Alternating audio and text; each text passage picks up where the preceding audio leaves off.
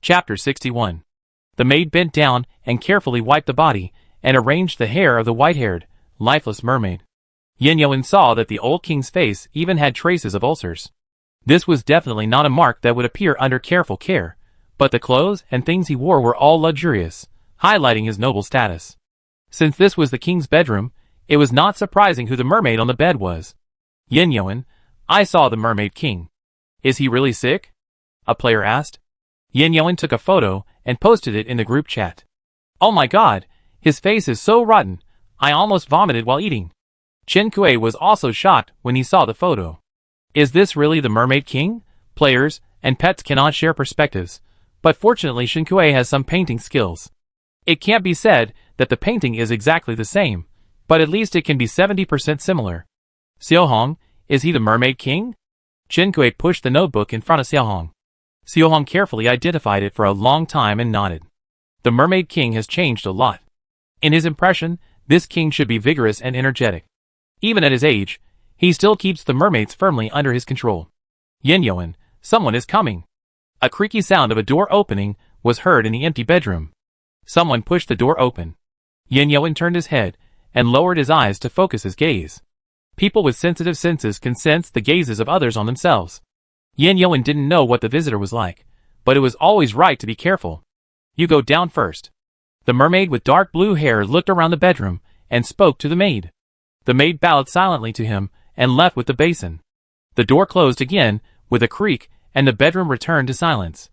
The mermaid with dark blue hair looked at the dying mermaid on the bed quietly for a long time without saying a word. Yin Yuan didn't look at his face and didn't know what his expression was now. The only sound in the bedroom was the mermaid's hard breathing on the bed. The sound was like a broken bellows, pulling at the life force. Father, you are going to die. The dark blue-haired mermaid finally broke the silence. The mermaid king on the bed heard the sound and raised his eyelids to look at him with difficulty. He could no longer speak. Look, even if I didn't succeed to the throne, you wouldn't be able to survive. He stood not far from the bed, looking down at his father's death like a stranger.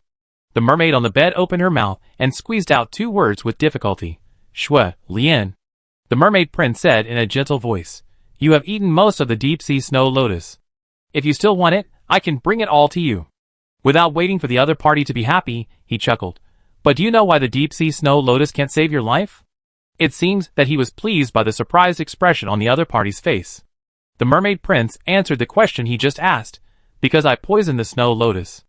In order not to contaminate the mermaid pearl, I searched for a long time to find such a suitable poison. You have been wise all your life, and have maintained hypocrisy and a good reputation all your life, but in the end, you are still afraid of death. It's a good thing you are afraid of death, otherwise I don't know how to start. You.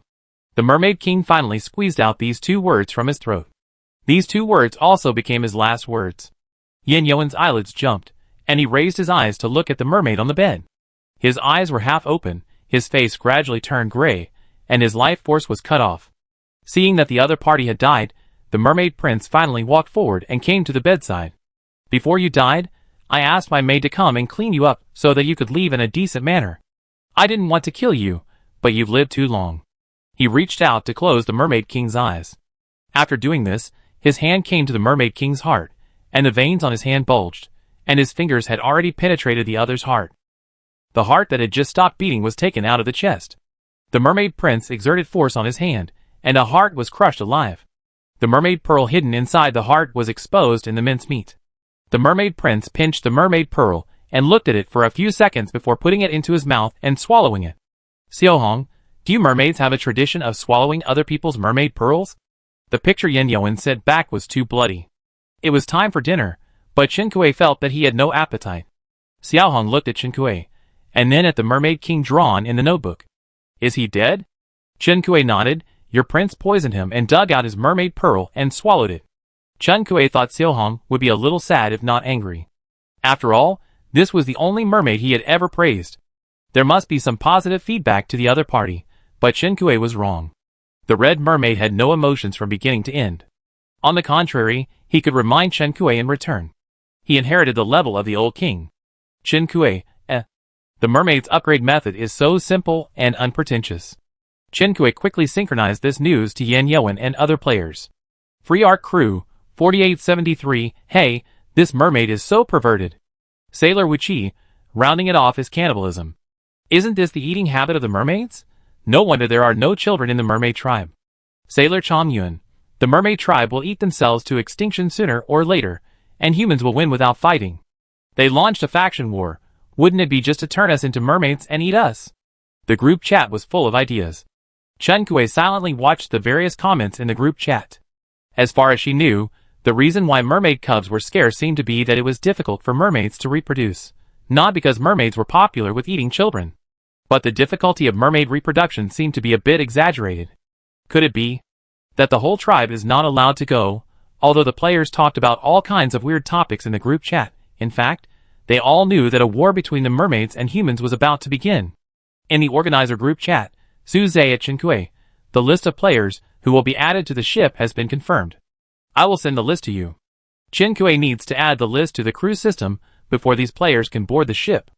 In order to avoid delays caused by temporary additions, Qinkui started working as soon as he got the list. Tang Tang, how to distribute the Anqiong water. The amount of dark Qiong water was also small. After each player on board got a bottle, there were only a few bottles left. Su Zhe, let's not distribute it yet. Generally speaking, the mermaids will have a large-scale event in the next 2 days. Let Yin Yuan try to get it. If it doesn't work, distribute it to the players. After discussing the tactics, Su Zhe sent a notice in the group chat, ending the increasingly digressive topic. Free Arc Crew, 4873, Su Zhe, the Mermaid King is dead. The mermaid camp will definitely take action in the near future. Everyone, get ready and board the ship on time at 10 o'clock tonight. All the players who are going to board the ship later are not in the group chat. All organizers should be notified. All players are waiting seriously. Qinkui quickly added the list into the free arc system.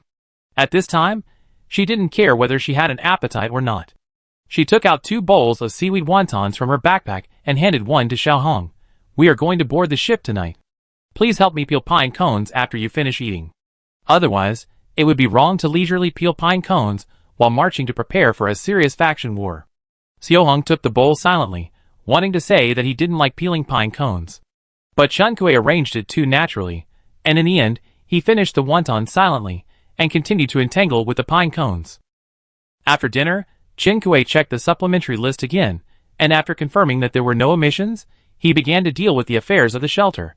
It was already dark, and Qinyi drove the pigs and sheep back to the animal shed.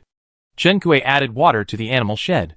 If the animals were not driven out to eat grass, the food in the animal shed could only last for more than a week at most. Qinkui decided that if he couldn't achieve self-sufficiency in raising animals by planting, he would buy some food for them first. Qinkui went into the greenhouse to check and confirm that there were no crops that were ripe for harvesting. He went to the pond and sprinkled some fish food on the fry. It was already 8:30 in the evening. There was still some time, so Qinkui came to the beach and started to cast his fishing rod. During the production of the free arc, the treasure chest could not be obtained. After the production of the free arc was completed, the boarding players were immediately pulled on board.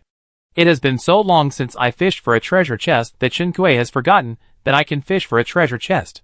Yesterday, she didn't use the opportunity to fish for a treasure chest. It was a waste. Intermediate Destiny Treasure Chest +1 * 3 Cleaning Set +1. Anime Character Mouse Pad +1. White Lace Curtain +1. Little Brown Bear Fridge Magnet +5. Refrigerator Manufacturing Drawing +1. Mysterious Machine Drawing Fragment +1. Now that there are no mermaids staring at players near the coast, players can finally use their physical strength to their heart's content. Qinkui used up 90 points of stamina in one breath. With 10 points of stamina left, Qinkui returned to the shelter with the treasure chest of destiny. Xiaohong was still fighting with Songhua. Qinkui entered the shelter and first rubbed Chunyi and the others hard. She felt that the little brown bear was simply her lucky charm. As soon as she got the little brown bear refrigerator magnet, she fished out the refrigerator manufacturing blueprint. Qinkui did not have the materials needed to make the refrigerator yet, and her shelter had not yet achieved free use of electricity, but having the blueprint was half the success, and Qinkui was not discouraged. She stood in the yard, holding the Qingshuang sword in one hand, ready to start unpacking. Canned milk powder +2, giant panda doll +1. Book of Answers +1, magnifying glass +1, tarot card +1. Qinkui opened 2 treasure chests of destiny in a row, and the things he opened were not practical. Qinkui silently chanted, Mani Mani Hong. For the last treasure chest before opening it. As soon as it was opened, a wild bull emerged from it. Seeing a living creature, Chen Kui's reflex was to strike with a sword. The wild bull ran away in pain. Chen Kui skillfully cast a spell, and an iron nail suddenly grew out of the place where the bison landed. The bison stepped firmly. Moo! Chen Kui followed closely, and stabbed the bison's vital point with a sword. Kill B-level monster bison X1, drop cow calf +1, milk bucket +1, hay +240, grass seed formula +1, forging skill book +1, plantable land +1 Chen Kui. It's really worth it to open a monster in the Fate treasure box. She was just worrying about the few animals in the animal shed that she couldn't afford to feed, and then another one came. But this calf seemed to have come to her with food on purpose. Not only did it bring its own hay, but it also gave her a recipe for grass seeds, fearing that it would starve under her hands. Such a sensible animal is rare. Chen Kui posted the forging skill book on the player trading center, put the dairy cow calf into the livestock shed, and added the hay that was harvested with the calf to the inventory of the livestock shed. The milking bucket was placed in the storage room, and the soybeans planted on the planting land were placed in the greenhouse. The space in the greenhouse was thus filled. Chen Kui can consider building a second greenhouse later. Chen Kui checked the system panel, and found that time was running out. He quickly took out the incubator, and handed it to Chen Yi. If it hatches chicks before I come back, you can help me raise them. Chen Yi, don't be too outrageous. Even though Chen Yi was well-behaved and obedient, he was hesitant at this time. Chen Kui left 2 cabbages for the unborn chicks, and put a shallow plate for drinking water on the side. If the chicks hatch, give them this. I don't know when I will be back. I leave some honey for you for a few more days. You and Shinera can eat it. Don't give it to the chicks. Even if the chicks can eat honey, they should eat it diluted with water, otherwise it will easily cause indigestion. Chen Yi heard about honey. It's not impossible. It's just a chick. How difficult can it be to raise? At this point, Chen Kui finally arranged things in the shelter. Chapter 62. 2200 hours. Everyone hurry up and board the ship. We will set off on time in 20 minutes. Everyone who should be notified has been notified, and everyone came quickly when it was time to gather. Chen Kui chose to board the Freedom Ark and was teleported to the control room like last time. When she was on the island, she saw the Freedom Ark parked at her shore, but when she actually boarded the Freedom Ark, the scene projected into the control room was a vast ocean. Is what she saw on the island an illusion, or is what she saw in the control room an illusion? Chen Kui couldn't tell them apart. Maybe they were all fake. Xiao Hong still followed her on the boat. He finally finished peeling the pine cones before boarding the boat. The peeled pine nuts are now quietly lying in Chen Kui's backpack. Chen Kui took out the pine nuts while waiting for other players to board the boat. The pine nuts were peeled by Xiao Hong after all, so Chen Kui gave him a small handful. After the distribution, Chen Kui was about to start eating, but he was embarrassed to find that the pine nuts didn't open. The pine nuts that didn't open, one by one, didn't make a sound. Finally, Chen Kui threw the pine nuts in his hand back into his backpack. Xiao Hong, do the descendants of the mermaids swallow their mermaid pearls when they die? No, mermaids don't have this tradition. The mermaid prince? He's a pervert. Xiao Hong answered without hesitation, saying, normally, there are only A-level and S-level mermaids, not A+ level. Chen Kui, She was silent for a while to sort out the logic.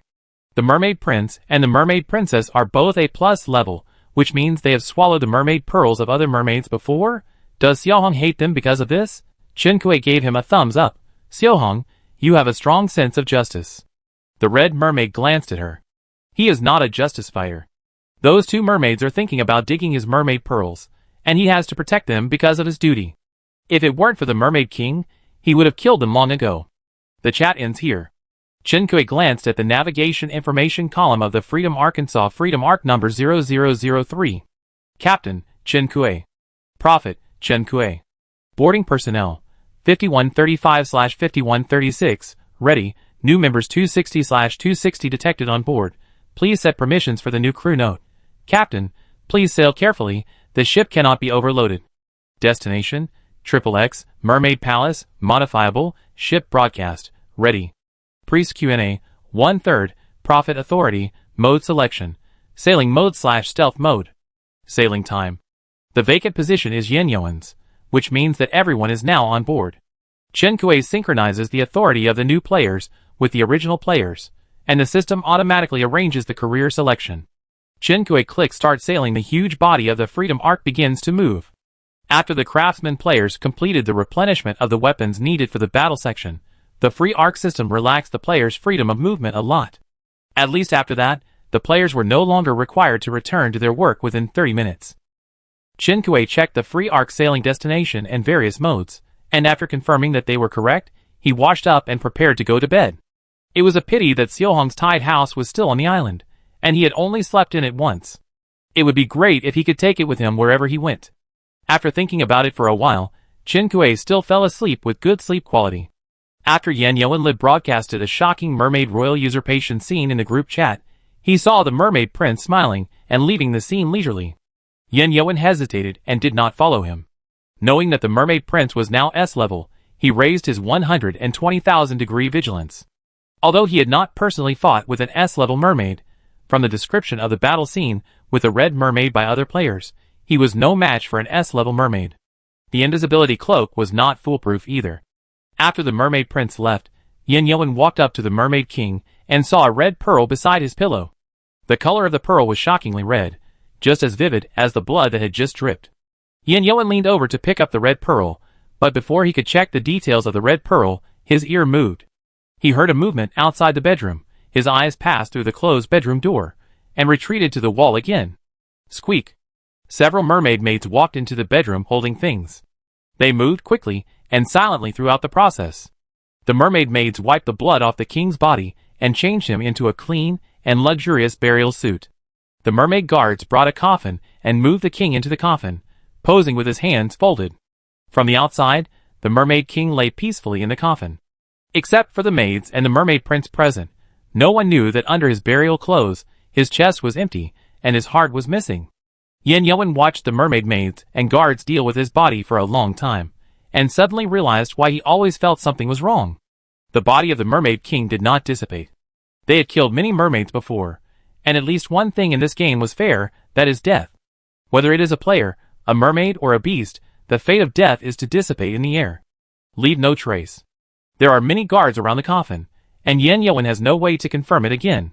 No player has killed an S-level beast or mermaid, so he is not sure whether the king's body is preserved because of the S-level reason. After waking up, Chinkui first moves his shoulders and neck. After enjoying a night of soft beds in the shelter, he has to sleep in the lounge again. It's not that I can't sleep, but I feel that my body has not been truly relaxed after sleeping. Xiaohong is already in the control room. I don't know where he slept last night. After Chinkui washed up, he ate breakfast while reading the information Yan Yuan obtained last night. Yan Yuan, the mermaids will hold the funeral of the mermaid king and the succession ceremony of the mermaid prince. The time is tonight. After discussion, the players sent a portion of Encheon water to Yan Yuan, asking Yan Yuan to act according to circumstances. If the funeral and succession ceremony of the mermaids can be held like real humans sitting together to eat and drink, humans can save a lot of trouble. Suze, we can prepare for both situations. Have you found out where the mermaid tribe's magic stone is stored these 2 days? Yan Yuan, I have some clues. I will go check it out today. Yan Yuan's schedule is reversed from other players. Chinkui rarely has a time difference with him, so he asked him if he knew where the mermaid princess was. I dare not say anything else. The mermaid princess should know where her things are. Yan Yuan, the mermaid princess is under house arrest now. He circled the location where the mermaid princess was under house arrest on the map. In order to prevent the mermaid princess from escaping, there are many guards guarding nearby. It is also very difficult to approach the mermaid princess. Chinkui is not clear about the situation in the mermaid palace, and does not give blind orders. He only asks Yan Yuan to act according to circumstances, and the most important thing is to pay attention to safety. Today's GD channel broadcast indeed reported the news of the death of the mermaid king. Adeo, there is a major message from the 0003 world. The mermaid royal family has confirmed that the mermaid king passed away last night. Agu, the mermaids in the 0003 world mourned. Agu, I will take you to review the life story of the mermaid king. Adeo, the mermaid king worked hard to govern. I believe that many mermaid listeners are in grief at this time, but we must look forward. Although the mermaid king has fallen asleep, he has left a kind and beloved mermaid prince to the mermaids. Agu, yes, it has been confirmed that Prince Hut Rodney will succeed to the throne, and the succession ceremony will be held after the king's funeral. Adeo, Many fans of the Mermaid Prince have expressed their desire to attend the succession ceremony and see Prince Hart Rodney. In this regard, His Royal Highness asked us to convey his gratitude on his behalf. The following are the original words of Prince Hart Rodney. Thank you for your support and love, but now the mermaids and humans are still in a camp war, and it is a turbulent time. For the safety of all the ladies, don't take risks. Adeo imitated the tone of the Mermaid Prince vividly. Agu, but there is good news. Unable to resist everyone's enthusiasm, the Mermaid Prince decided to draw 10 fans to enter the mermaid realm to watch the ceremony. He will arrange mermaid guards to protect these guests. Adeo. Prince Hart Rodney is indeed a gentleman, and graceful Adeo is like a paid star chaser, and he does not hide his love for the Mermaid Prince. Words of praise came one after another. Agu. Prince Hart Rodney of this world will soon become the king. Among so many worlds, World 0003 is the first to complete the power transition. This may be related to the previous human camp's attack on the mermaid territory. The king is old, and when he encounters the humans of World 0003, he has to spend a lot of energy to fight them. Chen Kui, does it mean that the king's death can be blamed on them? Adeo, it's possible. Agu, can you analyze for us the possible direction of this camp war after Prince Hart Rodney succeeds to the throne? Agu, then I will try to analyze it. It has come true that listeners remember to write to praise me, and don't scold me if I am wrong. Many listeners are fans of the Mermaid Prince. I certainly don't know him as well as you do. Based on my limited knowledge, I think the prince will immediately launch a new round of large-scale faction wars after the succession ceremony. Agu was cautious in his words, and piled up armor before expressing his opinion. Agu, the Mermaid Prince has never been a conservative. Although his shadow was in the previous decisions, some of the king's style can be seen in them. From now on, Prince Hart Rodney will make independent decisions, and his desire to attack will be stronger. Adeo, then I look forward to Prince Hart Rodney leading the mermaids to a new level. Agu, let's start today's audience connection session. The audience member drawn this time is actually a fan of the Mermaid Prince. Congratulations, Boss Lady Tian Yuan. Hello, can you hear me? Tian Yuan, I can hear you. The lottery is about to start. I want to tell all the sisters who are participating in the lottery that I am Tian Yuan, the boss lady of Tianluo Grocery Store. If you have won the guest of the succession ceremony of His Royal Highness the Prince, you can sell the guest qualification to me. The price will not disappoint you. Rich fans chase stars at all costs. Agu, Adeo, have you also signed up for the lottery? Adeo didn't react for a while, and paused for a while before continuing. Ah yes, let's quickly end today's broadcast content. I have to watch the lottery. Agu, okay, then let's move on to the last item of today, weather forecast. It will rain all day tomorrow. Chen Kui sorted out the information in the broadcast and synchronized it to other players. Chapter 63. The Freedom Ark was sailing steadily on the sea. Players who were watching the scenery and basking in the sun or fishing on the deck in the morning gradually returned to the cabin or put on sun protection gear. It was because it was too hot. The sun was very hot today. In yesterday's broadcast, the host reminded the players to take good sun protection. The players thought it was just a slightly hot sun, but they didn't expect it to be so hot. After lunch, Chen Kui had no sun protection gear in his hands, and he didn't plan to go fishing or sunbathing on the deck. She was lying on the armchair in the control room, looking up and paying attention to the external projection. The sea was calm, with seabirds occasionally flying by, and sometimes fish coming out of the water, leaping high into the air and diving back into the water. When it fell into the sea, it splashed a lot of water. At around 3 o'clock in the afternoon, when Chen Kui was drowsy, she received a system notification sound. Your friend Suze used a forced reminder prop on you. It was Suze's strong reminder prop. Chen Kui thought his prop was very useful. When Chen Kui was looking for a doctor for Bai He, Suze used this item to contact Yuan in time. Yuan rarely reads messages. Except for checking intelligence posts and world channels at fixed times every day, he is either busy collecting herbs or making medicine. If he wants to wait for treatment by leaving a message for him, Bai He may have spent several Qiming festivals down there, and Yuan may not know that someone has contacted him. Suze, there is a shipwreck nearby. Can you see the situation over there? A player saw a blurry black spot on the deck from a distance. After using a telescope, he found that it was a raft. There seemed to be a person sitting on the raft. The direction of the Freedom Ark was different from that of the floating raft. The message was passed to Suze. Suze didn't know the details. He was worried that Chen Kui would miss the information, so he used props on her. Chen Kui, Wait a minute, let me take a look first. Qinkui controlled the perspective and looked around. In a certain direction, he saw the black spot mentioned by the player. She zoomed in and saw that the black spot gradually grew larger and turned into a raft. There was indeed a person on the raft. And it was a girl. The girl sat alone on the raft, occasionally taking out a stick and inserting it into the sea to paddle. She was in a difficult situation, but she looked very relaxed. Qinkui thought for a moment, adjusted the sailing direction, and headed for the area where the girl was. Seeing that a large ship had noticed her, the girl in a green dress on the raft stood up and waved her arms up and down to greet the Freedom Ark. Survivors request to board the ship. Do you agree? Note, please sail carefully and do not overload the ship. Coincidentally, there is still a spot left for Yin Yoan on the Freedom Arkansas. Survivors are boarding the ship. The captain actively rescues and is eager to help others. He gets the achievement, Enthusiastic Captain. Achievement, Enthusiastic Captain. Captains with this achievement can obtain the location of survivors more accurately during navigation. To reward the captain for his enthusiastic help, the captain will get plus 20% of the catch when fishing. After the achievement is obtained, it will be automatically displayed on Qinkui's character attribute panel. This achievement does not bring as much bonus as the Mermaid Conqueror achievement that Qinkui obtained when she contracted Xiaohong. However, achievements are like this. She also got a Good Scholar achievement before, and the decorative ornaments given by that achievement were thrown in the corner of the shelter storage room to gather dust. In comparison, this Enthusiastic Captain achievement can at least bring substantial bonus effects. The girl in the green long skirt boarded the deck. Qinkui teleported from the control room to the deck, where there were already many players. Qinkui walked through the crowd and came to the survivor. Qinkui, it's broken, she can't understand. The two-way translator is not with her.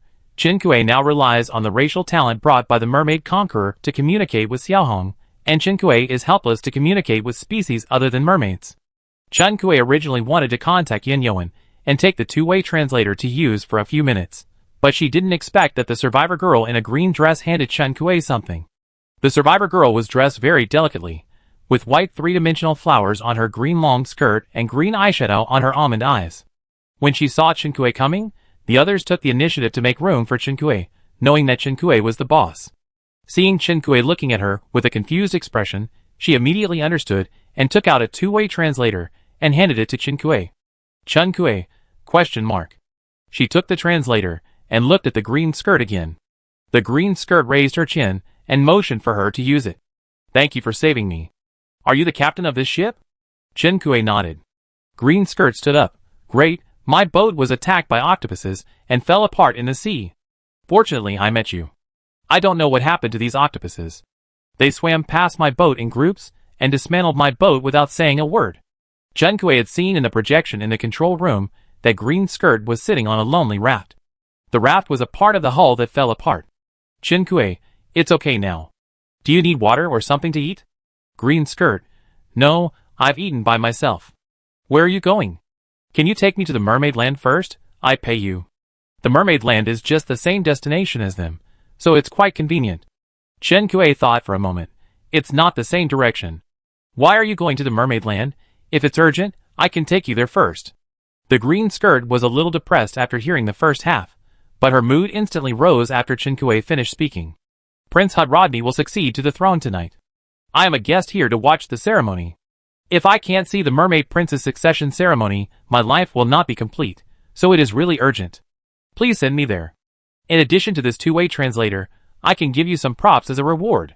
Qinkui was shocked. He never expected that he could get a guest of honor. Qinkui, there are only 10 guests of honor for His Royal Highness. It is very difficult to draw one. You are so lucky. The green skirt shook her head. This is not what I drew. I bought it from other people who drew it. It cost me a lot of money.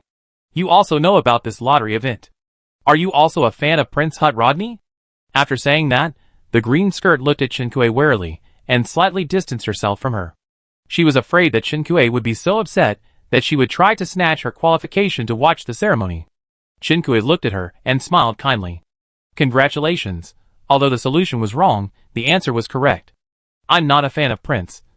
Prince's name went around in her mind, but she still felt it was tongue-twisting, so she chose to use the word Prince to refer to him. I just like to listen to the radio broadcast. Today, I heard the owner of a snail grocery store say that she was willing to pay extra to buy the qualification to watch the ceremony, and I was a little impressed. Seeing Chen Kuei's kind smile, Green Skirt was relieved. I am the owner of the snail grocery store you mentioned. My name is Tian Yuan. Chen Kuei had vaguely guessed her identity before. What a coincidence, I didn't expect to meet you in the afternoon after hearing your voice on the radio this morning. All the fans of the prince want to participate in this succession ceremony. How could anyone be willing to sell the quota? Are you being deceived? Chen Kuei glanced at her meaningfully. Tian Yuan, You can doubt that I am fake, but you cannot doubt that my ticket to see my idol is fake. Tian Yuan, it's impossible. I have carefully checked and verified it. You see, there is a unique pattern on it. Each of the 10 guests has a different pattern. I have asked the mermaid royal family's acting person in charge. The one in my hand is the real one. Chen Kuei pretended to show a slightly doubtful expression, and then when the other party handed the invitation card to Chen Kuei to show her, she easily put the invitation card in her pocket. It's good that it's true. I'm relieved. Tian Yuan, ? Tian Yuan. Surprise, Tian Yuan made a sharp explosion. This time, the Freedom Arc arrived at the valley, and soon encountered low tide. Chen Kuei drove the Freedom Arc into the mermaid realm, and used the Master of Disguise prop on the Freedom Arc as usual. The prop was used successfully.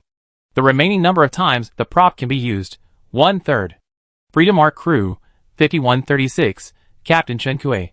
Everyone stay on the boat. I will sneak in first, pretending to be a guest of the ceremony, and then notify everyone to take action. Dr. Chen Fong. Okay, you have to be careful. Dr. Yuan, remember what I told you. Craftsman Su Zhe, be careful. Su Zhe and other organizers will take care of the personnel team arrangement and task allocation. Chen Kuei gets off the boat with peace of mind, leaves the mermaid territory, and goes to the location mentioned on the invitation card. There are mermaid guards outside the mermaid territory to meet the guests and lead them to the mermaid territory. This is also the reason why the person who pretends to be the guest of honor falls on Chen Kuei. Among the current players, except for Yen Yuan, who used the mermaid pearl, and Chen Kuei, who possessed the talent of the mermaid race, no one could withstand the water pressure outside the mermaid territory. After all, although the name of this place is Mermaid Island, it is actually deep under the sea. The guards who will meet here are on the sea surface. Chen Kuei floated to the sea surface and slowly approached the designated point on the invitation card. Excuse me, are you a guest who came to participate in the succession ceremony? Chen Kuei nodded. Please show me your invitation card. There are many mermaid guards at the meeting point. One of them talked to Chen Kuei, and the other mermaids also focused their attention on her. If there was anything wrong with Chen Kuei, they could rush over and tear her apart immediately. The mermaid guard who was talking to her took the invitation card from her hand, carefully checked it, and smiled. Before taking you into the mermaid realm, we need to block your sight first. It is related to the safety of the mermaid realm. I hope you can cooperate. Chen Kuei saw the black shark yarn in the other party's hand and nodded in agreement. After covering her eyes with the black shark veil, Chen Kuei saw a foggy scene in front of her eyes. The mermaid guard took Chen Kuei to use the teleportation array. She knew she had entered the teleportation array because the mermaid princess had used it with her before. This time, she couldn't see with her eyes covered, but the slight dizziness was the same both times. Standing still again, Chen Kuei obviously realized that her environment had changed. This was the mermaid realm she had just left. Are we there? Chen Kuei pretended to ask. Wait a minute. The mermaid guard took her forward. Chen Kuei, don't think I don't know that your teleportation array sent me to the bell tower. Now we are leaving the bell tower. After walking for a while with the mermaid guard finally spoke. We are here. He helped to take off the black shark veil covering Chen Kuei's eyes. Chapter 64. After adapting to the light, Chen Kuei looked around at her surroundings. She had indeed entered the mermaid realm. She was now in a mermaid house that looked quite impressive and quite similar to old human buildings. Chen Kuei calmly opened the mermaid map to check her location. She was teleported in from the clock tower, and actually did not walk far after leaving the clock tower, but with her vision blocked, her perception of distance would be unbalanced, so Chen Kuei was not sure where she was. Fortunately, she had the mermaid map cheat. Her current location was right next to the clock tower, the residence of the mermaid outer city official. Chen Kuei only knew that she didn't walk too far after leaving the clock tower, but she didn't expect to be so close. Hello, Ms. Tian Yuan, we have contacted before. I am Judith Green, the mermaid who is responsible for receiving you this time. The mermaid's voice interrupted Chen Kui's thoughts. Chen Kui looked up and showed a friendly smile to the light green mermaid opposite. Tian Yuan had actually contacted the mermaid before. It was fortunate that they were not communicating face to face, otherwise Chen Kui would have died on the spot as soon as she showed up. Chen Kui did not dare to say too much, for fear that her words and actions would be OC somewhere. She responded with a few polite words according to her feelings about the few times she had interacted with Tian Yuan. Judith Green had no doubts. Although she inexplicably felt that she hated the owner of the Tian Snail grocery store, if the other party was not a guest of the succession ceremony, she would have started to fight with her. But Judith Green thought it was because she and her aura were not compatible. What she didn't know was that the last mermaid guard who brought Chen Kui here also thought so.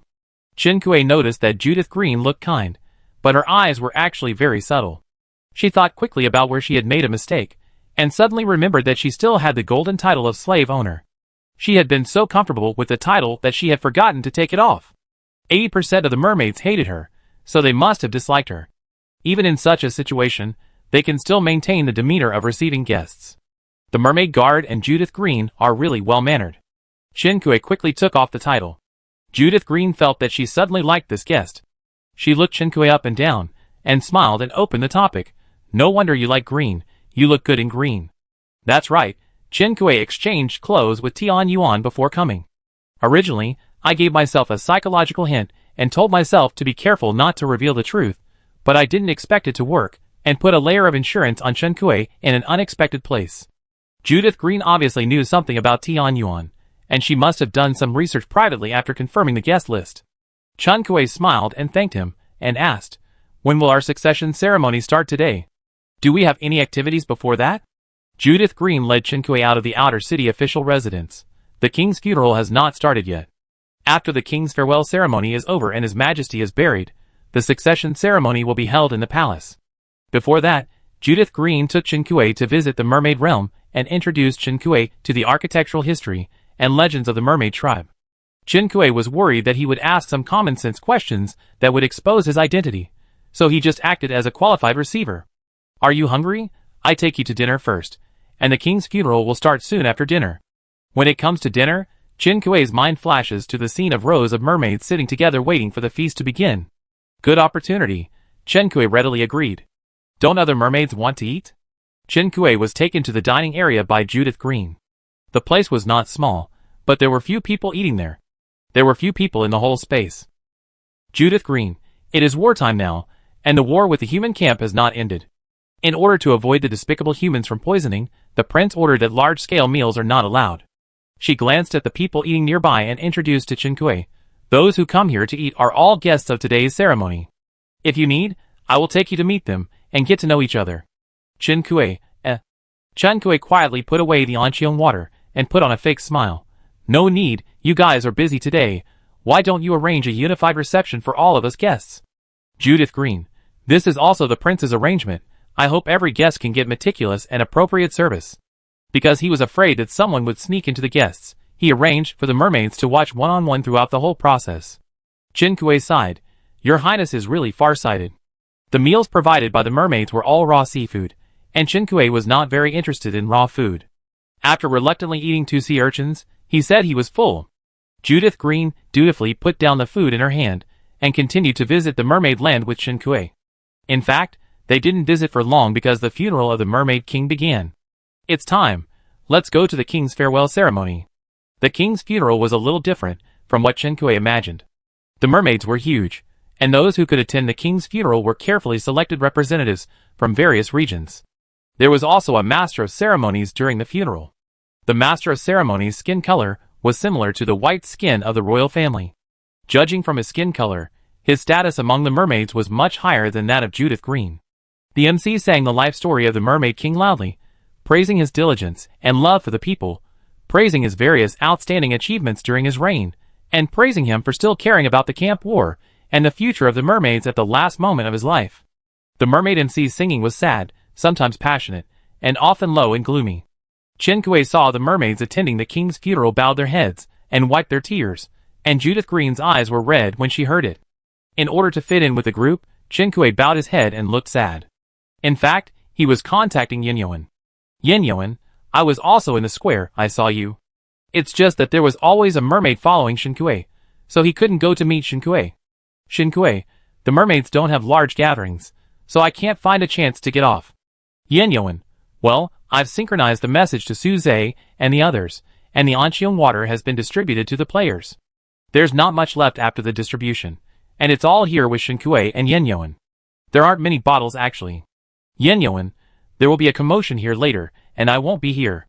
You should inform others to take action according to the situation and pay attention to safety. The reason why Shinkue wanted to sneak in was to fill in the blind spot of Yanyoan's vision and synchronize the situation with the players on the ship. According to their plan, Yanyoan needs to leave the king's funeral and go to the place where the mermaid princess is under house arrest to complete their plan by holding the mermaid princess hostage. The mermaid prince came late. Shinkue finally met the mermaid who had heard of it for a long time. Het Rodney looks very similar to the mermaid on the cover of 3 Treasures in One Birth. Your Highness, the mermaid loves me hard. The cover of the book should be based on the face of the mermaid prince. I don't know if there is any infringement of the right of portrait in the game world. Het Rodney's face was pale, with a hint of sadness lingering between his eyebrows.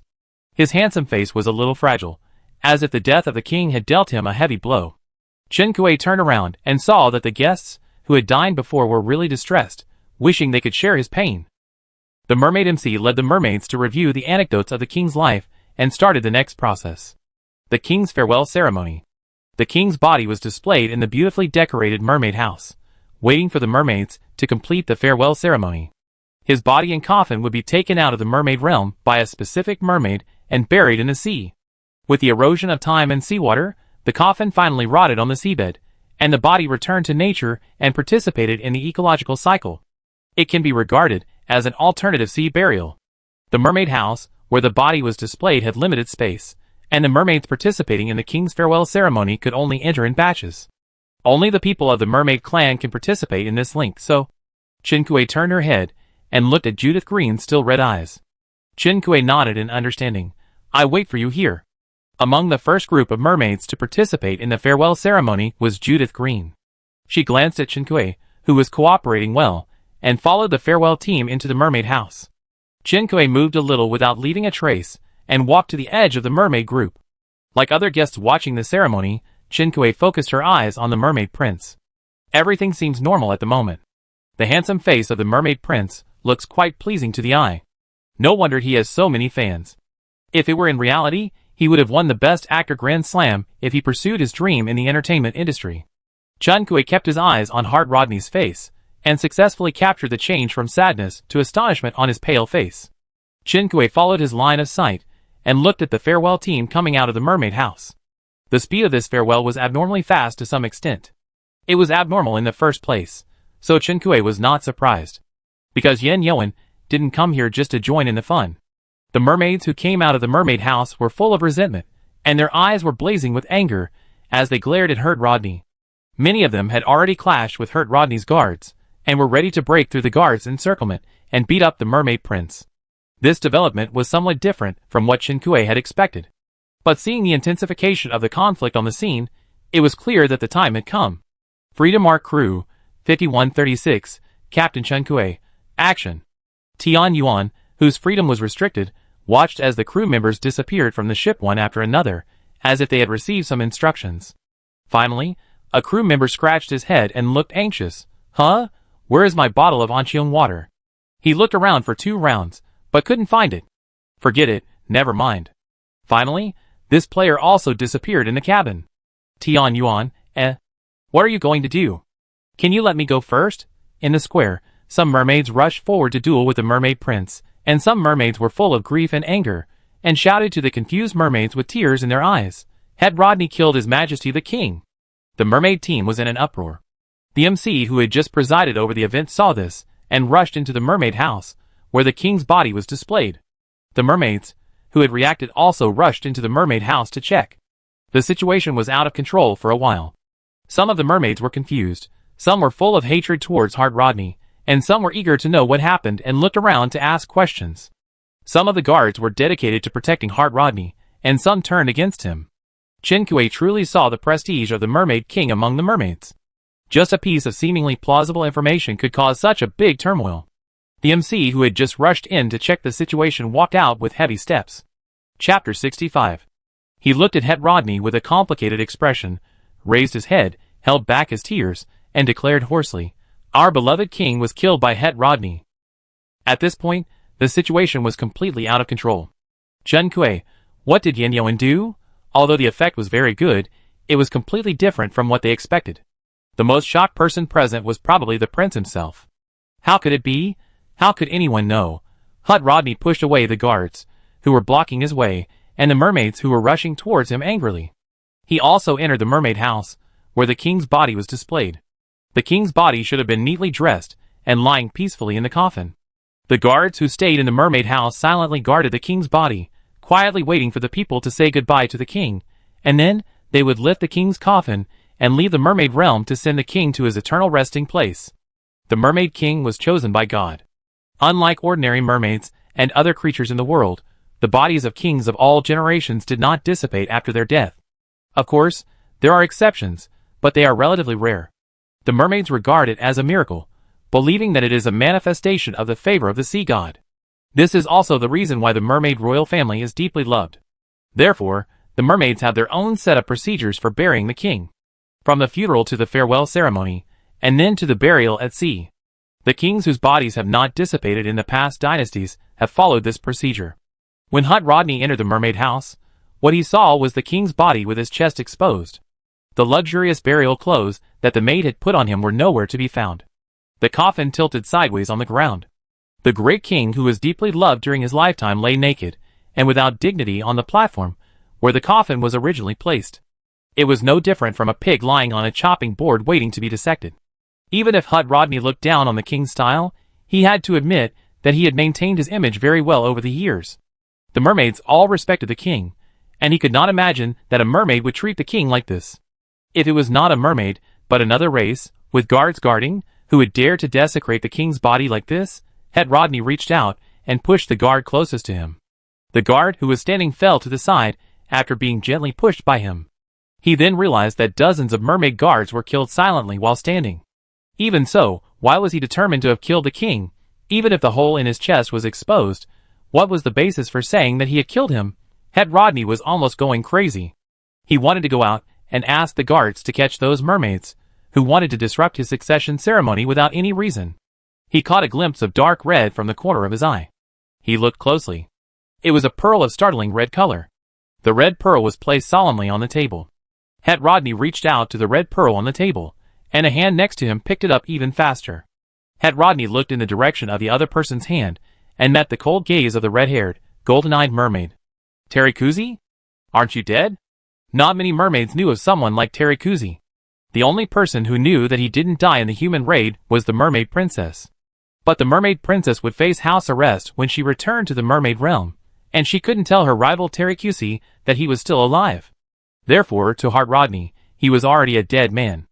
After asking, Het Rodney also felt that his question was a bit ridiculous, so he simply gave up the answer to this question and asked again, "Why are you here? Did you do everything just now?" "Part of it is." The red mermaid raised the red pearl in her hand and looked at the mermaid prince. Red pearls are made from the blood and tears of mermaids before they die. You have seen many of them, so how can you not know what happened? Yes, red pearls of ordinary quality will condense the emotions of mermaids before they die, while top-quality red pearls will condense a memory of mermaids before they die. The mermaids regard red pearls as ominous things, because most of the red pearls known to the public are just red pearls of ordinary quality. The resentment of mermaids before they die are like relics carrying emotional poisons to the mermaids. However, he glanced in the direction of the king. I checked, he didn't have the red pearl when he died this one. He wanted to say that this red pearl didn't belong to the mermaid king, but the red mermaid threw the red pearl she was playing with on the table and took over his words. He didn't die at that time. Impossible. He obviously had no breath, and how could he live without a heart? Terikuzi, you and Myrna Murphy are not the first mermaid royal family to think of taking other people's mermaid pearls. What's funny is that the first person who took the king's mermaid pearl like you told his people that it was a miracle. The miracle is just a hype and a lie after all. There are as many carefully planned murders as there are mermaid kings whose bodies remain undispersed. After hearing the red mermaid's words, Het Rodney looked at the naked old king on the platform with a hole in his chest in horror. That's right, he is not really dead now. Terracusi followed his gaze and looked over. The previous king did not leave a body after his death and was regarded as a king without virtue. This king killed his father and a bunch of his brothers and sisters, stepped on their blood to ascend to the throne, and was still supported. One of the reasons is related to this. Impossible. Had Rodney denied it. Not to mention the absurdity of the king lying there without a heart. How could everyone in the mermaid royal family, with so many generations, be able to create miracles? No, it is not impossible. His method of poisoning and the poison prescription were not thought up by himself on a whim. Before this, he tried to poison the mermaid, but the mermaid pearl he took out was contaminated and also highly poisonous. For this reason, he searched for a long time before finding this method in the royal secret library. It was not written in it that the deep-sea snow lotus can maintain his vitality, and the poison can cut off his breath. The perfect miracle production cannot be missing any link. Terracusi concluded. The deep-sea snow lotus is the treasure of the mermaid. It may not produce one in 1,000 years, but it was all wasted in murder. Why do you know this? Had Rodney now realized that his plan had failed. All the mermaids who had come into contact with the red pearl knew that he had killed the mermaid king, and the mermaid king's body had not been scattered, making him the culprit of this miracle. He felt that he was just one step behind, and missed the red pearl. Had Rodney looked at the red mermaid opposite him. So you did this to seek justice for him? As if he was amused by the other party's silence, he suddenly laughed crazily. Do you think he is a saint? Do you think he is as kind and generous as he appears to be? Terracusi said nothing, looking at the mermaid with dark blue hair opposite him, and suddenly showed a look of surprise. He looked at himself. You respect him so much, but if it weren't for you, he wouldn't have died. Terracusi didn't expect that this could be related to him, so he just waited to see what the other party wanted to say. Had Rodney looked a little strange, and his expression was a little pitiful. If the news of your death hadn't come, I wouldn't have planned to kill him. What I have always wanted is the one in your body. At this point, he pointed his finger at the king. He killed your mother. Why are you still so loyal to him? Because he is a king who loves his people like his own children? He looked at Terracusi with contempt. Or because he picked you up when you were dying, made you a guard, and gave you food to eat? When he thought of this red mermaid being loyal to the king, like a loyal dog, because of such a hypocritical act, and even ruined his careful plan, he felt extremely ironic. Do you know what your role is? All the plans were ruined, and Hard Rodney only wanted to make the mermaid in front of him feel the pain of being betrayed. You are the S-level mermaid pearl that he specially left for the next king. The king brought him back to the palace with only this purpose. Poor mermaid actually felt that he was redeemed. Seeing something broken in the other's eyes, Hard Rodney smiled happily. Your mother wanted to seize the throne from him, and he killed your mother. He originally wanted to cut off the roots, but he didn't expect to have an unexpected surprise, and found the S-level mermaid pearl. Then the mermaid cub, who lost both his father and mother, was brought back to the palace, offering cheap loyalty like a dog. Chinkue stood at the edge of the mermaid group and saw Hard Rodney enter the mermaid house. After a long time, there was no movement inside. The guards who still firmly protected the mermaid prince formed a wall and dutifully blocked all the mermaids who wanted to rush in from the mermaid house. The mermaids in the square were furious, and several mermaid guards who were blocking the outermost perimeter were already injured. When Chinkue thought something had happened again and was about to notify other players, the mermaid house, that was the focus of attention, suddenly broke apart in the middle, revealing two S-level mermaids fighting fiercely inside. The dark blue fishtail slapped the red mermaid fiercely, and the red mermaid narrowly avoided it. The fierce attack fell on the remaining half of the wall of the mermaid house. With the force of the fishtail, this half of the wall also broke into pieces. A short scream came from the mermaid team. It was not known whether it came from the mermaids or the guests watching the ceremony. Chinkue finally saw the coffin originally placed in the mermaid house, and the hole in the mermaid king's chest. Chinkue, it was indeed their work to strip the king's clothes, but there was no plan for Xiaohong to fight with Hard Rodney here. She arranged for Xiaohong to stay in the cabin with other players, just to prepare for Xiaohong to protect the players in the human camp when humans launched an attack. He should be acting with other players at this time. Why is he here? But now is not the time to explore these things. The two S-class mermaids fought with amazing power. Many mermaids who were close to them were injured by mistake. Chinkue also saw a mermaid guard who didn't have time to dodge and disappeared into the air. Chinkue quietly moved away from the battlefield and stood at a far enough distance to watch the battle. More mermaids who didn't have time to escape the battlefield disappeared, and the mermaid team finally retreated at the same time, making room for the two mermaids, one blue and one red, to fight. It's a pity that he didn't expect that he would suddenly fall ill, and he didn't expect that you would die in a human attack. After the blue mermaid finished speaking, he suddenly added, "Oh, you didn't die. With your loyalty, can you die obediently with just one word from him?" Chapter 66. The two S-class mermaids gradually distanced themselves from Qinkui. Qinkui couldn't hear what they were saying, but the two mermaids were fighting more and more fiercely. Qinkui found a safe place to crouch and hide. Free our crew, 5136, Captain Qinkui. The fighting is fierce in the square. You guys take control of the bell tower now. The occupation of the bell tower is in progress. Captain, be careful. Captain Qinkui. Okay, be careful not to come to my side. Right now, it's an internal conflict among the mermaids. Who knows if they will unite to face the outside world once humans come? As they were fighting, the mermaids had no time to pay attention to the riots in other places. Qinkui still insisted on staying where he was, and saw many mermaid guards rushing over to support him. After the mermaid guards arrived at the square, Xiaohong's pressure suddenly increased. The mermaid guards here didn't know what was going on, so they naturally protected Hard Rodney. Qinkui noticed that Xiaohong had to be careful to counter Hard Rodney's moves, and had to deal with the long-range attacks of other guards from time to time. Qinkui was worried about him from time to time. Seeing the situation gradually tilting towards Hard Rodney's spectator fans seemed to have found what they had to do. One by one, they began to cheer for him from the outside. There was also a girl with tentacles on her forehead, who took out a banner. When the banner was unfolded, Qinkui recognized that it was written in the language of mermaids. Swear to protect His Royal Highness the Prince to the death. Congratulations to the new king. It was very well prepared, with materials before and after the succession. Qinkui, This group of fans has little fighting power, and they can't speak after arriving at the mermaid realm, otherwise they would probably have started to shout and scream for the mermaid prince. Qinkui thought for a while, quietly moved to the side of the fan group, and said indignantly to the guests watching the ceremony around her, "Your Highness is so pitiful. These mermaids now want to deliberately destroy Your Highness's succession ceremony, and they don't know how to bully Your Highness at other times." As she said this, she showed a distressed expression. "Your Highness is so outstanding, but they don't cherish him. I want to protect His Highness, and let him know that we are always standing behind him." After making the declaration of protection, Qinkui gathered her hands into a trumpet shape and shouted to the mermaid prince, who was fighting fiercely in the middle, "Your Highness, just now, this group of undead mermaids actually wanted to attack you. Let us teach them a lesson for you." After shouting, Qinkui rushed forward and punched the mermaid who had just attacked Hut Rodney in front of the mermaid house. Qinkui heard that she and her Qingshuang sword were both on the wanted list. In order to avoid being recognized, she only used her fists and feet, and her purpose was not really to kill these defected mermaids. After hitting the opponent by surprise, Qinkui flexibly retreated to form a united front with the guests. "Why are you still standing there? We can't let the prince feel that he is alone. We can't beat the red one, but we can deal with other mermaids." With a leader, the fans immediately seemed to have found the direction to fight. They attacked the mermaids in groups of 3 or 2.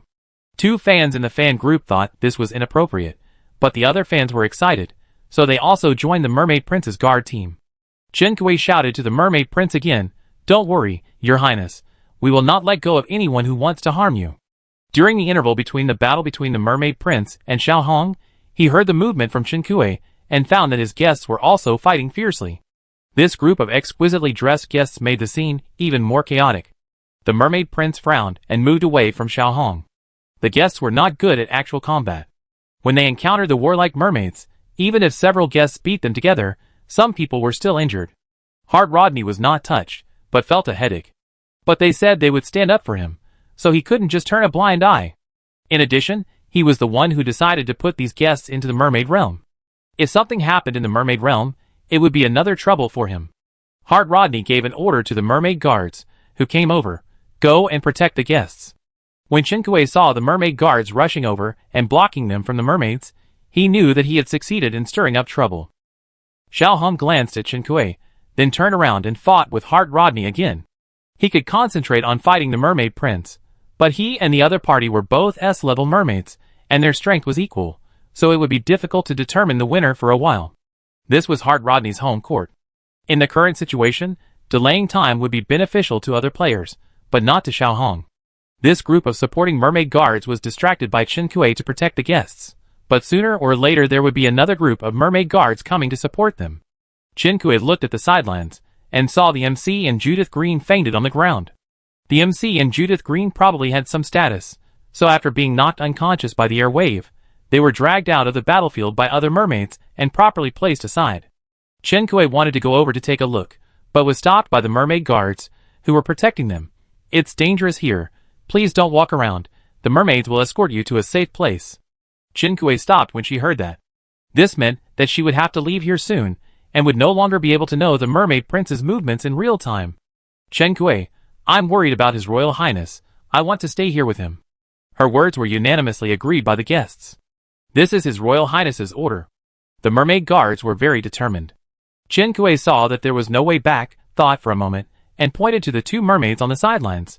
"Can you take them with you?" The order given to the mermaid guards was to protect the guests, and there were no other people among them. Without waiting for him to refuse, Chen Kui spoke again. "The current scene in the mermaid realm is definitely not suitable for watching the ceremony. After escorting us out of here, we will definitely need mermaids to send us out of the mermaid realm." She pointed at Hurt Rodney, who was fighting with Xiao Hong. "Your Highness has no time to arrange these trivial matters now.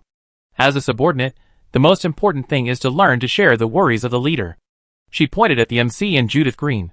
"They are specially arranged by Your Highness to entertain the guests. Your Highness is busy, but they have been instructed by Your Highness, and must know what to do now. Besides, they have high authority, so it will not be a loss to bring them along." The mermaid guard was convinced. Chen Kui saw him walk up to a taller mermaid to report. That was probably the leader of their group of mermaid guards. The mermaid guard, who was reported, pondered for a while, and nodded in agreement. Soon, the mermaid guards carried the master of ceremonies and Judith Green, surrounded the guests in the middle, and led them away from the square. Chen Kui turned around and glanced at Xiao Hong and Hut Rodney. He briefly met Xiao Hong's golden eyes. Xiao Hong smiled at her. Chen Kui felt her heart skip a beat for no apparent reason, and she frowned unconsciously. She turned to look at Xiao Hong again, but Xiao Hong was immersed in the battle, and never looked back. "Free Ark Crew, 5136, Captain Chen Kui, what's your progress now?" "Craftsman Su Zhe, we have taken control of the bell tower, and are now guarding it." The team that occupied the bell tower was led by Su Zhe, who used a bow and arrow. He was now standing high on the bell tower, using the bow and arrow to kill the mermaids, who broke through the player blockade and wanted to climb up the bell tower to ring the bell to report the news. When attacking humans on the island, the mermaids seemed to have some special induction, but when they returned to the mermaid realm, this induction disappeared. Su Zhe guessed that this should be some kind of link set by the mermaids for the expeditionary army, but the mermaid realm needs to use the bell tower to warn, which means that this link has no effect in the mermaid realm or the link disappears. So they occupied the bell tower first this time. Even if there are enough mermaids, as long as they encircle and suppress them in different areas, the mermaid's powerful combat power will be delayed, and the mermaid's attention will be focused on the king's funeral. The human camp is not without a chance of winning. Freedom Ark Crew, 5136, Captain Chen Kui, I was escorted to the transfer with the guests. Xiao Hong is now fighting with the mermaid prince in the square. I cannot obtain the whereabouts of the mermaid prince in real time. Please pay attention to safety. Sailor Xiao Yue, our team has already joined up with Boss Yin Yuan and is knocking on the wall now. Xiao Yue is also one of the organizers. Her action plan for this operation is to lead her team members to join up with Yin Yuan. The action goal is to rescue Mermaid Princess. Well, actually it's to control the Mermaid Princess. If the Mermaid Princess can reach a cooperation with them, this faction war will end with minimal losses. Xiao Yue replied to Chen Kui's words in the chat channel, turned around, and saw several team members standing up, indicating to her that the passage was dug. Xiao Yue followed their line of sight, and saw a short and narrow dog hole at the foot of the wall. Xiao Yue, Captain, is our hole well dug? In the team group members sent out. Please praise. Message. Xiao Yue nodded affirmatively, and gave a thumbs up. Good. This place was discovered by Yin Yuan during his survey of the entire Mermaid Palace these 2 days.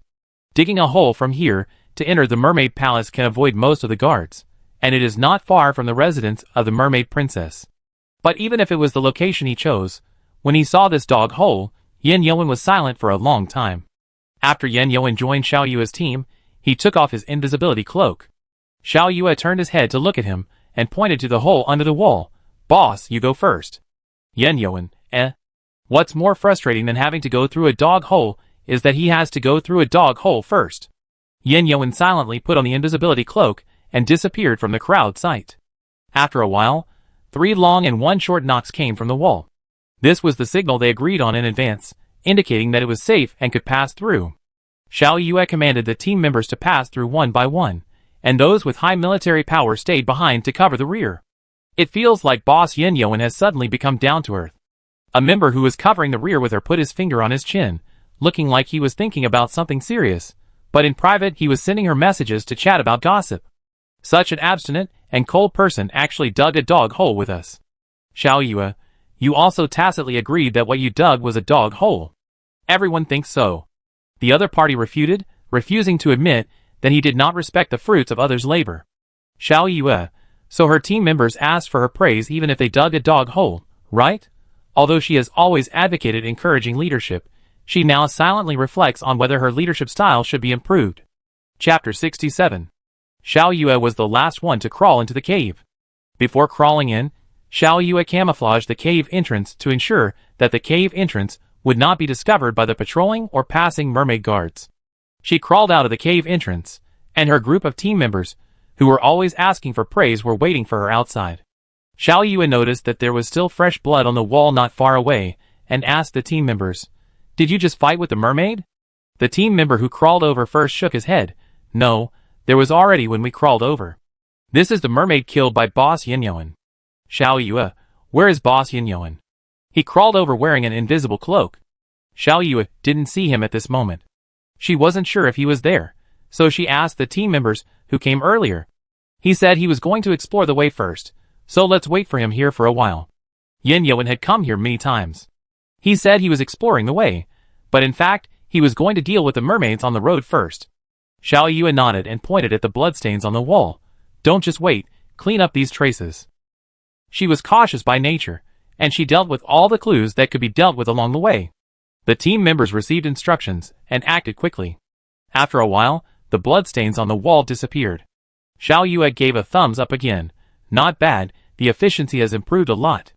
Dong dong dong dong. 3 long and 1 short knocks led the way again. Yin Yuan did not take off his invisibility cloak. After dealing with a few mermaids, he guided the team to move forward. Soon, they arrived at the residence of the mermaid princess. Before, Yin Yuan came to investigate and found that he could not quickly deal with the patrolling mermaids alone. It is necessary to be cautious when approaching the mermaid princess, which is why Xiao Yue brought a team to support today. Xiao Yue arranged team members to guard each passage. Their force is not as strong as Yin Yuan, and the purpose of coming here is not to confront the mermaids head-on, but to help Yin Yuan deal with the aftermath and prevent the mermaids from escaping.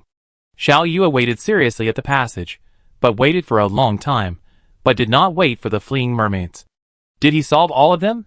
Xiao Yue was puzzled, but soon Yin Yuan sent a message. "The plan has changed. The mermaid princess is dead." Xiao Yue, shock.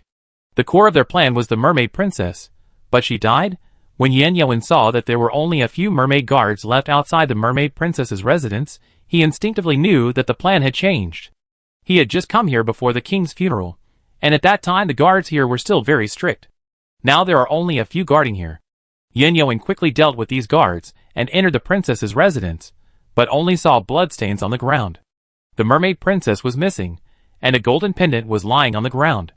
Yin Yuan remembered this pendant, which the mermaid princess always wore. Before she was abducted on the ship, Chen Kuei confiscated the pendant. When negotiating the terms, the mermaid princess asked for it back. She treasured the pendant very much.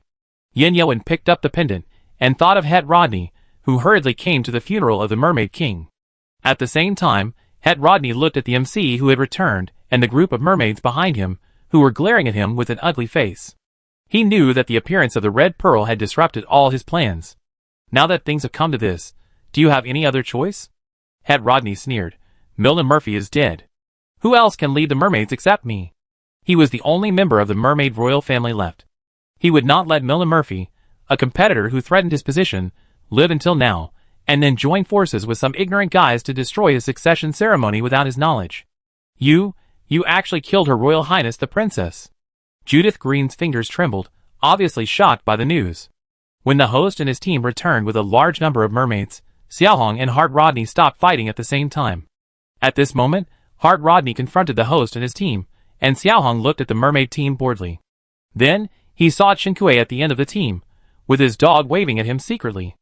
Originally, Chinkue thought he was taken away by the mermaid guards.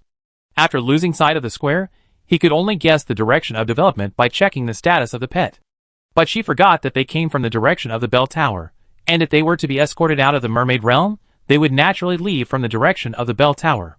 Seeing that the route was becoming more and more familiar, Chinkue hurriedly worked with Suze and the others to formulate a rough plan. The mermaid guards, who escorted them out, were killed by archers and long-range spells, who were ambushed far away before they reached the bell tower. Each mermaid guard disappeared on the spot before they could fight back or escape, frightening the guests. If they were not in the mermaid realm and could not make any sound, they would probably have screamed at this moment. Hidden in the attack spells were several green healing spells that fell on the unconscious MC and Judith Green. The two mermaids woke up and faced the panicked guests in tears. They couldn't find out what happened among these dumb people. The only guest who could speak in the mermaid realm couldn't explain it clearly. The two mermaids thought that the most important thing now was to convey the cause of the king's death to other members of the same tribe and prevent Hurt Rodney from becoming the next king. Chinkue insisted on going back with them. I don't believe that His Royal Highness is that kind of person, unless he admits it himself, so I must go. Most of the other guests were scared and backed off, and the rest nodded firmly after hearing what Chinkue said. Chinkue has now become their leader and the person who makes the decisions. The Mermaid King was killed by the king's heir, which is a scandal of the mermaid tribe. The MC was naturally unwilling to let them continue to follow, but he couldn't bear that there were some guests who couldn't be offended, so he finally compromised. Chinkue fell at the end of the team, stretched out her hand, and waved it towards him. Then he heard the news that the mermaid princess was killed. Chinkue, shock. Chinkue opened the chat channel and saw the message that Xiao Yue and Yin Yuan had just sent. The mermaid princess was most likely killed. Yin Yuan sent a picture of the scene. Chinkue saw the bloodstains on the ground and knew that in this case, Princess Myrna Murphy was in danger. Hart Rodney looked at Judith Green and the mermaid MC in silence, as if he had won a battle. He prefers Myrna Murphy. Isn't it because Myrna Murphy is as hypocritical and disgusting as him? I can kill him, and I can kill his inferior imitations as well. Myrna Murphy returned to the mermaid realm and wanted to make a last-ditch effort through an interview, thinking that I would consider her influence and spare her life. But you guys can't see the situation more clearly than she can.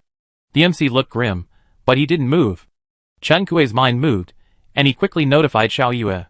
Chinkue, there are a lot of mermaids coming over there. Be careful. This MC actually said mermaids to find the mermaid princess before confronting Het Rodney. If the mermaid princess was not killed, the mermaids he sent could rescue the mermaid princess, so the number of mermaids sent would not be small. Unfortunately, the MC was still a step slower than Het Rodney. He was really swift and decisive, and he would kill as soon as he said he would, and would never leave any trouble behind. Xiao Yue, received, we are evacuating. Chinkue was not very reassured, because the force of Xiao Yue's team was not as strong as other teams, and they were all talents with only one specialty. Therefore, she was always worried about them. It was not until Xiao Yue told her that they had successfully evacuated that Chinkue withdrew her eyes from the panel. Don't you think you are more hypocritical and disgusting than Myrna Murphy? After Het Rodney finished speaking, Xiaohong asked him back. Compared to your father, you are even better than your father. After speaking, he glanced at the guests at the end of the team. Het Rodney, what do you know? The fertility rate of the mermaids is now in danger. If they do not seek other gene fusions, the mermaids will die out soon. I am planning for the future of the mermaids. After listening to the racial planning, Chinkue turned to look at the guests beside him. He doesn't love us at all. He teases us just to make us have children. This is indeed uncomfortable to hear. From the bright and clear mermaid prince to the emotional liar who plotted his own genes and did not ask for a trace of true love, but only for the development of mermaids, a certain filter seemed to be shattered. But not everyone can wake up from this. Chinkue saw that a guest watching the ceremony looked pale, but still looked at the direction of Hart Rodney stubbornly. Love brain met career brain. Chinkue shrugged. We can't choose only you, Prince Hart Rodney. The MC's face was not good, and it was unknown how much of it was because of the frustration caused by Hart Rodney killing Princess Myrna Murphy. But now, he stiffened his neck, unwilling to admit that all the mermaids were easily controlled by Hart Rodney. Hart Rodney sneered, misunderstanding something. It's self-evident who is left of the royal bloodline of mermaids. He turned around and pointed at the red mermaid standing beside him. So you decided to support him, a bastard, as king? Qin Kuei's eyes fell on Xiao Hong as he spoke. Most people would definitely get angry if they heard someone scold them like this. But Xiao Hong still looked at him coldly, not at all irritated by the insult in this word. This attitude was as if he often heard this adjective fall on him. Over time, it didn't hurt him. After hearing what Hart Rodney said, the MC looked at Xiao Hong. That look was critical and full of consideration.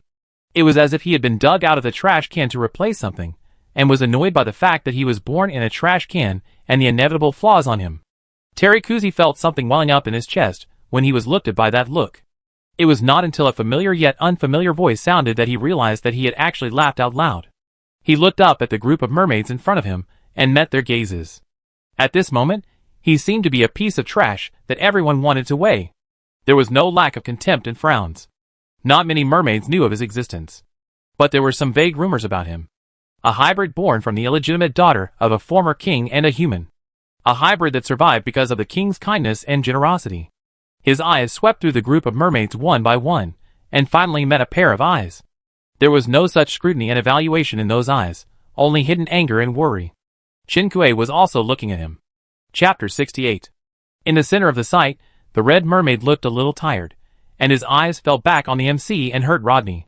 You all know whether the mermaids are a blessed race or a cursed race. If the ancestors of the mermaids knew that the mermaids had lived in disgrace for so many years, and ended up rotten from the root, they would have compromised from the beginning and faced death with the whole tribe. The mermaids have always had difficulty in having offspring. If it weren't for the long lifespan of their people, they would have been extinct by now.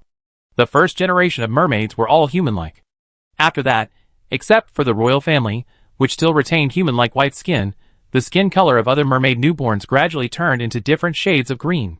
The darker the skin color, the lower the level, and the more difficult it is to reproduce. The mermaids seemed to be on a road destined to extinction.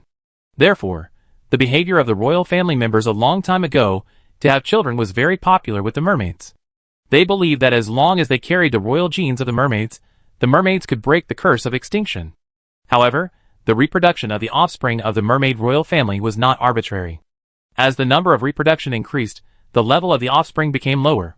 The most exaggerated generation, the king had more than 20 offspring. All the offspring were only at level B at the highest. These mermaid royal descendants also had the problem of difficulty in having offspring. It was as if the blood of the mermaid royal family was materialized, and the more it was diluted, the weaker the blood became. Of course, what the mermaids admired was not the external skin color, but the strength behind the skin color. Except for the king who succeeded that generation, the 20 or so offspring died. The level of the mermaid royal family became stable from that generation. Even if the rank of a king's offspring plummets occasionally, as long as the new king kills his other brothers and sisters before taking office, his rank can be restored. So far, the mermaid royal family has formed an unwritten rule that the king cannot have more than 2 offspring. All those who are familiar with the history of the mermaids know that the future of the mermaids can be seen at a glance. The mermaids have not had newborns for many years. Terry Kuzi's eyes fell on the face of the MC. Remove the filter and unravel the mystery, it is not difficult to find. The royal heirs all swallowed the mermaid pearls of their own brothers and sisters to ascend to the throne. Some not only swallowed the mermaid pearls of their hands and feet, but also swallowed the mermaid pearls of the previous king. That's why the mermaid royal family has so many miracles. In that case, he stretched out his hand and pointed at the group of mermaids who came to attack the prince. You still want to oppose this succession on the grounds that Hart Rodney killed the king, but you just want to change a king who is easier to control. The amount of information in these words not only made the unaware mermaids present stand there in a daze, but also made the faces of several mermaids headed by the master of ceremonies look inexplicably ugly. Yes, they wanted to change a successor who was easier to control, but was that wrong? The previous king had so many illegitimate children. If they hadn't set things right and supported the new king who had nothing at the time, how could the mermaids have lived in peace for more than 400 years, even if they had selfish motives? They thought they'd put the future of the mermaids before their own interests. And Terry Kuzi, who they were willing to give a chance to support, should be grateful 1,000 times. When they included him in the selection range, the bastard who kowtowed to them was not only not grateful, but also wanted to overturn the whole table. He only felt regretful that he should not have let the most suitable successor fall into the hands of Hart Rodney in order to use Joe to temper Myrna Murphy's temper. Hart Rodney did not expect that Terry Kuzi would say these words at this time. If he had not looked at him with a cold and piercing look, he would have almost thought that this bastard who suddenly became his competitor was on his side. Mermaid MC, we are considering the future of the mermaids. If they did not refute it at this time, wouldn't it be confirmed that they only opposed Hut Rodney's succession for power? Mermaid MC, the mermaids can have an incompetent king, but they cannot have a king who will destroy the mermaids. The king can have ideas, but he cannot have too many ideas. After all, what he thinks and what he wants are related to the future survival of a race. Het Rodney sneered. It's just for his own selfish desires. The mermaid's future is also being used as a cover, and the power distribution within the mermaids should be drastically changed. The Mermaid MC also knew that if Het Rodney was allowed to succeed as king at this time, the group of mermaids represented by him would inevitably be retaliated and liquidated by Het Rodney. He raised his chin and looked at Terikushi. We can support you to succeed the king and train you to be a suitable heir to the king. Now the only thing you need to do is to kill Het Rodney. Shinkue watched the situation develop and found that Xiaohong suddenly became the heir to the throne of the mermaids inexplicably. Although the supporters' motives were not pure, they seemed to be very powerful in the mermaid tribe. Xiaohong has now made a contract with her. Doesn't it mean that as long as Xiaohong becomes the mermaid king, this camp war can be stopped? After such a sudden turn of events, there is actually such a development. Shinkue immediately became alert. She saw that Het Rodney in the field heard the words of the Mermaid MC and looked at Xiaohong with caution. As long as Xiaohong made any move, he would react immediately. But Xiaohong just smiled after hearing the words of the mermaid priest. They actually had no choice. He was their only way out, but even so, they still looked arrogant, as if they were giving alms. He had actually seen such a look countless times before. The dead king also looked at him like this when he saved him, brought him back to the inner city, and gave him a guard post. The only new thing was that this time, they gave him the supreme position of the mermaid tribe. He was grateful for a good meal, and acted like a hawk. Even though this life was threatened by the offspring of the donor at any time, and could be taken back if he was not careful, he was still loyal. But now that he was given the position of king, his chest was full of resentment and ridicule, and he had no gratitude at all. He raised his eyes, and met Shinkue's gaze. He didn't stay in those expectant eyes for too long. No need to expect. No matter what I choose, you can achieve your wish. In this case, I will choose what I want. After being Terikuzi for so many years, even if I like Xiaohong more, I have to write an ending that Terikuzi likes. Terikuzi did not attack Hut Rodney. Why do the mermaids have to live in disgrace? He asked this, looking at the group of mermaids in front of him, but there was no figure in it. The mermaid pearl and the long years are both curses.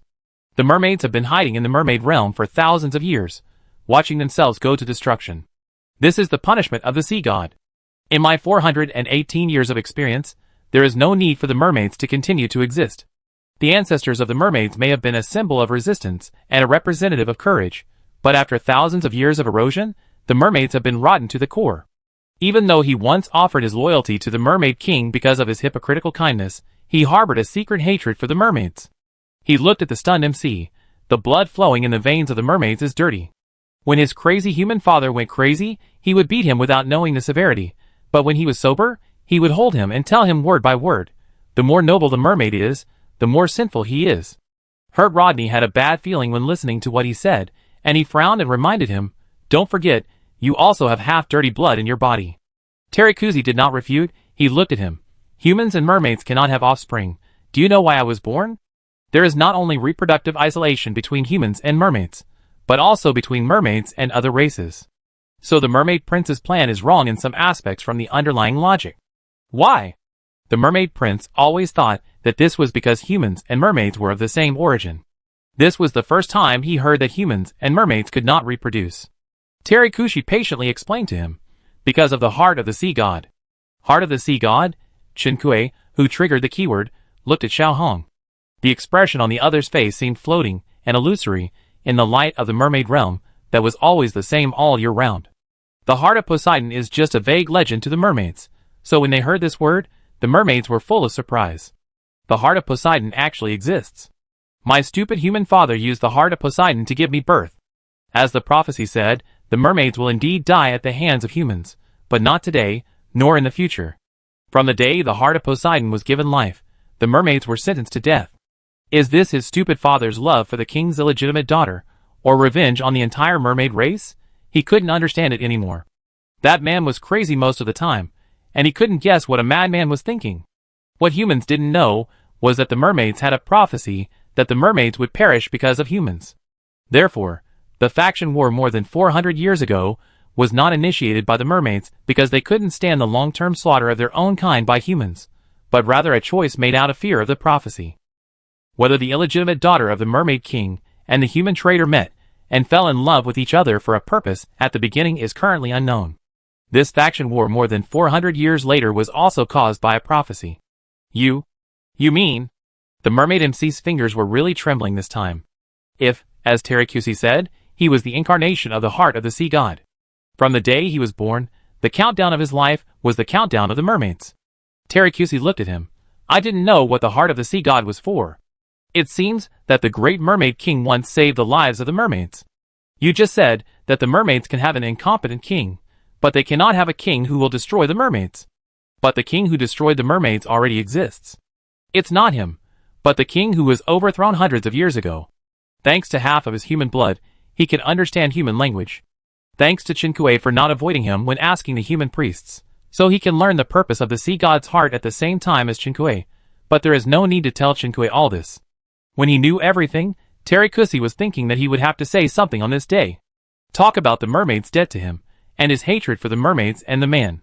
But in the end, he found that none of this mattered. He took out a bottle of potion, and Chinkue recognized it as the dark jade water. Chapter 69. Where did Xiaohong get the Anqiang water? Chinkue was shocked. But now is not the time to discuss this. From what Xiaohong said just now, it is not difficult to guess his intention. Chinkue shouted his name, and ran out of the end of the mermaid team. Xiaohong, Terracusi! The red mermaid did not give her a chance to stop him. He raised his head, and drank the potion in the bottle. Chinkue's pupils shrank suddenly. Chinkue failed to react in time, and the other mermaids in the square did the same. Xiaohong drank the potion, and the mermaid MC still stretched one hand in the air, which was a gesture of stopping. What did you do? His face was full of doubt. Chinkue saw that after Xiaohong drank the potion, nothing special seemed to happen. Chinkue finally came to the red mermaid. Xiaohong, why did you do this? What are the consequences of drinking the dark jade water? Is it still useful for him to spit it out now? Soon Chinkue knew what the impact of Xiaohong's actions just now was.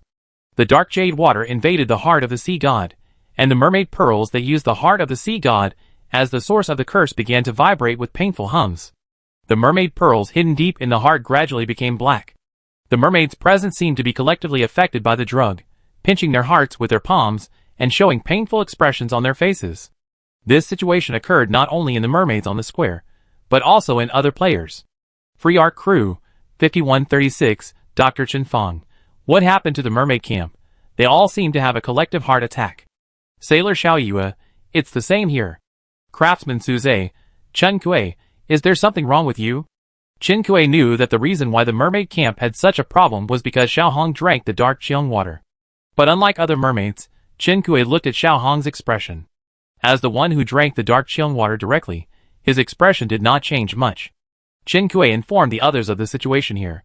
Free Art Crew, 5136, Craftsman Suze, are you saying that Xiaohong is the heart of the sea god, and he also drank the dark Qiang water? Sailor Xiaoyue, we didn't give him any. Where did he get the Anqiang water? Dr. Yuan, forget it, now is not the time to ask this. He drank the Anqiang water, how is he now? Chinkue originally thought that Xiaohong was not affected by the Anqiang water, but after Yuan's reminder, she looked at Xiaohong carefully and found that Xiaohong was not unaffected. Careful observation showed that Xiaohong's fingers were abnormally spasmodic. Some kind of ominous premonition seemed to be suddenly confirmed. Chinkue finally saw clearly that Xiaohong was not without influence after drinking the dark jade water, but he was good at forbearance. The mermaid's body has a certain self-detoxification function.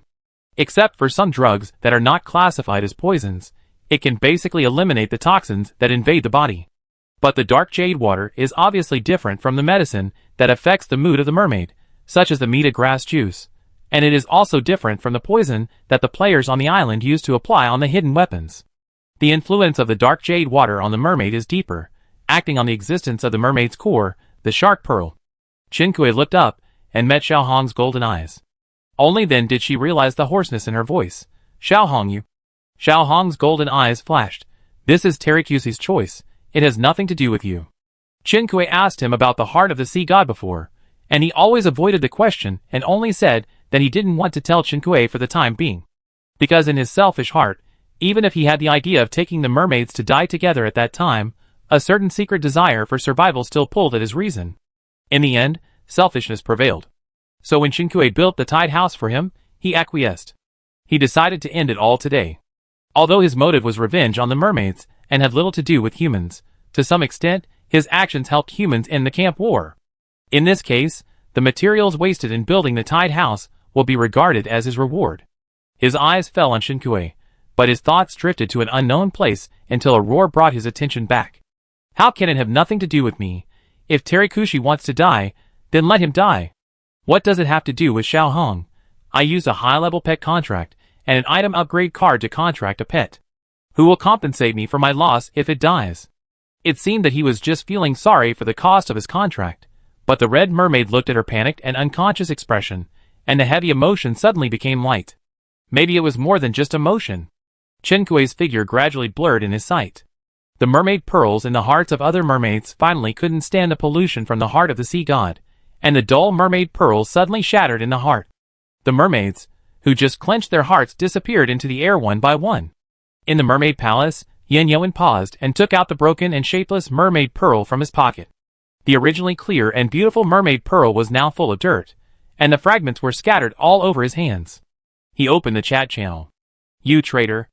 The mermaid priest's expression was distorted by pain, and his eyes of hatred kept staring at the red mermaid, squeezing out half a sentence before he died. The red mermaid was unmoved. He also carried the burden of traitor title. He was more calm than that crazy man. Unlike the mermaid priest, Hart Rodney accepted the fact that the mermaids were about to die. All the plots and ambitions were actually pursuing a future that did not exist at all. Now the unwillingness and emptiness seemed even more ridiculous. He closed his eyes and waited for death calmly. Chinkui's sadness reached its peak at this time. Xiaohong was actually the heart of the sea god. There is no doubt that humans won this battle in an unexpected way. For humans, the loss is minimized. A happy ending for everyone except Xiaohong. Xiaohong's fingertips have become transparent. Qinkui didn't know what expression she should use to look at the red mermaid. She only knew that she didn't like this kind of plot. It was obviously useless to ask him to spit out the Anqiang water now. Qinkui took out the detoxification pill from her backpack and stuffed it into the red mermaid's mouth viciously. The ending was obviously destined, and there was no room for maneuver. The red mermaid didn't know why she had to do these unnecessary actions, but he accepted it obediently. Perhaps he was infected by Chinkui's emotions, igniting his own secret desire to survive. Or maybe it was because of something else. He couldn't tell it clearly now. The detoxification pill was a reward for Qinkui to reach the VIP 5 level of the mall. Qinkui didn't know if it would work, but now she couldn't think of any other way. After forcibly feeding the detoxification pill to the red mermaid, Qinkui saw his transparent body parts reappear in the air. Before Qinkui could be happy, she found that even after taking the detoxification pill, the red mermaid's face was still visibly becoming gray and ugly. Qinkui saw the status of Xiao Hong in the pet column. After taking the detoxification pill, his bottoming health suddenly increased, but soon began to decrease by one, and then by one. Qinkui took out the antidote from her backpack and used it on the red mermaid. It did not save the blood volume that was decreasing by one, and then by one, nor did it slow down the blood loss trend. Only the detoxification pill was useful, but Qinkui had no extra detoxification pills. She had no other way to rely on herself. Qinkui chose to ask other players for help. Free Arc Crew, 5136, Dr. Yuan, I'm on my way. Sailor Yanyoan, When Suze saw the news, he was walking down the bell tower. After the mermaids disappeared one by one, the entire mermaid world seemed empty and quiet. Suze actually wanted Qinkui to give up the red mermaid. Now almost all the mermaids in the mermaid camp have died, but the system prompt sound of the end of the camp war has not sounded yet. Perhaps the death of the red mermaid can put an end to this camp war. But the fact that the players were able to win this faction war, with almost no losses, was also closely related to the red mermaid. Suze knew that if he told Qinkui this at this time, besides appearing cold-blooded and selfish, it would not change Chinkui's decision. He prided himself on his good judgment of people. After spending these days with Qinkui on the boat, he could sense that Qinkui seemed to be very receptive to other people's opinions, but in fact, he was very stubborn in some aspects. In the end, he chose to remain invisible and quietly follow the development of the situation in the group chat. After seeing the message from Yuan, he looked down at the bell tower. Yuan and him knew each other in reality, but they were only slightly familiar with each other because of family cooperation. After coming to the game and finding that they were in the same world, this slightly familiar relationship gradually developed into a good friend. Suze saw Yuan rushing to Shinkue from a distance, and was a little confused. Was Yuan too concerned about Shinkue's affairs? On Shinkue's side, although the progress of dissipation was reversed, Xiaohong quickly lost consciousness. Shinkue didn't dare to be distracted, and kept staring at his health bar. Fortunately, Yuan and his men arrived before Xiaohong's health bar dropped to 0. It wasn't just Yuan who came. Shinkue raised his eyes, and met Chen Fang's complicated eyes. Chen Fang saw the red mermaid in danger, bit her lip and struggled for a long time, and finally cast the detoxification spell on the red mermaid with Yuan.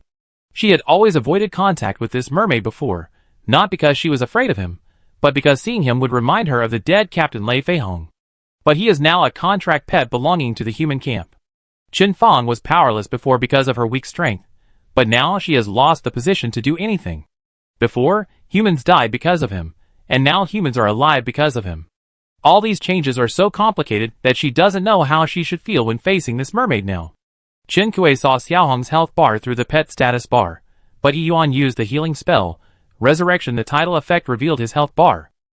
The detoxification spell cannot remove Xiaohong's negative buff, poisoning.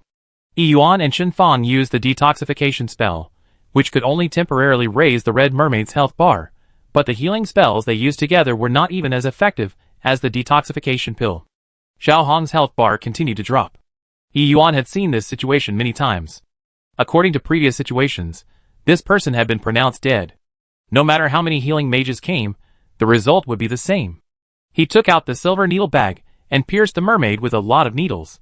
This was not the first time he had used acupuncture on this mermaid, but last time he was able to wake the mermaid up, but this time he could only regretfully take back the silver needles. Shinkue knew they had tried their best, but it would be a lie to say he was not disappointed. The red mermaid lost consciousness and lay quietly on the ground, waiting docilely for the health bar to slowly reach the last grid. Chapter 70. Shinkue looked away. She was ready for the other person to die and dissipate in the end. Suddenly, her sleeve was pulled, and Shinkue turned her head and met Chen Fang's gaze. Chen Fang couldn't speak in the mermaid realm, so she kept lip-syncing to her. Read the message? Shinkue clicked on the message channel and saw several unread messages from Chen Fang. Chen Fang, Yin Yuan sent you something, see if you can use it to treat this mermaid. Yin Yuan found the half of the deep-sea snow lotus that the mermaid prince had not used up in the mermaid palace. After seeing the message from Shinkue, he sent the deep-sea snow lotus to Shinkue. But Shinkue did not reply. Later, even though he knew that Yuan and Chen Fang were with Shinkue, he could not get the deep-sea snow lotus back from the system and send it to Chen Fang and the others again. Suze had a force reminder prop, but he could not contact the other party, and he did not know if he had not read the message either. For this reason, Yin Yuan contacted Chen Fang and Yuan and asked them to remind Shinkue to read the message. Yuan did not read the message for many years, but fortunately Chen Fang was there. Shinkue quickly opened the chat dialog box with Yin Yuan, and sure enough, he saw what Yin Yuan had sent him. Shinkue clicked to receive. A small half of a deep-sea snow lotus appeared in Shinkue's hand. The red mermaid's health bar dropped to an extremely dangerous value. Shinkue did not dare to delay, and immediately broke off the petals of the deep-sea snow lotus and stuffed them into his mouth. Yuan saw Shinkue's actions, understood what she wanted to do, and reached out to help support the red mermaid's chin. Xiaohong lost consciousness and could not swallow on her own. Fortunately, Yuan was a professional. Under his operation, the deep-sea snow lotus was swallowed by the red mermaid. Shinkue kept staring at Xiaohong's health bar in the pet status bar. After Xiaohong swallowed half of the deep-sea snow lotus, the health bar seemed to be locked.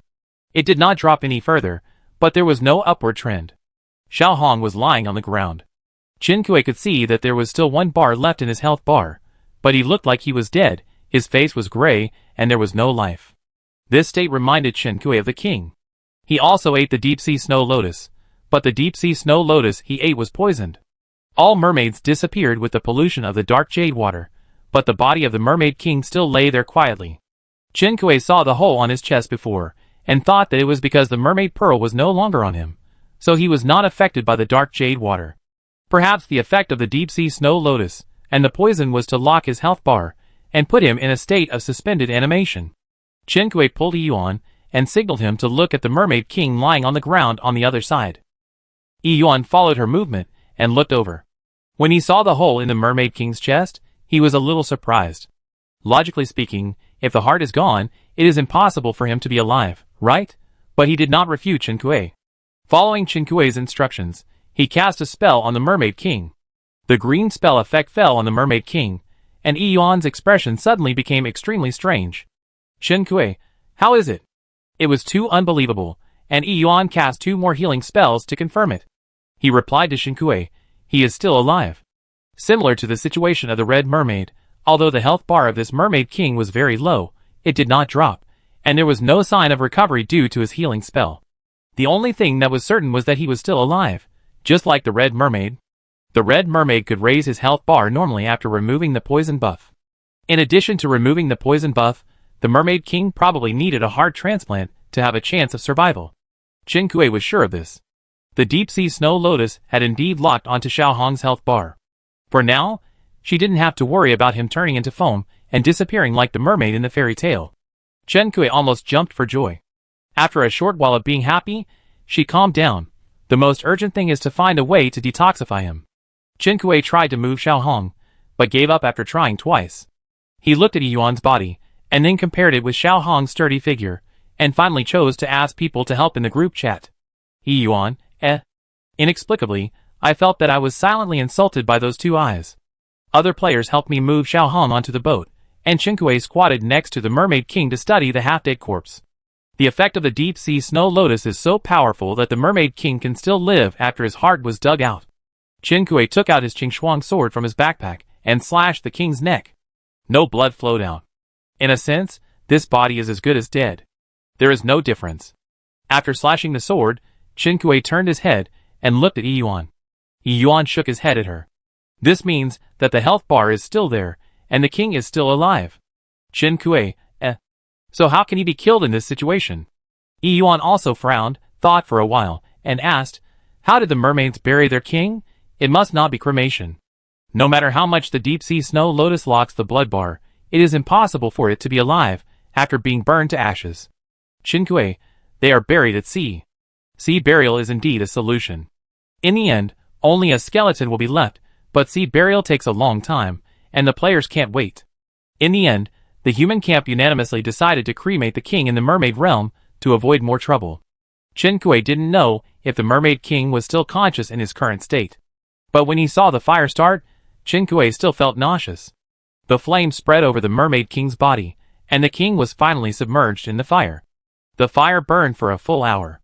The 0003 World Faction War ended, the human camp won, and the number of survivors in World 0003 was 324,445. Congratulations to the players in World 0003 for bravely resisting the mermaid invasion under the leadership of the Prophet, winning development space for the revival of mankind. The physical strength of players in World 0003 is limited to unlock. The reward package for surviving players is being distributed. The rewards for players who boarded the free arc are being distributed. The top 10 players in the 0003 World Faction War contribution list are being distributed. The system prompt sounded one after another. After this faction war, the survival rate of players is surprisingly high. When the island players heard the notification sound of the end of the faction war, they all cheered in the shelter. All the players who are still alive received gift packs issued by the system. The system is particularly generous this time. In addition to the island players, the players who boarded the free arc had at least 2 gift packs. Organizers like Su Zhe, Yin Yuan, Xiao Yue and others also received faction war contribution gift packs. Chen Kui got all these gift packs. In addition to the 3 gift packages announced by the system, Chen Kui also received an additional notice from the system. Congratulations to player Chen Kui for leading the 0003 world to win the faction war as a prophet, and rewarded with the golden title, Human Prophet. Congratulations to player Chen Kui for leading the 0003 world to win the faction war as a captain, and rewarded with full use rights of the free arc, and development of other ways to use the free Arkansas. Please explore the details by yourself. After the system settled various accounts and gift packages were distributed, the prompt sound sounded again. But this time the prompt sound was different from the previous ones. Congratulations to the players in World 0003 for completing the survival challenge, Spring. Waiting for the wars in other worlds to end and settle. Please do not forget to complete the main quests, continue to improve your strength, and meet the next challenge. As the system prompt ended, a huge roar sounded in the mermaid realm. Chinkue and other players paused as they were about to open the gift packs. The entire mermaid realm began to tremble. Many mermaid buildings shook with the tremor, and some building materials fell off. Freedom Ark Crew, 5136, Suze, everyone, evacuate the mermaid territory quickly. The mermaid territory is about to collapse. Ah, it's true.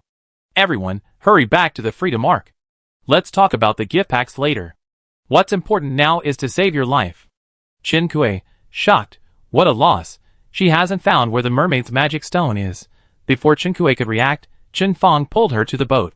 Chinkue stumbled, and after stabilizing herself, she and Chen Fong quickly pulled each other out of the mermaid territory. Fortunately, she had asked someone to drag Xiaohong into the boat before. Otherwise it would take more time to bring an unconscious and quite strong mermaid on board. After boarding the boat, Chinkue confirmed that all the players were present, and without wasting any more time, he quickly controlled the Freedom Ark to leave the mermaid realm. The Freedom Ark was not small in size. Compared with the Freedom Ark, a person looked like an ant, but compared with the entire mermaid realm, the Freedom Ark was as small as a toy. The players boarded the boat and looked at the mermaid realm, which looked like a city, from the porthole with lingering fear. The buildings inside were collapsing, huge cracks appeared on the ground, and seawater was pouring out of the cracks. A deep well was dug where the red mermaid lived before, but the bottom of the well was still dry. It was hard to imagine how deep these cracks could be. A huge rock fell. The mermaid realm was really going to collapse. The last thing the players saw was that the sky of the mermaid realm seemed to have broken some balance, and suddenly began to shatter. Countless seawater poured in from the sky of the mermaid realm. Together with the seawater surging from the ground, countless mermaid buildings were destroyed. Those mermaid civilizations were wiped out along with this backflow of seawater. It was as if a branch of civilization that should not have existed was wiped out. The Freedom Ark finally left the mermaid realm. When it came out of the valley, it could still faintly feel the violent tremors of the seawater. Some of the stone forest in the valley also broke with the tremors. Chinkue drove the Freedom Ark and quickly fled from the sea area. Through the projection observation in the control room, Chinkue saw many frightened fish fleeing around. They seemed to sense the catastrophe of the mermaid realm and swam quickly in all directions with the tremors of the seawater. Chinkue was relieved until the stone forest at the entrance of the mermaid realm could no longer be seen in the projection. After setting the destination, Chinkue left the control room and headed for the cabin. She had asked the players to bring Xiaohong back, but the players did not have the authority to enter the control room, so Xiaohong was placed in a cabin. Chinkue looked at him. Yuan was helping her keep an eye on Xiaohong. It seemed that there was no problem at the moment. Tian Yuan, the guest of honor, who was imprisoned on the ship before, and other guests of honor were sent out of the mermaid realm by them before they cremated the king. Several of the guests had transportation, so Chinkue and the others didn't have to think too much about it. Before Tian Yuan left, he looked at Chinkue with mixed feelings. This time when Chinkue returned to the control room, he finally had time to sit down and look at the gift packages and rewards he had received in this camp war. But before checking the rewards, Chinkue had one more thing to do. Chapter 71. Do you want to use the prophet's authority to start the priest's questioning? Chinkue had one last chance to ask a question. Yes. She did not hesitate.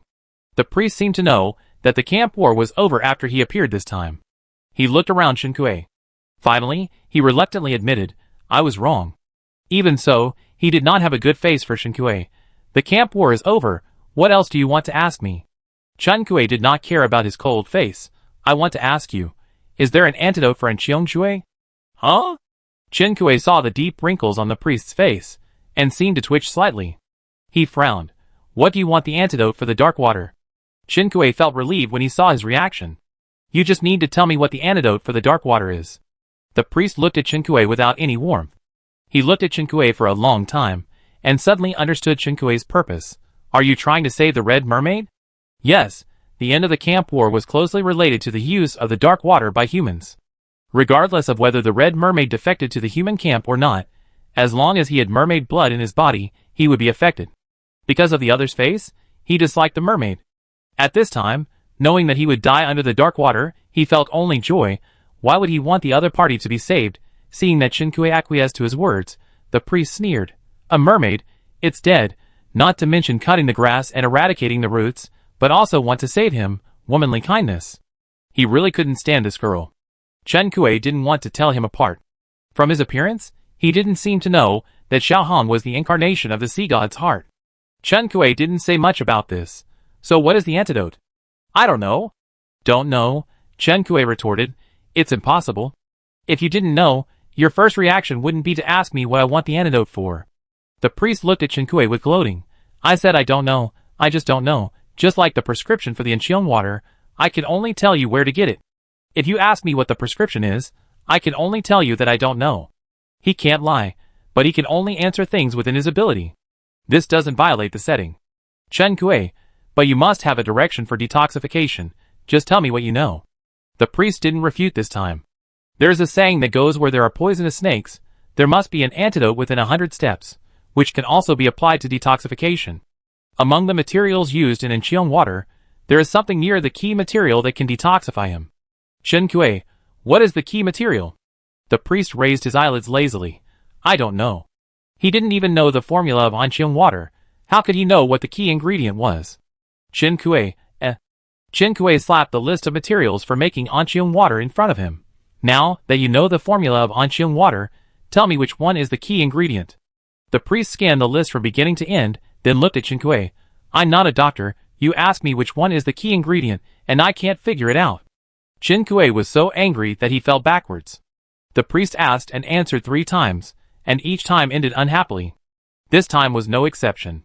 After the human priest turned into a light spot and dissipated, the information on the Freedom Ark's navigation information panel also changed. Priest Q&A 0/3, Prophet's authority, the number of Q&A has been exhausted. Chinkue had no choice but to leave the control room and look for Yuan again. Yuan was still in the cabin, Xiaohong was unconscious, but the health bar was locked, and there was no danger for the time being, so he just took a look and didn't need to do anything else. When Chinkue came over, he was opening a series of gift packs given by the system. That's right, Yuan is also in the top 10 of the contribution ranking this time. After all, he worked tirelessly to save many people after his first dive into the mermaid realm. So he got all 3 gift packs announced by the system.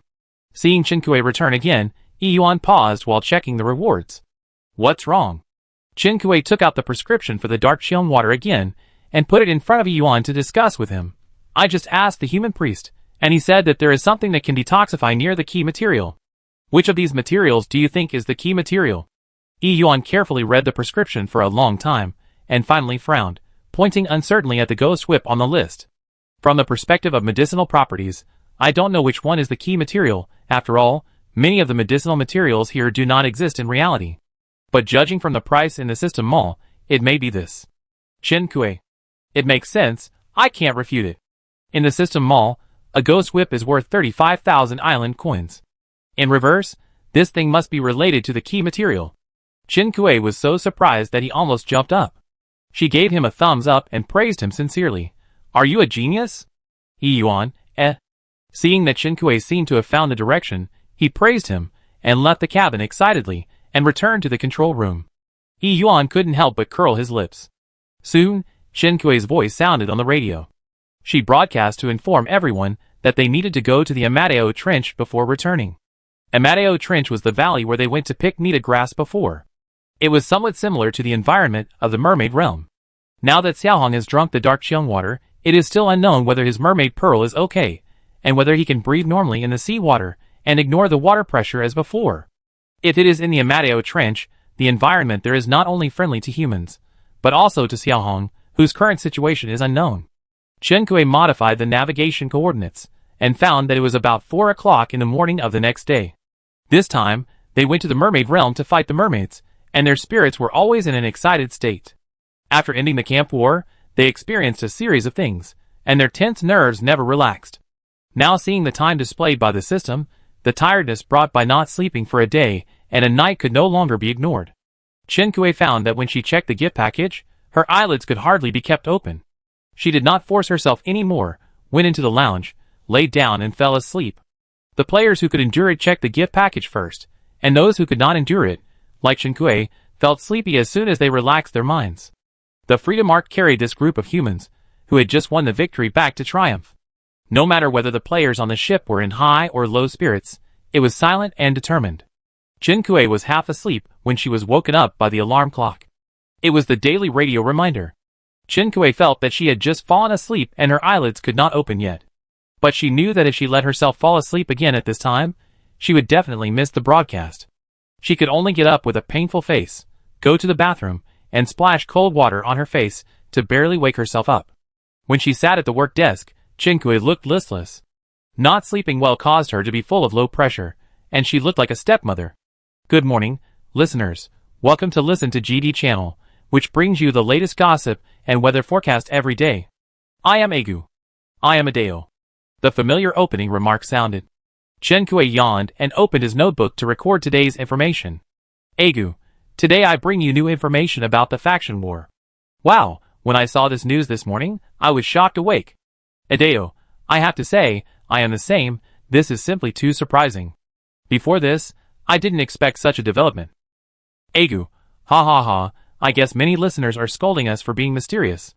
Okay, I won't keep you all in suspense and tell you what happened yesterday. Adeo, in the early morning of this morning, a world ended the faction war and humans won.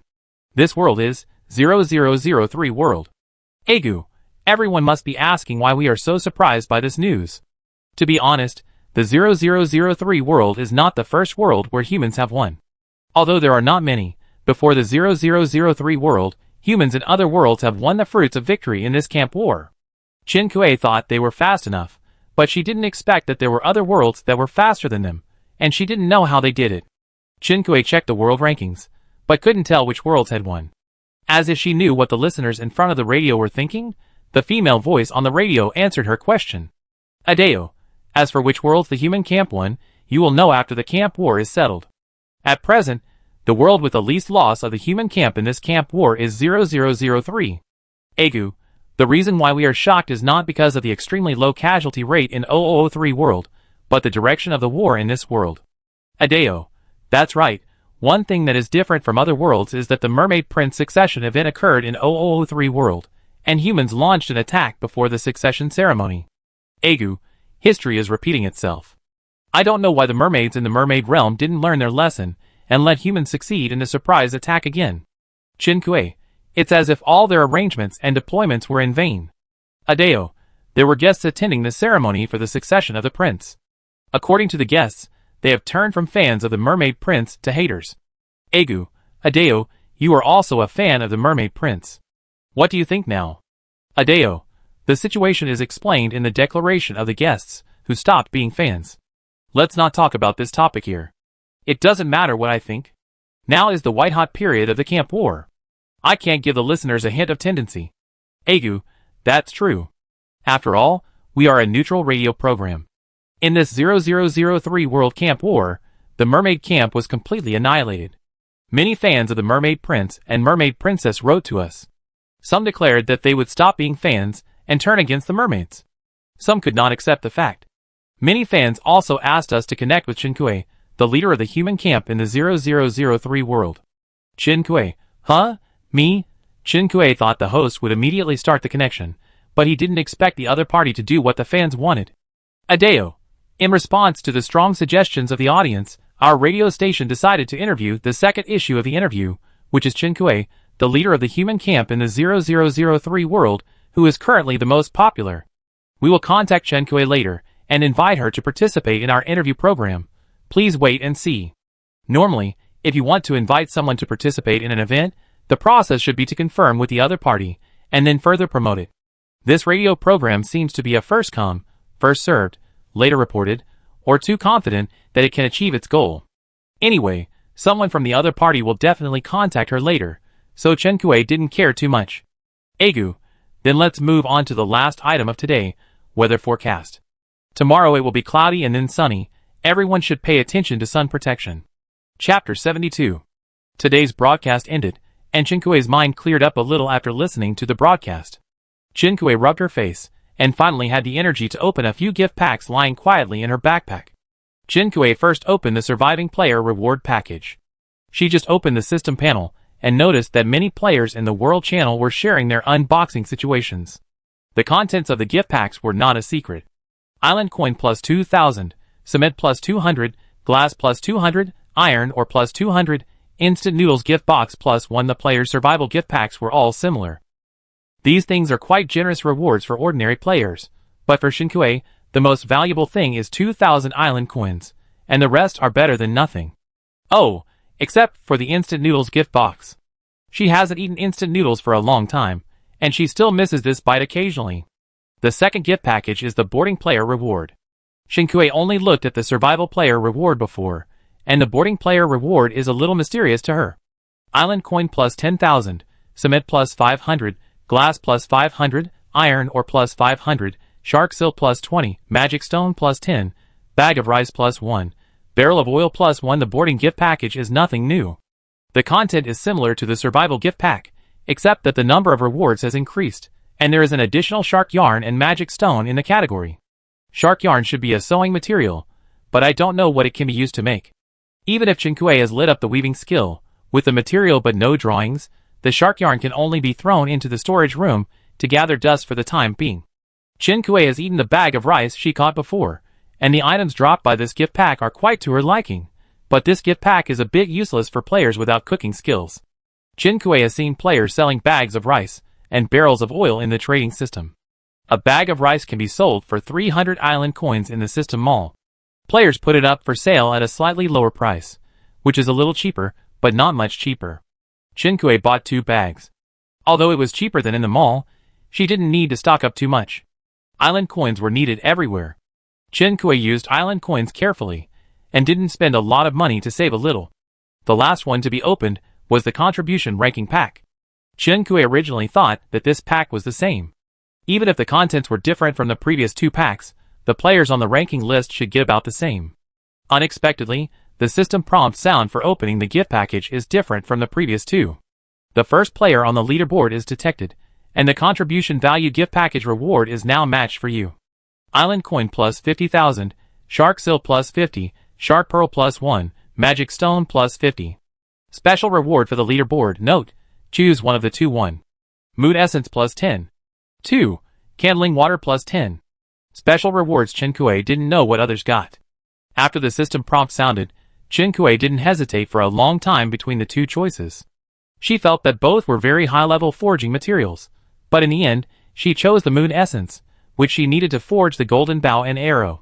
Although candling water sounds great, Xinkue has not yet obtained the forging blueprints that require candling water. Comparing the 2, she must take the one that can be used first. There are no basic material rewards in the contribution value package, but this package gave Xinkue a big surprise. There are a lot of magic stones included in it. With these magic stones, her advanced workbench and teleportation array can be put on the production schedule. Xinkue checked the introduction of the mermaid pearl and found that it was no different from the mermaid pearl sold in the system mall. This thing can be sold for 100,000 island coins in the system mall. The magic stone costs 3,000 yuan each, and the system directly gives 50 of them in the ranking gift package. In comparison, the 50,000 island coins directly given by the system is actually a small amount. After Xinkue opened the gift package, she checked the golden title she had just obtained. Wearable, human prophet. There is 1 prediction opportunity every day. Xinkue put on the golden title and studied how to use it. In simple terms, Chenkue's daily prediction opportunity can be used to determine which direction she can get more benefits, or to determine whether something she is about to do is good or bad. The prediction could not tell her how far she should go in the direction she decided, nor could it tell her more specific information, such as whether there would be unexpected factors or dangers during her actions. The prediction result could only tell her whether the final result was good or bad. But this was enough. The golden title was indeed extraordinary. If everyone knew which direction to go to get a good result, I believe there would not be so many people in a state of confusion. Having the golden title of prophet is like lighting a street lamp for yourself. Xinkue was satisfied with the trial, and used today's divination opportunity to check whether the direction of the Freedom Arc could find something to detoxify Xiaohong. The divination result showed good luck. Xinkue was overjoyed, and this time she was really relieved. Feeling sleepy, Xinkue went back to the lounge, lay on the bed, closed her eyes, and began to catch up on sleep. She was really too sleepy. I don't know how long she slept this time. It wasn't until the ship shook violently that Qinkui was awakened from her sleep. When she just woke up, Qinkui was still confused. Was it an earthquake? The lounge was dark. Qinkui turned on the light and saw the surrounding environment, then realized that he was catching up on sleep in the lounge. The hull shook violently again. Qinkui got up and left the lounge, going to the control room to check the situation. The control room was pitch black. Only the Freedom Arc was faintly glowing in the projection. When Qinkui fell asleep, the Freedom Arc automatically turned on the stealth mode and took them to their destination. Qinkui had experienced this journey before, and knew that after the turbulence of the water flow and a long period of darkness, they would reach the Amadeo Trench. Sure enough, the Freedom Arc sailed out of the darkness, and the valley scenery came into view. Destination reached, stealth mode turned off, player travel channel turned on. Qinkui clicked to log out, and got off the boat first. The valley was still the same as when they left last time. All the plants were pulled out, and the tourist attractions were turned into a desolate place with no grass. There were many luminous jellyfish hanging above their heads. Unlike last time, these luminous jellyfish seemed a little agitated this time. I don't know what happened. The prediction suggests that there is something here that can detoxify Xiaohong. And it is a good omen. It means that what she wants should not be difficult to find. The plants here have been almost stripped, and Qinkui glanced at the glowing jellyfish above his head. It shouldn't be these jellyfish. Players got off the boat one after another, and Qinkui reminded the players in the chat channel to pay attention to safety, and pay attention to the movements of the jellyfish above their heads. At present, these jellyfish seem to be outside the transparent barrier of the Amadeo Trench. But Qinkui currently doesn't know what the principle of this barrier, which is similar to the Mermaid Realm, is. When the Mermaid Realm was finally destroyed, the barrier in the sky broke and seawater poured down. That scene was more real than any disaster movie in the movie, and Qinkui still has lingering fears after watching it. In the entire Amadeo Trench, except for the glowing ore that Qinkui and his team didn't dig last time, there seemed to be nothing else. Qinkui took out a pickaxe, dug up a piece of grass and started mining. Seeing this, other players followed suit and started digging. Xian Guangshi +1. Xian Guangshi +2. Xian Guangshi +1. The ore that other players dug out before will automatically enter Shinkui's backpack. To some extent, being on Shinkui's ship is equivalent to becoming Shinkui's crew member and working for Shinkui. This is certainly a good thing when it is necessary to unify the distribution of materials, but after the unified distribution stage, no player will be happy to continue to pay all the materials obtained by the players. When Shinkui obtained more control rights of the free arc in the human ruins, he changed the material harvesting path of other players.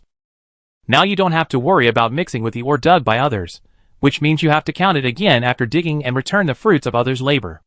After digging for a while, Qinkui returned to the boat.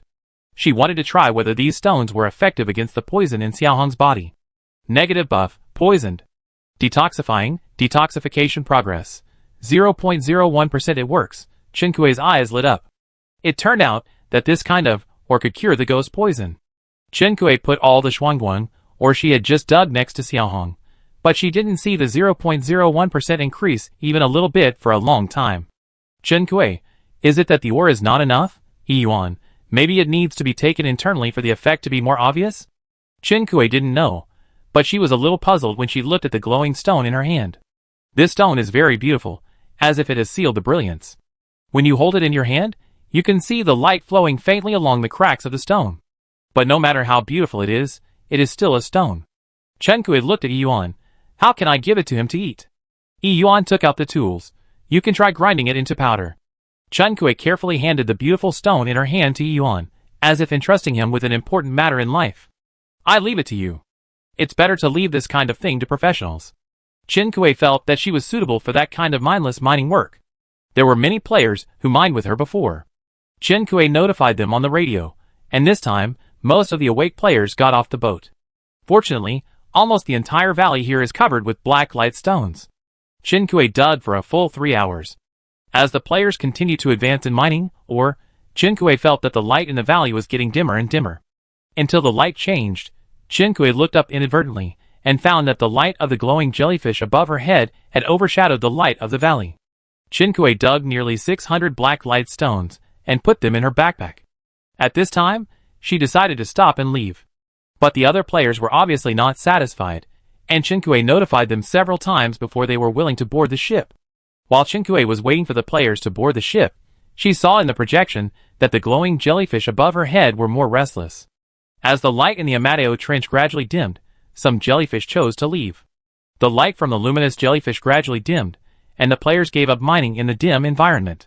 The free arc set off again, and left the Amadeo Trench. Yuan came back from mining and continued to help grind the Xuanwang stone. This job requires patience and time. There was nothing else to do on the ship now, and many players came to join in the fun. After grinding for a while, they lost their patience and gave up.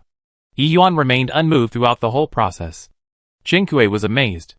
At this time, he finally realized that the other party came from a family of traditional Chinese medicine. With his concentration, he would succeed no matter what he did. Before the free arc floated out of the sea, Qingque heard a dull sound. This had never happened before. Qingque was startled, and his originally drowsy mind instantly became alert. Chapter 73. Qingque quickly returned to the control room. In the projection, Qingque saw tentacles wrapped around the Freedom Arc. They were actually surrounded by a group of octopuses. Qingque's first reaction when she saw the group of octopuses was that these octopuses had found her, and were coming to avenge the octopuses that died tragically on her island. Then Qingque realized that although she was also on this ship, these octopuses were not coming for her. Tian Yuan said before that her ship was smashed apart by a suddenly crazy octopus. Qingque now saw this group of octopuses, and suspected that they were the ones that attacked Tian Yuan. Thinking of the frequent changes in the octopus race mentioned in the previous broadcast, according to Agu and Adeo, the entire octopus group is now undergoing a large-scale collective migration. Octopus is a very smart marine creature, and perhaps there is some information hidden behind their migration that the players don't know. But now the group of octopuses outside obviously won't tell Qingque why they are migrating collectively. They are very irritable. After entering the control room, Qingque heard a series of dull knocks. This group of octopuses is hitting the hull. The Freedom Arc, this huge monster, didn't look like something they could easily shake. It wasn't until a gigantic octopus appeared in the projection that the Freedom Arc finally seemed to sense the threat and issued a warning sound. A biological attack intention has been detected. Enter combat mode. Qingque, surprise. Yes, yes, yes. Some parts of the originally flat hull of the Freedom Arc were automatically retracted, revealing holes ready to attack. At the same time, Freedom Arc enters combat mode. All players please enter the work area and wait within 5 minutes. The notification rang 3 times. Along with the mechanical and electronic sound, there was also a piercing alarm.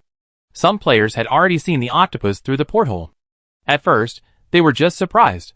There are many octopuses in this sea area. So many octopuses gathered together, it was like an octopus meeting.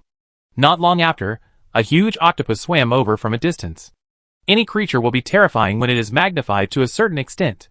Players felt that their sanity was shattered by the giant octopus. No wonder there is a fear of giants. This thing is really scary.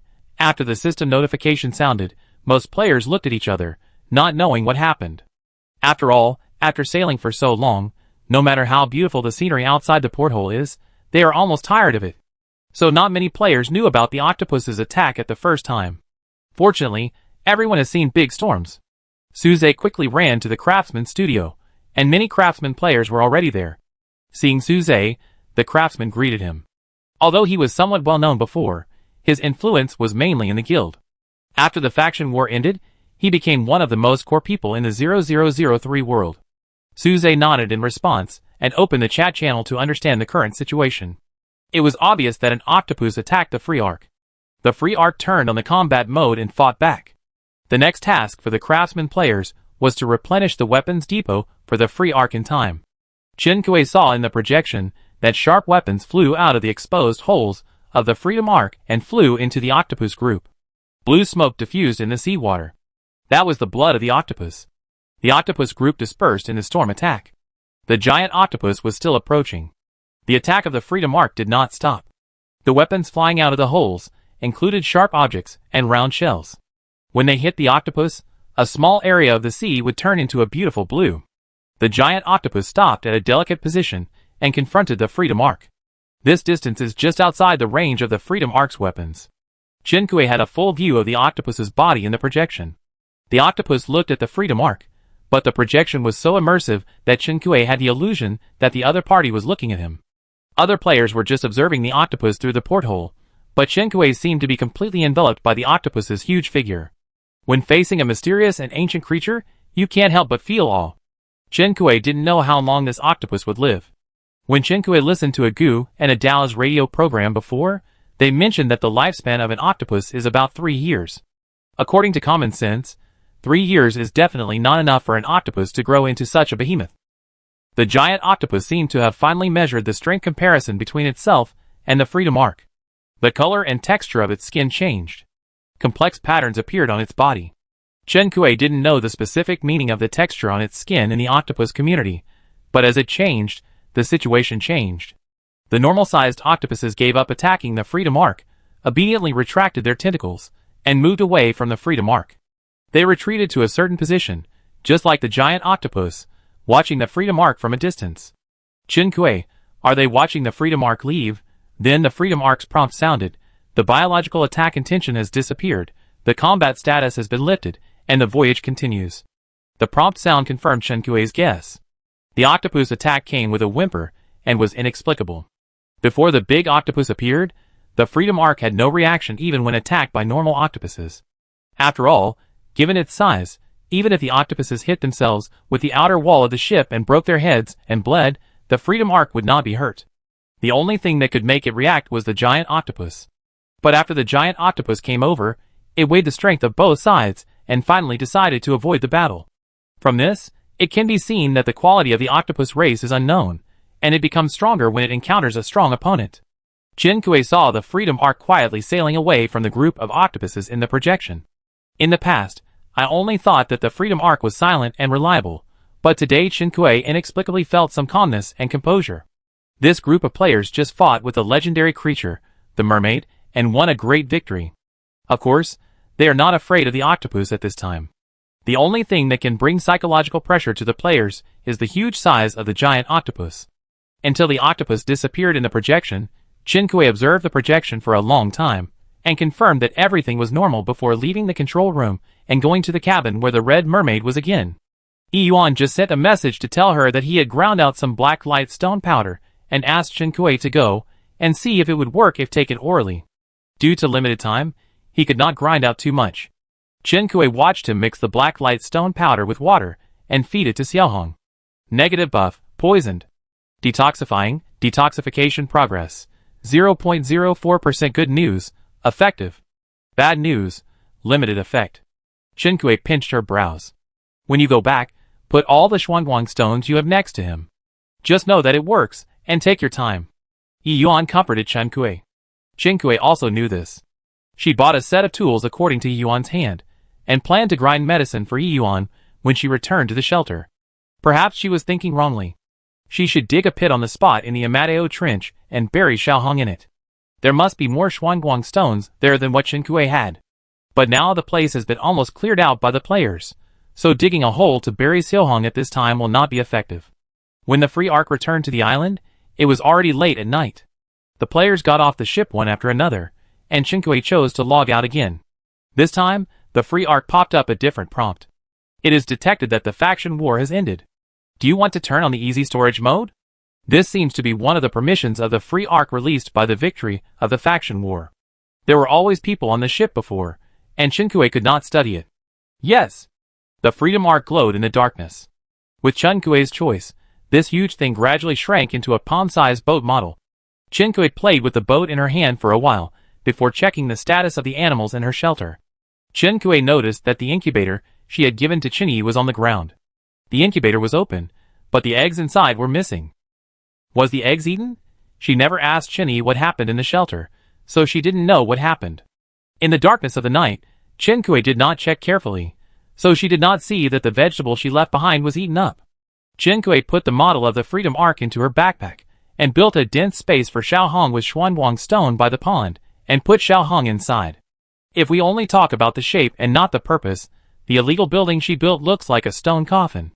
Chen Kui did not have such an understanding at all. After sealing the last stone, he thought about it, and made a wooden board in front of him. The wooden board reads, Xiaohong's dream place. Xiaohong will wake up after the poison is removed. Now he is equivalent to having a good sleep in it. There is nothing wrong with this name. After all this, Chen Kui felt tired all over, and didn't want to move a finger. After holding on to soak her feet, Chen Kui finally laid down on the bed in the shelter again. This time, Chen Kui had a rare dream. She dreamed that she'd buried Xiaohong in a pile of stones, and then a hand stretched out from the pile of stones. Chen Kui thought he woke up, so she dug out the owner of the hand from the pile of stones. After the other party came out of the pile of stones, he shook off the dust on his black hair, and a pair of pure black eyes looked down at her condescendingly, complaining to her, "You are so slow, Xiaohua." Chen Kui was awakened by the word Xiaohua. After washing up and eating breakfast absent-mindedly, Chen Kui opened the system panel to check the information. Then she found that there was a strange avatar in her contacts. It was not a stick figure, but an avatar composed of a radio pattern. The name was GD Channel. When did this contact appear? Chen Kui opened the chat box with the other party, and found the message the other party had sent to her before. GD Channel. Hello, Miss Chen. I am the person in charge of the exclusive interview column of GD Channel. I would like to contact you to invite you as a guest of our second exclusive interview program. You should have returned to the island shelter by now. If there are no problems, we will visit the island tomorrow and wait for good news. Chen Kui? ? Oh yes, it seems that their program has said that they want to invite me. But the host has already said it. If I don't agree to accept their interview, won't their program be blank? Chen Kui tentatively replied, I declined. Not long after the person on the other end of the dialogue box received Chen Kui's reply, a contract was sent over. This means that Chen Kui should take a look at the contents of the contract first. Okay, very strong. Chen Kui has lived for so long, but has never seen such a confident person. Chen Kui read the contract thrown by the other party, with a critical look on her face. Then again, she is not the kind of person who is difficult to communicate with. It doesn't matter whether she is paid or not. The main thing is to give others a chance to understand her. Chapter 74. It is impossible to refuse politely. Chen Kui was ashamed to see her true nature. Yes, she is so superficial and vulgar. Chen Kui happily confirmed the time for tomorrow's meeting with the other party. It is worth mentioning that there are only 20 hours left for the settlement time of the main task 4, which means that the settlement time is 12 noon tomorrow. As far as Chen Kui knows, most of the players in the 0003 world have already reached level 4. Even if a few are still short of materials, the basic material gift package distributed by the system yesterday should be enough. Therefore, the atmosphere in the world channel is more relaxed than ever before. Since she came back yesterday, Chen Kui has not had time to check her workbench. On the day of the next expedition to the mermaid territory, Chen Kui finalized the deal with Tang Tang and signed an order for 1,000 units with the guild. Now, a lot of desalination machines have been made on the workbench during the time she was away. Desalination machine plus 792. Chen Kui took down the finished desalination machine and delivered it to Tang Tang. She calculated that she didn't need to wait for settlement. As long as the workbench was open, the guild's order would be completed by this time tomorrow, and she would still have a lot of desalination machines left. After completing the order, the extra money is earned. After delivering the desalination device, Chen Kui also received some purple weapon orders from Tang Tang. Most of the purple weapon orders that can reach Chen Kui now come from outside the guild. The players in the guild have basically completed the weapon upgrade. The orders that Chen Kui now accepts have two types of people on the other side of the transaction. One is the last batch that upgraded to level 4 and got the forging blueprint not long ago. After they get the blueprint, they still need time to collect the forging materials, so it is not surprising that they are forging now. The second type is players who have obtained multiple purple weapon blueprints. This type of players is the opposite of the first type of players. Many of them are the first batch to reach level 4. With the war imminent, they can only forge purple weapons as quickly as possible. It is impossible to wait in line for the first purple weapon, but when it comes to the second weapon, they have higher requirements for weapon attributes, and would rather wait in line to wait for Chen Kui to forge. In layman's terms, the first weapon is a just needed weapon, and the second weapon is an improved weapon. It is estimated that the system has issued a large number of island coins, and the forging proficiency of forging players has increased. Now the overall forging price has risen. The forging price of other forging players is generally 1,000 per order. Before Chen Kui mentioned it, Tang Tang automatically raised the forging price for Chen Kui when accepting the order. Now it is 1,500 per order. With Tang Tang as his assistant, Chen Kui felt like he had an automatic order taker. Except that he could not forge the weapons himself, she had arranged everything that Chen Kui had considered or not considered in advance. It took 1 hour to forge one order, which basically meant that he could only stay near the workbench during forging. To some extent, players were exchanging time for island coins. Chen-Kuei put the forging materials on the forging table. Seeing that there was still some time before the broadcast started, Chen-Kuei went to check his greenhouse crops and animals first. The courtyard door was open. Shen-Yi and Shen-Era should have gone out for adventure again. Chen-Kuei looked around the courtyard but didn't see the two little guys. Seeing that Shen-Yi was in a good mood in the status bar, he didn't pursue it. Xiaohong's detoxification process has reached 3% today. Chen-Kuei walked into the greenhouse with satisfaction. A large number of ginseng she had planted in the greenhouse before have matured. Chen-Kuei harvested all the ginseng and planted a lot of vegetables in the vacant land. Ginseng plus 11. Soybean plus 128 also grown from 10 seeds. The yield of ginseng cannot be compared with that of soybean. After leaving the greenhouse, Chen-Kuei went to the courtyard of the shelter first and saw pigs and sheep grazing on the grass. And calves? Chen-Kuei only remembered at this time that she had killed a wild buffalo and a calf dropped before she left, but she just threw the calf into the animal shed and went to do other things. Later, Chen-Yi was the one who let her graze, causing her to forget that she also had a dairy cow calf. Chen-Kuei took a guilty look at the hay stored in the animal shed. The hay was almost not consumed, which meant that they rarely ate in the animal shed. After all, hay tastes nothing like the fresh grass outside the shelter. Chen-Kuei's alarm clock rang, and it was time to listen to the radio every day. Chen-Kuei put down his hands and went back to the shelter first. Good morning, listeners. Welcome to Listen to GD channel, bringing you the latest gossip and weather forecast every day. I am a Gu. I am a Dao. Still the familiar opening remarks. The topic of the two hosts on the radio today continue to talk about the camp war. A Gu. The camp war is now in full swing. We can see that the human camp in some worlds has won, and some mermaid camps are attacking the island humans. A Dao. Yes, the worlds that are still fighting are fighting quite fiercely. A Gu. What is different today is that this camp war has ushered in third-party assistance. Adeo. Listeners who have been following our program should know that the Mermaid Prince succession ceremony in World 0003 invited some guests to the Mermaid Realm, but the Mermaid Realm was attacked by humans before the succession ceremony. Agu. In addition, there were mermaids who revealed the secrets of the mermaid royal family and the internal power struggles of the mermaid tribe at the king's funeral. Adeo. Some listeners must be curious about why we mention these and give everyone a review of the previous situation. Agu. This is because third-party assistance has a lot to do with this. Many initiators and organizers of third-party assistance were guests who went to the mermaid realm at the beginning. Adeo. It is a terrible thing to quit being a fan and step back. I would like to warn all idols to cherish their feathers and the hearts of your fans. Agu. Otherwise, you don't know whether the fans you have let down are a unique group, which will lead to revenge against you in all worlds. Adeo. We didn't connect with any listeners yesterday, so we will draw 2 listeners today to make up for yesterday's share. Chen-Kuei didn't expect things to develop like this, so she quickly submitted a connection application. 2 chances to connect. Can we draw her this time? Agu. How about we have a conversation among the 4 of us after we draw 2 lucky listeners? It will definitely be interesting. Adeo. That's a good idea. Not only is it interesting, but it can also save a lot of time and end today's broadcast earlier. Adeo readily agreed. Then let's each draw one. I'll go first. Adeo. Come on, today's first lucky listener. Congratulations to Ruth Quick of the 2661 world. Wow, she's a mermaid. Hello, Ruth Quick. Can you hear me? Another voice responded on the radio soon. Ruth Quick, I can hear you. Agu. Next is my lucky listener, Jiang Tingfeng from the 4602 world.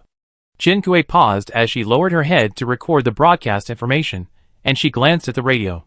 Jiang Tingfeng. The appearance rate of this name is a bit high.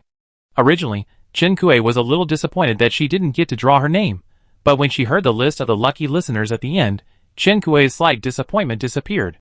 She looked at the radio, still holding the pen in her hand. The 2 hosts were strangely silent for a while, and Chen-Kuei heard the beeping noise on the radio again. But in addition to Jiang Tingfeng, there was another mermaid as the lucky listener today. The 2 hosts couldn't just leave him alone, so they pretended that nothing had happened just now, neither cueing Jiang Tingfeng's name nor proposing to draw another lucky listener. Instead, they started a normal conversation with Ruth Quick, just like they did before when they drew a lucky listener. Agu. The faction war in World 2661, where Ruth Quick is located, has not ended yet. Can you tell us about the situation in your world? Ruth Quick has a different personality from the mermaids drawn before.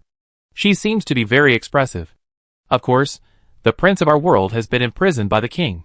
Her Royal Highness Princess Myrna Murphy is now the only successor to the Mermaid King. Princess Myrna Murphy will be a wise leader. She will lead the mermaids to a better development. This is a brainless fan of the Mermaid Princess. He kept praising the Mermaid Princess's generous character and extraordinary wisdom. In his mouth, the Mermaid Princess is an excellent leader with outstanding foresight and superior action. The two hosts almost interrupted. Adeo. It can be seen that this audience really respects Princess Myrna Murphy. Ruth, quick, Your Highness. As soon as he started talking, he was interrupted by Agu again. Agu, Your Highness has always had a lot of fans. After a series of events, her reputation has now caught up with or even surpassed Prince Hurt Rodney. It can be said that she is the heir to the throne that everyone expects. Adeo. Then let's stop our gossip chat today. Thank you for the enthusiastic sharing of this lucky audience. Today we will carry out our last item, the weather forecast. Agu, the weather will be sunny tomorrow.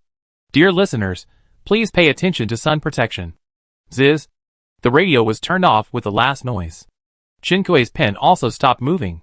What she recorded on her notebook was not text information, but rows of messages composed of dots and bars. This was the noise that had been appearing in the radio just now. Since the call with Jiang Tingfeng, there has been noise in the radio. If you don't pay attention, you may ignore it as ordinary background sound.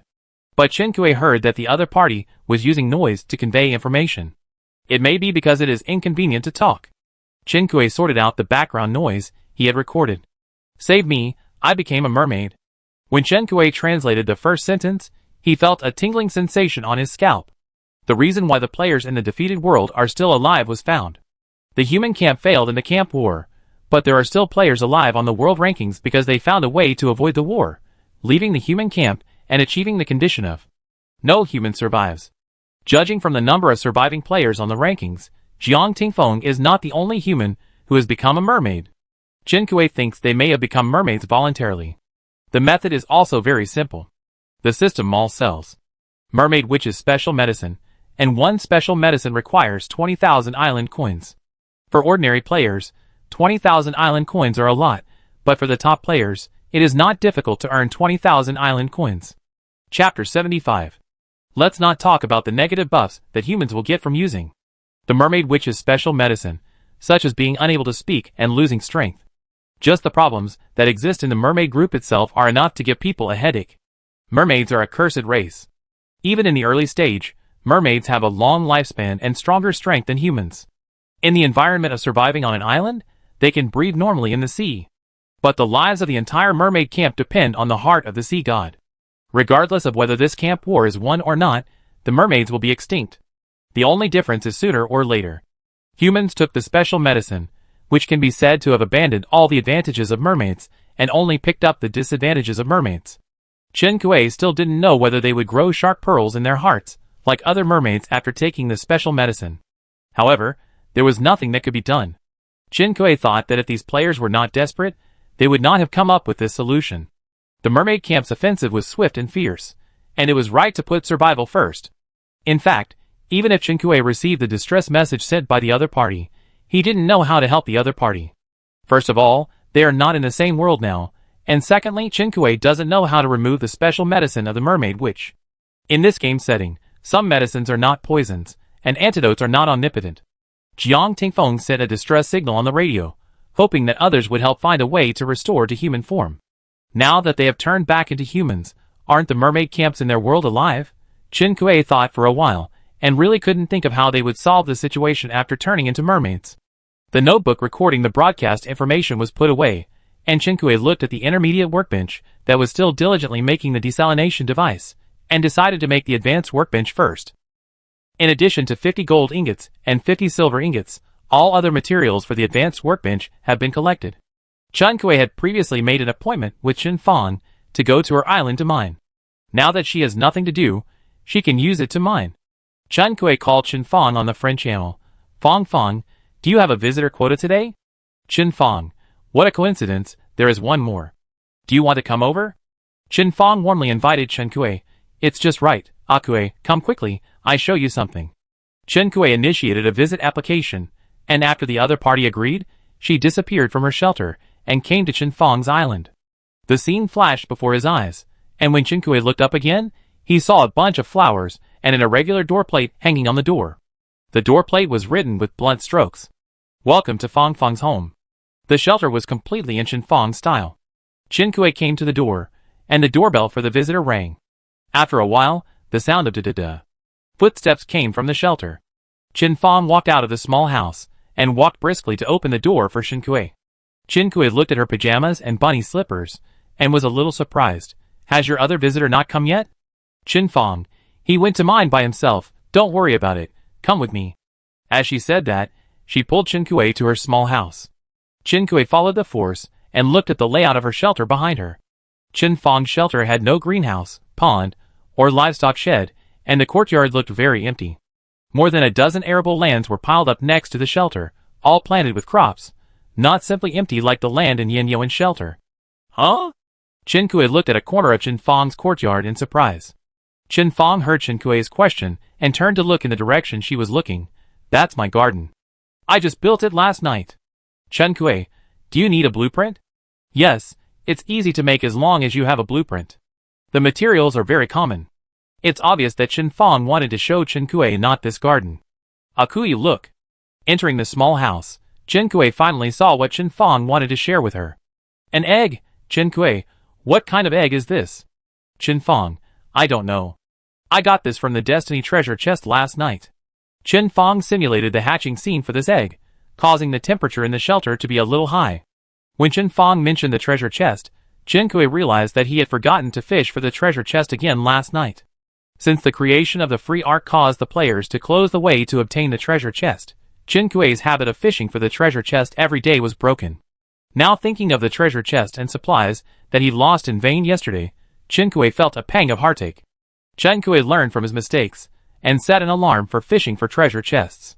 The egg that Chen Fong was hatching looked a little unique. Its eggshell was different from ordinary eggs, and it was covered with some patterns. The whole egg was as big as a person's head. When Qinkui saw this egg, he remembered that he had 2 ostrich eggs that he had forgotten about in a corner. Qinkui remembered that he got these 2 ostrich eggs on the day when the countdown for the freedom arc ended. After that, Qinkui's mind was all on the camp war, and the 2 ostrich eggs were in the backpack box. Qinkui took the box out of his backpack and took out 2 ostrich eggs from the box. It's the same whether you hatch 1 or 3. It's good to use your hatching room. Chen Fong had no objection. She was quite happy that Qinkui was so open. Is this an ostrich egg? Qinkui nodded. We each have 1 after hatching. Chen Fong smiled and clapped her hands. Okay, we've arranged the same for friends.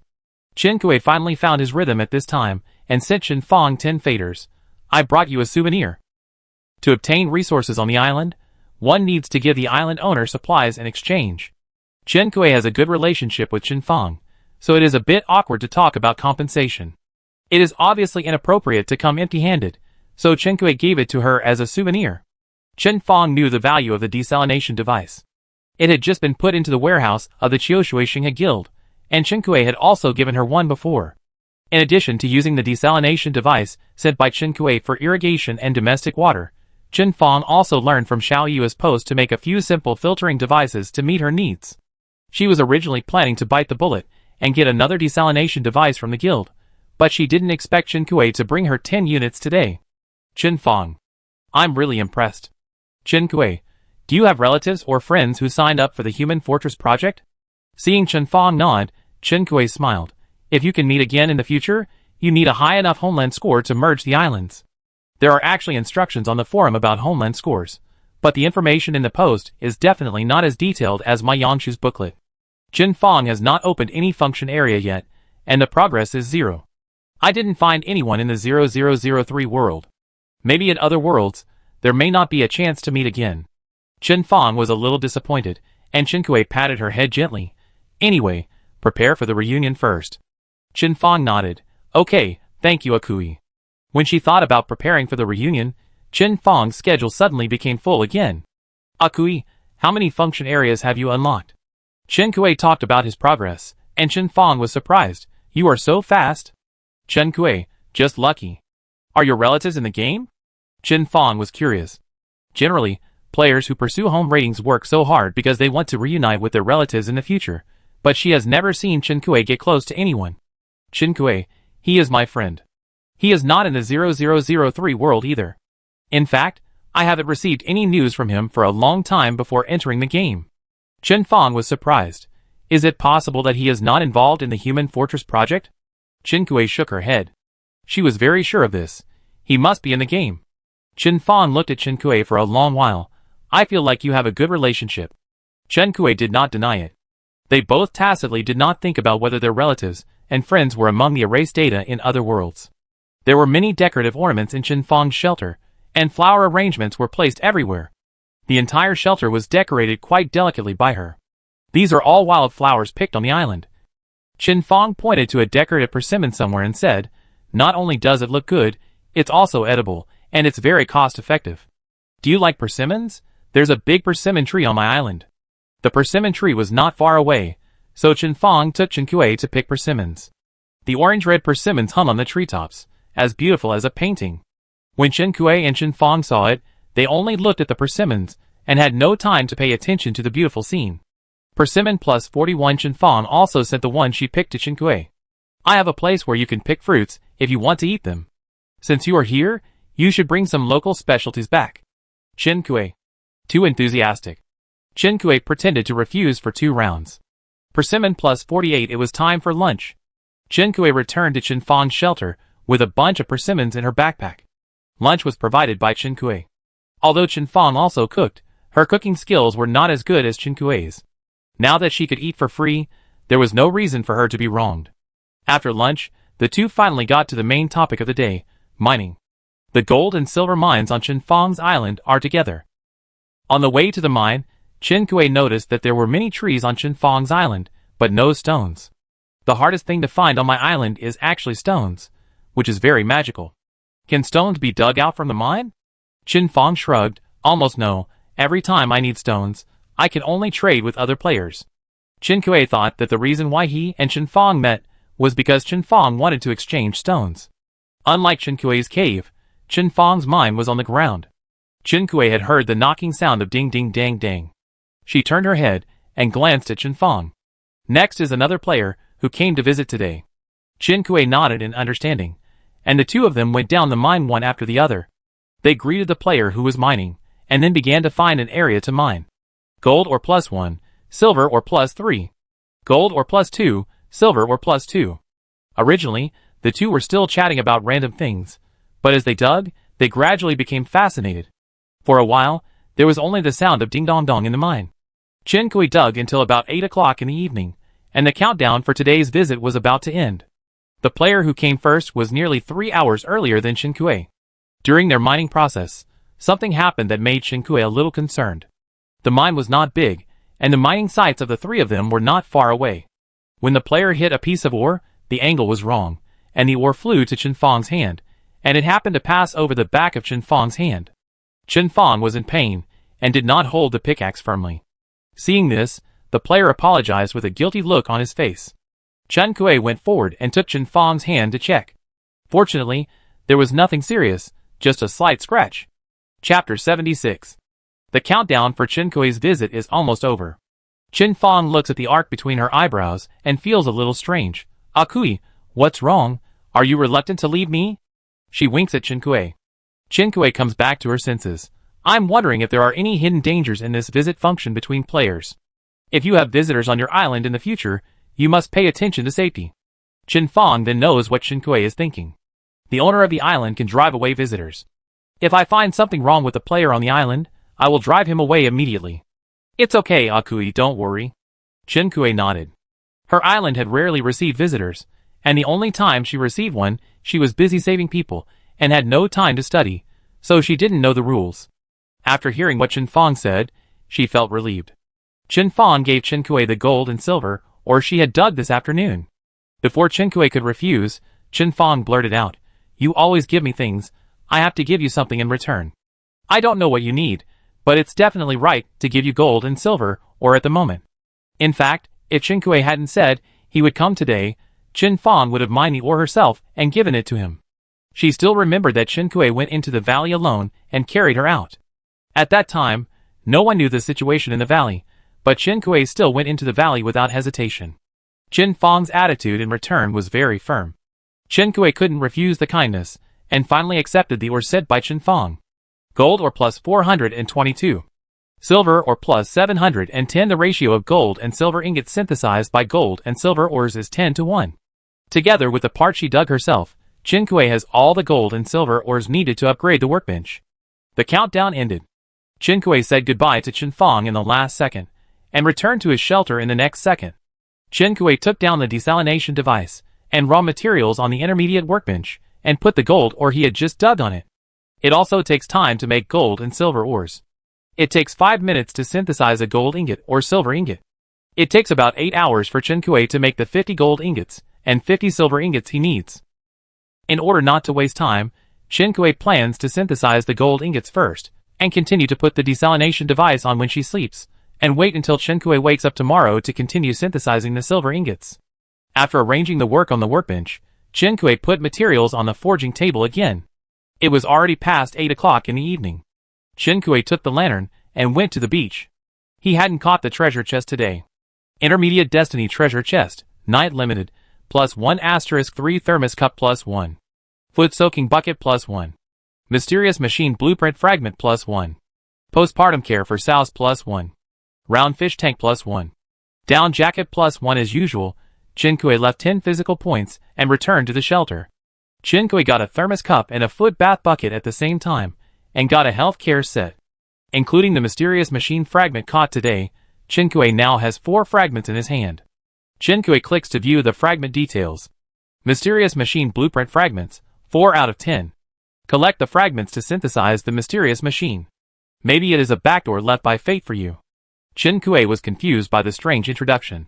Search the forum for the words mysterious machine blueprint fragments, and the system pops up a prompt. No matching content, please try other keywords. I don't know who to ask. Chen Kui put the fragments into her backpack. This thing can't be forced, so she can only let it go. The book on postpartum care for sows is actually a disposable prop that can improve the single-time production rate of sows. Chen Kui turned on the light and took a look at the livestock shed. When she was not on the island, Chen Yi and the others had helped to drive the pigs, cattle and sheep back. There were 4 piglets in the livestock shed, 3 big and 1 small. The 3 big ones were already close to adult pigs, and the small one was just raised not long ago and was still small. Chen Kui couldn't tell if there was a sow among the 3 pigs. She remembered that a player in a post she had posted said that his family raised pigs before entering the game. Chen Kui opened that post, found the player, and asked him in a private chat. This player was indeed a professional. After looking at the 3 pigs through the photos, he pointed out one of them to her. The one on the left is, "Boss, you can get me by killing monsters in the game.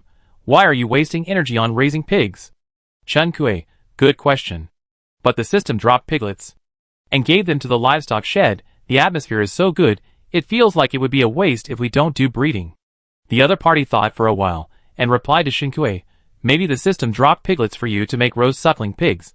Chen Kui, "Oh my, what he said makes sense. But since we have already raised them, and it's not a big deal, Chen Yi has taken care of everything. Chen Kui doesn't care whether the system wants him to eat rose-suckling pigs or to do breeding." Chen Kui marked the pig expert mentioned, and used the prop postpartum care for sows in her hand on the sow. The sow was not yet ready to reproduce piglets. Chen Kui used the prop, but the object did not react. It was not surprising. Before obtaining this prop, Chen Kui planned to wait until these pigs grew up and then kill and eat them. Now the prop provides her with a sustainable way of pig farming. The 3 intermediate fate treasure chests were placed in the courtyard again. Chen Kui held the Qingxuang sword and began to open the treasure chests. Lamite steel block plus 3, volcanic lava plus 7. Eye silk eye mask plus 1, silk pajama set plus 1, retro snack pack plus 1. Chen Kui had a hunch that there would be a monster in the last treasure chest of destiny, and it turned out to be a monster. It was just a sea-level crocodile, unlike the B-level monster that Chen Kui had expected. Crocodile leather bag plus 1, crocodile meat plus 4, crocodile leather plus 3. Chen Kui put all the messy things he had harvested today into the storage room. At this time, a buzzing sound came from his stomach, and Chen Kui felt a little hungry. She hadn't eaten dinner yet. After putting dinner on the table, Chen Kui caught a glimpse of the container she had placed in the corner. She had finished making apple cider vinegar. Chen Kui collected the finished product. Apple cider vinegar plus 16. Light up the recipe. Apple cider vinegar. The apple cider vinegar that Shinkue made based on her previous experience in the food game actually passed the system's appraisal. The recipe for apple cider vinegar was thus lit up. After that, she wouldn't have to spend as much time and effort as before to make apple cider vinegar. Shinkue took a portion of apple cider vinegar and placed it on the table as a drink, and gave a portion to each of her friends. Those who ate late are now sitting at the table. The apple cider vinegar that Shinkue gave was just the right amount, quite refreshing. In return, Suze gave Shinkue a bottle of oyster sauce. Shinfang gave him a bottle of Coke. Bai he gave her a plate of pickled radish that he made himself. When Yin Yuan entered the mermaid realm before, Shinkue gave him many days' worth of food at once. He hadn't finished eating yet, so Shinkue didn't give him food on time for the past 2 days. Yin Yuan gave Shinkue all the ingredients he got from killing monsters, but when he was exploring the island today, he found a field of sunflowers that were in full bloom. He picked a dozen of them and put them in his backpack. Now Shinkue sent apple cider vinegar. Yin Yuan sent a bouquet of sunflowers as a return gift. Shinkue put the bouquet in a vase beside him. Flowers are really an atmosphere artifact. After putting the flowers, Shinkue's entire shelter looked much warmer. Shinkue, do you have sunflowers on your island? Yin Yuan, yes, if you like, I will pick some for you every day. Of course I like it. No girl doesn't like flowers. But it's a waste to just pick them and use them as flower arrangements. Shinkue, will you give me some when the melon seeds grow? I want to make fried melon seeds. Yin Yuan, okay. After dinner, Shinkue used the stove to make some food and put it in her backpack. She made 3 purple weapons in succession, and was ready to finish today's work. The foot bath bucket she caught today just happened to replace the foot basin she usually used. She soaked her feet, and went to sleep. Her sleep quality was amazing. Yin Yuan, however, had some insomnia. The noise of the beasts attacking at night was one thing, and there was also his own reason. After a night of random thoughts, her already poor sleep quality was even more precarious. The next day, Shinkue got up, washed up and went out, and finally saw Shinyi and Shinair. After she returned to the shelter, she could not meet these two, either because Shinkue went out late or the 2 little ones went to bed early. When Shinkue saw Shinyi was autistic next to the pile of stones where Xiaohong was sleeping. Shinkue checked Xiaohong's detoxification progress, and found that it had increased to 16% today. She was very happy to take 2 sunflowers, and wanted to put them on Xiaohong's pile of stones. When she got closer, she found that Shinyi was hiding behind the pile of stones. The mood status bar shows that the other party is in a low mood. What's wrong? Shinkue called it. Did she finally realize that working for others is not a job for humans, nor a job for bears? Hearing Shinkue's voice, Shinyi perked up a little and greeted her. I don't want to raise that chicken anymore. Chicken? Her eggs have hatched? Shinkue thought the eggs were eaten. Shinyi pointed to the chickens wandering across the pond. The chickens looked lively, and occasionally called out with full energy. Shinkue was happy for less than 2 seconds, and noticed Shinyi who was in a bad mood again. What's wrong with it? This sentence seemed to turn on a switch in Shinyi. Shinyi cried, it pecked my hair. As he said that, he turned around and showed his back to Shinkue. Shinkue carefully checked and found that there was a place on the lower back of Shinyi's back, where the hair seemed to be thinner. If it was thinner, he would be bald. Shinkue wanted to laugh a little bit, but seeing Shinyi's grief and anger, he changed his tone. How could it do this? Since someone shared the same hatred with him, Shinyi seemed to have a backer, and complained to Shinkue, completely forgetting that Shinkue was the culprit who made him raise chicks. Logically speaking, the chicks could not reach Shinyi's position. However, the chicks had no place to live after hatching, so Shinyi took them to live in Bunny Bears. Then I don't know what kind of hobby this chick has. When Shinyi fell asleep, he liked to peck at his hair, which was fine, but he also picked a specific place to peck. Shinyi was about to become autistic. Shinkue coughed lightly. I build a nest for it, and won't let it sleep with you in the future. After saying the solution, Shinkue comforted it again. Thank you for your hard work. I had some honey for you today. With honey, Shinyi's injured heart was healed, and he stopped caring. After a while, he happily took Shinair and the chicken out to play. Chapter 77. Shinkue watched the 2 little bears leave the courtyard with a fluffy chick. Outside the shelter, pigs, cows, and sheep were grazing. Shinkue retracted her gaze, and sprinkled a handful of fish food into the pond. She got up early today, and it was not yet 7:30. Shinkue had seaweed wontons for breakfast. The seaweed wontons were still in a state of being just out of the pot. I didn't feel it when I was cooking the wontons, but now when I took them out of my backpack, the smell of wontons and the fresh fragrance brought by seaweed hit my nose. When Qinkui smelled the smell, her appetite was instantly opened. A bowl of hot wonton soup in the morning in winter is the ultimate enjoyment. But it is not winter now. Although it is still morning, Qinkui can already feel the heat. This bowl of seaweed wonton can only be eaten while cooling it down. Even so, Qinkui still feels like his ceiling is burned after eating it. After breakfast, Qinkui sweats a little. Inspired by the success of apple cider vinegar in lighting up the recipe, Qinkui decided to make persimmons brought back from Qinfang Island into persimmon cakes today. Making persimmon cakes is not difficult. Qinkui found his largest container, washed the persimmons in his hand, carefully peeled them, strung the orange persimmons with a line, and hung them neatly outside the shelter. Such golden fruits hanging in rows make people feel happy just by looking at them. Qinkui hurried to process all the persimmons in his backpack before today's broadcast began, and hung them on the line. Today's broadcast brought a message. The faction war in a large area of the world has basically come to an end. Adeo. Both sides will have their wins and losses. In my opinion, the settlement of the faction wars in all worlds will be completed by the day after tomorrow at the latest. Agu. Judging from the number of humans left in each world now, after the faction wars end, some worlds will merge, which may bring some interesting reactions. If you are interested, you can continue to pay attention to the GD channel. World fusion? This may be the most important news conveyed by today's broadcast. Adeo. In fact, I am more concerned about the fact that we will soon have countless listeners. Agu. Yes, it's exciting just to think about it. Hearing this, Qinkui guessed that this settlement might give radios to the surviving players. If she guessed right, that would be a good thing. Adeo. Today we received a lot of letters from listeners. Everyone wants to know what our radio station will broadcast after the faction war ends. Agu. To be honest, our radio station is actually discussing this issue. We also want to hear your opinions. If you have anything you want to hear, you can write to us. Adeo. GD channel will choose the direction that everyone is interested in. Although Adeo and others said so, players still don't know how to write to the radio station. So Qinkui didn't know who the GD channel wanted to give it advice. It can't be all NPCs. Are there so many NPCs in this world? Agu. Let's stop here for today's topic. Let's move on to the last item of today, weather forecast. Tomorrow will be another sunny day. The weather seems to be sunny all the time recently. Qinkui's dried persimmons will be made smoothly. After listening to the broadcast, Qinkui posted the information he just got to the forum. This continuously updated post is far ahead of all the posts, and firmly occupies the most popular position. She didn't read other players' replies or other interpretation posts. After posting, Qinkui stood up, and put away the various containers she had just put out to make dried persimmons. She hadn't had time before, but Qinkui actually had a lot of trivial things to do.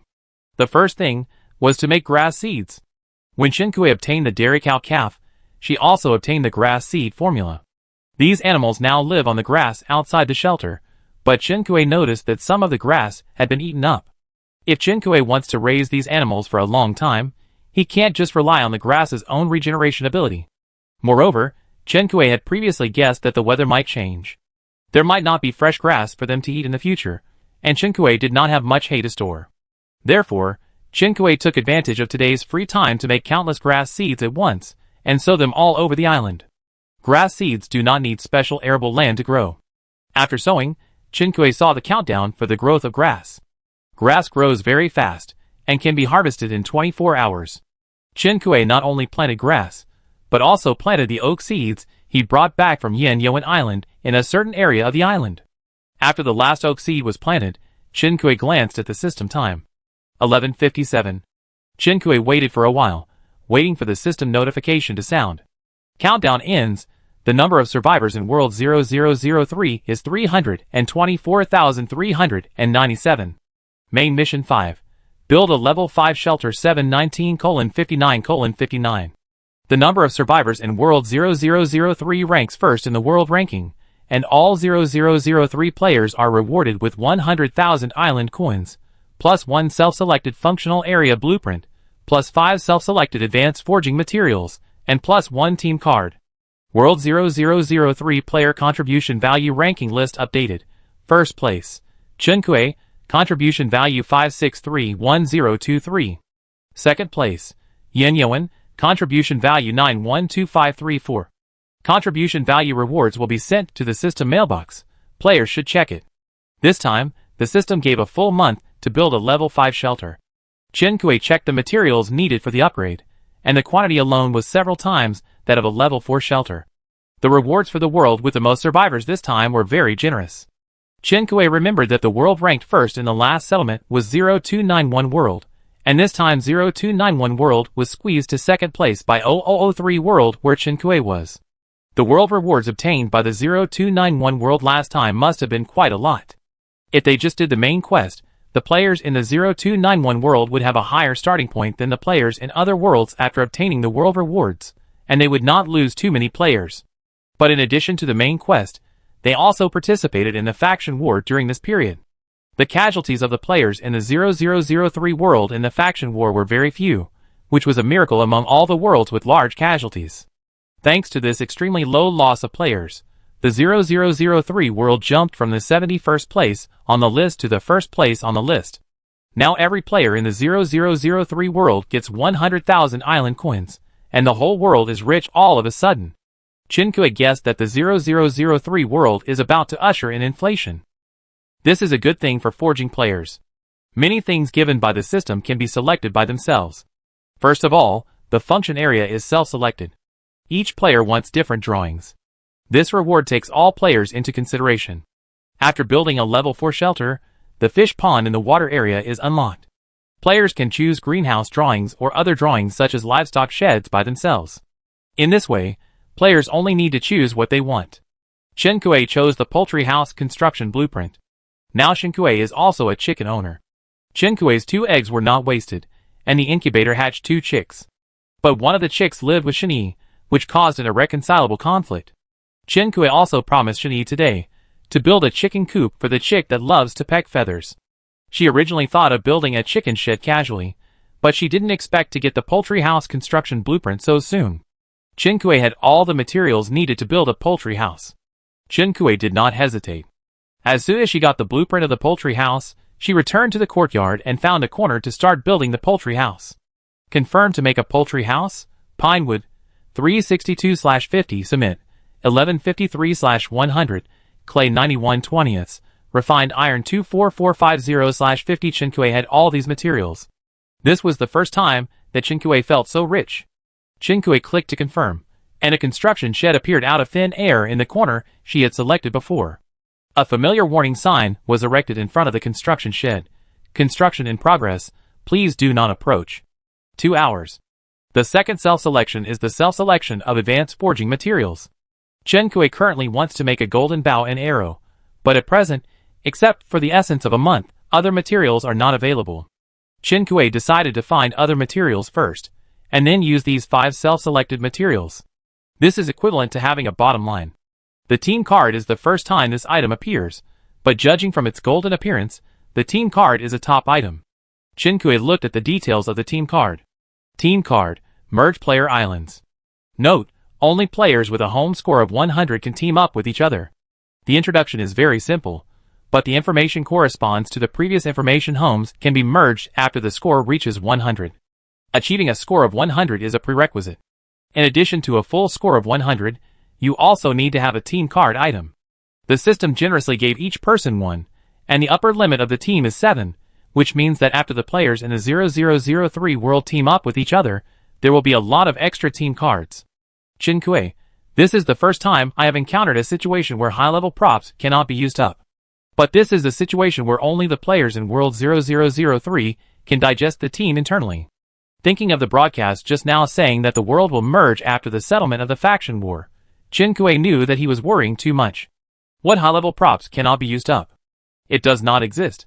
Team cards are now in everyone's hands in World 0003, but for players in other worlds, they may be very precious props that are hard to come by. After all, Chen Kui checked the system mall. He originally wanted to see the price of team cards in the system mall, but he didn't expect that this prop was not on sale at all. The last time Chen Kui wanted to buy but couldn't, it was mermaid blood, but mermaid blood is not a precious item in comparison. In other words, this item can only be rewarded by the system, and one less item is needed when one is used. It is a legendary item. Finally, there is the contribution value package. Yin Yuan was not in the top 10 of the contribution rankings last time, but this time he jumped to second place.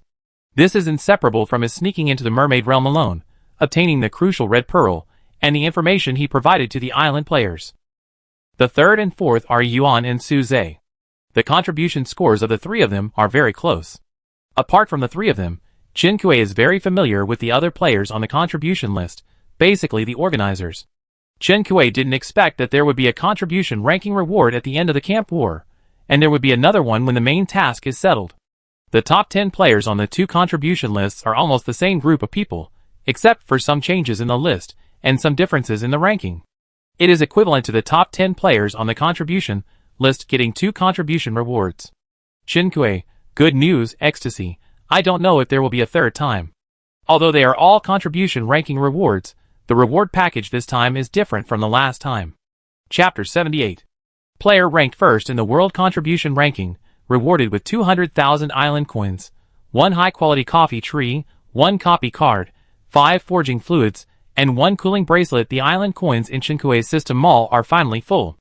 Before attacking the mermaid realm, in order to buy the mermaid map, Chen Kui launched a crowdfunding. After the 0003 World Faction War ended, Chen Kui listed the details of the purchased items in the post one by one. After calculation, it was found that there was actually not much island coins left from the crowdfunding. Because in addition to buying the mermaid map, there are other expenses. For example, the drug to deal with the mermaid princess, the mermaid candles needed for sacrifices at the human ruins, etc. These are definitely not enough with Chen Kui's personal assets, and Chen Kui bought them with crowdfunding money. The remaining 2 island coins per person, each player will share it equally. Now Chen Kui has 6 figures in island coins. More than 400,000 island coins lie quietly at the top of the mall, and that string of numbers carries the fragrance of wealth. Chen Kui is like a poor citizen who has suddenly become rich, constantly checking his bank balance, closing and opening the system mall page, closing and opening again. When the page opened, he stared at the number on the top and laughed. When the page closed, he couldn't help but confirm it again, and then laughed. Chen Kui raised the corners of his mouth, humming a song to check other rewards issued simultaneously. This coffee tree is something. High-quality coffee tree. Produces high-quality coffee beans plus 5 every day. Note, high-quality coffee beans can be used to make refreshing coffee, increasing physical strength by 20. It appeared. The first item that can increase physical strength. When the faction war ended in the 0003 world, the system broadcast mentioned that the physical strength limit was unlocked. Chen Kui thought at the time that it meant that players could ignore the mermaids and use their stamina whenever they wanted. Unexpectedly, what was unlocked was the way to obtain stamina. It was no longer a constant 100 stamina points per day. Players could obtain supplies by increasing their stamina points and repeatedly using survival tools. Although there were only 6 treasure chests per day at most, as long as there was stamina and supplies, there was no need to pick and choose whether it was a treasure chest. Coffee trees only needed a piece of land for planting. Chen Kui went into the greenhouse and cleared a piece to plant. After planting today, we need to harvest coffee beans tomorrow. Chen Kui continued to look at the next reward. This time the system gave Chen Kui a copy card. Chen Kui had received one of this kind of card props last time, which was the upgrade card. At that time, in order to contract Xiao Hong, Chen Kui used it to upgrade the advanced pet contract. Judging from the effect of the last use, this kind of card prop is quite useful, and it will be a big surprise if used well. Copy card. Can copy most objects.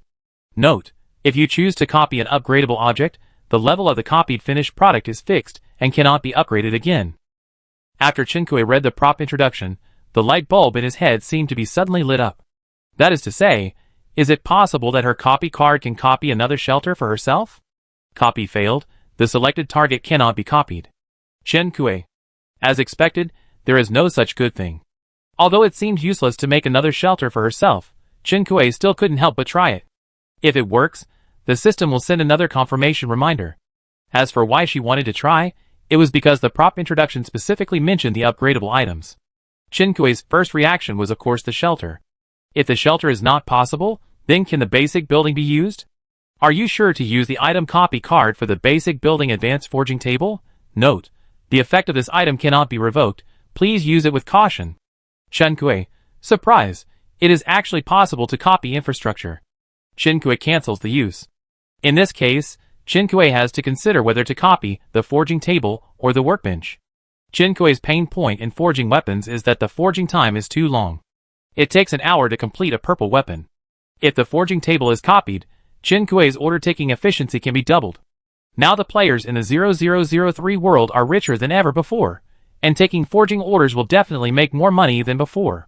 But what Chin-Kuei wants to copy more is the workbench. Her workbench has been saturated with work for a long time. Every day, she works diligently to make materials and desalination devices for Chin-Kuei, but there is still a long production team. If the workbench was a person, working under Chin-Kuei, working as soon as he opened his eyes every day, he might have died suddenly. After weighing the pros and cons, Chin-Kuei decided to copy a colleague for the workbench. She is now preparing to upgrade the workbench, and it is definitely not cost-effective to copy before the upgrade. Get an intermediate workbench immediately, and wait to get an advanced workbench. Normal people know which one to choose. Chin-Kuei took out today's lunch. While eating lunch, he checked the last prop he got. Cooling bracelet can regulate the user's body temperature, and the effect is excellent when used in extreme environments. There is no pattern on the bracelet, and it looks like an ordinary ring of metal. It was cold to the touch. Chin-Kuei turned the bracelet over and over to look at it. This kind of bracelet also exists in the real world, and its function is also to regulate body temperature. However, its function is similar to that of a cooling patch or a heat pad. According to the introduction, the effect of this prop bracelet on her hand is not comparable to those bracelets in the real world. Chin-Kuei put on the bracelet. The cold metal texture touched the skin of her wrist, and Chin-Kuei was frozen. It took a long time for Chin-Kuei to adapt to the strong sense of coldness of the bracelet on her wrist. After lunch, the silver ingots on the workbench were just finished. The materials for upgrading the workbench were gathered. The advanced workbench that Chin-Kuei had been waiting for a long time was finally made. Congratulations to player Chin-Kuei for unlocking the advanced workbench for the first time, rewarded with +1 gathering skill book, +1 trap blueprint, +1 paper crane, +2 watermelon seeds, +3 arable land. The first unlocking reward for the advanced workbench this time was within Chin-Kuei's expectations. However, compared with the reward obtained from unlocking the intermediate workbench last time, the rewards feel similar. Since the skill book can't be sold at a good price now, Chin-Kuei simply uses the gathering skill book for herself. Intermediate gathering, 31 out of 100. The gathering skill needs a lot of gathering actions to upgrade. Chin-Kuei unlocked the gathering skill relatively late, and didn't stay on her island for a long time after unlocking it, so before this skill book, she was still a primary collector. The little experience bar that rose was pulled up in the Amano Trench. Chin-Kuei put the trap blueprint on the player trading center for sale. She had previously used traps to help kill the wild boars. Traps are also traps, but Chin-Kuei can now easily kill B-level monsters without trap blueprints. If it is an A-level monster, it is estimated that setting traps will be useless. If you want to deal with wild boars again, the time to set traps is enough for Chin-Kuei to kill them twice. There is no way one force can defeat 10 skills.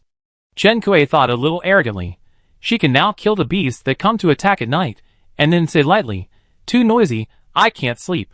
Another reason is that there are not many wild animals on Chin-Kuei Island, so it is not very useful for Chin-Kuei to make traps. Therefore, Chin-Kuei not only sold the trap blueprint he had just obtained, but also sold the 3 animal traps that he had thrown in the storage room and accumulated dust. Because Chin-Kuei had used it once, the durability was consumed a little, but when it was sold secondhand with a little depreciation, there were still many people willing to pay for it. The 1,000 paper cranes are a one-way communication prop, and they are disposable. It becomes invalid after one use. It can directly achieve the burn after reading operation in some fairy tale movies and TV series. Chin-Kuei throws these messy things into the pigskin backpack. It's just 1,000 paper cranes, which doesn't take up space. There's nothing to say about watermelon seeds and plantable land. Chin-Kuei's greenhouse is full. While he has sufficient supplies now, Chin-Kuei starts to build a second greenhouse next to the original one. Under construction, please don't approach. 2 hours. The greenhouse began to be built, and Chin-Kuei returned to the shelter to confirm that the copy card was used. Copy card used successfully. Advanced workbench +1. A golden light appeared with the system prompt sound. Chin-Kuei closed her eyes subconsciously because of the golden light. She opened her eyes after hearing the system prompt sound, and the dazzling light had disappeared. 2 identical workbenches appeared in front of her. One of them was just upgraded by Chin-Kuei. Chin-Kuei smiled and immediately assigned tasks to the 2 workbenches. One continued to make the desalination device, and the other was prepared to be kept for making ore alloy.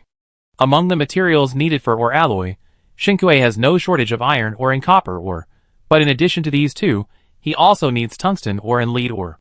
Fortunately, Shinkue had foresight and created an ore mutual aid group. From the time the group was created to now, although some people's avatars in the group have turned gray, group members continue to invite other players to join the group. The number of group members has increased and decreased, and the number has nearly doubled since Shinkue created the group. After placing the materials needed for ore alloy on the second workbench, the two workbenches worked synchronously, working diligently for Shinkue. Shinkue clapped her hands and left the shelter to the beach. She hadn't caught any treasure chests today. If she waited until the evening to catch them again, she would only catch 3 treasure chests of destiny. The 3 treasure chests she caught during the day were wasted. Bronze treasure chest +1. Bronze treasure chest +1. Bronze treasure chest +1. Noise reduction earplugs +1. Big iron pot +1. After using up 50 stamina, Shinkue decided to stop while she was ahead. She would save the remaining stamina for the evening. Today's luck was not bad. The 3 treasure chests Shinkue caught were all bronze treasure chests.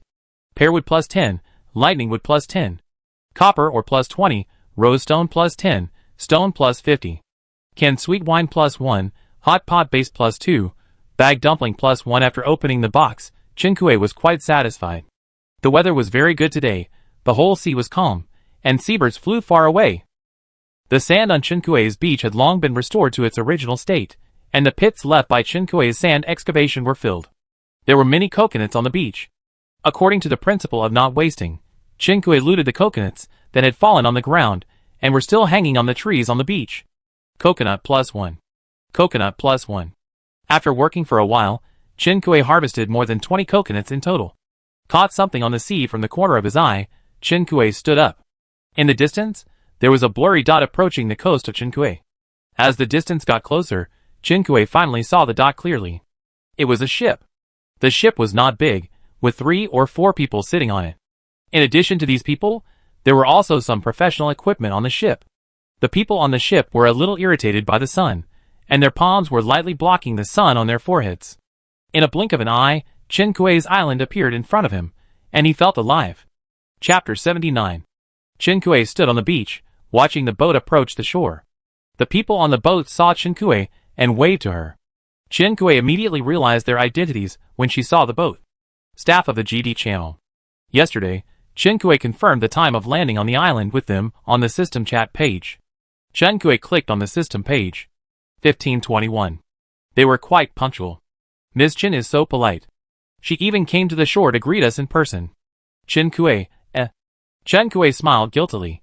It's my duty. The girl who greeted Shinkue was about 27 or 28 years old, with neat short hair and light makeup on her face. There is a subtle difference in the tone of the voice in reality and through the radio. But Shinkue recognized that it was Adeo's voice. Sure enough, the next second the other party introduced herself to Shinkue. Miss Chin, I have heard of you for a long time.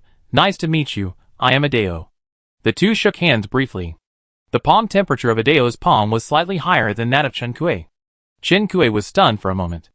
Others on the boat were moving equipment out of the boat.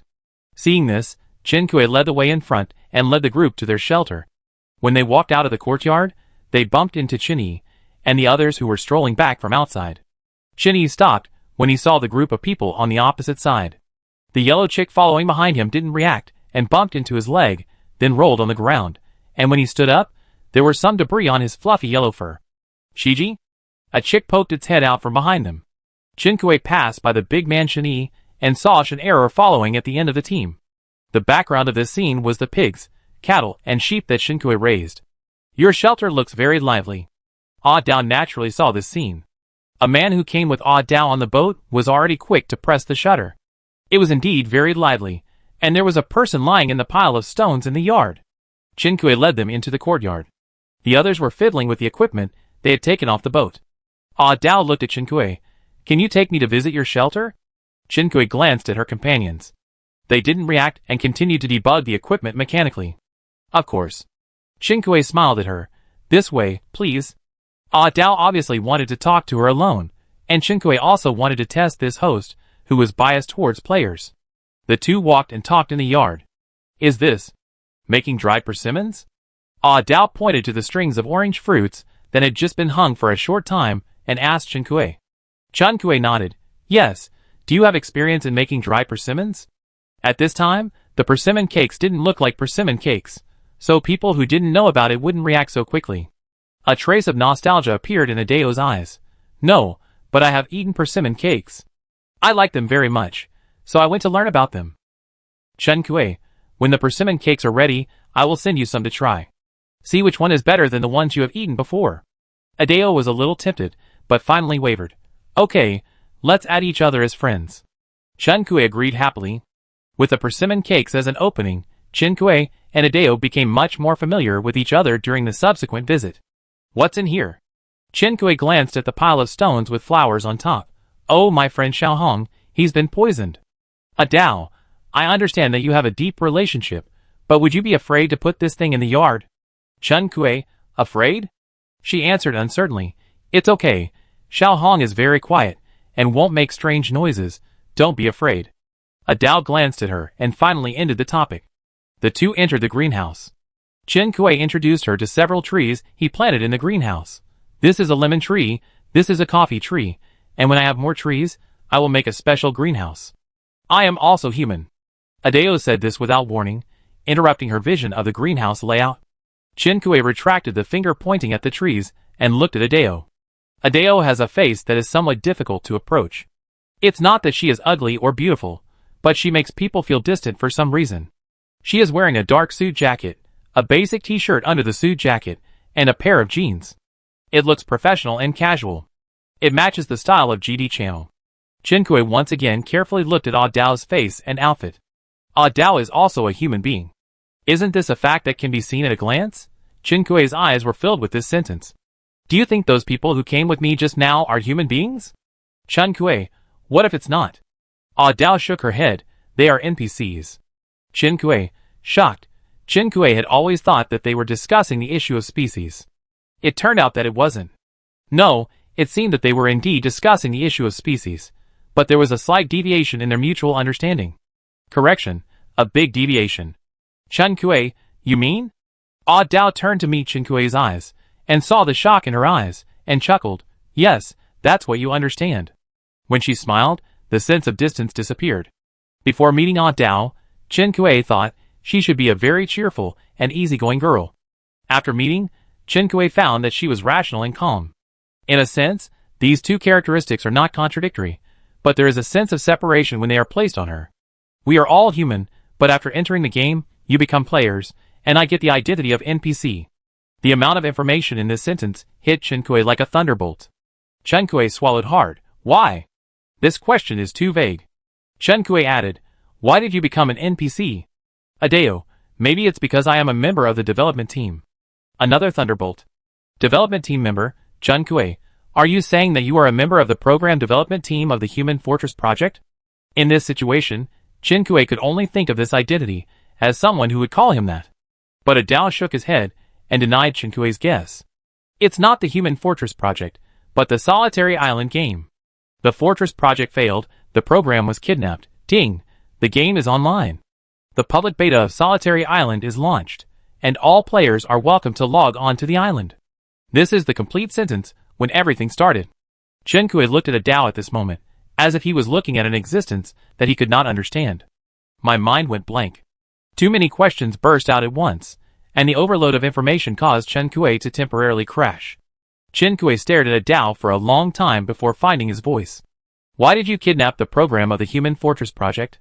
Pulling everyone into a dangerous copy and joining the life and death chase they set. What is their purpose? Adao saw Chen Kuei leaning back, and his breathing became rapid unconsciously. This was a subconscious defensive action. She looked at Chen Kuei, and the smile on her face gradually faded. The feeling of being inaccessible before reappeared. She looked at Chen Kuei. If I tell you that the Human Fortress Project is a scam, will you believe it? Will Chen Kuei believe it? When I first entered the game, a player said that he had participated in the construction of the real copy, and the Federation invested countless manpower and financial resources in the Human Fortress Project. Chen Kuei still remembers that he went to see the player's information on purpose. Later, he continued to pay attention to the player, and then found that one day the player's avatar turned gray silently. Chen Kui knew that the Federation's investment was not fake. Chen Kui's friend once told her that he was employed by the Federation and was building a reality copy. She tended to believe her friend. Reality copies exist. How could the Human Fortress project be a scam? She did not answer whether she believed it or not, but looked at Adao and asked, "Why are you telling me this?" Adao did not answer her question. She spread her palm and handed the thing in her hand to Chen Kui. Chen Kui looked at her suspiciously and picked up the item in her palm. It was a maple leaf-shaped brooch. Chen Kui found out after getting it that the brooch was a storage space, not very big. Inside was mysterious machine blueprint fragments. Chen Kui looked at Adao in confusion. What does this mean? That's right, the brooch only contained 3 pieces of mysterious machine blueprint fragments. Adao, you will use them. She took the empty brooch back. NPCs cannot send objects through system transactions like players. She brought these 3 pieces of mysterious machine blueprint fragments in the brooch. We've been in the greenhouse for too long. It's time to get out. She turned and left. Chen Kui, wait. What kind of scam is this? What's the purpose of the Lonely Island game development team? Why did Adao give her the machine fragments? And why did he give it to her? She didn't know anything yet. But Adao had already left the greenhouse. Chen Kui chased out of the greenhouse. The NPC who had been debugging the equipment saw her and immediately waved at her. "Ms. Chen, we can start the interview." Chen Kui turned around and saw the NPC placing a bouquet of flowers next to a certain location. After reading the interview script, Adao did not even look at Chen Kui. She refused to communicate again. Chen Kui glanced at these NPCs and finally restrained her desire to inquire. She looked around the surrounding environment. Aren't we broadcasting? Why do we need to arrange these? Chen Kui pointed to the curtain and the headlight. There was also a camera in the hand of a certain NPC. The camera was understandable. Even if it was broadcasting, the product needed a cover when it was put on the shelf. We may upload the video interview later, but it may not be realized.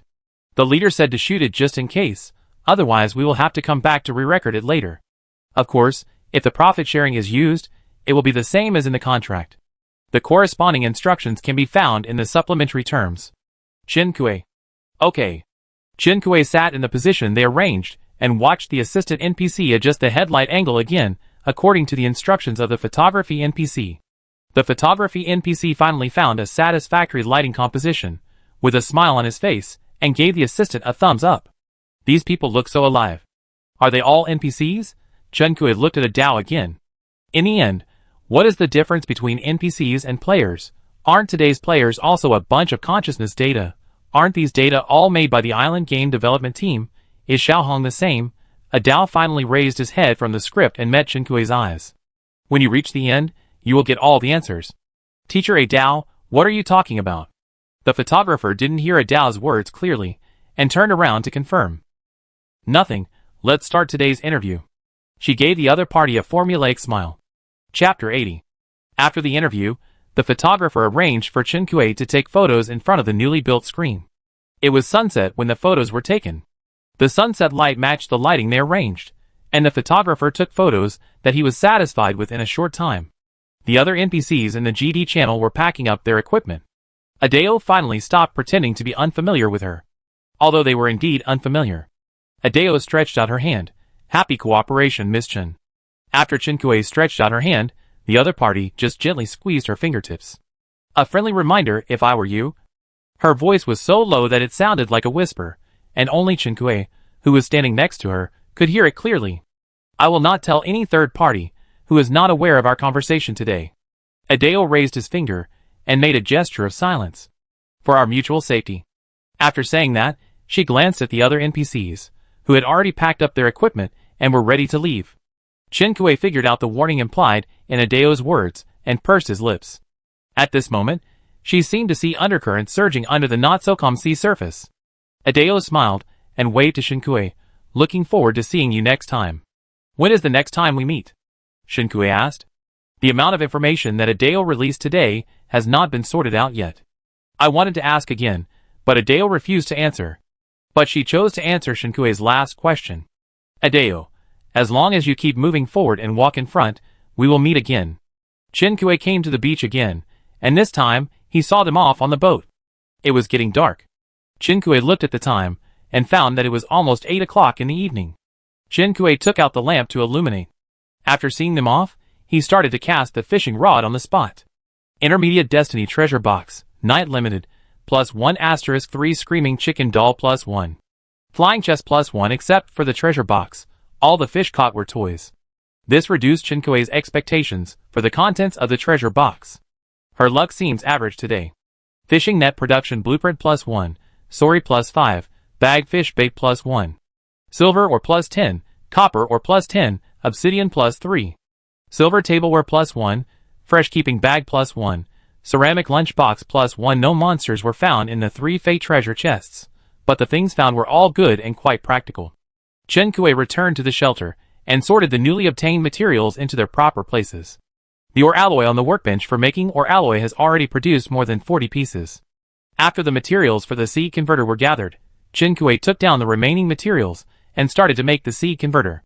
Chinkue had wanted to make a seed converter for a long time, especially after she found that the greenhouse was not restricted and she could make many as long as she had the materials. This idea became stronger.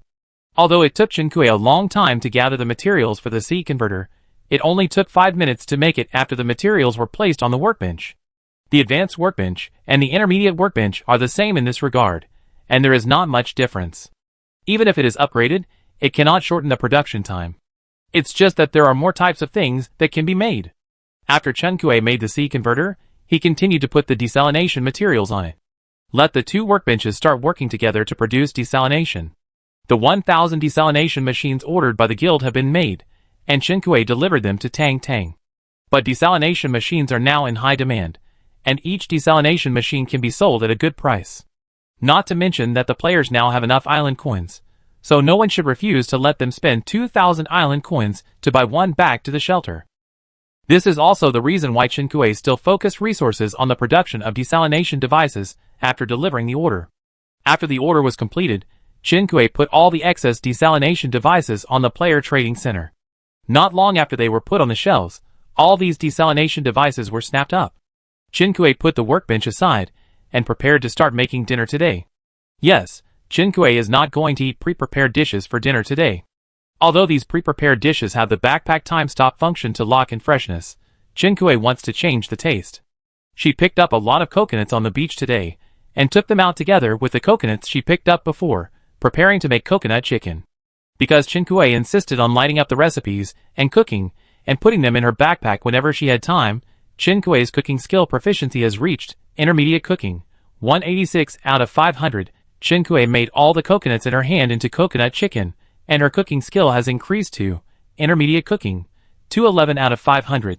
She still has 5 dishes left in her pork recipe that have not been unlocked. After all of them are unlocked, she will increase her skill points by 300, which is enough to unlock advanced cooking skills. However, Chinkue doesn't want to cook anymore today, and some dishes are not enough. If she wants to cook, she has to buy materials in the player trading center or the system mall. Chinkue also sent a portion of dinner to Yen-Yoan. One reason was that she estimated that Yen-Yoan should have eaten most of the food she had sent him before, and the other reason was that she had something else to ask Yen-Yoan. I remember you have lizards on your island, right? Yen-Yoan replied quickly. Do you want it? Lizard meat has never been on their menu, so Yen-Yoan's first reaction when he heard Chinkue's question was this. Chinkue, no, I don't want lizard meat, I need lizard blood. Help me get some lizard blood, and I trade it with you for whatever you need. Yen-Yoan, okay. Not long after, Yen-Yoan sent 2 bottles of lizard blood. This speed can only mean that Yen-Yoan is still on his island, and has not returned to the shelter. It was dark. What was going on with Yen-Yoan? Chinkue couldn't figure it out, so she simply stopped thinking about it. Chinkue, what do you want? I trade with you. After a while, Yen-Yoan replied, if you have time, help me forge it. Chinkue didn't have many orders on hand now. She agreed immediately. Soon, Yen-Yoan sent the forging drawings and materials, as well as Chinkue's labor fee. Yen-Yoan wanted to make a purple weapon. Chinkue had noticed before that when Yen-Yoan fought the mermaids in the mermaid realm, he still used the red tang sword she made. After upgrading to level 4, every player has a purple weapon blueprint. Many players are already making improved weapons. It seems that Yen-Yoan's weapon is still a necessary weapon. I didn't have island coins before, and I didn't collect all the weapon materials, so I used a red weapon. Yen-Yoan answered Chinkue's question. The more important reason is that the weapons forged by Chinkue have bonuses. Even if Yen-Yoan holds a red weapon, It is not much worse than the purple weapons forged by other forging players. Yin Yoan suddenly became rich after the end of the faction war. In addition to the 100,000 island coins issued by the survival system, Yin Yoan, as the second player in the ranking, also received a lot of rewards. Although he gave generous tips before, he was actually a poor guy.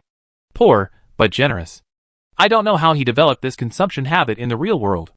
The purple weapon Yin Yoan wanted to forge was a heavy sword.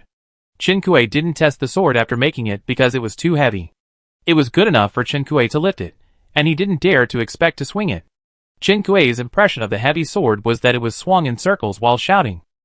When comes to Wushan, Chen Kuei gave the forged heavy sword to Yin Yoan. Yin Yoan seemed very satisfied and gave Chen Kuei 500 island coins as a tip. After receiving it, Chen Kuei replied, "Thank you, boss. You are welcome to join the forging process anytime." After finishing Yin Yoan's heavy sword, the lizard blood sent by Yin Yoan also had a use. Chen Kuei began to make a teleportation array. She first made 2 teleportation arrays, one placed in the shelter, and one temporarily placed in the backpack.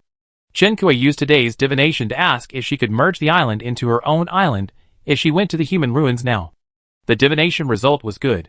The materials for upgrading the level 5 shelter this time require some golden nanmu, which is not much, and it is not impossible to buy it in the system mall, but Chen Kuei knows where to find golden nanmu, so he doesn't want to waste island coins. Moreover, Chen Kuei has a subtle feeling of I have seen clearly what materials you have with the forging notes, and you are my island after rounding up. Therefore, after arranging the materials on the workbench, Chen Kuei took the reduced model of the Freedom Arc to the seaside. Chen Kuei can now adjust the size of the Freedom Arkansas. When Chen Kuei went out to sea alone, he reduced the size of the Freedom Arc to half the size of a small yacht. After setting the destination, Chen Kuei started to let the free arc move automatically, washed up, and went to sleep. Chen Kuei, sleeping time cannot be wasted. GIF. After the free arc became smaller, the driving speed increased a lot. At noon the next day, it arrived at the destination. Chen Kuei was still a little dazed when he woke up on the boat in the morning, but he quickly realized that he was on the way to the human ruins. Looking at the driving time, it will take 6 or 7 hours to arrive. In fact, after experiencing the lively journey with many players before, it is inevitable that there will be some gaps when drifting alone on the sea. Fortunately, Chen Kuei has a strong heart. After getting up and having breakfast, he sat on the deck and fished while browsing the forum. The tone of the forum these 2 days was celebrating, but Chen Kuei saw an unusual post. The poster was a girl. The poster and her sister were lucky enough to be assigned to the 0003 world together, and survived so many life and death crises before. But after the faction war ended, her sister's avatar suddenly turned gray yesterday. Poster, my sister clearly told me her plan yesterday, saying that she would stay in the shelter all day to study the recipe, and would not go out. How could she suddenly die? Most of the replies below were asking the girl to mourn, and only a few people were analyzing the reason why her sister's avatar suddenly turned gray. The poster posted the chat record in the post, which was the last time she chatted with her sister. Chen Kuei noticed that her sister said she didn't want to go out today and planned to stay in the shelter for a day. Obviously, the poster was not lying. Could there be any danger in the shelter? Chen Kuei searched for the poster's sister. Among the players with the same name and surname, find the post with the gray font. Players die, but the post they posted before they died will not disappear. They will just turn gray like the player's avatar and name. The deceased sister liked to share her daily life, and she would post a post almost every day. Sometimes she shared her feelings, sometimes she exchanged resources online, and sometimes she listed the resource types for her island and looked for players who wanted to go to the island online. There are a lot of such posts, and more than 70% of the players on the forum have done these things. Chen Kuei looked through the posts she posted from the day she died to the day before, and didn't see anything wrong. Chapter 81. It is precisely because of the deviation in such a normal trajectory that people feel uneasy. Chen Kuei poked Su Zhe in the friend channel. What do you think about this matter? Is there any danger that is ignored by the players? Su Zhe read the dynamics of the poster's sister before her death at the reminder of Chen Kuei. Soon, he replied to Chen Kuei, the suspicion of the visitor player cannot be ruled out. Chen Kuei remembered that when she visited Chen Fang's island before, she saw that the visitor accidentally injured Chen Fang while mining. Chen Kuei, but doesn't it mean that the island owner can choose to eject visitors? Su Zhe, in fact, a player in our guild told me something similar last night. Chen Kuei, question mark. Suze told Chen Kuei that yesterday a player from the Chioshuishenghe Guild made an appointment with a player named Zhong Huai to go to his island to collect resources in order to gather materials for building something as soon as possible. Half of the island landing fee was paid in advance, and after landing, the player named Zhong Huai personally stayed in the shelter to greet him, and enthusiastically invited him to have lunch before going out to collect resources. So far, nothing unusual has happened. It was the same situation as when Chen Kuei first visited Yan Yuan's island as a visitor. The player from Chioshuishenghe didn't think anything was wrong, and followed Zhong Huai's advice, deciding to eat in his shelter before starting to collect resources. After tasting the mushroom sauce made by Zhong Huai, the player began to feel dizzy. He felt something was wrong, so he left Zhong Huai's island directly. Chen Kuei, you mean, this girl was drugged by a visitor like Zhong Huai, and lost consciousness, so she didn't choose to eject the visitor, and was killed? Suze, I can't be sure, because there is no evidence. This player in our guild is now also doubting whether he was poisoned by eating mushroom sauce made from poisonous mushrooms, or whether the person named Zhong Huai himself had bad intentions. Chen Kuei, Indeed, according to this, although the poster sister is in a different situation from that player, she clearly stayed in the shelter all day, and the suspicion of a visitor cannot be ruled out. After all, there is no setting for players to be immune to the same team's damage. Suze, because there is no evidence, everything is just speculation. We can only ask guild players to be more cautious when visiting other islands or receiving visitors. Chen Kuei, could many of those grayed out players be killed by fellow players? Chen Kuei couldn't help but think so. Should this be told to all human players, so that everyone can be more vigilant? Suze rejected Chen Kuei's proposal. At present, we don't know whether hunting players really exists. Chen Kuei, it's always right to ask players to be careful. Suze, it may have a counter effect. Now that the players have just won the faction war, they are unprecedentedly united. Saying this now will break the trust between players, and make them wary of each other. At the same time, even if such groups do exist, they should be a minority. If we remind them in a big way, it may give some people inspiration to act. Chen Kuei, then what do you think? Suze, first make sure whether Zhong Huai has any malicious intentions. Seeing that Suze had already made his own decision, Chen Kuei couldn't think of any better way, so she had to give up, and see how Suze would handle it. Be careful of your own safety. Chen Kuei reminded. Although Suze has a great influence and a good brain, his martial arts value is not high. Suze replied after a while, don't worry, I arranged a player with high martial arts value and carefulness to test it. Chen Kuei, that's right. Suze should be aware of his martial arts value. Even without her reminder, he would not choose to put himself in danger. After all, he is a smart man. There was a pull from the other end of the fishing rod, and Chen Kuei reeled in the rod. Cod +1 after catching 2 fish, the alarm clock rang on time. It was time for the usual broadcast. Chen Kuei returned to the cabin and turned on the radio. Good morning, listeners. Welcome to the GD channel, which brings you the latest gossip and weather forecast every day. I am Egu. I am Adeo. Egu, today I will synchronize the data of various battlefields in the camp war with everyone. Adeo. In the world where the winner has not yet been decided, 40% of the world kings have passed the throne to Princess Murphy, and received the full support of the mermaid elders. 30% of the world humans are fighting mermaids in the mermaid realm, with the help of external support. Egu, what about the remaining 30%? Adeo. The mermaid princes in the remaining 30% of the world chose to force a palace rebellion, but failed. Now the mermaids are busy purging the mermaid princes. In these worlds, Xiaohong seems to be perfectly invisible. I wonder if he played any role in this. Chen Kuei sighed. He is obviously S-level, but he is nowhere to be found in the entire mermaid tribe and the faction war. Speaking of which, from what Egu and Adeo said in the previous broadcast, the guests like Tian Yuan and the others are different from Princess Murphy and the others. Instead, they are a bit like Egu and Adeo.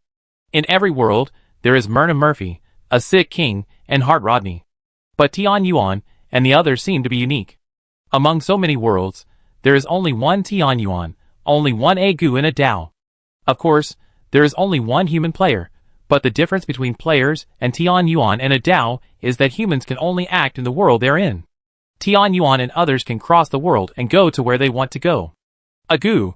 As for the current situation, Professor Harrison said that he has obtained a lot of data, which is very helpful for his research. A Dao. Oh, what is the topic that Professor Harrison is studying? Egu.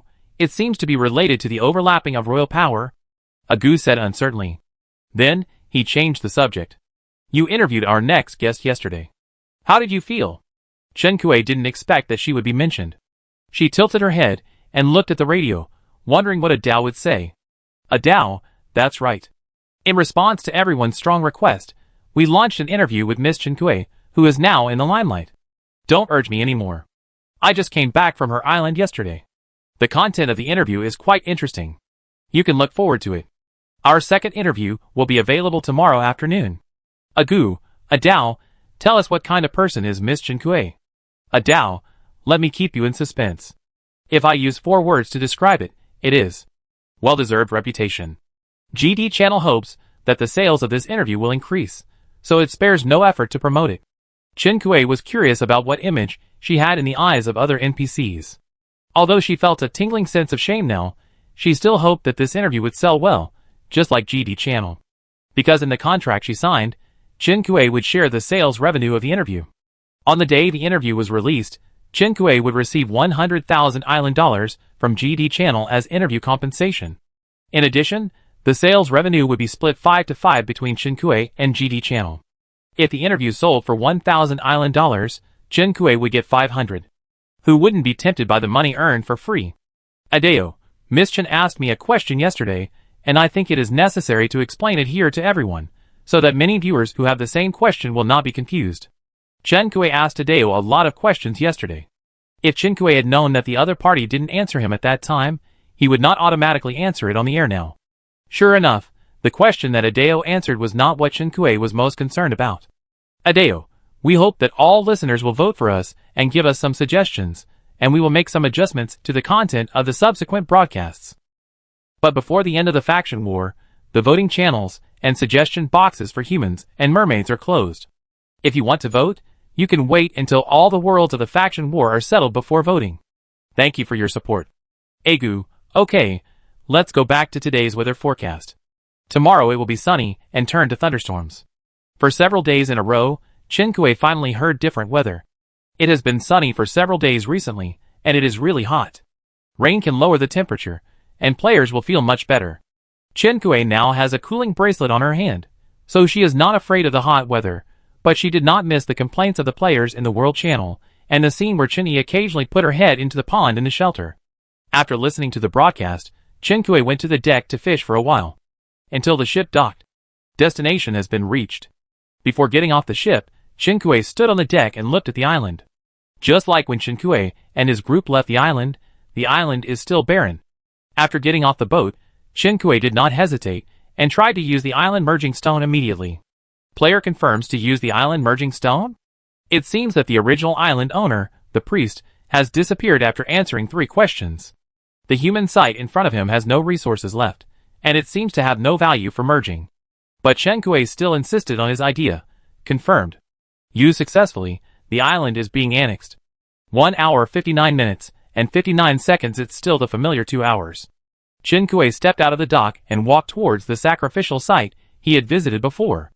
The floor tiles here were all lifted up cleanly.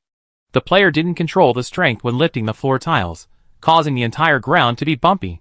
Chen Kuei walked to the hole in the middle with 1 foot deep and 1 foot shallow.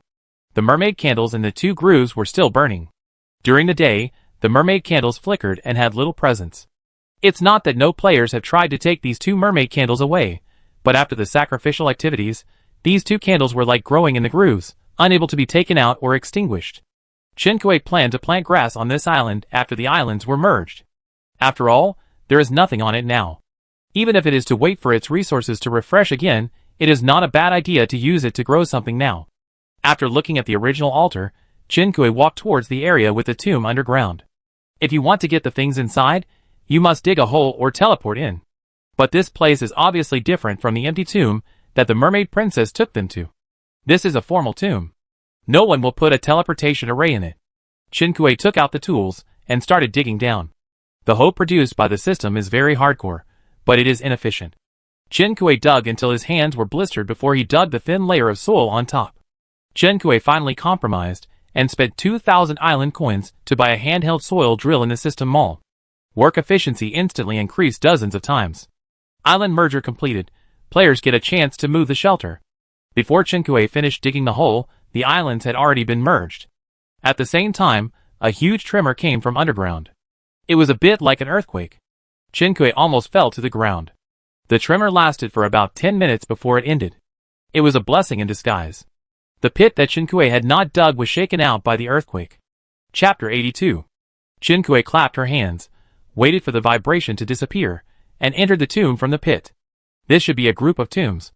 It is not just the tomb of a single person. It is estimated that in the human civilization before this land, the final destination of those who reached the peak of power was here. In other words, Chen Kui was quite surprised. This place is equivalent to the early royal tomb in the old times. There is no mechanism set up in this tomb where Chen Kui settled. She was not idle either, and took away everything she could take away. Golden mask +1. Gold nugget +49. Silver nugget +49. Jewelry box +1. Mahogany dressing table +1. The person buried in this tomb is probably a woman. After Chen Kui cleared out the things in this area, she went to see the coffin in the middle of the tomb. Chen Kui did not open the coffin. This coffin should be made of sandalwood, and Chen Kui has no shortage of sandalwood for the time being. The most important thing is that she has watched many film and television works, and the accidents all happened after the coffin was opened. After Chen Kui finished the search, he left this tomb and headed for the next one. Jade pendant +1. Jade hairpin +1. Inkstone +2. In addition to these things, there are many calligraphy and paintings that have been oxidized and broken into slag in the tomb. It seems that this tomb belongs to a person who likes to read. Chen Kui still let go of the coffin and headed for the next tomb. There are not many burial objects in each of these tombs, but they are all exquisite. Chen Kui found what he wanted after visiting only a few tombs. It was a coffin made of golden nanmu. Chen Kui put the whole golden nanmu coffin into his backpack, left the tomb and took it out to open it. Although it was afternoon, the sun was shining, so Chen Kui felt that he should be more confident in opening the coffin.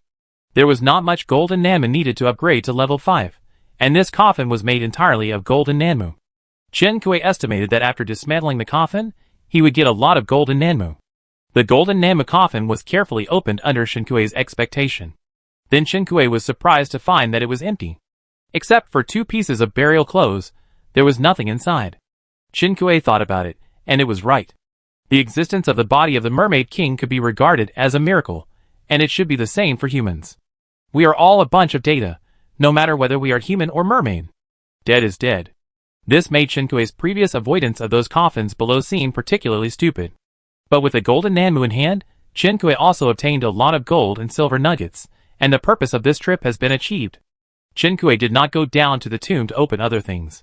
Some of the things here are more valuable for their artistic value than the precious materials. Chen Kui did not expect that the game setting of the ancient civilization here in the human ruins could be so detailed. Chen Kui simply filled up the hole he entered. These things are useless for Chen Kui to take out now, and he can come back when he needs them in the future. After the human ruins were merged with Chen Kui's island, the area of Chen Kui's island became more than 3 times the previous one. Chen Kui checked the map and found that the human ruins had been merged into the farthest place from her shelter. After getting the golden nanmu, Chen Kui placed the teleportation array that she had specially reserved above the tomb group. Then, Chen Kui teleported back to the shelter. After collecting the desalination devices made on the 2 workbenches, Chen Kui placed the golden nanmu coffin on the workbench and disassembled it. From last night to now, nearly 300 desalination devices have been made on the workbench. Chen Kui is still listed on the player trading center. Some of the players chose to trade in island coins, which caused Chen Kui's island coin balance to suddenly become more than 600,000. Chen Kui set his sights on the forging table. Now there are enough desalination devices, and many players are still rushing to buy desalination devices. Chen Kui can use desalination devices to exchange materials and make a master-level forging table. Some of the materials obtained before are also used to make a master forging table. For example, forging liquid, volcanic magma, and lava steel blocks. Chen Kui knocked on Suze again, this time asking if he had any extra volcanic magma and lava steel blocks. Suze moved quickly. Volcanic magma plus 36. Lava steel block plus 11. Chen Kui didn't expect Suze to be so rich. Of course she couldn't take other people's things for free. What do you need? Do you want a desalination device? Suze, later, I want you to help me forge a weapon. Chen Kui, it doesn't take so much to forge a weapon. 2,000 island coins are enough. What do you want to exchange for the extra materials? Suze explained, it's not a purple weapon, it's a gold weapon. I'm still collecting materials now. I contact you when the materials are collected. Golden weapons? Chen Kui is also collecting golden-bound materials, and knows how difficult it is to collect. Suze, golden weapons should be made with a master-level forging table. You should be the first person in the entire 0003 world to make a master-level forging table, and your forging bonus is also the highest in the 0003 world. By then, the orders for golden weapons will most likely be gathered here at Shinkui. These materials are equivalent to me buying a ticket for myself in advance, and I can make up for it when it's not enough. Obviously, both parties were very satisfied with this deal. After asking carefully, Shinkui found out that Suze's golden weapon blueprint was selected from the top 10 rewards of the contribution list at the end of the faction war. This reward seemed to be generated according to what each person needs. Chen Kui chose the essence of the moon and Suze chose the golden weapon blueprint. It must be said that if Chen Kui was given another golden weapon blueprint, although Chen Kui would be very happy, he would fail in the stage of collecting materials. So Chen Kui didn't bother about whether the material was better or the golden weapon blueprint was better. Combined with the materials Chen Kui originally had, the materials for making a master-level forging table only lack 7 lava steel blocks and 9 forging fluids. Chen Kui had all the other basic materials. Chen Kui contacted Tang Tang and asked Tang Tang to help him collect forging fluid and lava steel blocks. Chen Kui could use the desalter to exchange them. Less than an hour after communicating with Tang Tang, Tang Tang had collected all the materials Chen Kui needed. Confirmed to upgrade to master-level forging table? Note, required materials: volcanic magma 54/50ths, lava steel block 20/20ths, forging fluid 20/20ths, refined iron 27120/100. Confirm upgrade: forging table upgrading, 7 hours 59 minutes and 59 seconds. It takes 8 hours to upgrade the forging table. It is not even 4 p.m. now, which means that it will probably take until after 12 p.m. tonight to complete the forging table. The golden Nanmu on the workbench is decomposed, and Chen Kui clicks to collect it. Golden Nanmu plus 172. Each player in the level 5 shelter needs 10 pieces of golden Nanmu.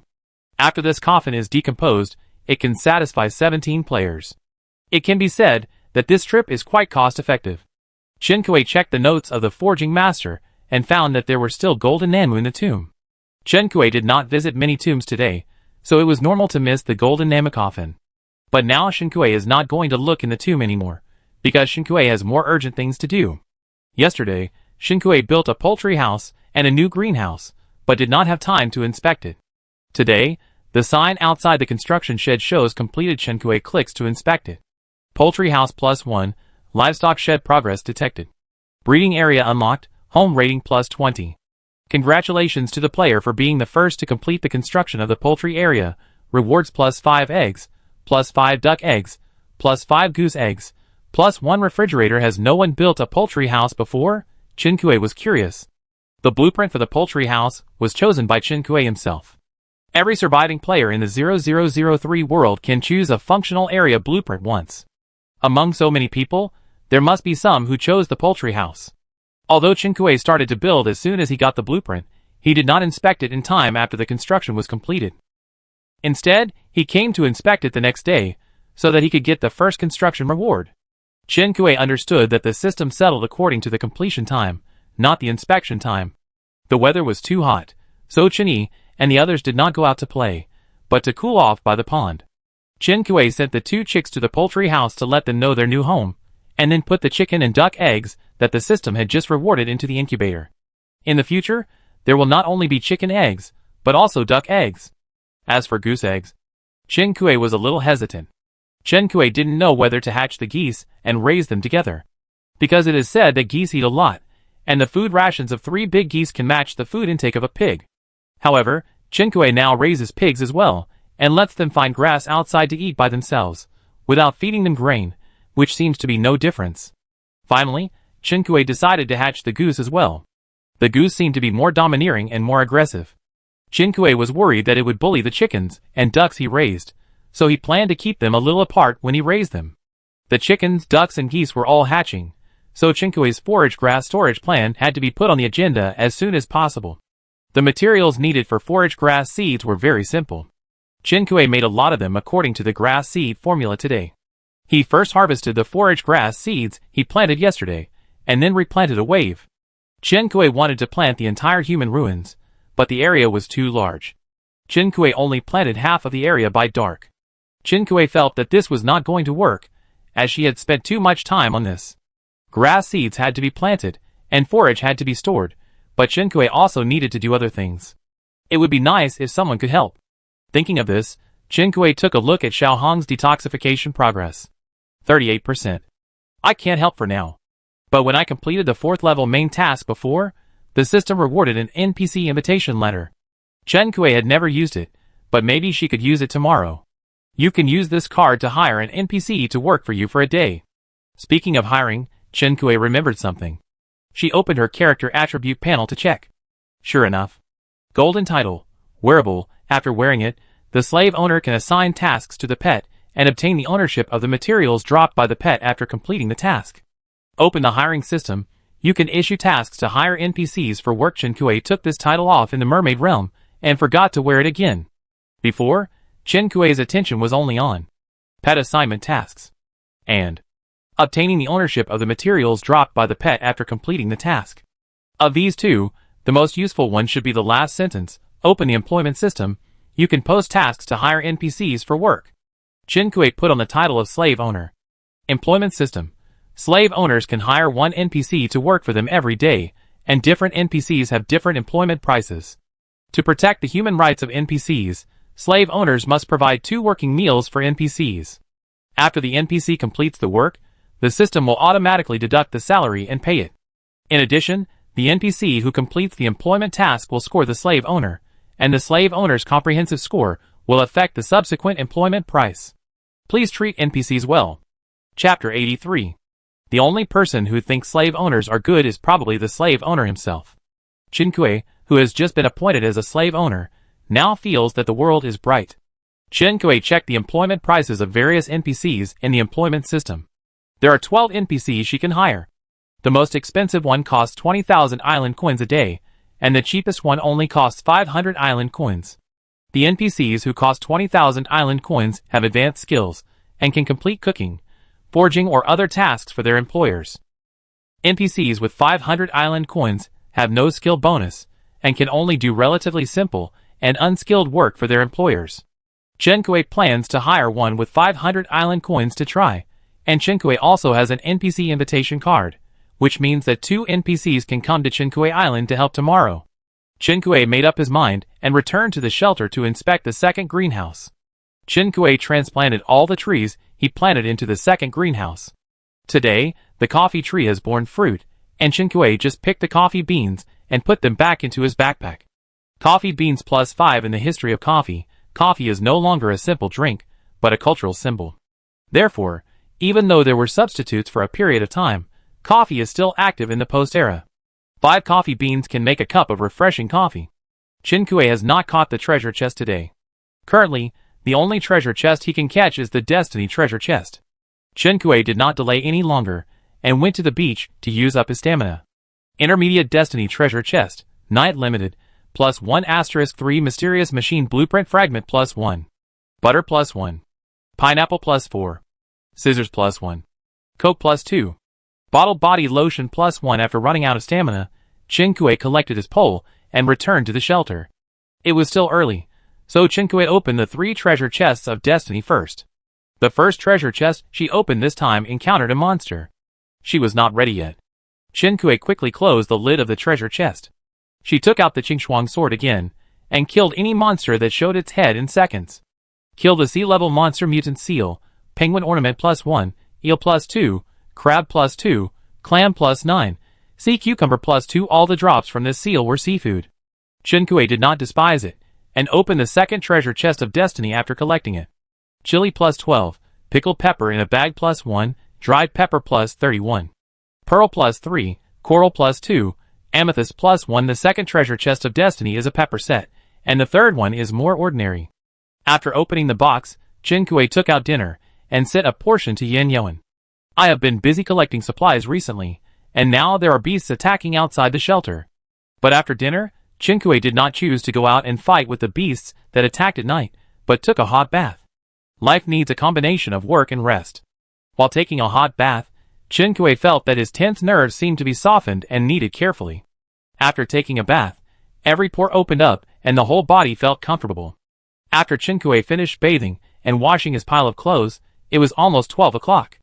Chen Kui's master forging table was upgraded. Chen Kui went downstairs in slippers to inspect it. Master forging table completed. Reward advanced random forging materials +5. Advanced self-selected forging materials +2. Random golden weapon blueprint +1. Congratulations to player Chen Kui for being the first to unlock the master forging table. Reward for the forging master's inspiration memo +1. Self-selected golden weapon blueprint +1. The last time Chen Kui unlocked the advanced forging table, he found that this forging master was really generous. This time is no exception. Everyone who unlocks the master forging table can get a random golden weapon blueprint.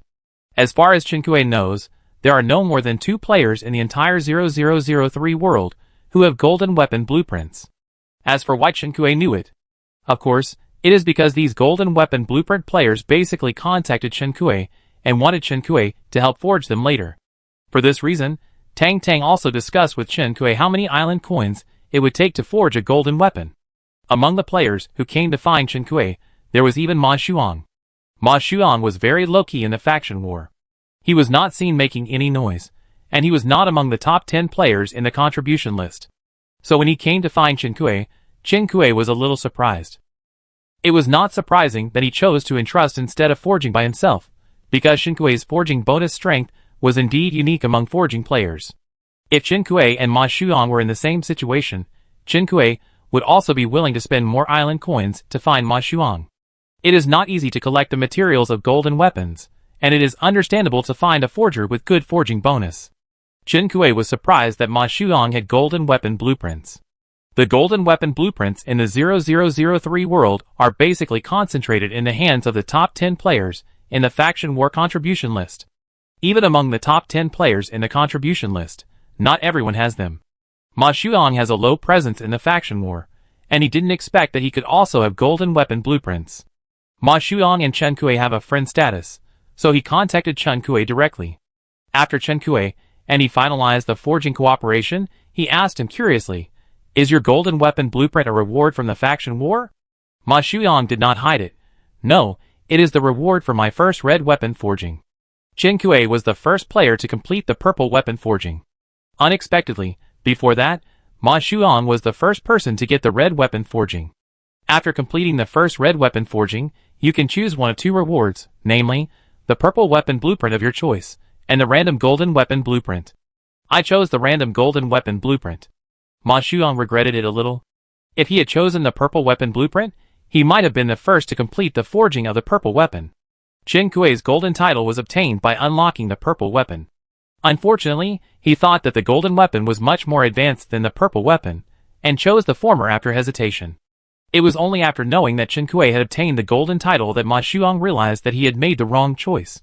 Chen Kui couldn't help but sigh. If this multiple choice question was placed in front of her, she would probably hesitate at that time. The forging master seemed to be not only generous, but also a bit of a test of one's mentality. Thinking of this, Chen Kui couldn't hold back his curiosity, and posted a post to find the first person to unlock the forging table. Not long after the post was posted, a forging player replied. The other party was also a player who often accepted forging orders in the 0003 world. Chen Kui often saw his order post when forging through the post. He told Chen Kui that there were also choices in his reward for unlocking the forging table. The 2 choices were Forging Skill Book and Purple Weapon Blueprint. He didn't unlock the forging skill at that time, but only unlocked the forging table. So he naturally chose the Forging Skill Book. At that time, forging skill books rarely appeared in the player trading center. At that time, the price of skill books in the system mall was too expensive for players. Chen Kui deeply agreed with this. Her skill book was obtained by chance. It can only be said that Chen Kui's ability to obtain this forging gold title was full of coincidences. Under various coincidences, Chen Kui was the first to complete the forging of the Qingshuang sword. After Chen Kui completed the inspection of the master-level forging table, she placed the forging materials on the forging table, which was still the purple forging order she had not completed. No one has yet collected the materials for the golden weapon blueprint, including Chen Kui. Chen Kui first checked the reward she had just received. Chen Kui put aside the self-selected advanced materials and self-selected golden weapon blueprints. She clicked to use the advanced random materials and random golden weapon blueprints. White Mountain Fairy Ice +3, Scorpio Fire Poison +2. Get the golden weapon blueprint. Yin Yang Scalpel +1. Chen Kui looked at the name of the golden weapon blueprint and fell into deep thought. Yin Yang Scalpel. Due to certain factors, the meaning of the two words yin yang has changed from Taoist philosophy to a derogatory social behavior. But the yin yang here is obviously not the latter. Yin yang is the worldview and methodology in Taoist philosophy. The scalpel that can be named with this name must be extraordinary. Unfortunately, Chen Kui can't use the scalpel. Speaking of scalpels, Chen Kui first thought of Yuan. This weapon blueprint came to the wrong place. Chen Kui knocked on Yuan. What is your golden weapon blueprint? That's right, Yuan also got the gold weapon blueprint, but he didn't know how to use the random weapon. When he asked Chen Kui to help him forge, he hinted that he wanted to buy a secret book. But Chen Kui didn't pay attention and didn't ask in detail. Yuan didn't reply to her. Probably he had fallen asleep. When they were on the ship before, Chen Kui discovered that Yuan's work and rest schedule was outrageous. Except for the time when there were too many injured players, and he had to stay up late to work overtime to save people, he always went to bed early, and got up early, had regular meals, and rarely checked the system messages, which made Chen Kui's stereotype of doctor stacked up. Maybe not all doctors know how to maintain their health, but Yuan is definitely the most self-disciplined one among those who do. Chen Kui glanced at the time. It was past midnight, and it was time to go to bed. Chen Kui had just come up with the idea of learning from Yuan, so he stopped staying up and quickly packed up and lay down on the bed. Another good night's sleep. After getting up and washing up, Chen Kui distributed today's honey to Chen Yi and the others, and then ate breakfast while reading today's forum news. Some players replied that their friends/family members had turned gray for no apparent reason. Chen Kui clicked on the posts one by one to read the content. Some of them were probably just for fun, and Chen Kui could spot the logical errors in the words at a glance. Some of them were very detailed, and it was unclear whether they were true or just good at making up. In short, the atmosphere of players in the whole world is a bit heavy now. An unknown dark cloud hangs over the players, and the players are worried that they will die inexplicably at any time. Some players even took the opportunity to promote the theory of retribution, believing that these players had done something wrong to bring danger. Although there are few people, there are actually people who believe it. Chen Kui was speechless for a moment. After receiving the breakfast sent by Chen Kui, Yin Yuan sent a message to Chen Kui. Recently, we are accepting applications for player visits. Also, please be careful when you visit the island and be careful of other players. Chen Kui sensed from his words that he might know something. Do you know the truth about the recent death of players? Yin Yuan replied to Chen Kui, I don't know much, but it is definitely related to the players. Chen Kui, then you should also pay attention to safety, and be more careful about everything. High military power does not necessarily mean absolute safety. Sometimes people become overconfident and ignore certain threats because of their strong strength. After instructing Yin Yuan, Chen Kui contacted Chen Fang and Bai He, and hoped that they would be more vigilant recently. Chen Fang, President Su Zhe has told us that I have suspended the sale of visitor quotas. Don't worry. By the way, Kui, do you know about that incident? Chen Kui, what? Chen Fang sent a link, and Chen Kui clicked on it to check it out. She found that the name of the protagonist of the post was very familiar to her. LV Wei Kai, one of the 14 players who were blacklisted by the Guild Alliance for the mistake. Xiang Jiai, a player who was dissatisfied with the price increase of Shen Kui's forging orders and morally blackmailed Shen Kui, and also avoided Shen Kui in the World Channel. The cause of the incident was that LV Wei Kai and his team had few partners to trade with, so they contacted some unpleasant players privately and wanted to exchange resources with them.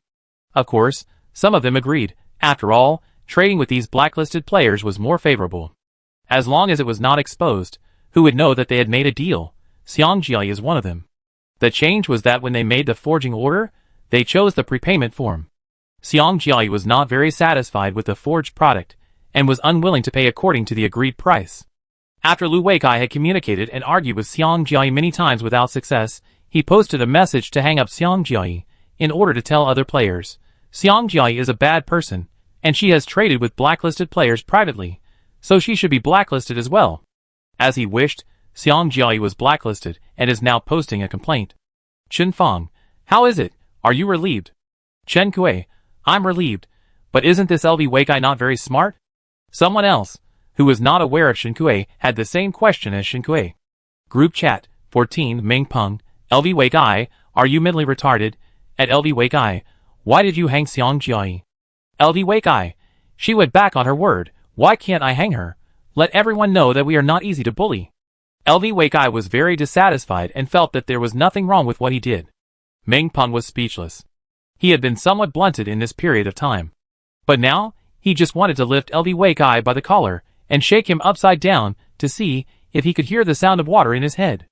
Group chat, 14 Ming Peng, do you know how much impact your actions will have on us? LV Weikai disagreed. What impact can we have if we are like this now? Ming Peng laughed in anger. Although he had been blacklisted before, and the number of people he could trade with had decreased, he could still find some people who were willing to take risks for the sake of bargains. Now after LV Weigai's move, all players who want to trade have to think about it again. On the surface, they have the advantage, but in fact, after trading with the blacklisted players, their trading records are the handle that can bring them a fatal blow. They can no longer find players who are willing to choose to trade with them, and actively give them handles under such circumstances. So in fact, before LV Weikai exposed this matter, both parties of the transaction had a tacit relationship. I have a handle on you, but I bet you dare not speak out. This tacit understanding allowed them to reach a delicate balance. Group chat, 14 Ming Peng, you idiot, there is no other way now. At everyone, drag everyone you have traded with into the group chat, and tell them that if they stop trading with us, we will post their previous trading records and let them decide for themselves. The cold reception he received during this period has taught Ming Peng to deal with problems more calmly and intelligently. When faced with a crisis, he was able to turn the crisis into an opportunity, which was the reason why he could firmly occupy a dominant position among this group of people. Shinkui didn't know how those players, who were suddenly announced to be on the pirate ship, felt. After breakfast, Shinkui was about to use the NPC invitation card, but who knew that a system prompt sound suddenly sounded. The camp war has ended completely, the human world is merging. The mermaid world is separating. 59 minutes and 59 seconds when Shinkui heard this prompt sound, her hands paused. She quickly opened the system page to check Xiaohong's status. Detoxification progress, 47%. Separation target locked. Locking failed. Detected target identity information change, camp change. Under Shinkui's gaze, the row of red words that suddenly appeared flashed sharply for a while, and then disappeared without a trace. If Shinkui hadn't opened the panel in time to see them, he probably wouldn't have known they had appeared. Even though there was still Xiaohong's information on Shinkui's panel, Shinkui still walked quickly to the courtyard and opened the pile of stones she had built with Xian Guang stone. Shinkui put the stones back into her backpack. I don't know if it was Chenkui's illusion, but these stones seemed to be a little broken. Chenkui finally opened the top of the entire stone pile and saw Xiaohong, who was hidden in the stone pile. Xiaohong looked much better. Even though he had slept in the pile of stones for so many days without eating or drinking, except for his dry lips, he was already breathing weakly. He slept in the pile of stones, his long eyelashes drooped naturally, clinging to his eyelids, quiet and well-behaved. Chenkui breathed a sigh of relief when she saw that he was still there, and used a cotton swab dipped in water to help Xiaohong moisten his lips. Before the countdown for the separation of the mermaid world was over, Chenkui was not going to cover the Xuanguang stone back. She wanted to keep an eye on Xiaohong until she was sure that Xiaohong would not be ejected from the 0003 world by the system. When Chenkui moved, Xiaohong's eyelashes seemed to tremble. Xiaohong, are you awake? Chenkui asked in surprise after discovering it, but after a long time, he did not hear Xiaohong's response, nor did he see him open his eyes. Chenkui thought it was probably blown by the wind. Xiaohong's eyelashes are very long, but not curled. He would not feel this way when he opened his eyes, but when he closed his eyes and lay down, these eyelashes would give people a strange sense of stubbornness and fragility. Chenkui did not know whether he had some preconceived judgments because of Xiaohong's experience. She couldn't help but stretch out her fingers and rub them twice. Her fingers touched Xiaohong's eyelids during the movement, and Chenkui withdrew her hand in surprise. It was hot. His eyelids were hotter than Chenkui's fingers. After withdrawing her hand, Chenkui stood beside the pile of stones and took out her NPC invitation card, ready to use it. She looked at Xiaohong from the corner of her eyes, not noticing that her long eyelashes trembled again after her cold fingers left. Confirm to use the NPC invitation card? Note: it cannot be undone after use. Multiple map conversions will reduce the results of NPC work. Please ensure that the NPC work environment is on the same island, otherwise the loss will be borne by yourself. The reminder of the NPC invitation card was a bit long. Shinkue read it twice before clicking confirm. Even if the NPC invitation card is not used on one's own island, the NPC's work efficiency should not be affected, but transferring the NPC from one island to another will cause losses. Shinkue was a little curious about how much loss there was. If the island rotation is not considered, the NPC can go to any island, right? Soon, the NPC hired by Shinkue landed outside the Shinkue courtyard, and the doorbell rang. The courtyard door was not locked, but the visitor still waited outside the courtyard politely. Shinkue looked through the gap in the iron fence and saw the other person, a middle-aged woman with neatly combed hair, simple and clean clothes, and a kind and gentle smile on her face. Shinkue called out to the other person, "I'm sorry, I can't leave now. The door is open, please come in." Hearing this, the other person walked into Shinkue's courtyard and came to Shinkue's side. She glanced at Xiaohong in the pile of stones and instantly understood why Shinkue couldn't leave. However, she seemed to have misunderstood something. Her eyes moved around Shinkue and the Red Mermaid, and there was a little more regret in her eyes. "Hello, island owner. I'm Aunt Wang. I'm good at cooking. Thank you for inviting me to come and visit." She introduced herself first. Aunt Wang, this simple name that seems to be full of mysterious power, is not unfamiliar to Shinkue. She is also one of the 12 NPCs that can be hired in Shinkue's hiring system. Shinkue doesn't know if all the players invited by players are one of the 12 NPCs. She plans to check the NPC hiring complaints posted by players later to confirm. "Great, Aunt Wang, I'm glad to have invited you." Shinkue smiled happily. "Great, it's Aunt Wang, we are saved." "Ah, Aunt Wang, that's a high-level NPC with advanced cooking skills, and it costs 20,000 island coins to hire her for a day.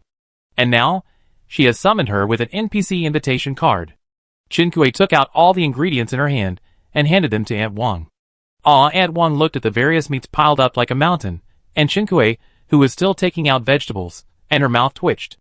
In the blink of an eye, she met Shinkue's sparkling eyes. "Wang Ma, okay." Wang Ma resigned herself to her fate and took the ingredients into Shinkue's small Western-style house and began to cook for Shinkue. Shinkue opened his own employment system again, swiped to the bottom of the lowest price, and confirmed the employment. "Employment successful. NPC is on the way to the island. Please wait patiently." It was not teleported directly to the entrance of the shelter. This employment system also requires NPCs to travel to work by themselves. Shinkue had a vision of himself, who used to take public transportation to go to work. Before Shinkue became a game-up master, he was also a humble social animal. Technology is advancing, the times are developing, and only cattle and horses are the eternal theme. The 1-hour countdown soon ended. The fusion of the human world is completed, and the mermaid world is successfully separated. The world wall disappears, and the world fusion gift package is distributed. The human camp proved the indomitable will and indelible spirit of resistance of mankind in this camp war. All surviving players enter the human world. I hope that all players will continue to work hard, bravely face the next challenge, keep moving forward, and reach the end of the story. Shinkue did not check the gift package issued by the World Fusion first. Instead, he noticed the last item in the system notification, which mentioned, "Keep moving forward, the end of the story." Shinkue had just heard a similar statement 2 days ago. From Adeo, "Go to the end, you will get all the answers." And that sentence, "Keep moving forward, go to the front." Dao did not lie. She was indeed related to this isolated island game, and perhaps, as she said, she was one of the development team members of the isolated island game. Shinkue had no information now, and could not guess their purpose. However, as long as he kept moving forward, he would always know the reason why all this happened. The human world was merged, and the mermaid world was separated. A large number of posts from other worlds suddenly flooded into the player's system forum. After taking a look, Shinkue knew that the forum posts of all worlds were collected together. The world chat channel also no longer had the prefix of 0003 world. The flashing words on the world channel hurt Shinkue's eyes. She gave up the idea of getting information through the world chat channel and directly searched for the 3 words. Jiang Tingfeng. In the forum. That's right, this time when the world merged, Shinkue first chose to check the status of Jiang Tingfeng in world 4602. She had received the other party's distress signal on the radio before, but before she could find a way to save people, the mermaid world broke away. The world where the human camp one was directly classified as the human world On the contrary, the world where the mermaids one was independently separated and became the mermaid world. Chapter 84. Chen Kui quickly found Jiang Tingfeng's name. The search post will show the world number of the previous poster, and the name Jiang Tingfeng is not common. Chen Kui selected the relevant posts in the 4602 world. In all the posts that Chen Kui can see in the 4602 world, the posters and the repliers have turned gray. Chen Kui found the post posted by Jiang Tingfeng, summary of follow-up information on avoiding war, in the 4602 world. Jiang Tingfeng's name has turned gray. With an inexplicable feeling, Chen Kui still read through the post he posted. In the 4602 world, Jiang Tingfeng was not the first player to obtain the priest's will item. The first player chose to avoid the war, and the system prompted that this world would have 3 choices. If the player chose to start a war in one of them, they would enter a faction war. The first player synchronized this information to the players in the 4602 world. They initiated a vote. In general, few people were willing to start a faction war, and those who avoided the war won an overwhelming victory. Finally, they decided that no matter who gets the item next, they should choose not open. Unfortunately, there was no traitor among them. Everyone embarked on a carefully selected wrong path. This is a group decision, and most of the time, the group is blindly following and believing. Chen Kui sighed, and ended her exploration of Jiang Tingfeng and his world. She checked the fusion gift pack she had not opened yet. Radio +1, Island Coin +50,000, Cooling Pack +1, Plantable Land +5, Lychee +20. The cooling pack contained a small handheld fan and a fan, 5 cooling patches, a bottle of Wuxiang Jingqi water, and 2 bottles of mineral water. Chen Kui now has a bracelet to adjust the temperature. His body temperature is low, so even if other players are still howling with heat, Chen Kui doesn't feel it. But Chen Kui can imagine how useful this cooling pack distributed by the system is to other players. In addition, all players have a radio, which means that everyone is now on the same line of information acquisition, which reduces omissions in the communication process. At the same time, more people can analyze the content of the radio and perhaps interpret more information. The separation of the mermaid world was completed, and Xiaohong was still there. Chen Kui was relieved and took out the Xuanguang stone that had just been opened from his backpack and piled it back piece by piece. After restoring the stone pile to its original state, Chen Kui patted the Xuanguang stone debris on his hands, went back to the small house to wash his hands, then took out the lychees, peeled them, and ate the flesh. These lychees have thin skins and thick flesh, and are sweet.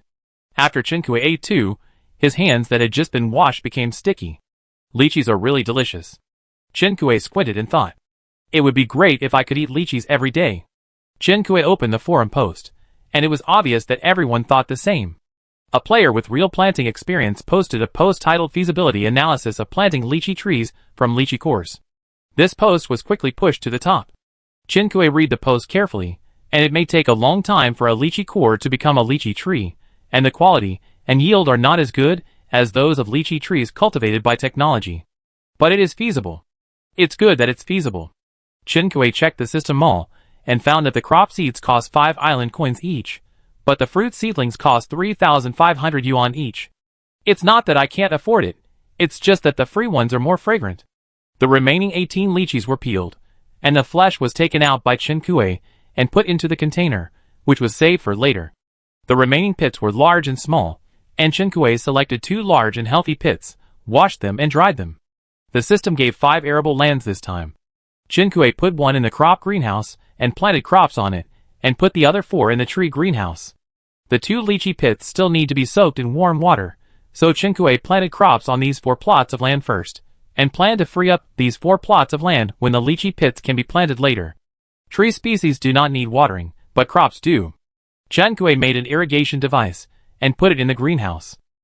After processing the 5 arable lands, it was almost 9 o'clock. Chen Kui now did not need an alarm clock to remind her, as she could roughly estimate the time. She returned to the small house, turned on the radio, and started listening to the radio. Good morning, listeners. Welcome to Listen to GD channel, which brings you the latest gossip and weather forecast every day. I am a Gu. I am a Dao. The voices of the 2 hosts sounded a little excited. Agu, today, our audience has reached a gratifying 230 million. Adeo, great, this is a qualitative leap. 230 million? Chen Kui then realized that he had forgotten to pay attention to the most important thing, the number of players alive. Chen Kui quickly opened the system page to check the real-time human survival data. After the human camp merged, the number was indeed more than 203 million. No wonder the news on the World Channel flashed like that. Chen Kui has now given up checking the World Channel news. Although the World Channel news refreshed quickly before, when there were few people talking, you could at least see what was said if you were quicker. Now it's so crowded that it hurts your eyes. What does more than 200 million people mean? The number of humans who entered the game was 4.7 billion, which was called human will. Now there are only 230 million left. The survival rate is less than 5%. When Chen Kui entered the game in the 0003 world, there were about 940,000 people. After the settlement of the faction war, there were more than 320,000 left. The survival rate was the highest among all worlds, reaching an astonishing 30%. But this is just an example. There are many other worlds like the 4602 world where Jiang Tingfeng was, where the whole army was wiped out. While Chen Kui was shocked, the two hosts on the radio continued their conversation. Agu, then let me introduce us to all the new listeners. Our channel is a neutral radio program in the camp war, reporting the progress of both sides of the camp war. After the camp war is over, the focus will shift to the human world. Adeo. In the future, our program will report the major events happening in the human world every day, as well as some news and information that everyone is more concerned about. Agu. The submission channel for our program has been opened. You can search GD channel. Add us. Adeo. Don't worry about whether we will see it or not. Our review robot will classify and summarize everyone's manuscripts for us. Agu. In addition to telling you about submitting manuscripts today, I also want to promote another series of columns on our GD channel, Exclusive Interview. We have launched 2 issues of this column so far. The first issue is an in-depth interview with the mermaid princess Myrna Murphy, and the second issue is a conversation with the prophet Chen Kui of the previous Human Camp 0003 world. Adeo. I believe that after the merger of the human world is completed, everyone is quite curious about the 0003 world with the highest survival rate. This interview is not only a review of the camp war, but also a prospect for the future development of the world. Chen Kui. They are working hard to promote the exclusive interview column. Chen Kui checked the system mall, and found that only the first issue of the interview with the mermaid princess was still online. The sales volume was visibly increasing, but not much. Agu. The second issue of interview will be available at 1 p.m. today, and will be removed at 5 p.m. The sales time is 4 hours. Please don't miss it. When I communicated with Chen Kui before, I said that the GD channel would be promoted and sold for a limited time or in limited quantities, so Chen Kui was not surprised. First, after the world merged, they were in the same world and the information barriers were gradually broken. The GD channel was only available for 4 hours on this day for this purpose. Second, limited time sales are also a disguised way to stimulate consumption. Adeo. Okay, today's business is over.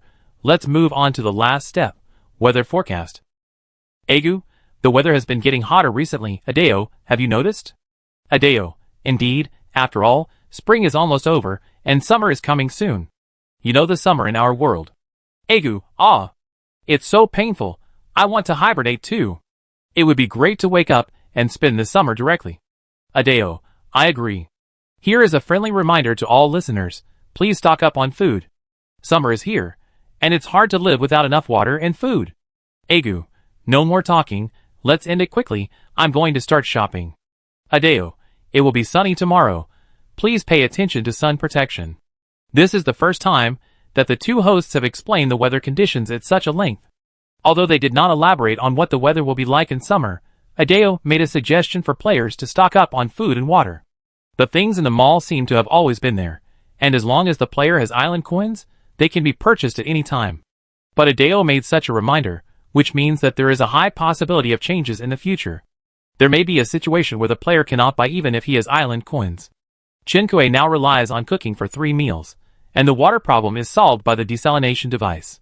Logically speaking, Chen Kui should not need to hoard food now. She still has a lot of food that she has not eaten, such as instant noodles and compressed biscuits. Even so, Chen Kui decided to follow Adao's advice, and bought some more food to store.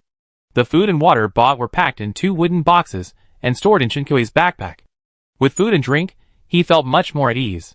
Moreover, Chen Kui looked at the stove, and saw Wang Ma processing the ingredients provided by Chen Kui like a ruthless cooking machine. One dish after another with good color, fragrance, and taste was born from her hands. Chen-Kuei had to buy containers again for supply. After doing all this, Chen-Kuei finally had the courage to open the forum and search for the 3 words Gong Yuezhu. Gong Yuezhu used to be the child of Chen-Kuei's next-door neighbor. Later, something happened, and they grew up supporting each other. Gong Yuezhu was smart, and was specially recruited into the Federation at the age of 17 to participate in the construction of the Human Fortress program. Due to confidentiality regulations, they had less contact after Gong Yuezhu was specially recruited. Even if they met, they basically would not talk about the content related to the Human Fortress project. But when the Fortress project inquiry was issued, Chen-Kuei confirmed with him that programmers like them would also enter the game.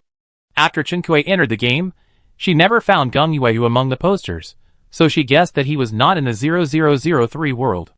She noticed that a colleague of Gong Yuezhu was assigned to the 0003 world, but he died not long after. For some reason, after Gong Yuezhu's colleague died, Chen-Kuei inexplicably felt that she couldn't make her search for Gong Yuezhu public. Chapter 85. This intuition made no sense. But Chen-Kuei decided to follow it. Gong Yuezhu was not in the 0003 world. After the human camp merged, Chen-Kuei thought that even if Gong Yuezhu was unlucky and didn't survive, he would definitely leave some messages for himself. It had nothing to do with anything else. This was their tacit understanding. But Chen-Kuei searched for Gong Yuezhu's name in the forum, but didn't find any information. No content was found. Try another keyword? Chen-Kuei was absent-minded for a long time when he saw this line of words pop up on the search page. Nothing was found. Could it be that the guy never posted anything after entering the game? It would be fine if he never posted anything, but he never responded to other people's questions, and no one talked about him. He didn't even leave any information for Chen-Kuei, as Chen-Kuei expected. For this situation to happen, Chen-Kuei couldn't think of any other reason except that Gong Yuezhu didn't enter the game, or he died as soon as he entered the game. Chen-Kuei couldn't find Gong Yuezhu's name, so he chose to leave the search page. Chen-Kuei thought that not finding him didn't necessarily mean death. Maybe he was just hiding in a corner, and for some reason, it was not appropriate to leave his identity information. Chen-Kuei felt that Gong Yuezhu must still be alive, but he was just in a disadvantageous situation.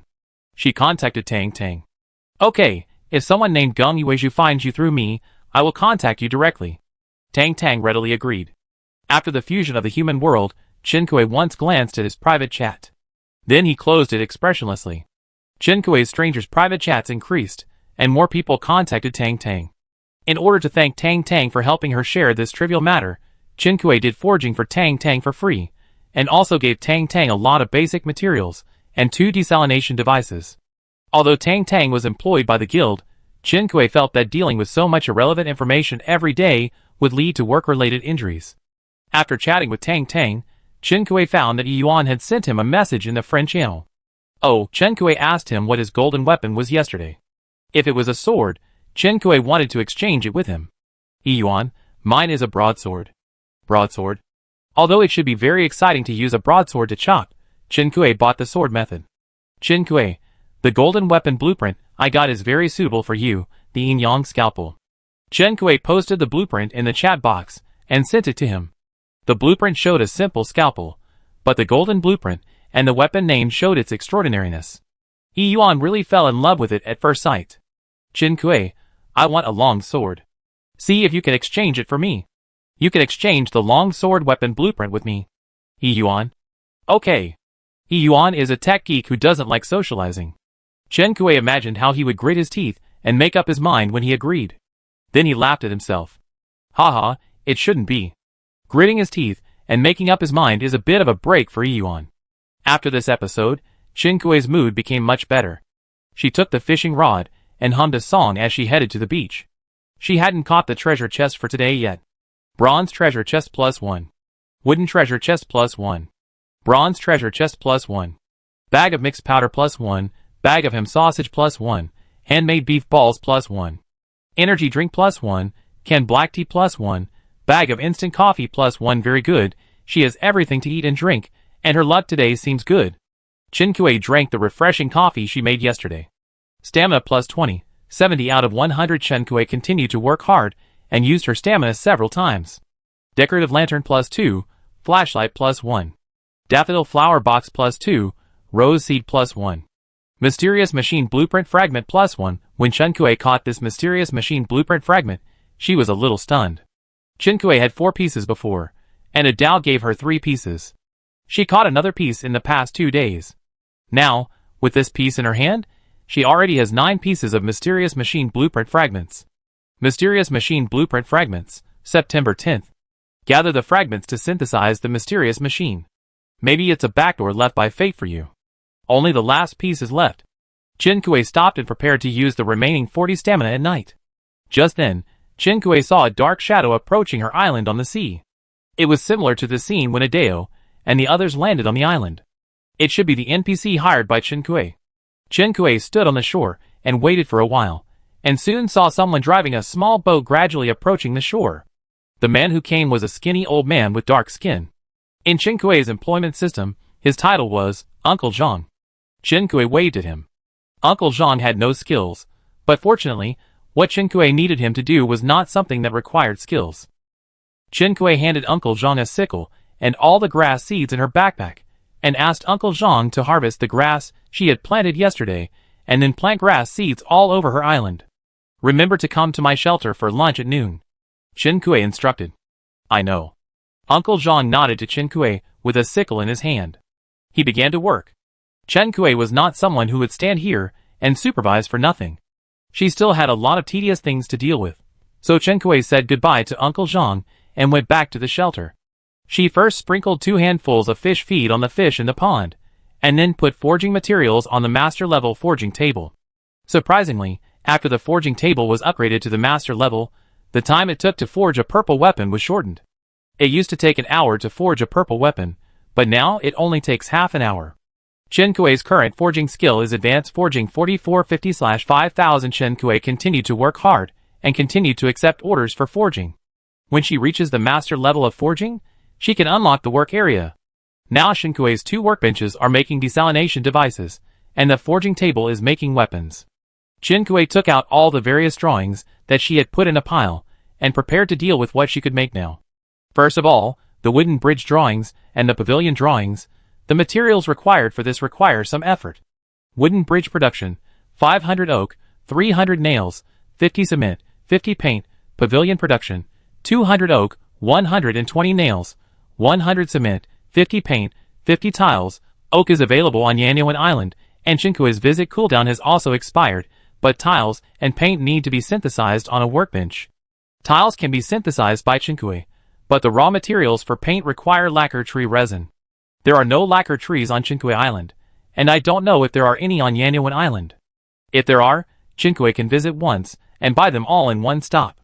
Yanyan, there is a lacquer tree, but I'm not on the island today. If it's convenient for you, come tomorrow. Yanyan gave Chen Kuei the same feeling as Yuan in some aspects. They were both the type who didn't like to go out and socialize. I didn't expect that he would not be on the island. Chen Kuei, where did you go? Yanyan, I'm visiting someone else's island now. Chen Kuei was surprised. He didn't expect that he would hear Yanyan visiting someone else one day. Chen Kuei made an appointment with him to go to his island to collect resources tomorrow, and then he didn't ask about his whereabouts again. Chen Kuei synthesized the tiles first. Tile synthesis requires clay and iron ore. Chen Kuei has a lot of iron ore, so he exchanged a lot of clay at the player trading center. After the tiles were synthesized, Chen Kuei continued to check the drawings on hand. Among them, the generator and energy battery were what Chen Kuei had always wanted to make. In addition to some basic materials, the generator also required rare earth. This time, Chen Kuei looked around in the player trading center and actually found the existence of rare earth. Chen Kuei looked at the player information again. The other party was not a player from the 0003 world before. Rare earth is not soil, but is extracted from ore. Chen Kuei contacted the seller and learned that there were many monazite on the other side's island, so she used monazite to extract some rare earth and put it on sale. Chen Kuei bought all the rare earths he had extracted, and wanted to buy back the monazite mine by the other side, preparing to use the workbench to refine it herself. But the seller rejected her proposal to buy monazite. The seller's name is Chen Hua, who should be a chemist, because the other side did not have a high-level workbench and completely relied on himself to extract the rare earth. She took the initiative to add the other party as a friend. With the rare earth in hand, Chen Kuei began to make generators. Chen Kuei had many electrical drawings, but the generator was the basis for all these electrical appliances to be used. Considering his own electricity consumption, Chen Kuei made 2 generators for his own use, and planned to sell the extra ones. Chen Hua had been following Chen Kuei's dynamics, and when he saw the generator posted by Chen Kuei, he was originally going to buy one, but the island currency required for the generator made him smack his mouth. Chen Hua, are you making permanent magnetic materials? Chen Hua privately chatted with Chen Kuei, and Chen Kuei admitted it generously. Generators require permanent magnetic materials. For professionals, they can tell at a glance why she bought rare earths. Chen Hua, sell me a generator, and I will exchange it for the island entry quota. Chen Kuei felt that it was not cost-effective. The generator is sold for 150,000 island coins in the system mall, and Chen Kuei sells it for 138,000. Although players survived the faction war and gained a lot of island coins, this price can make them who have just become rich fall back into poverty. Therefore, although the generators were attractive, it took nearly half an hour for the 3 generators that Chen Kuei put up for sale to be sold out. Chen Kuei was not prepared to lower the price. The rare earth raw materials she bought from Chen Hua were not cheap. It took more than 20,000 island coins to make a generator, and Chen Kuei spent more than 100,000 island coins at once. She also had to make a profit from selling generators, in addition to recovering her losses. After all, she was not doing charity. Changing a spot to land on the island was not attractive to Chen Kuei, but Chen Kuei felt that they could have a long-term cooperation. Before, players in the 0003 world had already started selling desalination devices. After the fusion of the human world, more people sold desalination devices. Since Chen Kuei had the desalination device blueprint, others could naturally obtain it. The raw materials were all basic materials. Except for the higher production efficiency than others, Chen Kuei had no advantages. In contrast, Chen Kuei was one of the earliest players to sell desalination devices. She accumulated a lot of basic materials for herself with the desalination devices. Now she decided to sell generators. Chen Kuei, if you have a lot of monazite on your island, we can cooperate. If the cooperation is achieved, I will give you 2 generators. The content of the cooperation is that Chen Hua agreed to let Chen Kuei go to the island to mine, and then hire people to mine monazite on his island. Chen Kuei will give him a sum of island currency each time he mines. Chen Hua said he needed to think about it. Chen Kuei was not in a hurry, so he gave the other party some time to think about it. After the generator was made, Chen Kuei began to take out the drawings to make crystal chandeliers. After the crystal chandelier was made, Chen Kuei found that he could not use it, because it was too gorgeous. It was not only a style problem, but also because the height of Chen Kuei's small house was too low. After hanging up the crystal chandelier, the whole space was crowded and depressing. The gorgeous and retro crystal chandelier placed in the simple small house had a kind of incongruous beauty. Aunt Wang, who was busy cooking, shook her head when she saw it. Chen Kuei put away the chandelier in frustration and took out the flour mill drawing to study. Chen Kuei planted a lot of corn. If he wanted to eat the food he planted himself, a flour mill was necessary. The raw materials of the flour mill were not complicated, mainly steel. Steel synthesis required refined iron and carbon. Chen Kuei found a lot of carbon sellers in the player trading center. These players all have one characteristic: there is an active volcano on the island. Therefore, when Chen Kuei bought charcoal, she also bought a lot of volcanic ash. Volcanic ash is the raw material for synthetic fertilizers, and it is said that some players choose to use volcanic ash as a cleaning agent. This kind of thing is widely used and cheap, so Chen Kuei doesn't mind stocking up a little more. The workbench was still synthesizing steel, and Chen Kuei heard a low roar from Chenyi's throat. She went out and saw that it was Uncle Zhang outside the shelter. Chen Kuei noticed that it was already dinner time. It was hot, so Chenyi and the others went out to play in the mornings these 2 days, and stayed in the shelter when they came back at noon, and didn't want to go out. Even the pigs, cattle and sheep ate grass before the sun came up and went back to the barn, and then went out to graze when the sun was about to set. Chen Kuei comforted Chenyi. "Don't be afraid, it's someone I know." She walked out the door, and took Uncle Zhang into the shelter. Chenyi sniffed Uncle Zhang's scent, and turned back to Bunny Bears. The 3 of them had lunch together. Chen Kuei finally saw how delicious advanced cooking skills are. Chen Kuei praised every dish that Wang Ma cooked. Although Chen Kuei's dishes were delicious, they were not as good as Wang Ma's cooking. Chen Kuei ate 2 full bowls of rice with the dishes, and still felt unsatisfied when he put down the bowl. If it weren't for his stomach capacity, Chen Kuei could have eaten 2 more bowls. If this dish was placed in front of the group of players, who were suffering from the nutrient solution, Chen Kuei couldn't imagine how crazy they would be. Wang Ma's expression was calm, but the smile at the corner of her mouth revealed her good mood. She glanced at Uncle Zhang, who was still eating hard, and said to Chen Kuei, "I will separate your high-quality ingredients from ordinary ingredients for you, because there are too many ingredients, and I haven't processed the high-quality ingredients yet." Chen Kuei, "Yes, Wang Ma, you can arrange it. You have too much meat in your food. Girls should eat more vegetables." Chen Kuei helplessly spread her hands. "I want to, but the vegetables are still being planted." She pointed to the greenhouse in the courtyard. "There is too little land, and the yield is not high, otherwise I would let you show your skills today." After dinner, Chen Kuei felt a little full, so she took out a bottle of apple cider vinegar she made and gave each person a bottle. It helps digestion. Wang Ma did not refuse. After drinking 2 sips of apple cider vinegar, she said leisurely, "In fact, the problem of less land is easy to solve." The light bulb above Chen Kuei's head lit up instantly. Uncle Zhang also looked up from his bowl at Wang Ma. Chen Kuei leaned closer to Wang Ma. "What do you mean?"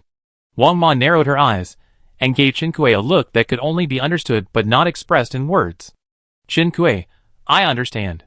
She asked softly, "How much?" Wang Ma said a number. Chen Kuei felt a little painful, but still nodded in agreement.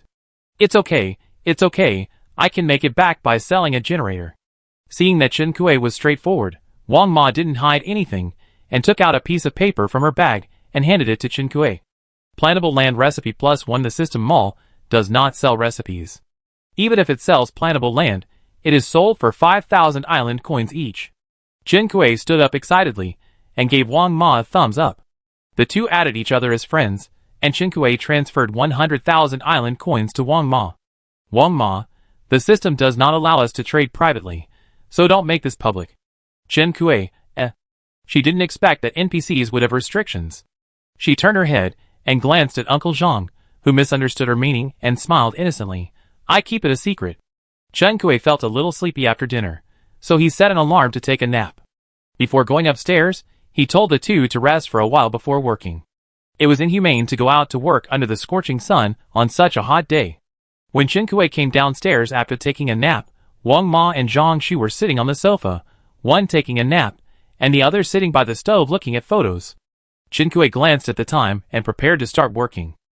After hearing the noise, Zhang Xu woke up, also glanced at the sky, covered his head with a bamboo hat, and prepared to go out. Before leaving, he remembered something, stopped and turned to look at Chen Kuei. "I see that your beehives are ready for collection." Chen Kuei calculated the time and found that it was time to harvest the beehives. "Okay, I take some time to do it these 2 days, thank you." The three of them continued to work. The materials that Chen Kuei had placed on the workbench had already made a lot of steel for her. Chen Kuei made a flour mill, and used the flour mill to grind the corn she grew. After the corn was ground, it became corn grits, which could be used to cook porridge. As for soybeans, they need to be soaked and pulped to become tofu. The two are not the same steps. Wang Ma said that when Chen Kuei grows extra vegetables and makes tofu, she can be invited to cook again. Chen Kuei readily agreed. After grinding the corn grits, Chen Kuei saw that the sun was not so hot, so he changed into a tightly wrapped set of clothes and prepared to go out to collect honey. Before going to the beehive, Chen Kuei passed by the wild beehive. After such a long period of recuperation, the wild beehive has grown into a large piece again. Chen Kuei used the same trick again, burning wormwood to smoke away the wild bees, and then climbed up the tree with a knife to start cutting the beehive. Chen Kuei calculated the time and harvested a little more this time than last time, leaving only 20% for the wild bees. The wild honey was of good quality, and Chen Kuei felt the smell of honey all over her body after harvesting it. After harvesting the wild honey, Chen Kuei went to harvest the honey she raised. She made 9 beehives, and now she can hear the buzzing of bees from a long distance. The vacant places along the way were basically planted with grass seeds by Uncle Zhang. Chen Kuei carefully avoided the fruits of his labor, walked to the beehive, and started to take honey. The bees he raised were not as aggressive as wild bees, but Chen Kuei was still fully armed and careful. The honey produced by these beehives was different from that produced by wild bees. The color was brighter. Chen Kuei packed the 2 honeys separately. After collecting the honey, Chen Kuei returned to the shelter. It was much cooler now, and Chen Yi and the others were playing in the courtyard. Seeing Chen Kuei coming back, Chen Yi and Chen Era twitched their noses and instantly smelled the honey on her body. Chen Kuei was surrounded before she returned to the small villa. This familiar scene reminded Chen Kui of the day when she and Chen Yi first met. The temptation of honey was indeed irresistible. This time, Chen Kui gave them honey she had taken from the beehive. She had thought that the two bears would be able to taste the difference, but they ate it as deliciously as always. Chen Kui watched the two little bears eat for a while, then returned to the shelter to open the system page to check the message. Yi Yuan was very fast, and had already exchanged the blueprint of the golden long sword and sent it to Chen Kui. This was very different from what Chen Kui had expected. Yi Yuan, as a person who doesn't have much social interaction, was able to achieve his goal so quickly. Yi Yuan, I asked Suze for help. Chen Kui, I almost forgot that these two people are friends. If it was Suze, then Chen Kui would not be surprised. The top players in the 0003 world seemed to have some friendship with him. Chen Kui accepted the long sword blueprint sent by Yi Yuan and exchanged it with the yin yang scalpel blueprint. Yi Yuan, after I collect all the materials, please help me make it. Chen Kui, to be honest, I also have 2 of the materials you need to forge this weapon. That's right, they are the 2 high-level materials that Chen Kui randomly got, White Mountain Fairy Ice and Scorpio Fire Poison. Coincidentally, they are all raw materials for making yin-yang scalpels. Yi Yuan, then I will collect the others and talk to you about the reward for these 2 materials. You keep them for me first. Chen Kui, okay. Chapter 86. Chen Kui was a little envious of Yi Yuan. Even if he didn't draw the things he wanted, they would be delivered to his door in the end. Although Chen Kui played the role of delivering the goods, it didn't stop him from thinking that he was lucky. Chen Kui put away the 2 materials and checked the blueprint of the golden long sword he had just obtained. This sword looked very ordinary. On the blueprint, Chen Kui couldn't find anything worth praising. From the sword-shaped design to the length of the blade, every detail revealed. Ordinary. 2 words. But it is a golden weapon. The weapon level marked by the system is always correct. And the materials used are not ordinary. 5 blood-clotting crystals are needed. Chen Kui already has 1, which was given to her by Suze before. Putting the long sword materials aside in advance, Chen Kui is going to get the arable land first. The arable land requires animal manure, volcanic ash, coconut bran, perlite and coal ash slag. Chen Kui has animals in the animal shed and poultry house, so there is no need to worry about animal manure. Chen Kui also has volcanic ash. Most players have coconuts on their islands, and coconut husks are generally treated as waste. Chen Kui also had a lot of coconut husks left when she made coconut chicken before. She thought it was useless at the time, so she put it on the trading center. Now when she opened the trading center, she found that it had not been sold yet. Not only did Chen Kui do this, but when she searched for coconut husks in the trading center, she found that the search results were endless. Sure enough, everyone treated it as garbage. This is related to the fact that no player has a recipe for making arable land. Chen Kui collected the coconut husks that he had hung, and also collected a lot of the ones that were hung out. These coconut husks were as cheap as if they were free. 1 island coin could collect a lot of them, and Chen Kui couldn't even use them all. He had mined coal ore twice in the mine in the sea before, and now the energy source problem of the generator has been solved. Coal ash is produced after burning, and Chen Kui's problem of making raw materials for arable land has also been solved. In comparison, the one with a higher cost for arable land is perlite, which is also called rhyolite. As the name suggests, it is related to volcanoes. Maybe I was spoiled by the cheap price of coconut core. Compared with other materials, perlite seems to be the most expensive. In fact, the exchange ratio of perlite to iron ore is 2 to 1. It is not expensive, but Chen Kui needs to make a lot of arable land, so the amount used is naturally large. Chen Kui bought a batch from the player trading center and planned to make some arable land first, and then go to other players' islands to collect it when he has time. By the way, you can also see what the island with volcanoes looks like. In this way, Chen Kui's schedule was fully arranged. Fortunately, there was a 72-hour cooldown period for visiting an island, during which Chen Kui could collect materials for the 5th level shelter and handle trivial matters in his own shelter. It seemed that there was a certain risk in visiting an unfamiliar player's island, and among the people Chen Kui knew, it seemed that only Suze had a volcano on his island. Chen Kui contacted Suze and asked him if he could make an appointment to visit the island. Suze, yes, I haven't arranged any visitors on my island recently, so you can come when you are free. Chen Kui, if it's convenient, can you help me draw up a list of resources on your island? Suze readily agreed. After the two agreed on the time to land on the island, Suze suddenly mentioned that Chen Kuei had exchanged the scalpel blueprint for a long sword. Suze, you can come to me directly for such things in the future. Chen Kuei laughed. I forgot that you and Yuan were friends, and I didn't expect that you were his connection. Suze, I am also your connection, you're welcome. That being said, it seems inappropriate to ask Suze for everything. Suze is in charge of the guild, and he seems to be planning something recently. He seems to be very busy. Have you forgotten that you are the vice president and honorary president of our guild? Suze reminded. Xiao Shuixinghe is developing better than other guilds now, which is inseparable from your influence, so you don't have to care, just enjoy the convenience of the guild. Besides, we are friends in private, asking friends for help is not a big deal. Chen Kuei agreed immediately. As for whether it will bother him at that time, it is another matter. In addition to booking a spot to go to the island later, chatting with Suze also has an extra benefit. If Suze didn't say it, Chen Kuei would have forgotten that she was paid as a mascot in Xiao Shuixinghe. Chen Kuei clicked on the guild warehouse to check his contribution value. The conversion rate between guild contribution value and island currency is basically 1:1. Chen Kuei had never visited Xiao Shuixinghe's guild warehouse before, so he was shocked to see his contribution value balance. Contribution value 62301. Contribution value can be used to purchase items in the guild warehouse. Although the items here are not as dazzling as those in the system mall, there are definitely many categories. Chen Kuei also saw the fader he made in it. This desalination device is made of guild materials, so it is not surprising that it is finally placed in the guild warehouse for exchange by guild members. Chen Kuei does not know how the guild contribution value is calculated. The contribution value of more than 60,000 is less than 1/10 of Chen Kuei Island currency. But Chen Kuei has a kind of surprise that one day when cleaning, he found a bank card that he had forgotten, and found that there was still a lot of money in the card. Chen Kuei exchanged some materials and a cookbook. This is the difference between the guild warehouse and the system mall. The system mall does not sell recipes, whether it is cooking recipes or object production drawings. Recipes and blueprints can only be obtained by players killing monsters or fishing for treasure chests. Some of the materials in the guild warehouse are exchanged for contribution points after the guild evaluates them, so theoretically, the things that players can obtain may appear in the guild. But this is only in theory.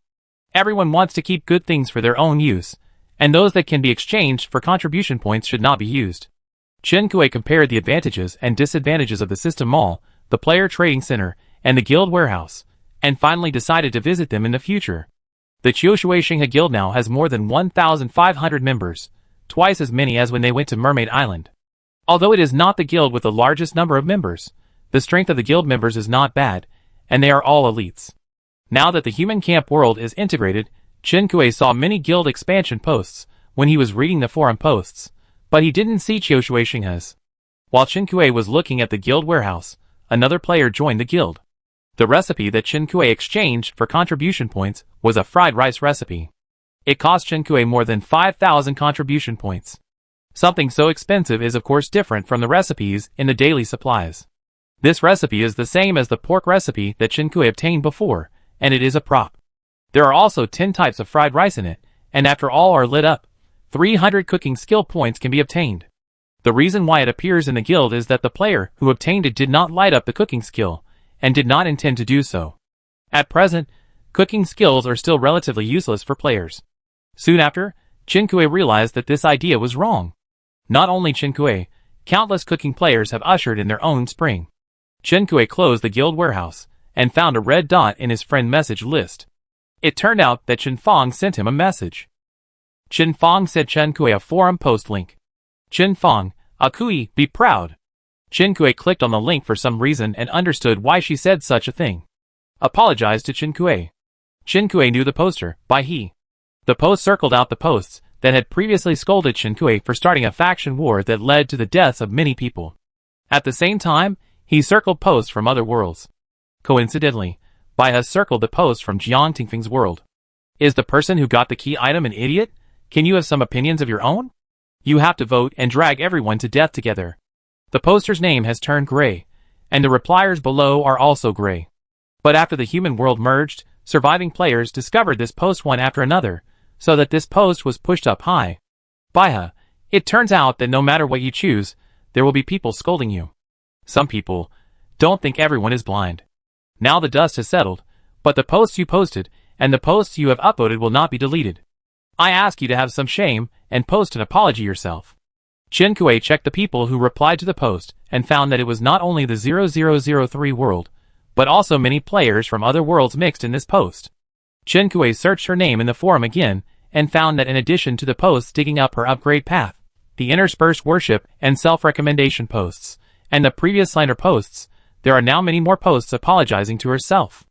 Chen Kuei clicked on a random post, and found it was a real apology post. The poster sincerely apologized for his previous inappropriate words and deeds, and said that if Chen Kuei could see it, he hoped to get Chen Kuei's forgiveness, and he would be willing to make compensation. I don't know if it was posted after reading by his post, because Chen Kuei also saw some posts similar to the one just now apologized to Chen Kuei. Chen Kuei, when I woke up, the whole world was apologizing to me. Chen Fang, Akui, do you feel good? Hardly slapped those who said bad things about you before. Chen Kuei, to be honest, it's just average. Chen Fang, why? If I had to ask why. Chen Kuei pondered for a while, and replied, rather than slapping someone in the face, I'd rather not have been scolded before. For people with delicate and sensitive minds, the current sense of satisfaction cannot actually offset the damage caused at that time. Chen Kuei has a strong core, and was not too affected by these remarks, but it must be said that the language in some posts at that time was quite vicious. Chen Fang, that's true. But he said something very right.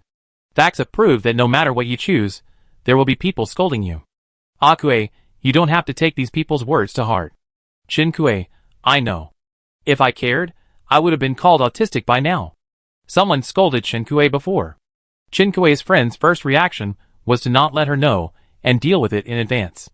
Now that the world has merged, they posted to Chen Kuei to lead the rhythm, and let those who scolded her apologize to her. Chen Fang also wanted to tell Chen Kuei the news as soon as possible. Chen Kuei felt warm in her heart. Thank you, Fang Fang. We are friends. There is no need to say thank you or not. Chen Kuei also contacted Bai He to express his gratitude. Bai He, compared to saving my life, these are all trivial matters. By the way, Akue, what did you say in the interview? Can you tell me directly? Let me save $500 island dollars, please. He sent another funny picture of a man kneeling on his other hand with his fingers bent. Save the poor gif. Chen Kuei chuckled. Just honestly contribute to my sales. $500 island dollars, I deduct you. Baiha, poor people have no desire to live. Gif. The contract signed with GD Channel clearly requires Chen Kuei not to disclose the content of his interview to a third party before the second issue of interview is no longer available. According to the spirit of the contract, Chen Kuei cannot save these 500 island coins for his friends, but after the sale is stopped, Chen Kuei can answer some questions for them. Now Chen Kuei's interview has been on the shelves for nearly 3 hours, and Chen Kuei has not checked the sales situation yet. Chen Kuei opened the system mall, and searched for the interview column of the GD channel. Soon the system selected only 2 products. One of them Chen Kuei had already bought, which was an interview with Princess Myrna Murphy. Chen Kuei saw his own face on the cover of the other one in a glance. To be honest, the photographer of this GD channel is very good at taking pictures of people. When taking pictures of Princess Murphy, people can see the stubbornness in her eyes. He also took good pictures of Chen Kuei, but his style is completely different from that of Princess Murphy. Maybe it was because of the sunset when the photo was taken. The overall atmosphere of the photo is warm.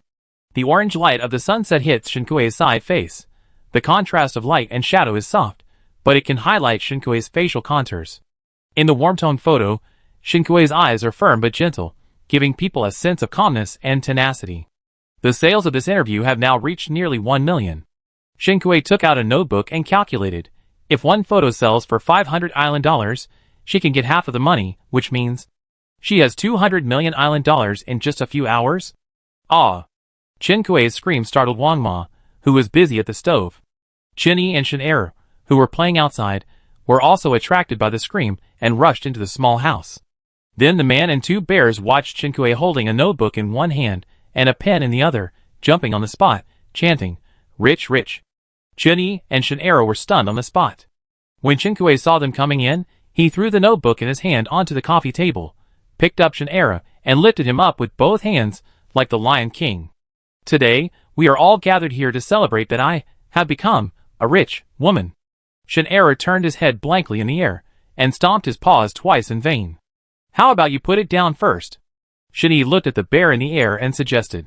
Shin'era was not light, and was quite solid. It was very tiring to hold him up all the time. Shinkui listened to the advice, and put Shin'era back on the ground. He pulled Shin'e's 2 front paws with his backhand, and happily stood on his tiptoes for 8 beats. Shin'e, Wang Ma, crazy, crazy. After seeing the sales of exclusive interview, Shinkui had no intention of paying attention to what drawings and materials were needed. She stared at the exclusive interview page until 5 o'clock, when the products were removed from the shelves and the second issue of exclusive interview stopped selling. The final sales volume was 1.23 million. After conversion, Shinkui could get 300 million island coins. The contract was finalized to settle with Shinkui the day after the sales ended.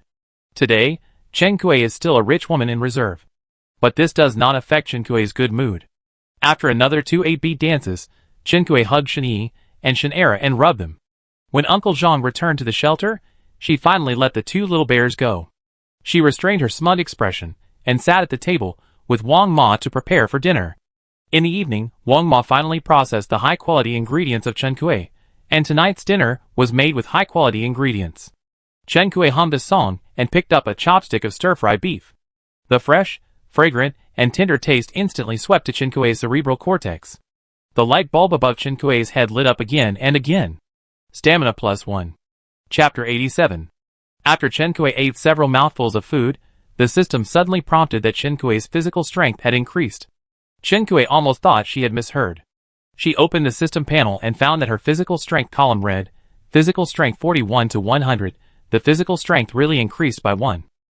After entering the game, Shinkui only paid attention to her satiety value in the early stage, and then she ate normally at mealtime. Who can starve themselves to death with enough food? Therefore, this was the first time that Shinkui knew that food could not only increase satiety, but also increase physical strength. Refreshing coffee doesn't count.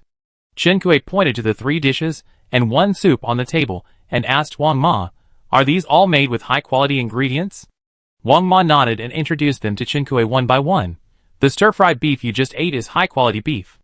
These 2 bowls are boiled pork slices and stewed lamb, using high-quality pork and lamb. Except for this dish, it's just ordinary smashed cucumber." Shinkui tasted all 3 meat dishes, and found that only the stir-fried beef could increase physical strength. "What's the principle, Shinkui? Why is this beef different from the others?" Wang Ma was amused. "What's the difference?"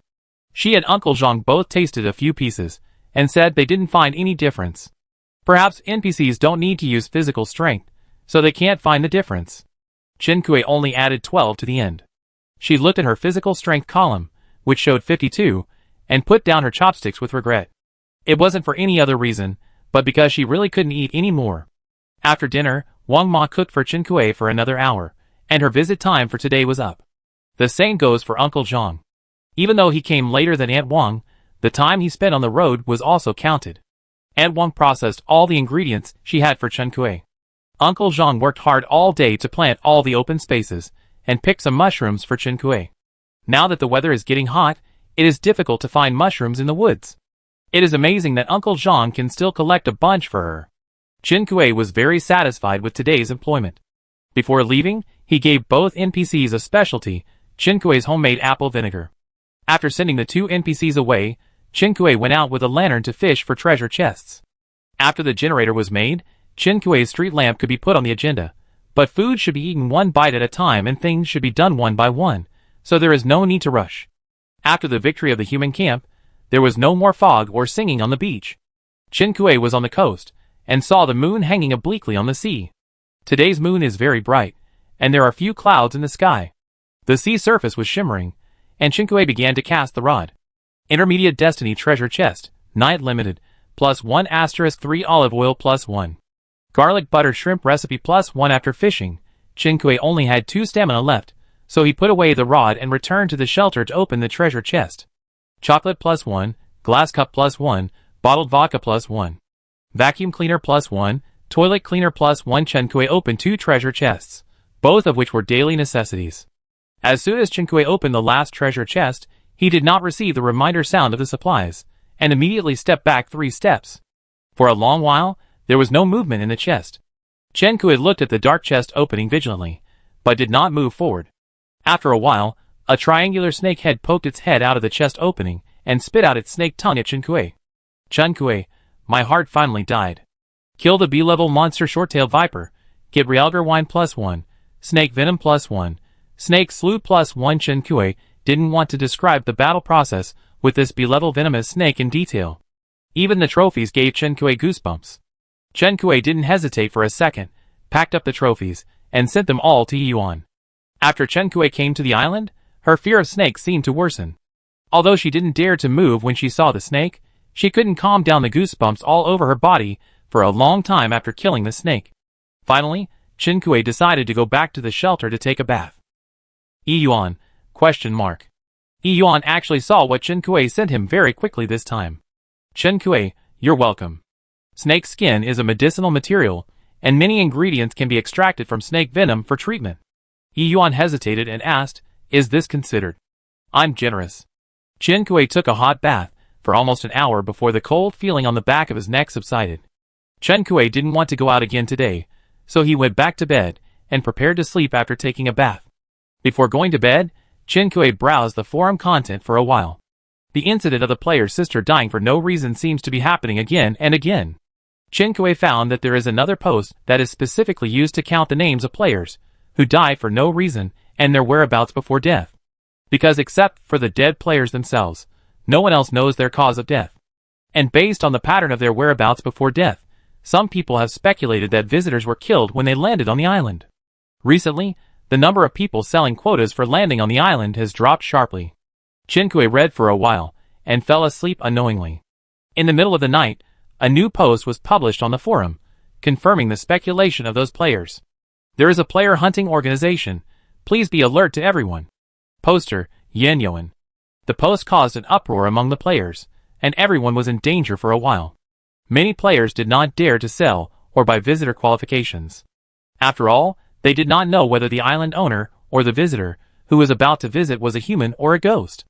Chun Kuei did not know these. After taking a bath, Chun Kuei slept soundly. I slept until the next morning.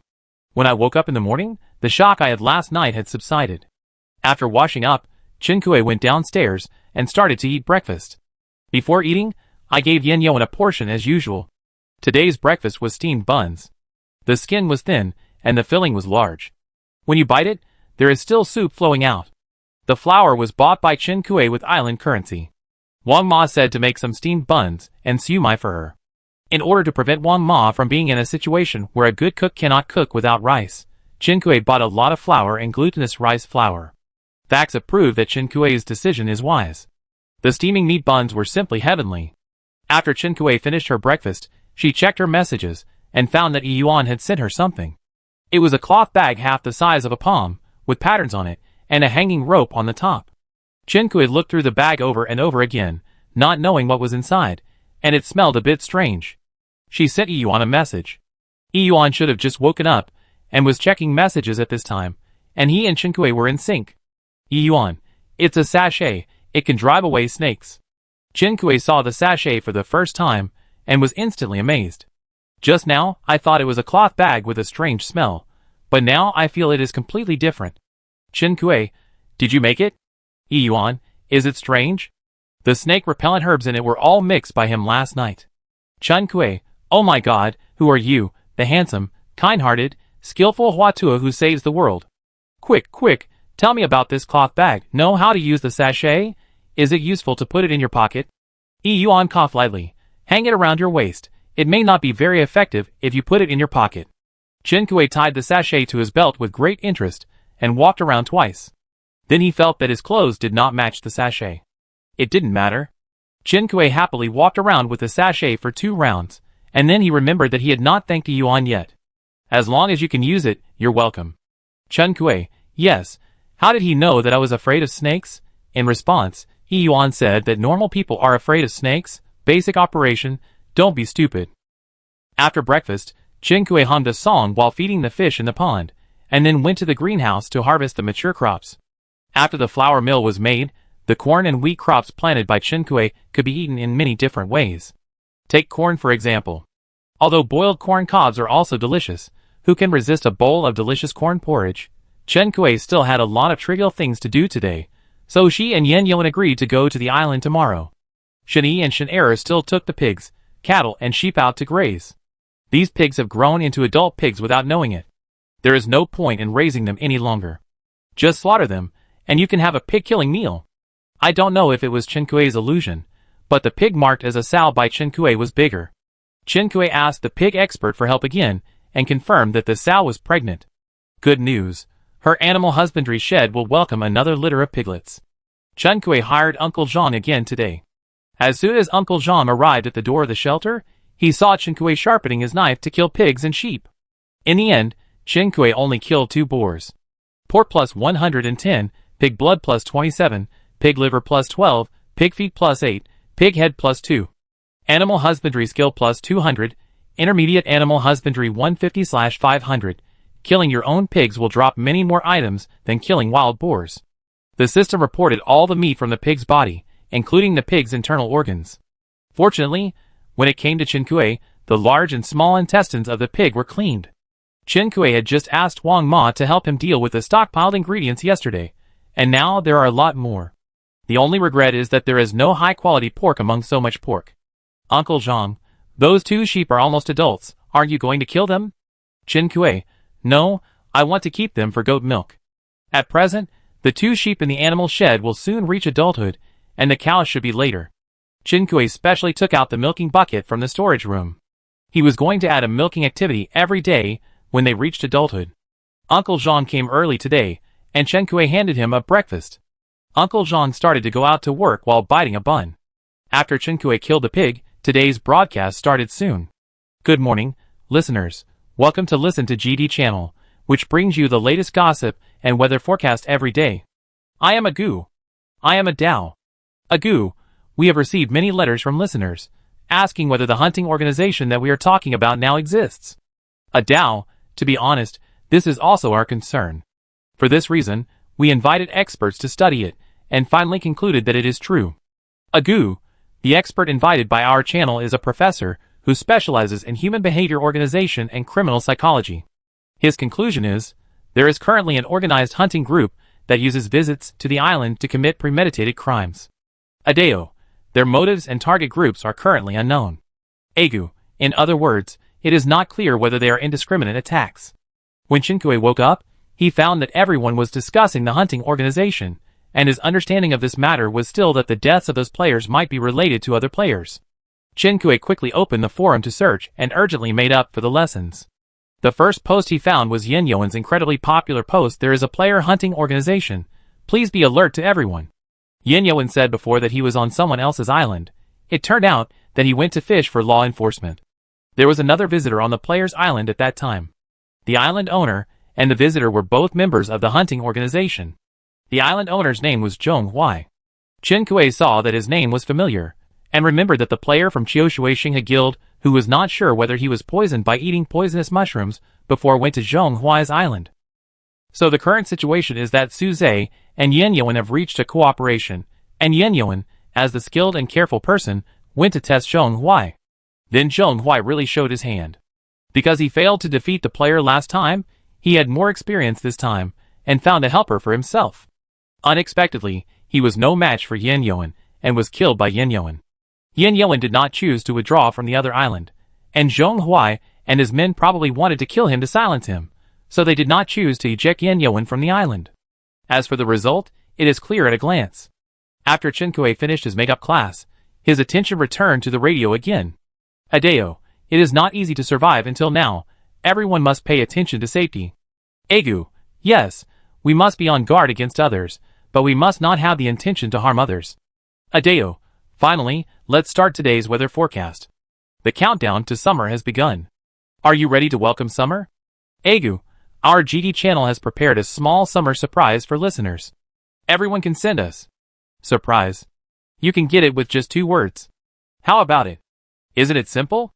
Adeo, I would like to remind everyone that if you are not prepared, hurry up. Agu, tomorrow's weather is sunny, a little hot. Everyone should be careful not to get heat stroke. Zitzi. The broadcast is over. Chinkue thought of the reminder on the radio, opened the system mall, and bought some food to stock up before he felt at ease. Today's broadcast is completed, and Chinkue's share of exclusive interview is also in hand. But the situation is not what Chinkue expected. Chin-Kui looked at the more than 180 million island dollars sent to her by the GD channel, and waited for a long time, and finally confirmed that it was really only 180 million. She didn't think that 180 million was less, but compared with 300 million, 180 million was less in an objective sense. Chin-Kui contacted the GD channel. According to yesterday's sales, I should have 300 million island dollars. Why did I only get half? The GD channel was a little stuck, and it took a while to reply to Chin-Kui. Ms. Chen, this is normal. Chin-Kui, excuse me, what's normal? GD channel, Ms. Chen, after the settlement, your share is indeed 300 million island dollars, but, GD channel, but you forgot? You still have to pay taxes. Chin-Kui staggered and almost fell to the ground. GD channel, we have prepaid your personal income tax on your behalf, so it is normal that you have less than 300 million island dollars in hand. Chin-Kui, god damn, pay taxes. I have been reduced to a deserted island survival game, and I still have to pay taxes? Chin-Kui, okay, tell me, who do I pay taxes to? GD channel, please don't misunderstand. Miss Chen, the public services you are using now are all built with tax money. Public services? GD channel, yes, for example, the system mall you are using, and the chat channel, these all require investment. Miss Chen, do you still have questions now? Chin-Kui, no more. GD channel, yes, paying taxes is glorious. If you have no questions, I will withdraw first. Chin-Kui, wait. Surprise. GD channel, GD channel quickly sent a gift package to Chin-Kui. After Chin-Kui opened it, he found that it was 10 mung bean seeds. So the surprise is to give players mung bean seeds for them to plant? What about those players who haven't lit up the planting skill? Chin-Kui put the mung bean seeds back into the backpack and opened the system mall. This game collects taxes from players to build the system mall, which is absurd but reasonable. Chin-Kui looked at the system mall and saw not various commodities, but is more than 100 million that evaporated. Chin-Kui started shopping like crazy. The things he bought were all materials needed to upgrade the shelter to level 5. Concrete plus 50,000, island currency minus 1 million. Rebar plus 2,000, island currency minus 600,000. Aluminum alloy plus 500, island currency minus 500,000. This time, the materials needed to upgrade the shelter to level 5 were a lot, and Chin-Kui spent more than 3 million island currencies to collect all the materials needed for the entire shelter. There was no need to wait for the synthesis time to make the concrete of the big head, otherwise it would be impossible to upgrade it in 30 days, with only one workbench in each player's hand. However, players are still busy looking for synthesis materials, and 30 days is not enough. After Chin-Kui bought the upgrade materials, he heard the system prompt sound. Congratulations to the player for becoming the first level 7 VIP player in the mall, and reward the livestock shed temperature regulator blueprint +1 after buying. Chin-Kui did not rush to upgrade, but bought back the forged weapons required for the golden bow and arrow blueprint that he had been reluctant to buy before. Fat legacy bones +10, island coins reduced by 2 million. Sunlight +5, island coins reduced by 500,000. To be honest, buying advanced forging materials for golden weapons is much more expensive than buying upgrade materials for the shelter. After Chin-Kui bought the forging materials for the golden bow and arrow, she also bought the materials for the golden weapon. In addition, Chin-Kui bought herself a lot of things that she thought she could use, and they filled up the courtyard. She even bought furniture inside and outside her shelter. After a shopping spree, Chin-Kui spent more than 20 million of the 180 million island coins she had just received. In the game, spending island coins is as easy as breathing. Congratulations to the player for becoming the first level 8 VIP player in the mall, and reward +1 shelter decoration blueprint. The system prompt sounded again, and Chin-Kui regained her sanity. The most important thing at the moment is to upgrade the shelter first. Complete the main mission 5. Build a level 5 shelter. Unlock the silver treasure chest, infrastructure, sewing machine +1, plantable land +10, island currency +100,000, master tool package +1. Congratulations to the player who completed the main mission 5 for the first time. Reward island stone +1, island currency +200,000, leisure area blueprint +1, exemption card +1, oil distribution map +1. Players with a mission completion rate greater than 99% will be rewarded with an excavator +1.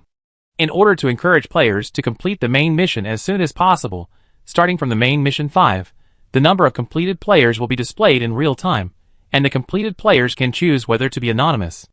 Chin-Kuei, the first bird to stick its head out gets shot, so I'm going to hide. Chapter 88. Before Chin-Kuei checked the rewards he had received, he noticed that his small house had changed. The area of the two-story house had increased, from a two-story house to a single-family house.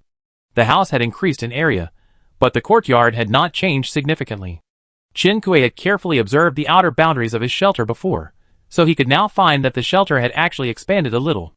But because the expansion was not much, it was not even noticeable if he didn't pay attention. Chin-Kuei found a small brush pattern next to the shelter on his control panel.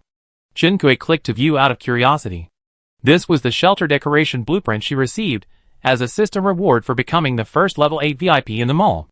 It was called a decoration blueprint, but in fact it was to change the functional area distribution of the shelter. After the shelter was upgraded to level 5, Chin-Kuei's small house became a red brick single-family villa. After the small house became a villa, there was an extra underground storage room underneath. The underground storage room was very large, and all the things that Chin-Kuei had previously placed in the storage room on the second floor were moved to the underground storage room. Previously, the first floor of the small house was the living room, dining room and kitchen, and the second floor was Chin-Kuei's bedroom, bathroom, and storage room. Now there is an additional public bathroom and a workshop on the first floor. Chin-Kuei moved the forging table and 2 workbenches to the workshop, where a sewing machine has been placed. The sewing machine was given directly after the upgrade of the 5th level shelter this time, unlike the previous forging table and alchemy table, which still need to be made with drawings. After unlocking, it can be installed in the studio in one step. There is no storage room on the second floor, but there is an additional bedroom. Now this single-family villa has 3 floors above ground, except for the underground storage room, and the third floor is a loft. Chin-Kuei climbed up to the loft and took a look. The loft area was not very large, but the environment was very quiet, and there was an arched window. After careful consideration, Chin-Kuei could not think of a use for the loft for the time being, so he put it aside for the time being. In addition to the changes in the distribution of functional rooms, each functional room now has some subtle differences compared to before. For example, the area of Chin-Kuei's master bedroom has become much larger, and there is a terrace outside the master bedroom. A space was opened up next to the bathroom in the master bedroom. This is Chin-Kuei's cloakroom. Chin-Kuei went downstairs and saw that the kitchen on the first floor had also changed a lot. Before, there were only 2 stoves on the stove. Now there is not only a beautiful island, but also a partition in the kitchen. One side is for handling heavy oil and smoke, and the other side is specially vacated for cabinets to install various electrical appliances. The reason why Chin-Kuei knew that these vacated spaces were for her to install electrical appliances was for no other reason, because the names of the electrical appliances were marked on the Chin-Kuei system panel. Steamer, oven, coffee machine, food processor. She even saw the dishwasher space reserved for her. Except for the refrigerator, which Chin-Kuei had a blueprint for, there was no trace of other appliances. But it would not look good if it was just sitting there empty. This game is very good at forcing players to spend island coins. In the end, Chin-Kuei still spent money to buy all kinds of appliances and fill the kitchen. These appliances are not cheap.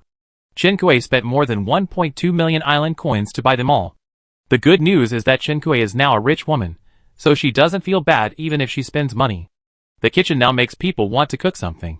The kitchen is bigger, and the seasonings that Chin-Kuei bought before are not much left after being consumed by Wang Ma. Now they look a bit shabby in the big kitchen. Chin-Kuei waved his hand and bought various types of seasonings to fill the seasoning cabinet. Chin-Kuei bought a lot of various tableware from the player trading center to serve the dishes cooked by Wang Ma. The tableware is enough, but Chin-Kuei's kitchenware is not up to date. In order to keep the style unified and beautiful, Chin-Kuei chose to buy everything in the system mall this time.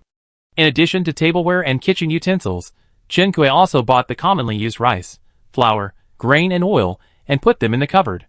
The only thing missing in the kitchen is the refrigerator. Chin-Kuei has the blueprint of the refrigerator, but many materials for making the refrigerator still need to be collected by Chin-Kuei, so Chin-Kuei was lazy and finally decided to buy it directly in the system mall. After the materials are complete, Chin-Kuei can make it and sell it to other players. The price of the refrigerator is more expensive than other electrical appliances. A refrigerator costs Chin-Kuei 880,000 island coins. But it can be said that this price is worth it. The refrigerator is divided into 3 parts. The largest part is the fresh keeping function. It is called a refrigerator for fresh keeping, but it is actually a replica of the player's backpack. In addition to the fresh keeping area, the other two functional areas are refrigeration and quick freezing like ordinary refrigerators. The quick freezing area is not as good as the fresh keeping area, but it is twice as large as the refrigeration area. Chinkue took out some of the food in the backpack and put it in the refrigerator fresh keeping area. For those who like to use backpacks to pack food, this 880,000 is equivalent to buying themselves 2 backpack spaces. The only disadvantage is that the refrigerator has limited capacity. After Chinkue arranged the kitchen, he put the coffee table and sofa in the living room into the underground storage room. The temperature in the storage room is cooler than the first floor. Chinkue has a bracelet to adjust it, so it doesn't matter. But other players will probably make good use of the underground space when they reach level 5 and have decoration card props. Chinkue put the furniture he bought in the corresponding positions one by one. The crystal chandelier that Chinkue made before is now installed without any sense of disobedience. From the outside, it looks like a Victorian-style red brick villa. After walking in, it is the kitchen and living and dining room that Chinkue carefully arranged with his money ability. Chinkue restaurant finally has a formal long dining table. There is a vase on the table, and the vase contains colorful and lively gerberas. The background is a colorful painting. Chinkue had only fished out celebrity paintings before, but after gesturing for a while, she felt that celebrity paintings were inappropriate here, so she packed them up with the antique vases and put them in the attic. The purpose of Chinkue's original night pearls has not changed, and they are used as atmosphere lights and night lights, but after Chinkue's shelter was upgraded, the entire bed was also replaced. The mattress is so comfortable just to sit on, I wish I could lie on it all the time. Chinkue put a round table and a rattan chair on the terrace, and put all her clothes into the cloakroom. After washing her face in the spacious and bright bathroom, she finally remembered to check out the guest bathroom on the first floor. Just now, Chinkue only paid attention to the kitchen, but it turned out that there was also space for her in the guest bathroom cabinet. Chinkue opened the system panel drawing and found that the space reserved was for the washing machine and dryer. Chinkue used to wash her clothes by hand, and after thinking about it, she felt that it was necessary to buy some, so she opened the system mall and placed an order without hesitation. The process of placing furniture sometimes requires some physical strength, but after Chinkue arranged the entire shelter, looking at the brand new shelter, he still felt a full sense of accomplishment. Chinkue walked out of the villa and looked at the iron fence outside the courtyard. Compared with the 4th level, these iron fences are thicker, and the texture of the iron fences makes people feel more reliable. Compared with the previous, there is another more obvious difference, that is, there are more golden patterns on these iron fences. Chinkue, isn't all the gold ingots I used when I upgraded used to decorate the iron fences? Chinkue thought of the golden nanmu in the upgrade materials, and walked around the shelter for several times, and finally found it outside the card gate of the shelter. This looks like a door plate. There is a number written on it, 1. Chinkue guessed that this means the first shelter to be upgraded to level 5. The door plate made of golden nanmu is indeed quite impressive and stylish. But Chinkue felt uncomfortable as long as he thought that it was taken off the coffin by himself. Chinkue touched the door plate and wanted to take it off, but unexpectedly discovered its extraordinary features. Shelter house number will record all the information of creatures entering and leaving the shelter, and the time of entry and exit. Shelter players can choose whether to synchronize to the system panel. If they choose to synchronize, players can view it remotely on the system panel. It turns out that this house number not only marks the player's upgrade serial number, but also allows players to serve as the shelter's doorman. Chinkue reverently returned the house number to its original position and chose to synchronize with the system panel. See the coffin and get rich. See the coffin and get rich. See the coffin and get rich. Chinkue repeated it silently 3 times. With a free guard, she is a staunch materialist fighter. After upgrading the shelter, Chinkue has been busy replacing furniture and buying home appliances for the shelter. After finishing all this, she finally remembered to check the reward she got from this upgrade. As usual, she put the 10 cultivable lands she got this time into the greenhouse. Chinkue planted the mung bean seeds said by the GD channel this time. There is still little coal ash slag needed to make cultivable land. Chinkue plans to stock up more, and do it together to avoid wasting time. She opened the Master Tool gift pack. Unlike the previous Tool Blueprint gift pack, this time the tools were given directly. After the player reached level 5, the sewing machine and tools were directly given as finished products instead of blueprints. It seemed that the game settlement system had become much more generous. Chin-Kuei replaced her own tools with master tools and prepared to try out the effects of these tools later. Before that, she stuffed the island stones she obtained this time into her backpack. Currently, she has 2 island stones in her hand again. Many players are eager to get the island stone, but the reward that Chin-Kuei is most concerned about this update is actually the leisure area blueprint. Even if Chin-Kuei has not unlocked other functional areas yet, he has a clue. Only the leisure area is what Chin-Kuei has been paying attention to, but has not found any results. Fortunately, the system directly gave the blueprint today. After reading the blueprint, Chin-Kuei found that the leisure area is actually the decoration area of the shelter. Generally speaking, it can be understood as the garden and various landscapes of the shelter. However, this garden is different from the one in Chin-Fang's shelter. The garden in her shelter is very small, only a quarter of the shelter. The area marked on the recreation area drawing occupies 1/3 of the entire courtyard. Chin-Kuei relocated the livestock shed and greenhouse in his shelter to make room for the recreation area. Chin-Kuei decided to put the recreation area next to the pond, and adjusted the location of the pond for this purpose. The recreation area requires a large number of tree species and flower beds. In addition to various plants, it also requires a large amount of plantable land and some wood and paint. Chin-Kuei had previously planned to arrange the production of plantable land after the coal ash slag was in place, so now the production time of the recreation area can only be postponed. Moreover, Chin-Kuei was going to find some tree species in the leisure area by himself, and then use the island currency to buy those that he couldn't find. It's easy to go from frugality to luxury, but it's hard to go from luxury to frugality. Chin-Kuei couldn't guarantee that he would always have money, so now after indulging himself, he returned to his senses and prepared to pick up his virtue of thriftiness. Among them, Chin-Kuei had seen several tree species on the island where he and Chin-Fang and Yoan were. In this case, free ones are definitely more fragrant. Chin-Kuei solemnly put the leisure area map into his backpack and checked the new props he got this time, the exemption card. This is also a one-time item. But this is the most powerful item that Chin-Kuei has seen so far. Exemption card, only for players to use. The player holding it can designate any low-level player to use it. After using this item, the designated player's level will be upgraded to the same level as the player using it. Note, the player cannot obtain additional upgrade rewards due to the exemption card upgrade. That is to say, before the countdown for the upgrade of the level 5 shelter ends, if Chin-Kuei uses this item, he can rescue a player who has not completed the upgrade. After level 5, there will definitely be level 6. More and more materials will be needed for upgrading. This card will definitely be more cost-effective as time goes by. This kind of rescue prop is useless if the user's level cannot keep up. Players who can ensure the upgrade can use it to save people. Players who cannot upgrade can only pin their hopes on others. Chin-Kuei also put the exemption card into her backpack. This important but small prop was carried in her pigskin backpack. The system also gave her an oil distribution map this time. This distribution map is not displayed as a whole, but refreshed in real time with the player's position, showing the oil distribution within a certain range. After Chin-Kuei opened it, she found that there was no oil near her island. Maybe she could consider going to other uninhabited islands to try her luck later. I don't know if the resources in the sea area near the island will be transferred with the island after using the island merging stone.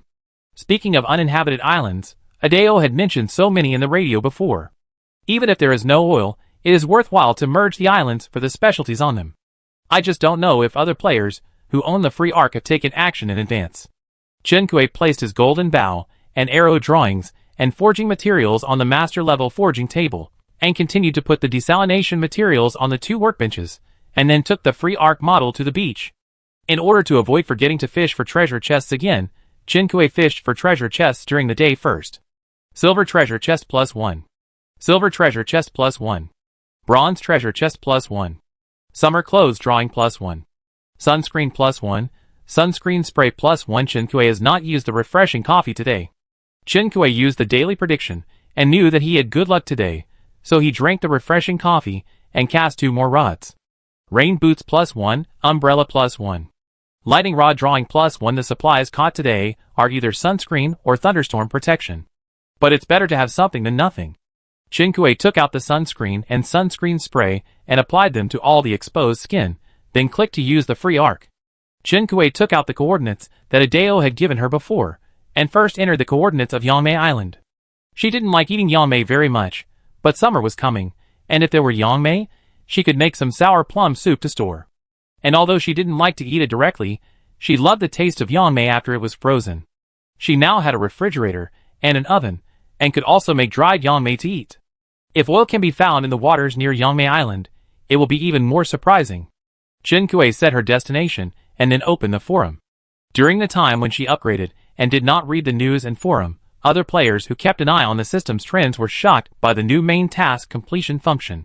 Main task 5. Build a level 5 shelter. Current number of completed players, 1. The completed player is anonymous and cannot be viewed. Chapter 89. Completed, 1. This text is too niche for me to understand.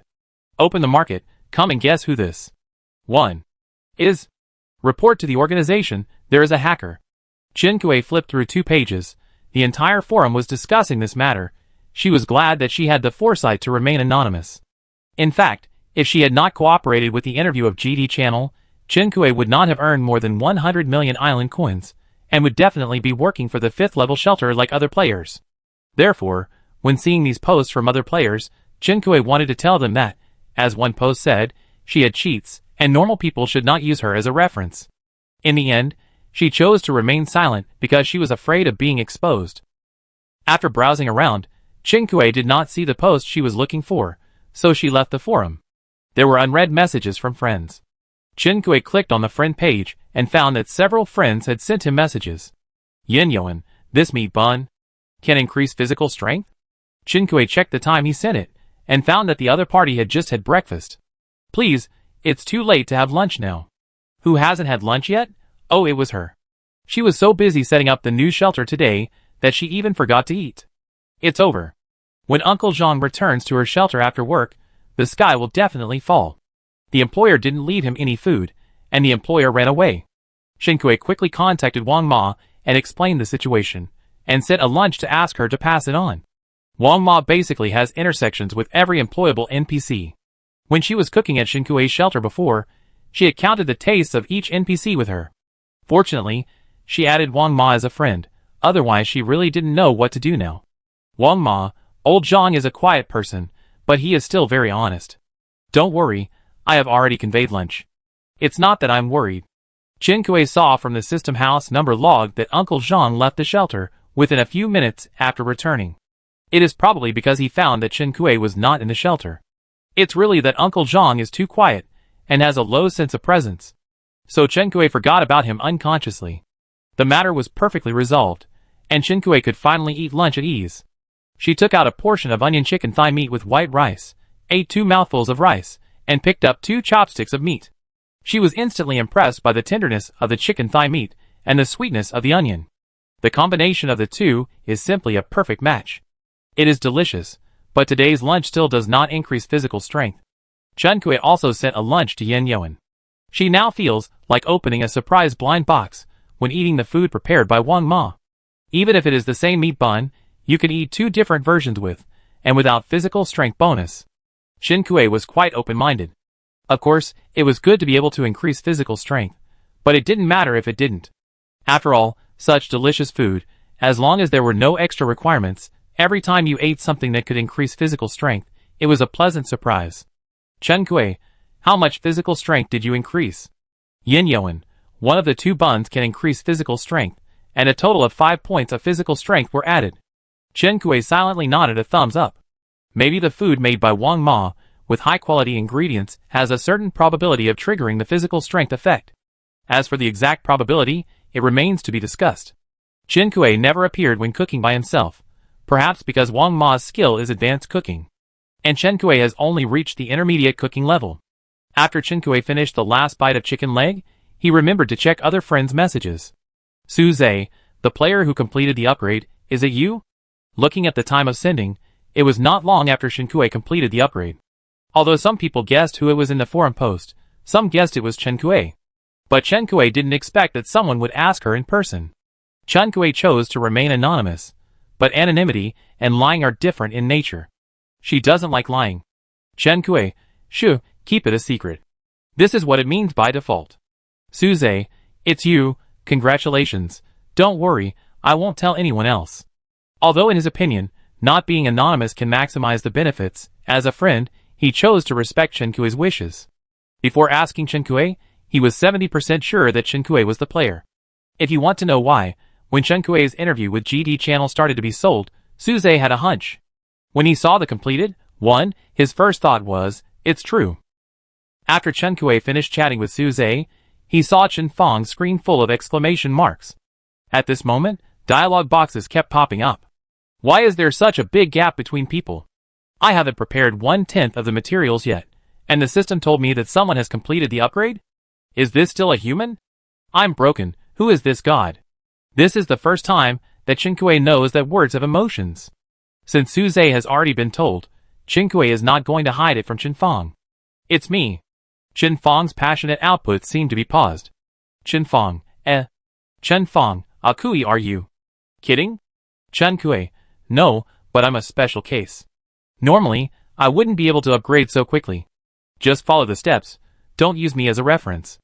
Chen Fong's emotional transition from being broken to being excited was completed in just 2 short sentences. Ah! Kui, you are so great. The screen was still full of exclamation marks, but this time she turned into a screaming chicken. Chen Kui asked Chen Fong to keep it a secret as usual. Kui, don't worry. In terms of keeping a tight mouth, I am second in this world, and no one dares to claim to be first. Except for Chen Fong and Suze talking to Chen Kui about the first player to reach level 5. Other friends did not discuss it with Chen Kui, so Chen Kui did not specifically tell them about it. After all, not everyone would associate the focus of the forum discussion with Chen Kui. Chen Kui checked the message and started to open the box. Before boarding the boat, she fished 2 silver treasure chests and bronze treasure chests. The silver treasure chest was unlocked by Chen Kui today. Logically, the silver treasure chest is higher than the bronze treasure chest, and the things inside should be better than the bronze treasure chest. Lightning wood plus 20, golden spider silk plus 5, pink crystal plus 2, 100-year-old ginseng plus 5, cordyceps plus 10, 100-year-old ganoderma plus 5. For PSEP plus 1, mosquito net plus 1. The names of the things open sounded quite high-end, but Chen Kui had opened a lot of blueprints with bronze treasure chests before, so it can't be compared like this. After all, only 2 treasure chests were opened, and the base number was too small. Chen Kui decided to wait until more silver treasure chests were opened before confirming. In the coordinates of Yangmei Island, Chen Kui's island was not too far away, and the boat could reach it in 3 hours on the sea. Chen Kui stared at his oil distribution map all the way to ensure that he would not miss it when passing by the oil storage area. But obviously, whether in reality or in the game, oil is a very scarce resource. At least on the way to Yangmei Island, Chen Kui never saw any trace of oil on the oil distribution map. When Chen Kui's island arrived at the coast, she found that a ship had already stopped here. It was also a free ark. Someone had been here before. Chen Kui hesitated for a moment, and finally chose to continue to land on the island. She could still land on the island, which meant that the person who came did not choose to join the island, so this island was an ownerless public resource. Others came, so she could come too. Chen Kui followed the traces of the players in front of her to the island. It was not that Chen Kui wanted to act like a stalker, but the vegetation on this island was too dense, and under the cover of the grass, she could not see what she was stepping on. Although Chen Kui wore a snake repellent sachet around his waist, he was still worried that he would accidentally step on something when walking in the grass. After walking for a while, the grass was not so dense, but bayberry trees with fruits began to appear in the field of vision. Bayberries were dotted among the leaves of the bayberry trees, like rubies, and they were of uniform size. The color was deep red and ripe. Chen Kui stopped and used the notebook prop of the forging master to check the resources on the island. Unexpectedly, there were no forging materials on this island. It seemed that there were only bayberries. There were still people on the island, and the resources were indeed scarce. Chen Kui thought about it, and did not use the island stone for the time being. Instead, he changed direction and started picking bayberries. Babyberries plus 2. Babyberries plus 2. Chen Kui picked up a bunch of bayberries. Babyberries plus 11. Because the bayberries were ripe, Chen Kui could only pick them carefully. Even so, after picking for less than half an hour, his fingers were soaked with bayberry juice. As she picked, Chen Kui gradually strayed from the direction she came from, and then found an unusual plant under the bayberry tree. Orchid plus 1. If you want to build a leisure area, you need orchids among the flowers you need. Chen Kui, she was thinking wrongly. The lack of forging materials does not mean that there is nothing she needs. Chen Kui did not put down the hoe in her hand, and this time she paid more attention to the surrounding environment when picking bayberries. Although her gathering skills can allow her to identify the names of the surrounding plants, if Chinkui does not identify which one she needs, this skill is useless. Yame +3 Since climbing trees is a waste of time, Chinkui always picks the one she can reach under the tree. After picking the bayberries on the branches nearby, she pulled the branches apart and saw a tree full of flowers not far away.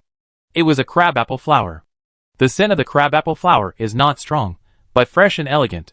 Chinkui walked to the crabapple tree and looked up at the tree that looked like a giant to her.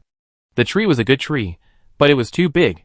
Chinkui probably couldn't dig it out even if she used her hoe for 2 days and 2 nights. There was a small tree next to it, but Chinkui fell in love with this big tree at first sight. I can't imagine how happy she would be if this tree was planted in her yard. She took out the excavator she had just got from her backpack and prepared to take this crabapple tree home. The excavator is the reward for the first 99% of Chinkui's task progress, which means that at least 1% of the players can get the excavator. 1% of the 200 million players is also 2 million. It may not be a rare item in the future, but so far, this is definitely the only one in Chinkui's hand. In order to drive the excavator, Chinkui specially bought an excavator skill quick training package in the system mall. The quick training package costs 2 ordinary skill packages, and Chinkui spent a total of 5,000 island coins. The crabapple tree was dug out with the roots and soil. When digging the tree, it was inevitable that the branches would be shaken, and the petals would fall to the ground. Begonia tree +1 Since they were here, Chinkui did not miss the small crabapple tree and shoveled it into the backpack. Begonia tree +1 The excavator was a bit noisy, and after Chinkui finished digging the crabapple tree, he found that someone was attracted to it. Chapter 90. After Chinkui put the 2 crabapple trees into her backpack, she met the other person's eyes in an instant. The person who came was a short girl with 2 ponytails. When she saw Chinkui, she smiled sweetly at her. "Can you lend me your excavator?" Her voice was soft, and because of her dress and height, Chinkui got off the excavator and hesitated to greet the other person. "Hello, who are you?" The girl smiled sweetly. "I forgot to introduce myself. I am Taoyuan, and I am from the 3421 world." Taoyuan, this name Chinkui also sounded familiar, as if she had been selected as a lucky listener. Chinkui, "Hello, I am Chinkui, from the 0003 world." Taoyuan's eyes flickered slightly after hearing Chinkui's name. "Chinkui, I have heard of you for a long time." The other party came to borrow the excavator. Chinkui had no other use after digging up the crabapple tree, so he readily agreed. "What do you want to dig?" "I will help you dig it directly, otherwise you will have to buy the excavator technology quick training package." Taoyuan, "Thank you, I'm going to dig up a few bayberry trees and plant them." Chinkui asked the other party to choose the trees he wanted, and then he started to operate the excavator to work. It's just digging a few bayberry trees, it won't take much effort. After digging the bayberry trees, Taoyuan stood in the mess and looked up to thank Chinkui. Chinkui waved his hand. There is no need for bayberry trees to build a leisure area. Now players are all looking for materials to upgrade to level 5. Unless you are like Chinkui, who has free time and doesn't have to worry about upgrading, and wants to go around and look for oil, Chinkui really can't think of anyone who has the leisure to go to an island with few resources just for a few bayberries. Seeing that she was going to dig up bayberry trees to plant, Chinkui felt that she might really love bayberry. Chinkui asked her, "Why don't you use the island joining stone?" "I've used it up," she answered, and then looked at Chinkui. "Sister, do you want to merge this island?" Chinkui was still hesitating whether to merge the islands, but now after seeing the various flowers on the island, she has made a decision. She nodded. "If you'd like to eat bayberry, I dig some more trees for you to plant." Taoyuan, "No, sister, let's add each other as friends. If you can let me go to the island when I want to eat bayberry in the future, I can save the time of sailing on the sea." "Aw!" In the sweet smile of the other party, Chinkui inexplicably gained a new friend. After adding friends, Taoyuan said that she was going back, and said goodbye to Chinkui. Before leaving, she gave Chinkui a big box of chocolates as a thank you gift. On the way back to the boat berth, Chinkui accompanied her and saw that she liked to tiptoe when walking, and occasionally kicked forward when she encountered a stone. After walking with the stone for a while, she got tired of it and changed her target. There was a kind of likeness between a girl and the playfulness of a girl. Chinkui couldn't help asking her, "Taoyuan, are you an adult?" Taoyuan chuckled. "Sister, what nonsense are you talking about? The Human Fortress project requires adults to participate. Have you forgotten? Scientists generally believe that after humans become adults, Their consciousness tends to be stable and can be safely digitized. The Federation has had an extremely low birth rate in recent years, and with the launch of the Human Fortress project, infants and minors who cannot be digitized have been moved underground in advance. The Federation has built a separate project for these people. Chen Kuei sent Tao Yuan to her freedom arc and saw her board the ship and leave. After sending Tao Yuan away, Chen Kuei did not leave the beach, but directly took out the island merging stone from his backpack. Player confirms to use the island merging stone? Chen Kuei, confirmed. Used successfully, the island is being annexed. 1 hour 59 minutes and 59 seconds the merging countdown started. Chen Kuei took out the wooden box and started digging sand. Leaving the island, in the free arc sailing on the sea, the girl with twin ponytails sat on the desk, crossed her legs, watching the figure of Chen Kuei in the projection gradually get smaller until it disappeared. A piece of Hadao stone was thrown up and caught in her palm. Her body blocked the movement of Hadao's stone. From behind her, only a slender back could be seen, and the Hadao stone kept jumping in the air. Behind the desk, the person whose hands and feet were bound looked at her back numbly, and then closed his eyes. Why leave the Freedom Arc on the coast? Of course, it is because there are living things on the Freedom Arc, and it cannot be collected. Tao Yuan stuffed a bayberry into her mouth. The red juice stained the corners of her mouth, as if she had just sucked blood. It's a good deal. She smiled sweetly, squinting her eyes to enjoy the slightly sour taste after the sweetness of the bayberry, and turned to look at the tied person on the ground. You said it right? After Chen Kuei finished digging the sand, he continued to pick bayberries in the bayberry forest, occasionally encountering 1 or 2 plum trees and orchids. When the countdown to the island was over, Chen Kuei had picked a total of 4,228 bayberries. Chen Kuei only picked the bayberries on the low branches. If all were picked, the bayberries produced here would pile up into a mountain and drown Chen Kuei. There is no way to pick them all. There is no way to pick them all. After the island was completed, Chen Kuei gave up the crazy fruit-picking mode, opened the map, and returned to the shelter. Yamei Island was not big. After the island was completed, it was placed not far from Chen Kuei's shelter, connected to the cliff. The loud noise when the island was completed not only scared the animals in Chen Kuei's shelter, but also shook some bayberries off the trees. The bayberries fell from the trees to the ground, splashing out red bayberry juice. Chen Kuei looked at it, and said it was a pity. Now the sun has set, but it is not dark yet. Chen Kuei returned to the shelter, and saw Shen Yi preparing to take the pigs, cattle, and sheep out to graze.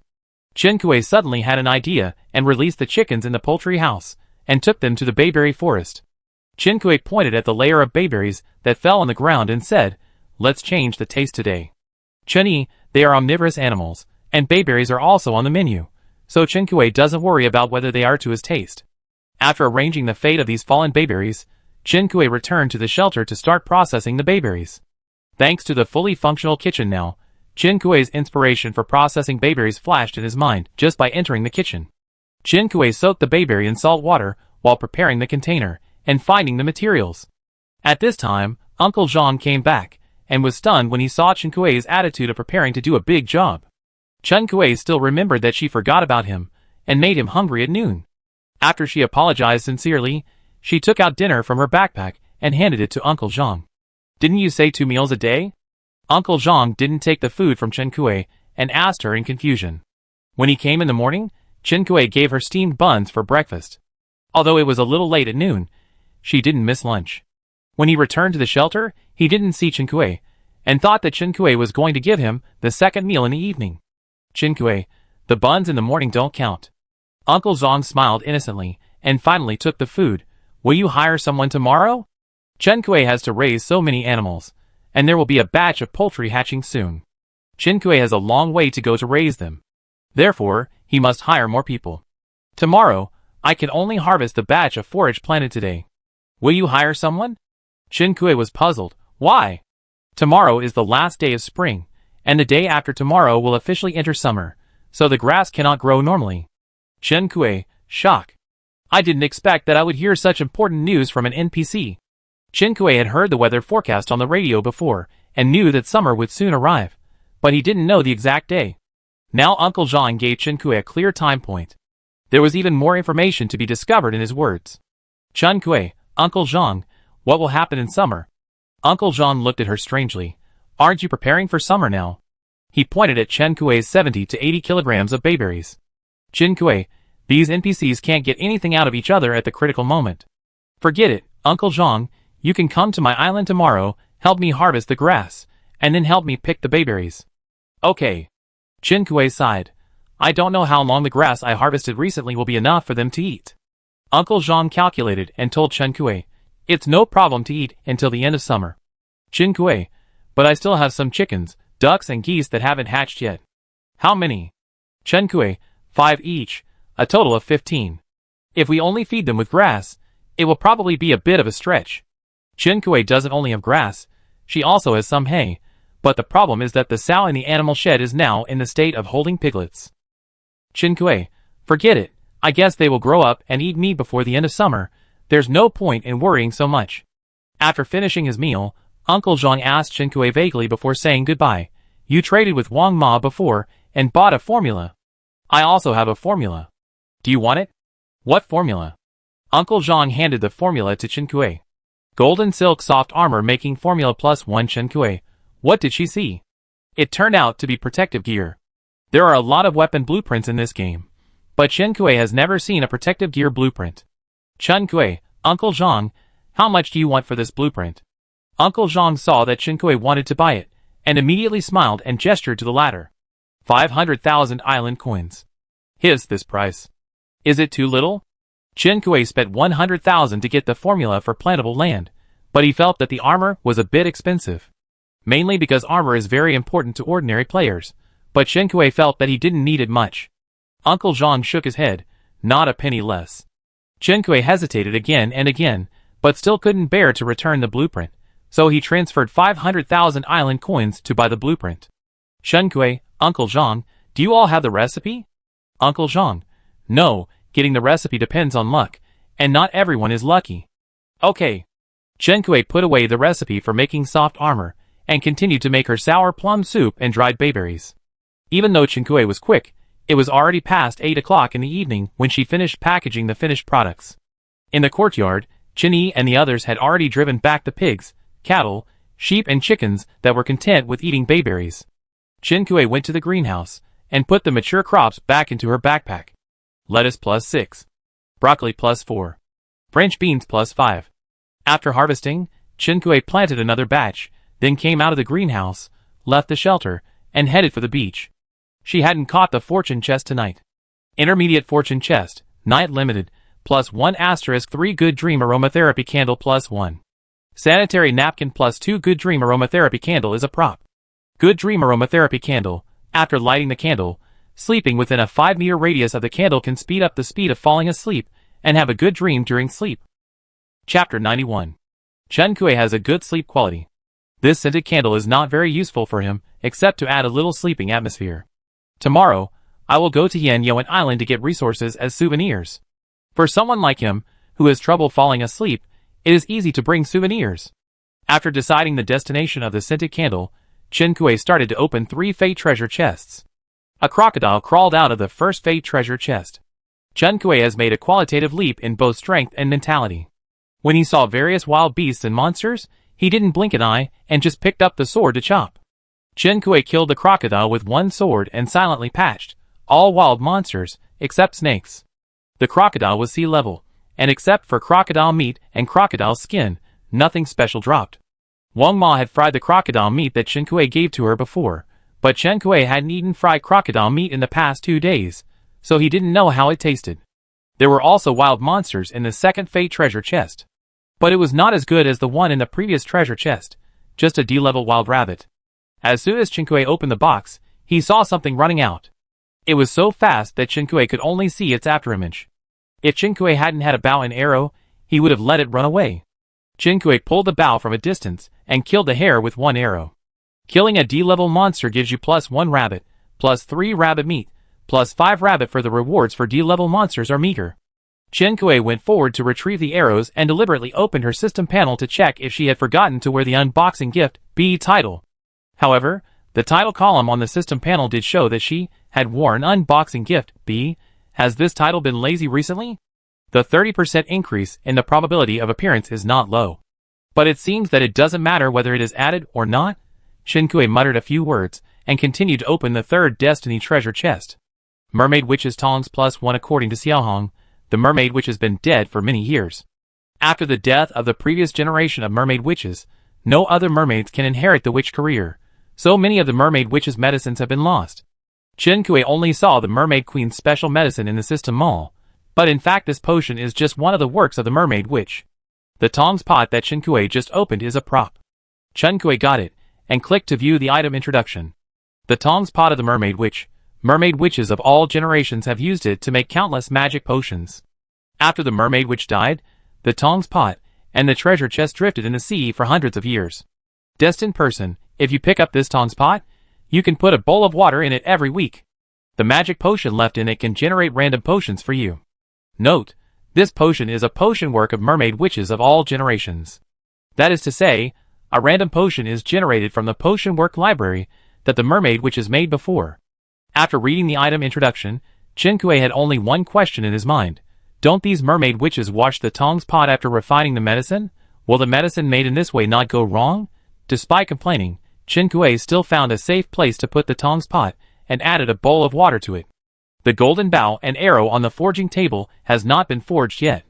It takes 24 hours to make a golden weapon. When it is forged tomorrow, Chen Kui should be on Yanyuan Island. However, the wild monsters on Yanyuan Island are all low-level wild monsters, and there is no place where the golden bow and arrow are needed. It doesn't matter if it's a little earlier or later. Chen Kui reviewed what she hadn't done today, and finally remembered that she hadn't synchronized with other players, and tomorrow was the last day of spring. She did it as soon as she thought of it, and she opened the forum and started editing. According to reliable information, tomorrow is the last day of spring. After sending the post, Chen Kui was originally going to close the forum, wash up and go to bed, but an inexplicable intuition made her withdraw her finger from the exit button. Chen Kui returned to the search bar and began to search for the two words Taoyuan. There are many people with the same name, so Chen Kui added 3,421 as a keyword. After narrowing the scope to one world, all players named Taoyuan, who had posted messages, turned gray. Taoyuan, whom Chen Kui met today, had never posted a message. It was amazing. Players who just entered the game would definitely be confused, and it was normal to post 3 or 5 help posts in the forum every day. And Taoyuan actually managed to keep silent in this game. In the forum posts posted by others, Taoyuan was rarely mentioned. Chen Kui was not even sure if the Taoyuan mentioned in the post he saw was the one he met today. This shouldn't be the case. Chen Kui thought of the Freedom Arkansas. If Taoyuan was the captain, it is impossible that no one in the 3421 world had discussed it. Chen Kui searched with the keyword captain again and found that the captain of 3421 was a man named Song Chao. The prophet died in the Mermaid War, but Song Chao was still alive. So Song Chao was also there on Yangmei Island that day, but he didn't come out to meet Chen Kui. Maybe they are friends, and Taoyuan took Song Chao's boat to pick bayberries. This understanding seems to make sense. Although some places made Chen Kui feel that there was something subtly wrong, Chen Kui couldn't find it for a while. After Chen Kui finished the work at hand, he yawned and went upstairs to wash up. The moon can be seen on the terrace of the bedroom. The sky is not polluted, and the stars can be clearly seen twinkling. Chen Kui sat on the rattan chair on the terrace, and saw something glowing outside his courtyard. A layer of light film lit up outside the courtyard. It was a beast that came to attack at night, and Chen Kui's house guarding lion prop was working. Unfortunately, Chen Kui had already changed into pajamas, and didn't want to go out to kill beasts again. So Chen Kui looked for a while, and then went back to the bedroom to sleep. Another good night's dream. There were batches of beasts outside the shelter, but the atmosphere in the courtyard was peaceful and tranquil. When the sunlight hit Chen Kui's eyelids, Chen Kui turned over in annoyance, and then was awakened by his own movements. Look at the time again. 6:47. Is the day getting earlier and earlier? Since he was awake, he couldn't fall asleep again. Chen Kui yawned, stretched his back and got up. He did a set of stretching exercises facing the sun before washing up. Today he was going to cut trees to get paint, so Chen Kui found a set of light and tight sportswear to wear.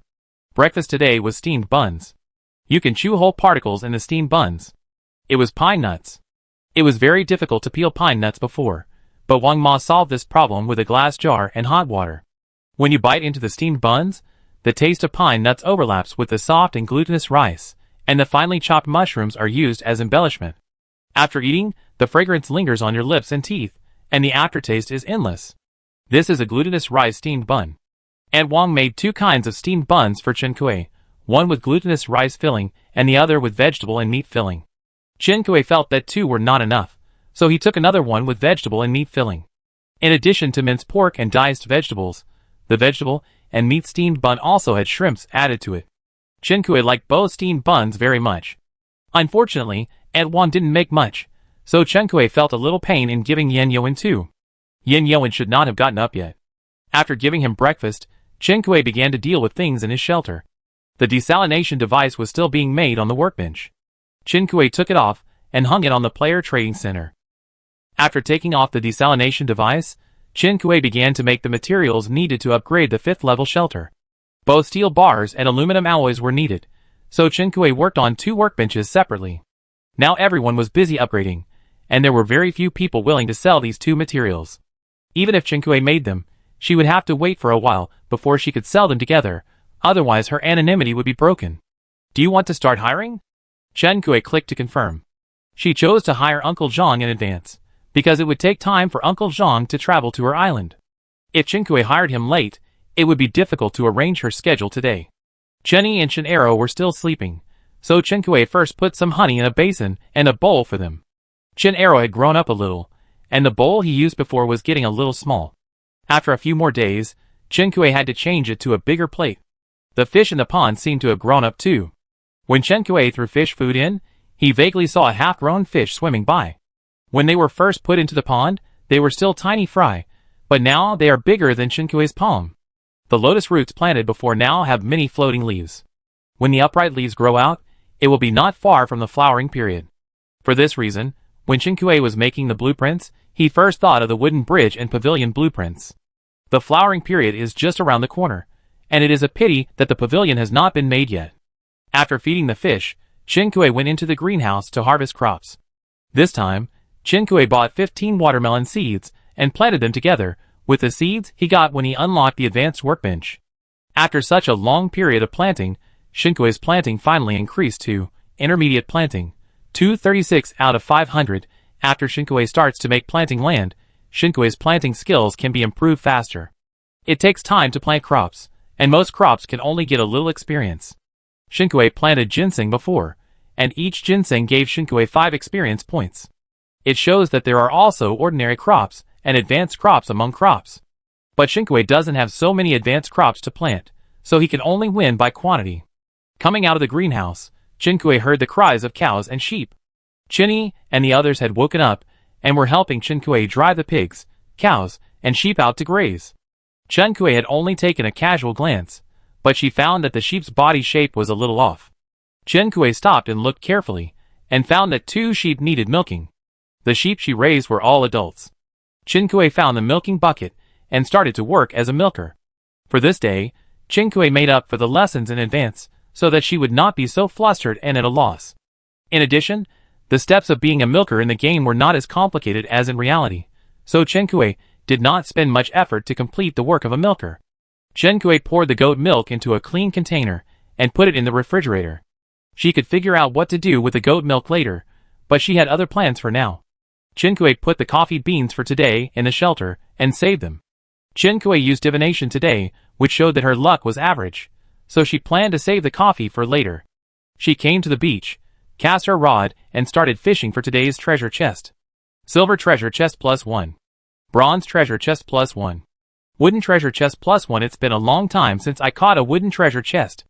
This is considered average luck, but she is usually quite lucky. Chen Kui stopped fishing after fishing 3 treasure chests, and was not in a hurry to open the treasure chests. It was a little after 8 o'clock when she finished fishing the treasure chests, and Uncle Zhang finally arrived. Chen Kui took out today's 3 meals in advance and gave them to him. After making instructions, she sent a visit request to Yan Yuan. Yan Yuan had just received the breakfast sent by Chen Kui, so he should have woken up.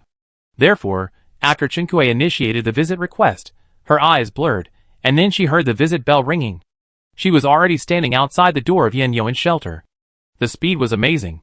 Chen Kui waited for a while before she saw Yan Yuan walk out of the small house through the iron fence and open the door. Yan Yuan was wearing a black short-sleeved t-shirt and a pair of overalls. He had an upright posture, a thin waist and long legs. Chen Kui saw that there was still a little tiredness between his eyebrows, and his forehead was a little wet. She hesitated for a moment. Why don't you go back to sleep? Although Chen Kui had agreed with him to go to the island at 8:30 yesterday, he looked like he had forced himself out of bed without waking up. Yin Yuan's voice was a little hoarse. It's okay, I just haven't adjusted my work and rest schedule yet. He tried his best to go to bed early yesterday, but he couldn't fall asleep. Chen Kui took out the scented candle. Souvenir.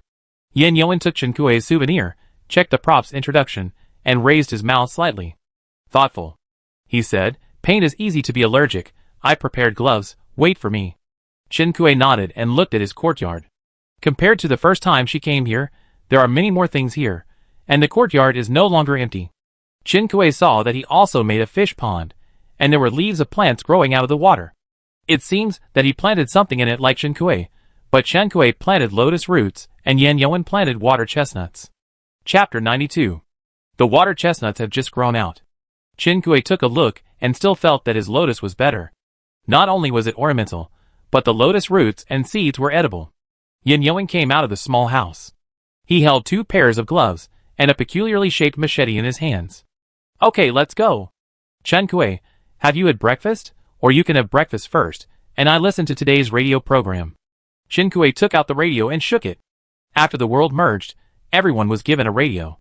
With the previous one, Chen Kui now has 2. One is fixed in the shelter, and the other one is carried by Chen Kui. Yin Yuan was about to say that he didn't have the habit of eating breakfast, but when he saw Chen Kui's action, he interrupted. That's fine. Good morning, listeners. Welcome to GD Channel, which brings you the latest gossip and weather forecast every day. I am a Gu. I am a Dao. Chen Kui supported his chin with one hand and held a pen in the other hand above the paper.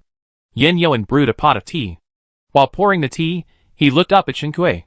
Gu, yesterday we said there is a hunting organization, and we received some messages from listeners who wanted us to publish the list of members of the hunting organization.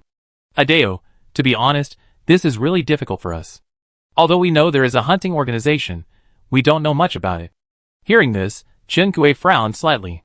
This group of hunting players hide very deeply. It's normal that they don't know. Yin Yuan handed her a cup of tea. Chen Kui took the tea and took a sip. Do you know other information about the hunting organization? Yin Yuan confronted Zhong Huai in person, and he was the one who released the news about the hunting organization, so he knew the details better than others. There is one thing I am not sure of, so I didn't say it in the post. Yin Yuan frowned, thought about it carefully, and told Chen Kui. The 2 members of the hunting organization both have monkeys painted on their clothes. Yin Yuan didn't know if this was a coincidence or a specific symbol between them. Chen Kui nodded. If it is really the symbol of the hunting organization, the players are in the open, and the hunting organization is in the dark. Even if it is said in the post, the members of the hunting organization can be replaced. Then we will start the weather forecast. Adeo.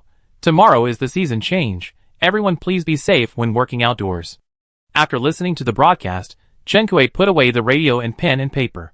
Yin Yuan also finished breakfast, and the 2 of them walked out of the shelter to get paint on the island. The paint collection location was a bit far away, and Chen Kui also picked up some green-skinned walnuts along the way. Walnut +1. Walnut +1. Halfway through Yin Yuan's walk, he found that Chen Kui had not caught up, and turned his head to see that Chen Kui was bending over to pick up walnuts. The cloth bag tied around her waist fell down with her movements. Today the road was calm, with few snakes, insects, rats or ants. Yin Yuan looked up and saw the crown of the walnut tree above, which blocked out the sun, and there were many walnuts hanging between the branches. I go up and pick some for you. The girl who was bending over to pick walnuts came out of the bushes when she heard this. Yin Yuan was already preparing to climb the tree. Chen Kui hurriedly stopped him. No, I've picked enough. Let's go find the lacquer tree. Yin Yuan paused and saw Chen Kui nod again, so he didn't insist. Chen Kui picked up more than 70 walnuts, and his fingertips were stained with some green walnut juice. These juices turned yellow and black when they touched his hands, and it was difficult to wash them off in a short time. Chen Kui picked up walnuts happily, and now he didn't care about the stains on his fingers. What is the cloth bag you are hanging? Yin Yuan walked with Chen Kui for a while, and felt that the journey today was too peaceful, so he turned back and asked Chen Kui. This? Chen Kui picked up the cloth bag and explained. This is a sachet, which contains medicinal materials and can drive away snakes. Yin Yuan, where did you get this good stuff? Although it's called a sachet, Its shape is not delicate, but rather looks a bit crude. It must not be a system item. Chen Kui, if you want Yuan's work, you can talk to him and exchange it with anything.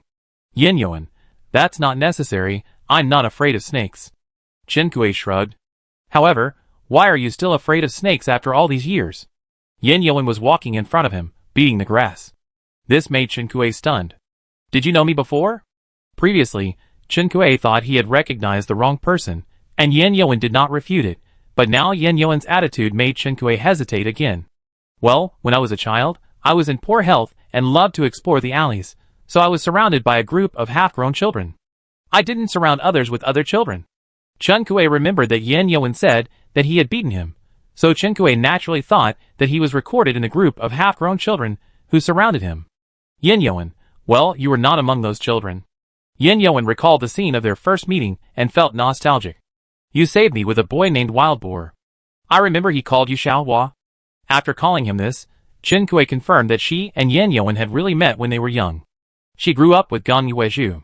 When they were young, she couldn't pronounce words clearly, so she would call Gong Yuezhu Gu Wild Boar when she called him by his full name.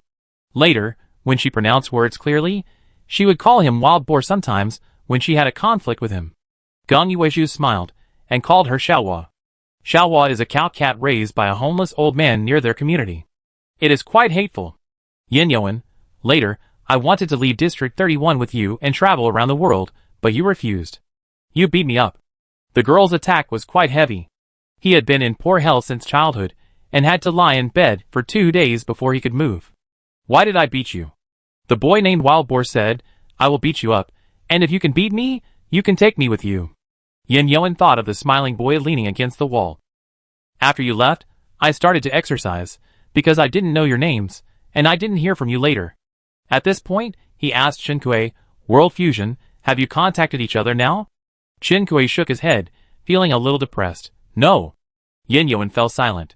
The boy looked very smart at a young age, and he shouldn't have died so early. What about you? Have you contacted your family? Chen Kui changed the subject. Well, now we are each collecting our homeland scores. Very good.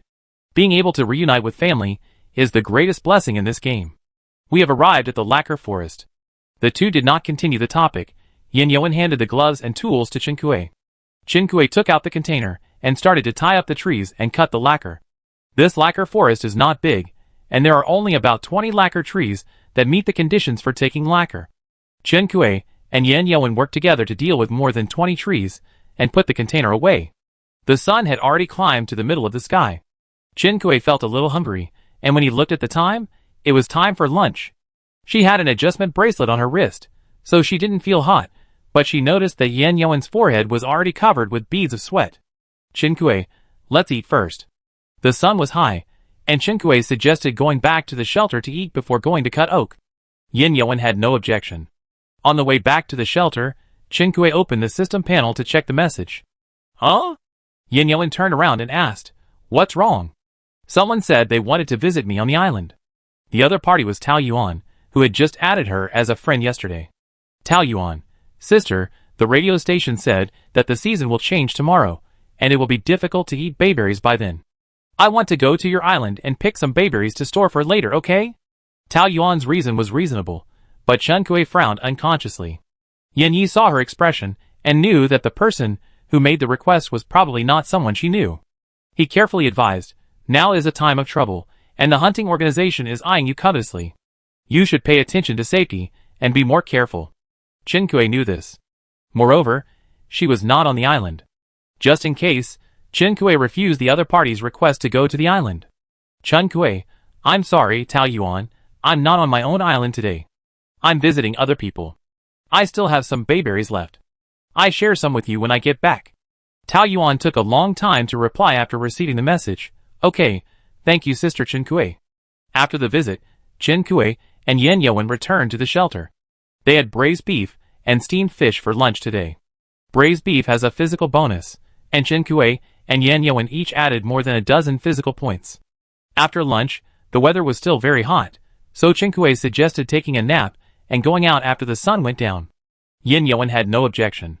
His fish pond was built, and he also obtained the drawings of the livestock shed, but he had not yet gathered all the materials.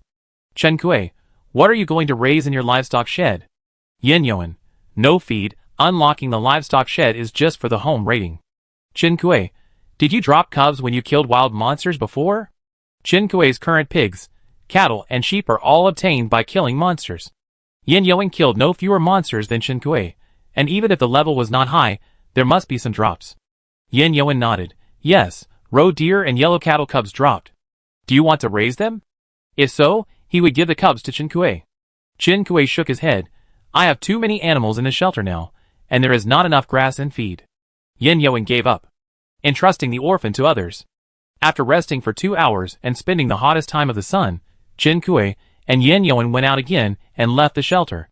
Chen Kui had come to cut oak before, and this time the two of them went to the oak forest again with ease. The oak forest had been cut down almost completely before, and now it has grown lushly again. Chen Kui only had one master-level tool this time, so he used it himself. Yin Yuan used advanced tools. This was the first time Chen Kui used the master-level axe. As soon as he got started, Chen Kui knew why there was only one this time, and there was no blueprint, so he was given the tool directly. Master-level tools will not be damaged due to use. In addition, the chopping efficiency of the master-level axe is also faster than that of the advanced axe. Even though Chen Kui's physical strength is not as good as Yin Yuan, now with the blessing of tools, Chen Kui's efficiency can keep up with Yin Yuan. Oak plus 14, acorn plus 1. Oak plus 11. Oak plus 12, acorn plus 1 this time.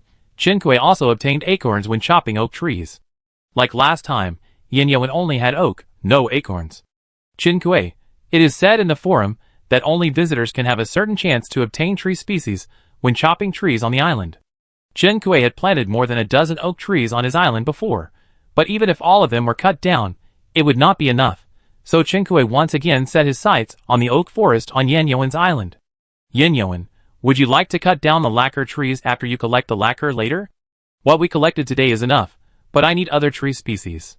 We will get them after we cut down the oak trees. Yin Yuan's island has the tree species needed to unlock the leisure area. Okay, I go with you after we're done. Chapter 93. Yin Yuan has spent a lot of time with her today. Chen Kui hesitated. It doesn't matter.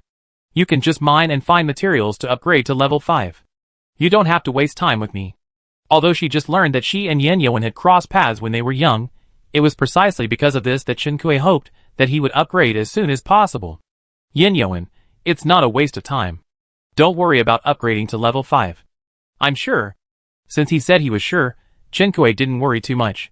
This time, only 700 oaks were needed, which was much less than the material demand of the free arc last time, and the efficiency of the two people in cutting trees was improved, so it didn't take long to gather all the oaks.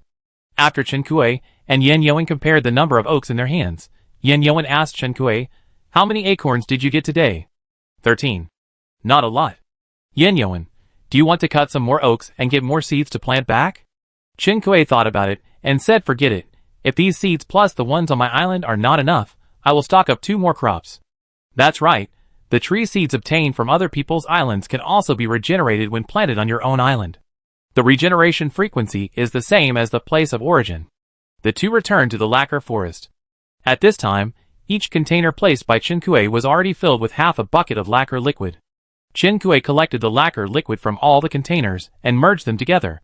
Finally, Chen Kui obtained 8 full buckets of lacquer liquid. According to the volume of each bucket, Chen Kui calculated that these 8 buckets of lacquer liquid could produce more than 160 paints. It fully met Chen Kui's needs for making pavilions and wooden bridges. In reality, there are tedious steps from raw lacquer to paint.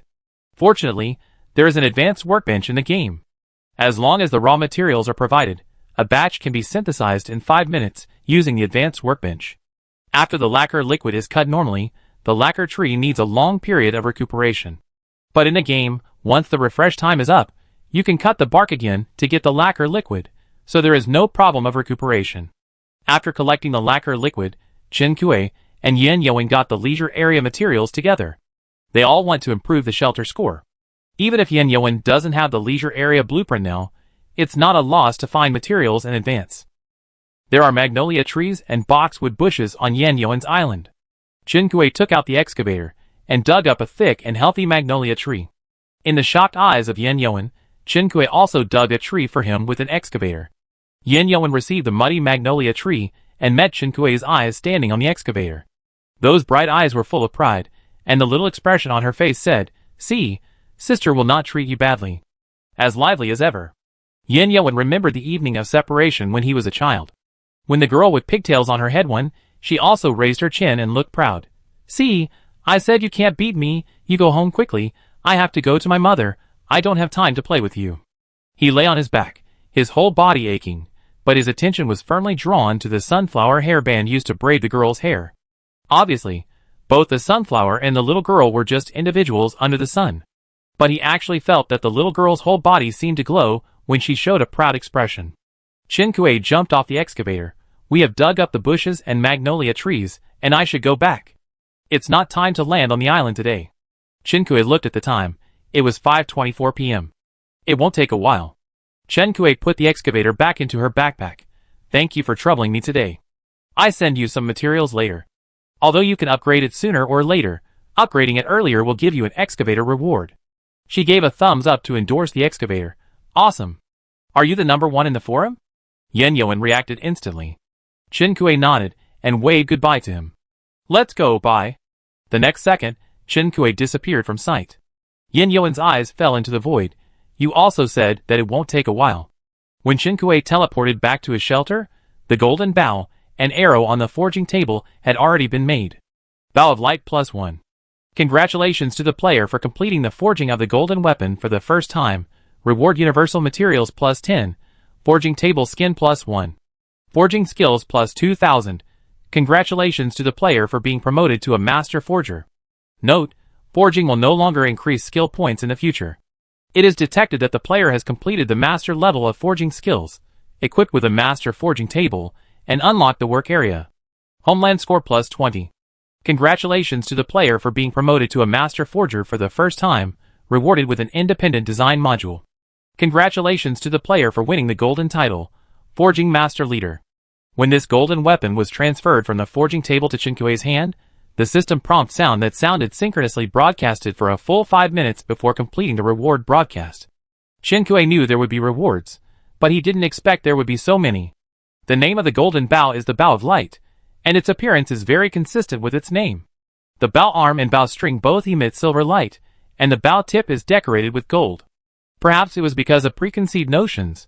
When Chen Kuei touched the bow arm, he felt that the material under his fingers was made of moonlight. It was slightly cool, but there was a different kind of warm touch. When the hand grasped the bow handle, visually, it seemed like holding a handful of light. The bow string also seemed to be made of moonlight, but compared to the bow arm, the contribution seemed to be carefully woven by the thin rays of moonlight. The bow was made without an arrow. Chen Kuei studied it, and tried to make a bow drawing gesture. A golden arrowhead, and a long arrow, with a silver shaft were generated as she drew the bow. There were very fine golden patterns on the silver shaft. It was more like a work of art than a weapon. Chen Kuei held the bow in her hand, and even felt that the sportswear she was wearing was not worthy of it. The person who used this bow should wear an ancient robe with a fairy-like aura, and the belt should be blown by the wind. The long black hair was raised in the air as she drew the bow, the kind of female hero. Chen Kuei walked out of the door, and tried to shoot an arrow. The moment the arrow left Chen Kuei's hand, it flew out like a meteor with a beautiful arc of light. Then it disappeared in front of Chen Kuei under the strong light of the day. Chen Kuei's shooting target, a stone weighing more than 20 kilograms, was instantly shattered. Before that, her eyes did not catch the trajectory of the arrow. After hitting the target, the arrow dissipated on the spot, and there was no need to recover the arrow. After several test shots, Chen Kuei hugged the bow and arrow and kissed it twice. Using this bow during the day can definitely achieve the effect of assassination. As long as the user does not reveal his figure, the enemy cannot see the movement trajectory of the arrow. If someone is killed, they will probably think it is haunted. The golden weapon really has surprises. After Chen Kuei tried the bow and arrow, he checked the rewards given by the system. The first is the universal material. As the name suggests, when putting it on the forging table during forging, it can make up for the lack of any forging material. The second is the forging table skin, which is actually to change the color and style of the forging table. Chen Kuei saw girly pink, spotted dog skin, death gaze skin, and even rich lady happy skin in the skin library. Although Chen Kuei was briefly moved by the rich lady happy skin. But the skin picture is indeed immoral. Qinkui is worried that someone will come to her island and her reputation will be ruined. Qinkui, brave people enjoy the world first, and those who want to be proud will lose themselves first. In the end, Qinkui changed to a classic skin that matches the style of her living room. The self-design module is similar to the DIY mode. Qinkui can design the shape of the weapon by himself and decide the materials to be used. But the effect of the product cannot be guaranteed. It can be said that there is no upper or lower limit. It is possible that the weapon she made is not as lethal as a brick, or it is possible that the effect is worse than the weapon drawings provided by the system.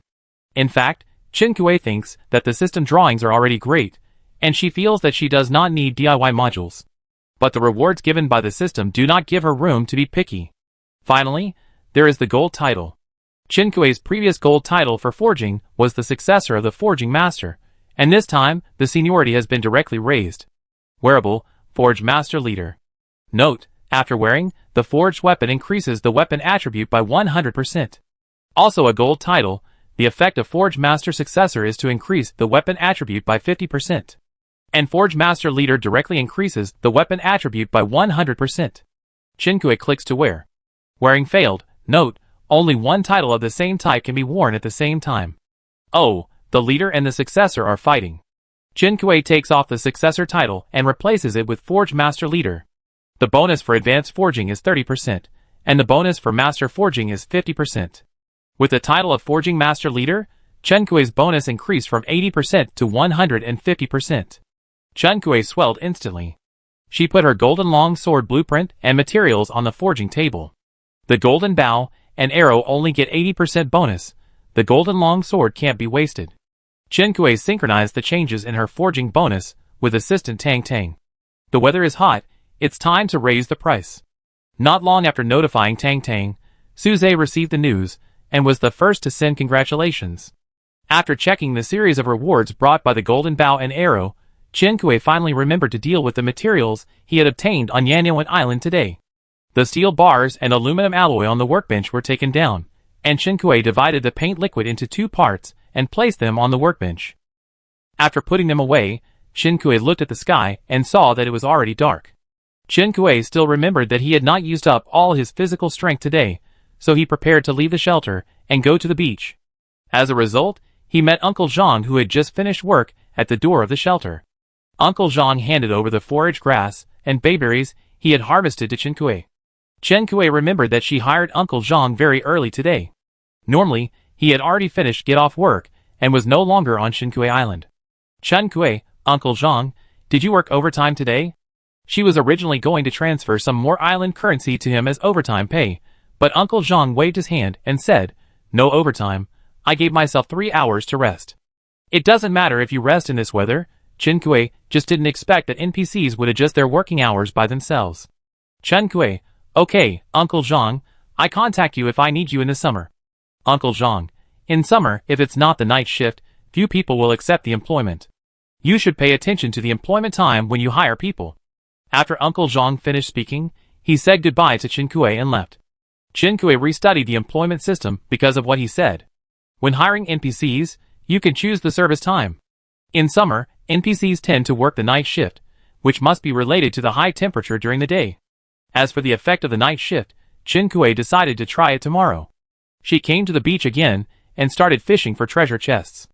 Intermediate Destiny Treasure Chest, Night Limited, +1*3.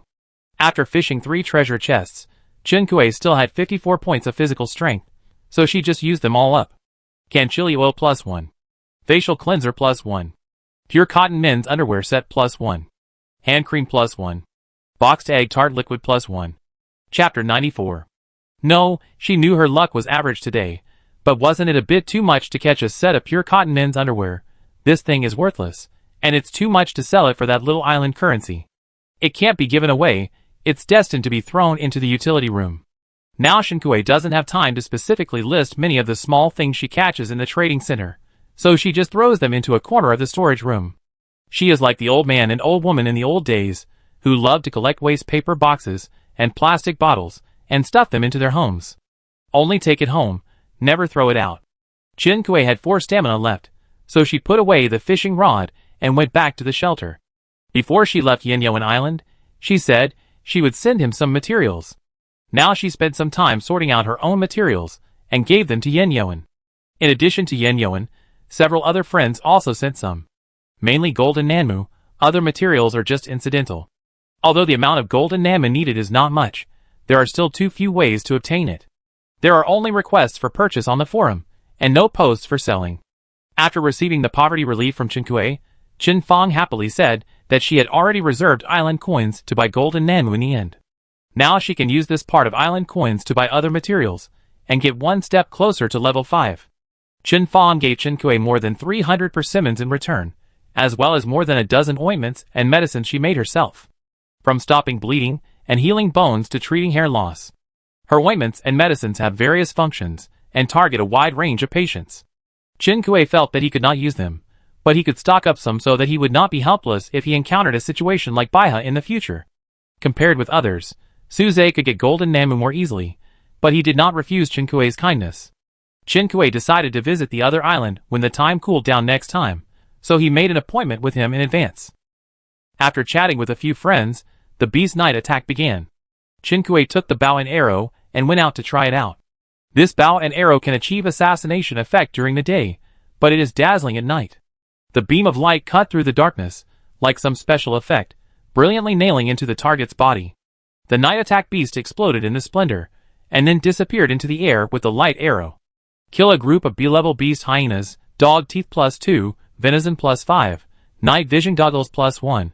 Attain the skill tier wound +1. These hyenas are not as strong as B-level lions or adult brown bears, but they are numerous and good at cooperation. So they are uniformly measured by the system and classified as B-level beasts. Qinkui may need to temporarily avoid the edge when using a long sword in close combat, but she is now using a golden bow and arrow. Killing this group of hyenas is effortless. I don't know what the dog teeth that fall after killing the hyenas are used for. Using dog teeth to forge knives seems to only exist in fantasy adventure anime works. Although there are some supernatural elements in this game, Qinkui guessed that the game producers of Hideo should not copy this setting. Qinkui put the dog's teeth in a small box and threw it into the storage room. The night vision goggles may be used by the NPCs hired later. Since the hiring time in summer is most likely to be the night shift, the night vision goggles come at the right time. At the same time, this is the first time that Qinkui has killed a beast and dropped a skill.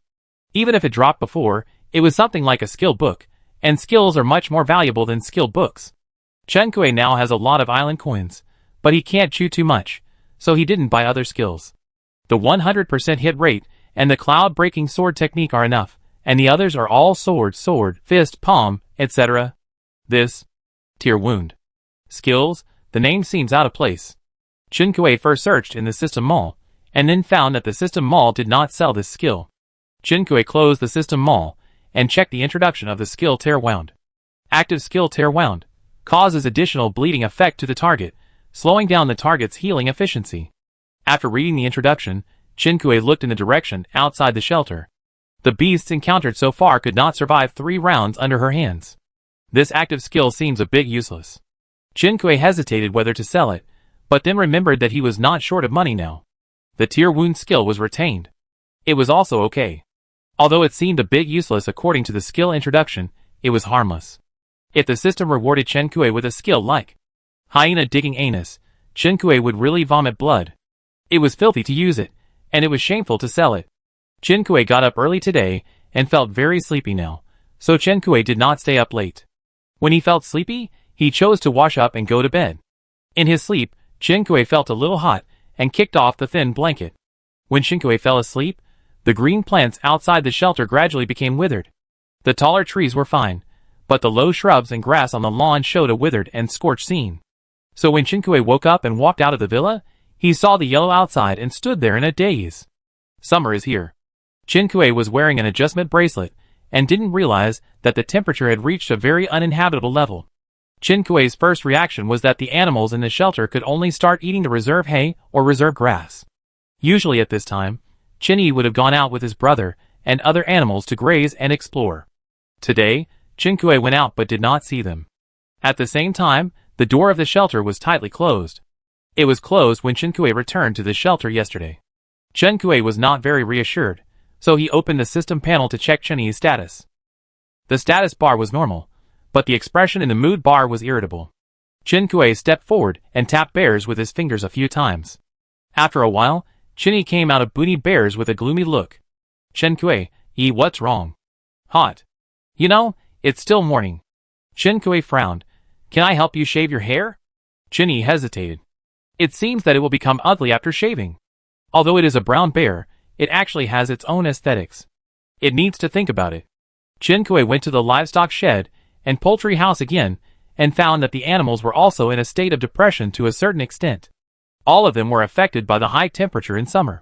Chen Kuei returned to the villa studio, collected the finished paint on the workbench, put the materials on it, and started making air conditioners.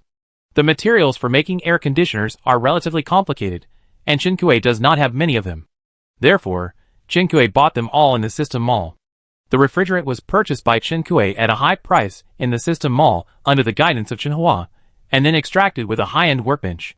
Perhaps it was because it was rare, and the price of oil was very expensive. The price of oil used to make 2 air conditioners was as high as 45,000 island coins, a total of 20,000 island coins per unit.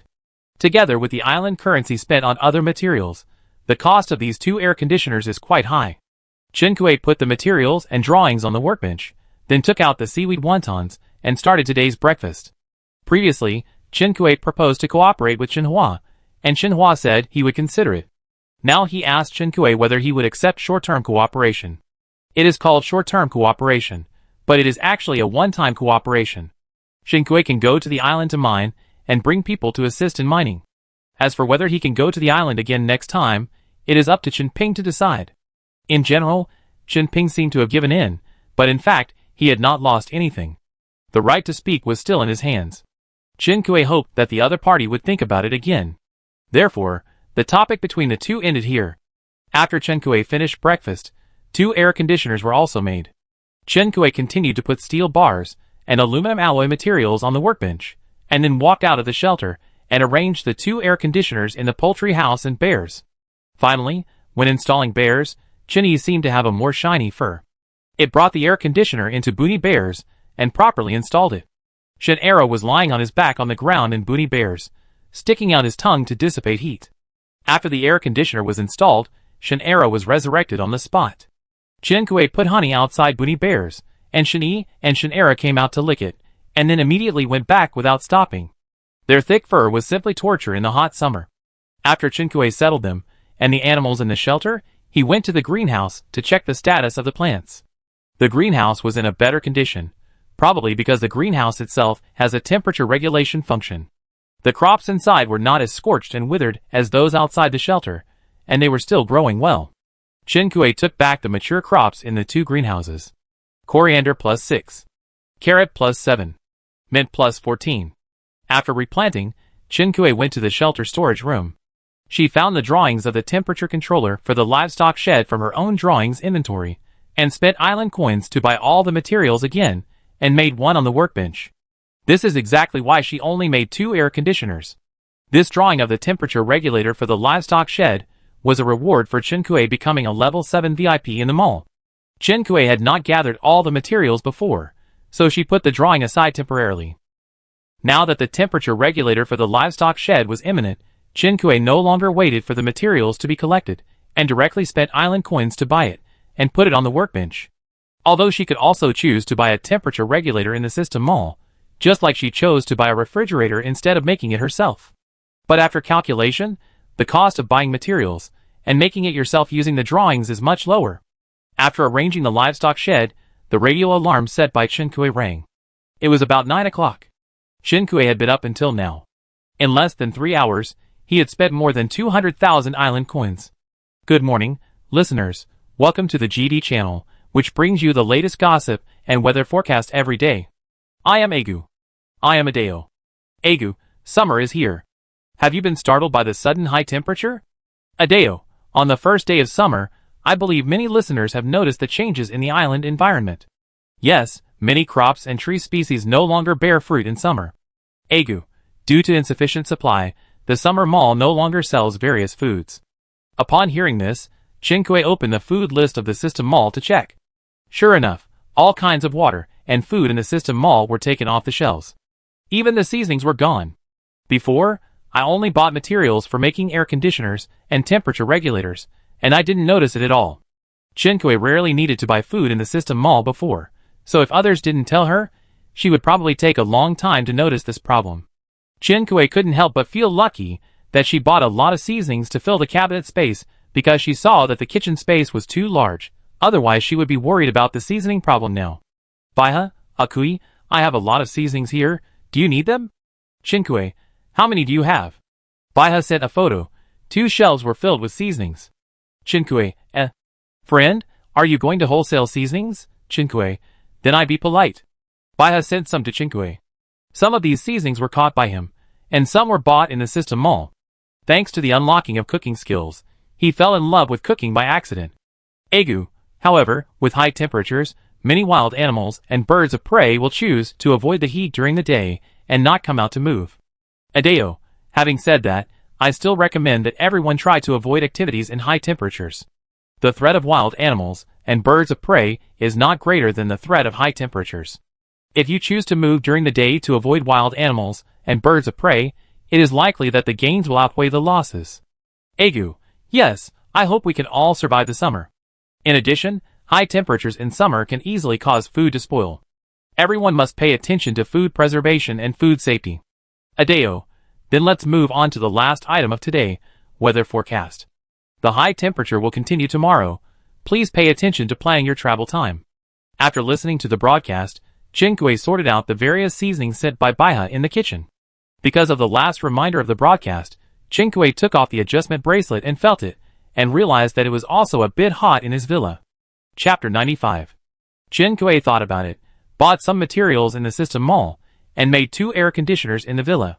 She had an adjustable bracelet, so she was not afraid of the heat, but she still had some food in her kitchen, which would easily go bad in hot weather. Chinkui checked the apple cider vinegar in the living room, and moved it to another place. The dried persimmons hanging outside were also dried. Chinkui took the dried persimmons back. The dried persimmons were also not resistant to high temperatures, and needed to be stored in a dry and ventilated place. Because there were too many, Chinkui deliberately put moisture-proof paper on them to separate them. When she was halfway through putting the stones away, she heard some strange noises outside, and Chinkui paused while packing the stones. She walked out of the villa, and checked where the noises came from. It was by the pond. There was another slight sound, and Chinkui saw the stones on the pile moved. Starting from the bottom of the pile, the holy light stones shook slightly. Chinkui reached out to touch them. As a result, the feeling under her fingers changed as soon as they touched the stones. Then, as if a domino effect had been triggered, from the bottom to the top, they were crushed into powder one after another. The dust could no longer maintain its shape, and the middle gradually collapsed inward, forming a pit. Chinkui? Xiaohong is still in here, won't he suffocate like this? Chinkui hurriedly dug the sand and dug out the person. After just 2 digs, her fingers were suddenly tightly grasped, and the strong force made her hand a little painful. Chinkui was startled by the sudden change. Xiaohong? She called out. No answer. Chinkui continued to dig the sunken sand and gravel with her free hand. The hand holding her was exposed as the sand and gravel sank. The fingertips were sharp, with thin, translucent webbed flesh at the base. A hand belonging to a mermaid. Chinkui half bent over, held the hand, and pulled it out of the sand. Xiaohong was still unconscious. The status bar showed that he was dehydrated, and his health was on the red line. When he grabbed Chinkui just now, Chinkui noticed that his body temperature was too high. The scales on his body had lost their luster, and some were even dry and falling off. Chinkui quickly got some water to pour on him. Now he is unconscious. Chinkui is worried that if he is put into the pond, he will sink to the bottom and drown himself. After pouring water back and forth twice, Chinkui asked Su Zhe to help contact Yuan. Chinkui, the physiological structure of humans is different from that of mermaids. Xiaohong is now dehydrated and has a high body temperature. How can I save him?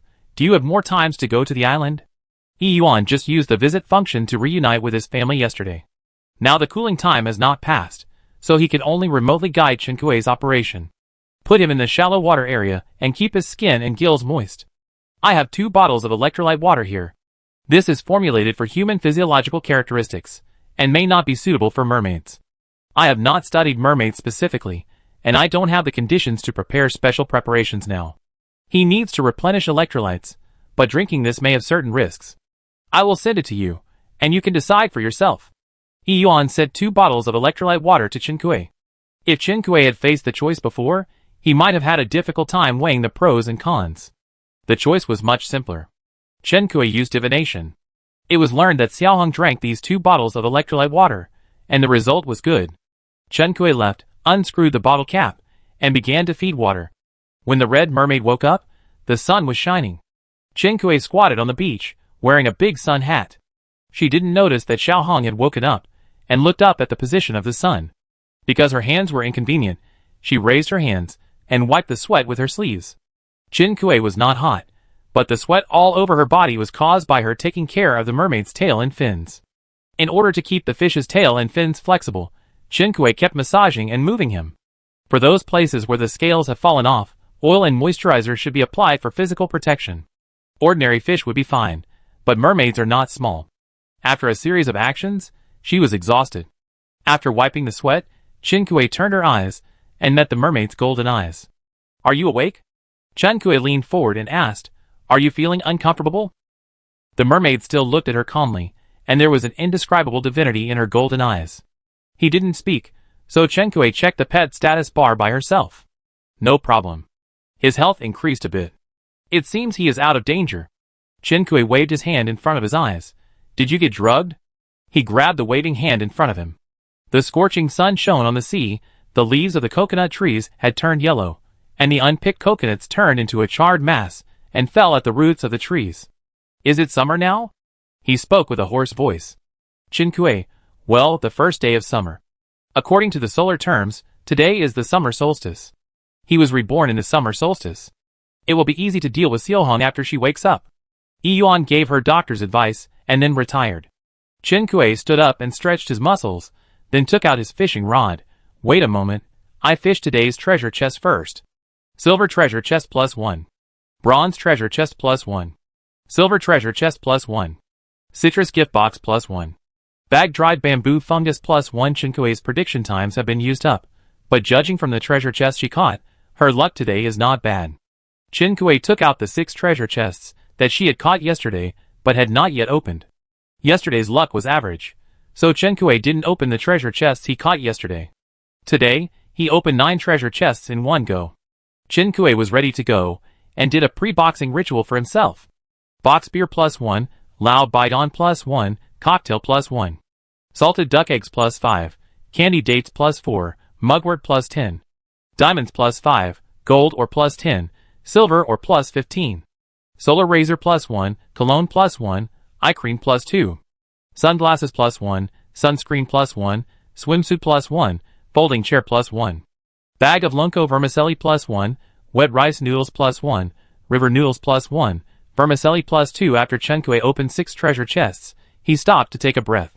Only one of the 6 treasure chests contains ore materials, and the others contain half usable and half unusable materials. For example, if Chen Kui caught the sunscreen treasure chest before summer, he would definitely enjoy a nice sunbath. But now in summer, Chen Kui believes that normal people will not go under the sun.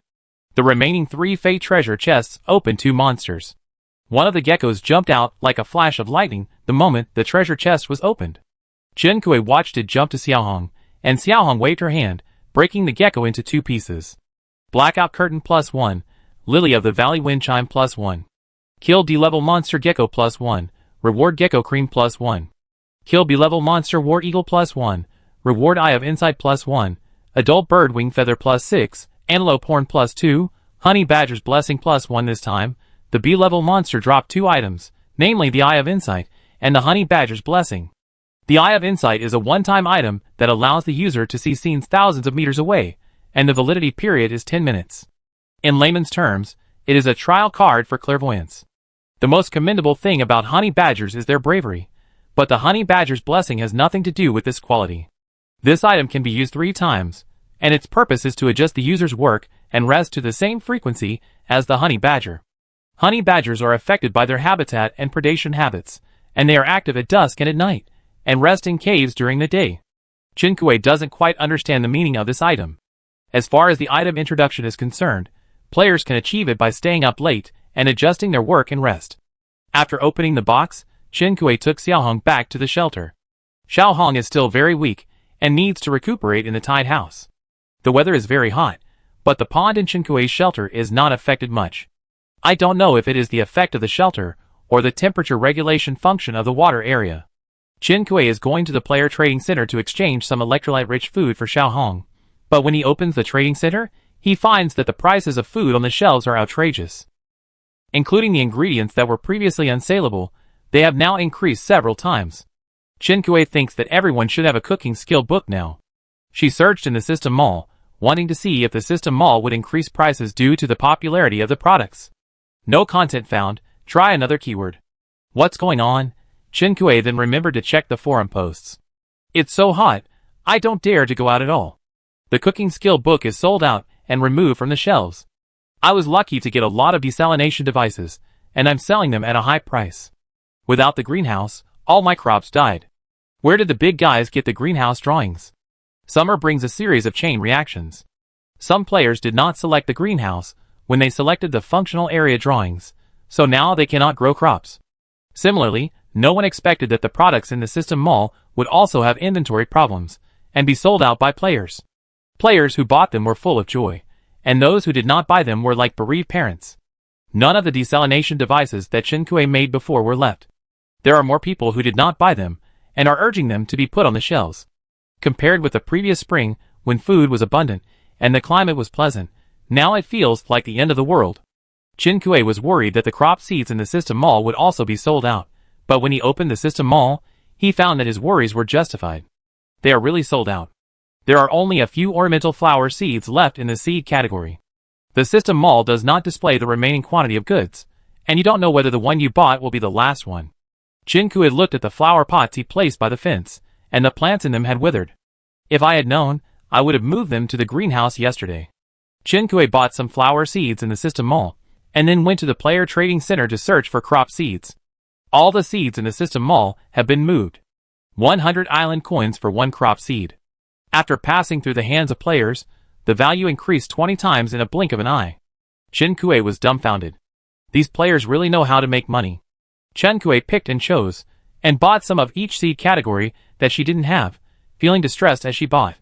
Fortunately, she had a seed converter, and she could use crops to convert seeds later. Otherwise, she couldn't even afford to plant the land. Although she is a rich woman now, island coins are not made for this. There are also people in the forum who are scolding this group of players, who are second-hand dealers to make a profit, but the popularity is not high. Among the group of people who light up the planting skills, those who don't have a greenhouse just let it go. Even if you sell the seeds for 10,000 island coins each, it has nothing to do with him. Those who have greenhouses bought them with a pinch of nose. Chinkue had eaten 2 dried persimmons for lunch before, but he still had to eat dinner seriously. With Xiaohong, a sick person, at home, Chinkue specially made vegetable soup and seafood stew for him, and also made some coconut water. For dinner, Chinkue had fried hare tail and corn rib soup.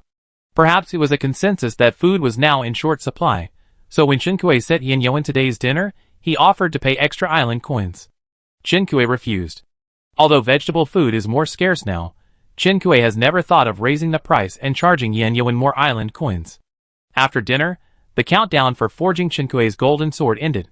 Chapter 96. This golden long sword is just as ordinary as the blueprint shows. If the golden bow and arrow are gorgeous enough to attract attention, the golden long sword is so low-key that it is just a sword. There are no gold or silver ornaments. This long sword doesn't even have any patterns. From the appearance alone, it would not look out of place if it was thrown into a pile of scrap copper and iron. Forging successful. Get the golden long sword unnamed as expected. There is no extra reward for forging a golden weapon for the second time. This sword is just as impressive as its name, with no sense of existence. Chinkue put Wuming into her backpack. She could try out the sword later, when the beasts started their night raid. Although it was dark now, it was not time yet. But the arrangements for the night had just begun. Chinkue glanced at the time. It was now the hiring time she had set, and the NPC she hired should be leaving. After washing the bowls for dinner, Chinkue did not rest. She sorted and stored the items she had unpacked during the day. After finishing the arrangement, Chinkue came to the beach again. She still had her coffee for today, and with yesterday's, she had 2 in total. Chinkue used 1. Then she watched her stamina jump from 50 to 70. Chinkue cast her rod and started fishing for treasure chests. Intermediate Destiny Treasure Chest, Night Limited, +1 * 3 PSP Antique Game Console +1. Bagged Crystal Shrimp Dumpling +1. Bacon +1. Leaving herself 10 points of stamina, Chinkue put away her rod and opened the box. A head popped out of the first box. Before Chinkue could see what it was, he attacked reflexively. After Chinkue's golden nameless sword was forged, the purple Qingxuang sword was replaced, and now lies quietly in Chinkue's storage room. After all, he had been through so many things with Chinkue, so he was reluctant to sell it, so he put it in a box and kept it. This was the first time Chinkue used the nameless sword.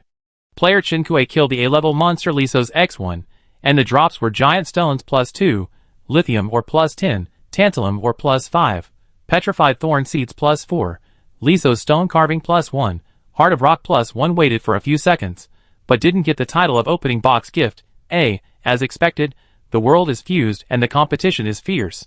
Before this, someone had already opened an A-level monster and successfully won the A-level gift for opening the box. Chinkue sighed silently. The monster opened this time is called Lisos. Chinkue didn't have time to see what kind of monster it is, but the system rewarded items including a stone sculpture of Lisos. It should be carved in the shape of Lisos, but Chinkue looked over and over twice, and only saw a human-shaped stone sculpture. The human-shaped stone sculpture is quite exquisite. Although it is only the size of Chinkue's palm, you can even see the texture of the character's hair through the stone sculpture. The Lisos stone sculpture is actually a prop, and its function is similar to the 2 stone lions that Chinkue obtained before, both of which are used to reinforce the shelter and protect the building. The stone lions will form a barrier outside the shelter to block the wild beasts that can penetrate everywhere, and the Lisos stone sculpture is used to reinforce the shelter building. Previously, the player's shelter was attacked by mermaids. The mermaids attack humans after destroying the courtyard wall and the inner wall. After using the Lisos stone sculpture, the enemy's efficiency in destroying the wall can be reduced, achieving the purpose of delaying time. In addition to the Lisos stone sculpture, the system also dropped another item, the Heart of Rock. The Heart of Rock sounds like a defense-enhancing item, but it is actually a healing item. Heart of Rock. After use, it can increase the user's health by 60 points. Note: the health increased by using the Heart of Rock will be immune to poison damage within 48 hours. 60 points of health is equivalent to being able to pull a dying person up. Although the appearance of defensive spells and healing spells seems to make players less fragile, there are many limitations in the use of healing spells. Chinkue has seen many people who were saved by healing magic, and also many more people who were helpless with healing magic. The Heart of Rock is immune to poison damage for 48 hours, which means that the 60-point health bar is automatically locked. If you can find a way to detoxify during the existence of the health bar lock, the person can be saved. The Deep Sea Snow Lotus is low-end. Chinkue has used the Deep Sea Snow Lotus before, so when he sees the Heart of Rock now, he is only slightly disappointed. Putting the Heart of Rock into the backpack, Chinkue checks the other things that were dropped. Giant stones are just giant stones. Chinkue took out the master pickaxe and hit the giant stone. Stone plus 116. Stone plus 122. The stones knocked out by the 2 giant stones are no different from those she mined in the island stone forest. Lithium or tantalum or should be used to make specific objects, so Chinkue collected them and stored them. Killing Lisos also dropped 4 petrified thorn seeds. This seed can be used specifically for shelter defense. Petrified thorn seed. Users can plant this seed in a specific area. Growth cycle, 5 days. Before it grows, please protect it. After it grows, invasive species below level A will be petrified if they are stabbed by the thorns. Note: the petrification effect cannot be removed, so users should plant it properly to avoid accidentally hurting innocent people. Chinkue collected the thorn seed. This seed will be very effective for players with limited strength, as it can be regarded as an extra layer of protection for the shelter. Chinkue posted a message and took out 2 petrified thorn seeds for auction. For an auction, the highest bidder wins. Drops are usually related to the monsters killed. Chinkue looked around at the things dropped by Lisos, and they were basically related to stones. Could this Lisos be a stone monster? If so, Lisos is a legendary species like the mermaid. But when Chinkue killed it with a sword, he didn't feel any obstacles. The whole process was not much more difficult than killing a watermelon. The most important thing is, Chinkue did not feel the presence of the sword. To put it simply, when Chinkue used Qingxuang before, although it was smooth, she still had the consciousness of using the sword. But when she used Wuming, It was as if the sword moved with her heart and directed her hands, so smooth and natural. Chen Kui used Wuming to chop the stone on the ground again. It still had no sense of presence, but the stone was broken into two halves silently. Good sword. After Chen Kui praised the nameless sword, she continued to open the box. Wedding dress +1, bouquet +1. Mysterious machine blueprint fragment +1. Chen Kui rolled her eyes, because of the wedding dress and bouquet she opened, and the next second, the eyes were urgently withdrawn. The last piece of the mysterious machine blueprint fragment was opened by her. Mysterious machine blueprint fragment, October 10th. If you gather all the fragments, you can synthesize the mysterious machine. Maybe it is a backdoor left by fate for you. Complete mysterious machine blueprint fragments detected. Do you want to start synthesizing? Chen Kui, yes. She wanted to see what the so-called backdoor left by fate was. Synthesizing, please stay tuned. 11 hours 59 minutes, and 59 seconds. Synthesis alone takes 12 hours. It seems really unusual. After opening the treasure chest, Chen Kui was about to leave the beach when she saw lights floating towards the island from the sea in the distance. Chen Kui waited for a while by the beach. It should be the NPC she hired. She hired another person today, 5,000 island coins a day, specially hired to mine for her. The man who came was indeed the NPC she hired. He had a full beard, dark skin, and was tall and strong. After landing, the other party glanced at the bumpy beach. This was the sand that Chen Kui had dug out while waiting for him to land. Are you the employer? The other party asked condescendingly. Chen Kui nodded and led the way for the other party. Oliai, what if you encounter wild beasts that attack at night when you are mining at night? NPCs in summer are active at night, but wild beasts are also active at night. You can't let players hire NPCs and protect them all the time when they are working, right? Aol, the beasts will only attack the island owner at night. Just stay away from me. Chen Kui, Although this Aol doesn't use a single dirty word, it can make people feel itchy all over. Chen Kui led him to the shelter, gave him the 2 meals that the employer should provide, and then took out the night vision goggles. It will be more convenient to have a night vision goggles for night work. Aol did not refuse. He took the night vision goggles and tried them on, then took off the lamp in his hand. Can I take the mining tools away after mining? Chen Kui was stunned when she heard this, and then realized that the other party was talking about her night vision goggles. She shook her head, no. Aol nodded and said nothing more. Wild boar meat +27, high quality wild boar meat +4, pig blood +5, wild boar skin +2. Chen Kui took Aol to the cave where the wild boar spawn point was located, preparing to kill the wild boars that spawned inside one by one to make room for the other party to work. But perhaps Chen Kui underestimated her ability to attract hatred among the wild boar race. Before she even entered the cave, the herd of wild boars howled and rushed out. It saved her time. Seeing Chen Kui's brutal killing of the pigs, Aol followed her into the cave with a subtle expression. There was no change in the cave. Chen Kui handed the pickaxe to Aol and started mining. They didn't knock on the ore for a few times before Chen Kui and him heard the howling of wolves in the distance. Aol glanced at Chen Kui. The meaning was self-evident. Chen Kui shrugged, you continue to dig, I go kill the monsters. The wolves were heading towards Chen Kui. It was as if Chen Kui had some kind of locator on him. Chen Kui remembered that when he was mining before, the snakes that attacked at night also went straight to the mine. Chen Kui met the wolves halfway, holding a lamp in one hand, and using the nameless long sword to harvest. Congratulations to the player for killing 6 sea-level monsters, Asian jackals, rewards.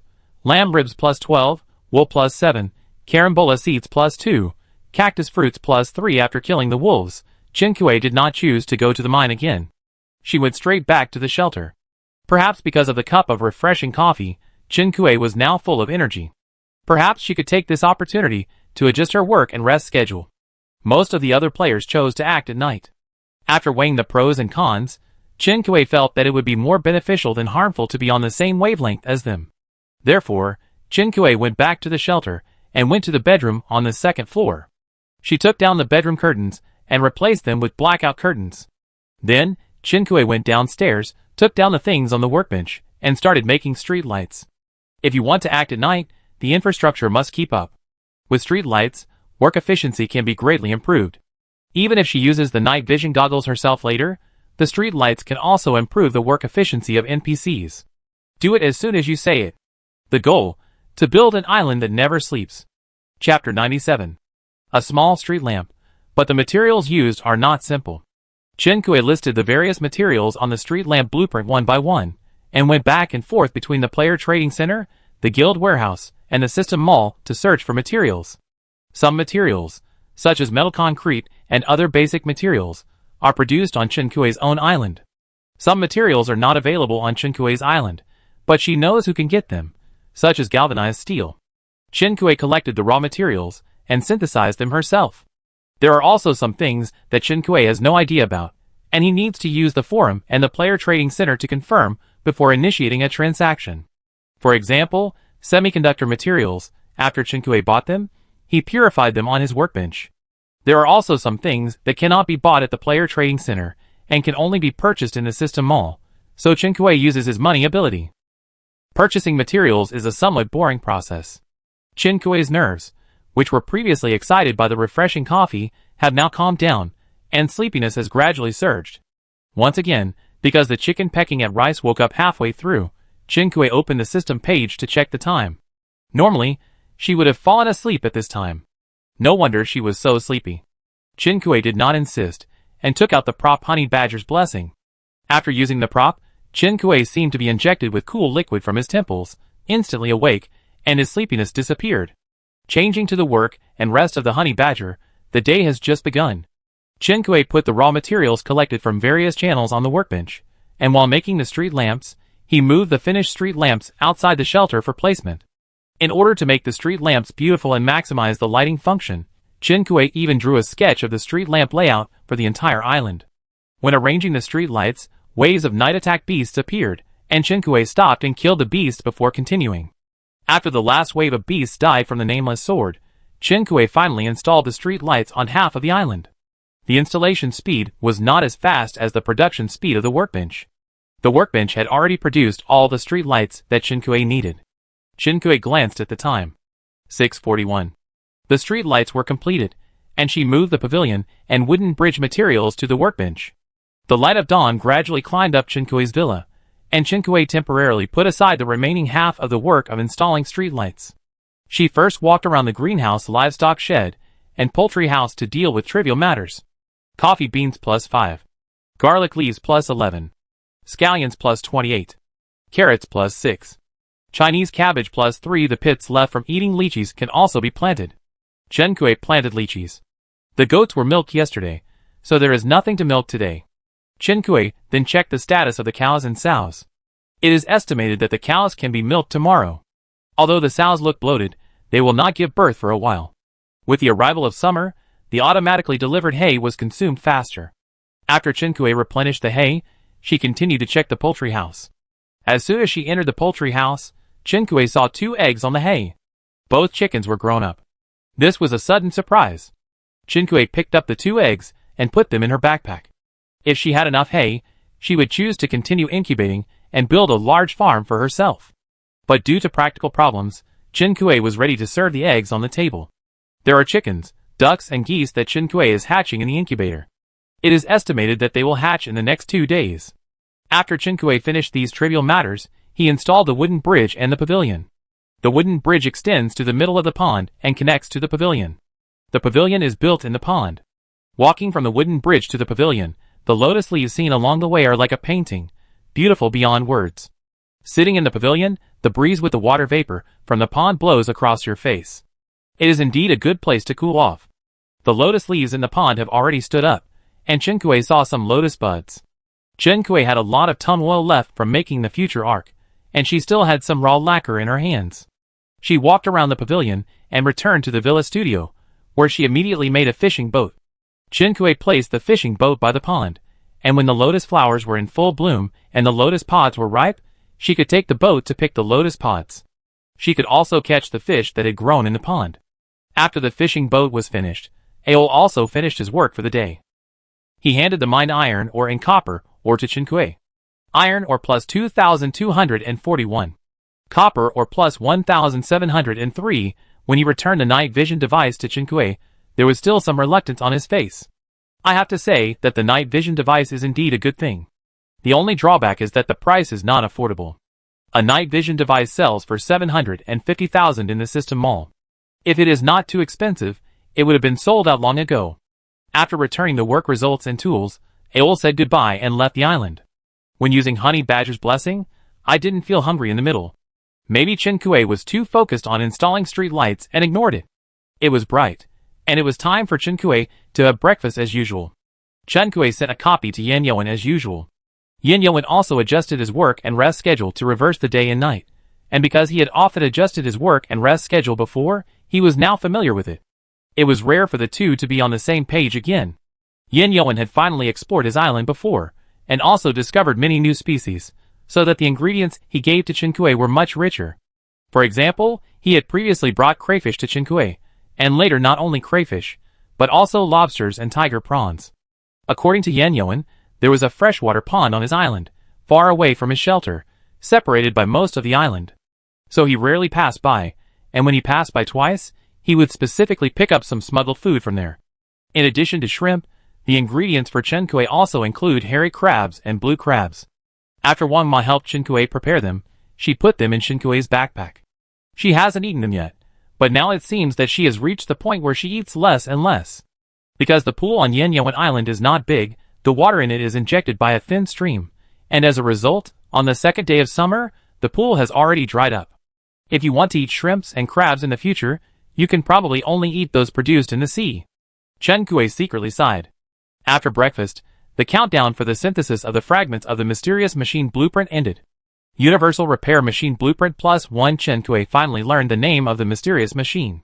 The Universal Repair Machine Blueprint, that is, it can repair anything? Chen Kuei thought, what does she need to repair? Could it be that this machine was created so that she could post about recycling garbage all over the world and become a new era renewable resource recycling expert? When it was still a fragment of the blueprint, the introduction was mysterious, but now that the fragments of the blueprint have been synthesized, the introduction is concise. Universal Repair Machine Blueprint can make a universal repair machine. One word is better than another. Nonsense literature has been played by it. Chen Kuei will naturally not give up making this universal repair machine. On the contrary, its concise introduction seems more mysterious, which successfully arouses Chen Kuei's curiosity. Chen Kuei checks the materials needed for the Universal Repair Machine Blueprint. Except for the magic stone, Chen Kuei has nothing else. But the magic stone alone requires 100 pieces. You know, the magic stones that Chen Kuei received as the first on the contribution list were only 50. Excluding the magic stones that Chen Kuei used to make the advanced workbench and magic circle, even if she used them sparingly, she only had 35 in her hand now. A magic stone costs 3,000 island coins, and it costs nearly 200,000 island coins just to buy all the magic stones. This is just the magic stones. Chen Kuei had never heard of the remaining materials. When he searched in the system mall, he found that they were all expensive high-end materials. Chen Kuei gritted his teeth and spent more than 4.2 million island coins to buy all the materials needed for the Universal Repair Machine Blueprint. So far, Chen Kuei has spent more than 30 million of the 180 million island coins. Although there are island coins coming in one after another, it is completely unable to keep up with the speed of Chen Kuei's spending. For example, the rent for Chen Kuei's ore detector and the salary given to her by Chioshui Xinghe Guild are barely enough to offset her time when hiring NPCs. The rewards she got for unlocking achievements are not even enough to buy furniture and appliances. The production of a large number of street lights also cost a lot of island coins to buy materials. As we all know, infrastructure is the most expensive. Chen Kuei sighed and put the Universal Repair Machine Blueprint and the materials purchased at a high price on the workbench. Universal Repair Machine Blueprint, in production. 11 hours 59 minutes and 59 seconds. It takes 12 hours to synthesize the blueprint, and it also takes 12 hours to make the blueprint. Adding the two together, from materials to production time, it is no different from making golden weapons. Chen Kuei spent tens of thousands of island coins to buy magic stones. She had made 2 teleportation arrays before, one in the shelter, and one above the tomb group in the human ruins. Using the teleportation array can save a lot of time and improve travel efficiency. Therefore, the teleportation array is also considered part of infrastructure. Ding ding ding. The radio alarm rang. Unknowingly, it was 9 o'clock in the morning. Chen Kuei did a lot of things this morning. Now it's only 9 o'clock, but it feels like time is too slow. Good morning, listeners. Welcome to Listen to GD channel, which brings you the latest gossip and weather forecast every day. I am a Gu. I am a Dao. Chen Kuei opened his notebook and sat down in the living room to listen to the radio. I don't feel it when I'm busy, but once I sit down, the sleepiness after not sleeping for a day and a night comes over me. Agu, as summer approaches, the mall has sold out, including but not limited to crop seeds, certain skill books, various cooling props, etc. Here, we call for rational consumption. Chinkue's hand holding the pen drew a crooked circle on the notebook. Adeo, I want to get through the summer. Everyone. Help. Chinkue's head hit hard, and he woke up instantly. He went to the bathroom to wash his face with cold water, and stood back at the table, barely keeping his mind. Disturbed by sleepiness, her mind was now a mess. She could no longer analyze what was said on the radio, and could only mechanically record the conversation between the two hosts. Agu, then let's move on to the last item of today, the weather forecast. The temperature will continue to rise tomorrow. Zitzi. When the last noise ended, Chinkue seemed to be liberated. She threw away the pen in her hand, climbed up to the second floor with half-closed eyes, pulled the blackout curtain, fell on the bed, and lost consciousness. As the sun rises, the temperature outside is getting higher and higher. The adjustment bracelet on Chinkue's wrist is silently working. All the creatures on the island hide in their nests, waiting for the night to fall. The sun strolls leisurely in the sky, waiting for it to slowly walk from the highest point to the horizon, and the last ray of afterglow disappears below the horizon. The scorching temperature finally slowly cools down. The blackout curtains are opened, and Chinkue is still a little drowsy. 1953. She slept for nearly 10 hours. Chapter 98. 10 hours of sleep finally brought my mind back to my brain. But when I woke up, I saw darkness. The psychological feeling brought by this experience is difficult to describe, but it really exists. Adjusting your work and rest schedule not only regulates your body functions, but may also include some emotional issues. Chinkue turned on the light, washed up, and went downstairs. The feeling of hunger revived along with consciousness, and Chinkue started his first meal after getting up. Today is cream of mushroom soup with steak. In order to avoid inconsistent work and rest schedules and mismatched meal times in the future, Chinkue sent a few days of food to Yanyoan in advance. Just like when he sneaked into the mermaid before. After dinner, Chinkue continued to pick up the work that he had not finished this morning, installing streetlights. At the same time, Chinkue hired NPC Lambert Jack to work tonight. Like the mining Ori, the daily salary is 5,000, but tonight this NPC's main business is cutting trees. Ori's 5,000 salary is because he has a 20% double or drop rate when mining, and Lambert Jack's daily salary is 5,000 because he has a logging chainsaw. The logging chainsaw needs to be connected to the power supply on the island before it can be used. In a sense, this is not to screen NPCs, but to screen the strength of the island owner. When Chinkue installed the street lamp on the beach, she remembered that she had not caught the treasure chest today. She paused as she was about to leave, walked to her usual fishing spot, and started to cast the rod. Intermediate Destiny Treasure Chest, Night Limited, +1*3. It was really too late. After Chinkue caught the Destiny Treasure Chest, her fluke mentality was dashed. In this case, Chinkue used up the remaining stamina. Folk Guitar +1. Energy Drink +2. Barreled Motor Wheel +1. Blank Transaction Contract +1. Kiwi +3. Old Paper Folding Fan +1 with 10 points of stamina left. Chinkue used a refreshing coffee to continue. Braised Seasoning Package +1. Tea set +1 from food and drink to daily necessities. The things caught by using stamina are varied. Even a transaction contract item was caught. Chinkue finished fishing as usual and started to open the boxes. Concrete +20, steel bars +10, glass +20, plastic +5. Pure cotton fabric +5, lace fabric +2, linen fabric +3. Bamboo basket +1, bamboo screen +1, bamboo storage box +1, bamboo swing +1. None of the 3 fate treasure chests today had any monsters. The items in each treasure chest have some commonalities. Chinkue checked the bamboo storage box, and was very satisfied with its size. The various fabrics opened from the second treasure chest were stuffed into the large bamboo storage box by Chinkue. After Chinkue finished fishing for the treasure chest, he spent 5 hours installing the remaining streetlights. Chinkue also drew a sketch of the magic circle he made later, and arranged it when installing the streetlights. During this period, Chinkue dealt with 4 groups of beasts that attacked, and killed the wild boars and octopuses that refreshed. After the streetlights were installed, the whole island was shrouded in light, the darkness was dispelled, and the light was shining far away on the sea. Chinkue's never-sleeping island was built. Chinkue didn't think of selling the extra streetlights. It was not easy to make streetlights. Chinkue planned to keep them for the layout of new territory after using the island stone again. When she returned to the shelter with the remaining street lamps and other harvests, the repair machine on the workbench was already completed. Universal Repair Machine can repair broken objects. Each repair costs 5 magic stones. How to use: put the broken object and magic stone on the repair machine. Chinkue wanted to experiment, but was troubled when looking for a broken object. Does she have any broken objects worth spending 5 magic stones to repair? Chinkue's first reaction was the bowl that Shani had deformed after being beaten by her. It's still usable. It shouldn't be considered damaged, right? And that thing is not worth even 1/100th of a magic stone. It's 20 island coins at most, and spending more money would be a waste. Chinkue entered the storage room and found the box where she stored her sundries. If she had something that really needed to be repaired, she would put it here. From the time she entered the game until now, she had thrown here everything she thought was useless, including the things she caught and the things she dropped from monsters. So now Chinkue was surprised while searching. Plush teddy bear, wash it and put it on my bed.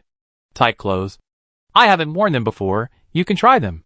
Silk mask, what are the ingredients? Sweater blanket, I won't use it, just keep it. Gossip magazine singer autograph photo.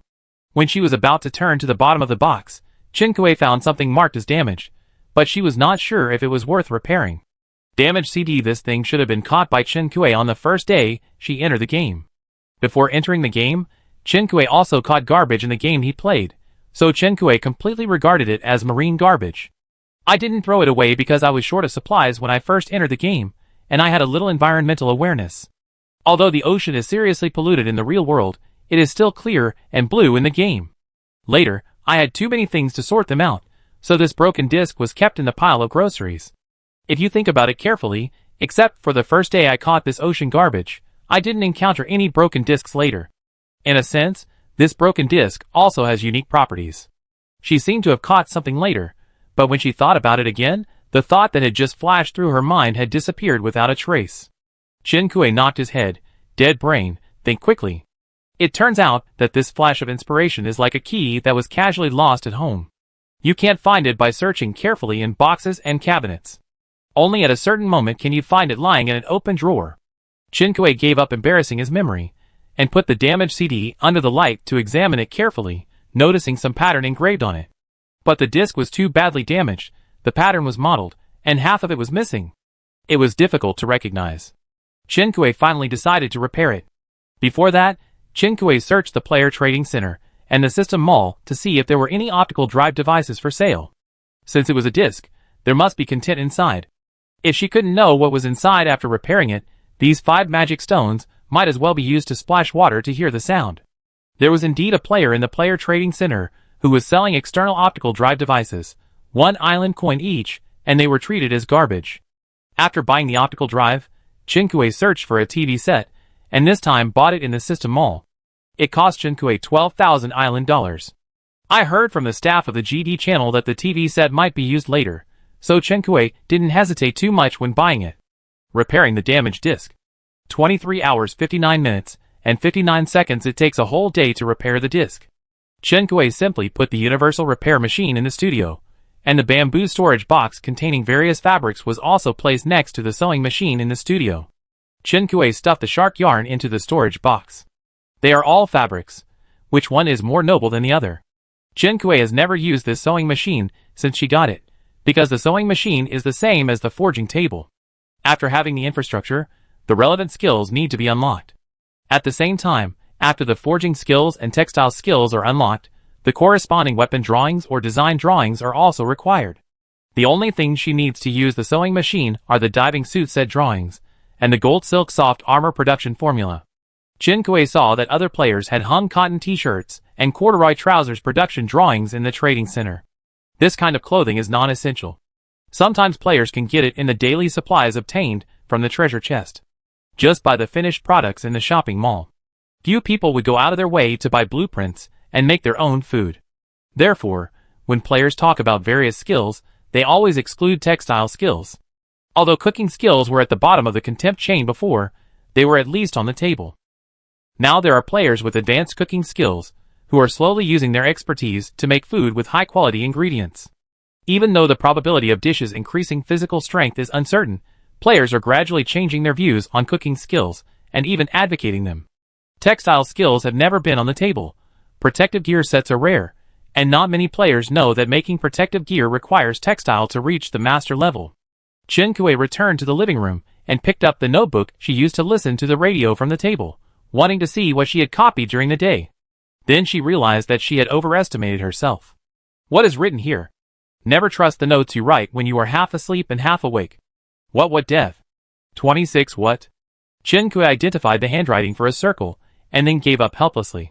She decided to seek help from others, and copy other people's class notes. Everyone has a radio, and there must be someone who is awake when listening. As soon as Chen Kui opened the friend chat channel, she received a message from Chen Fong. Akui, the egg has hatched. Chen Fong's excitement was beyond words. The ostrich has also hatched, but it's too small now. I keep it for 2 more days, and send it to you when it grows fluff.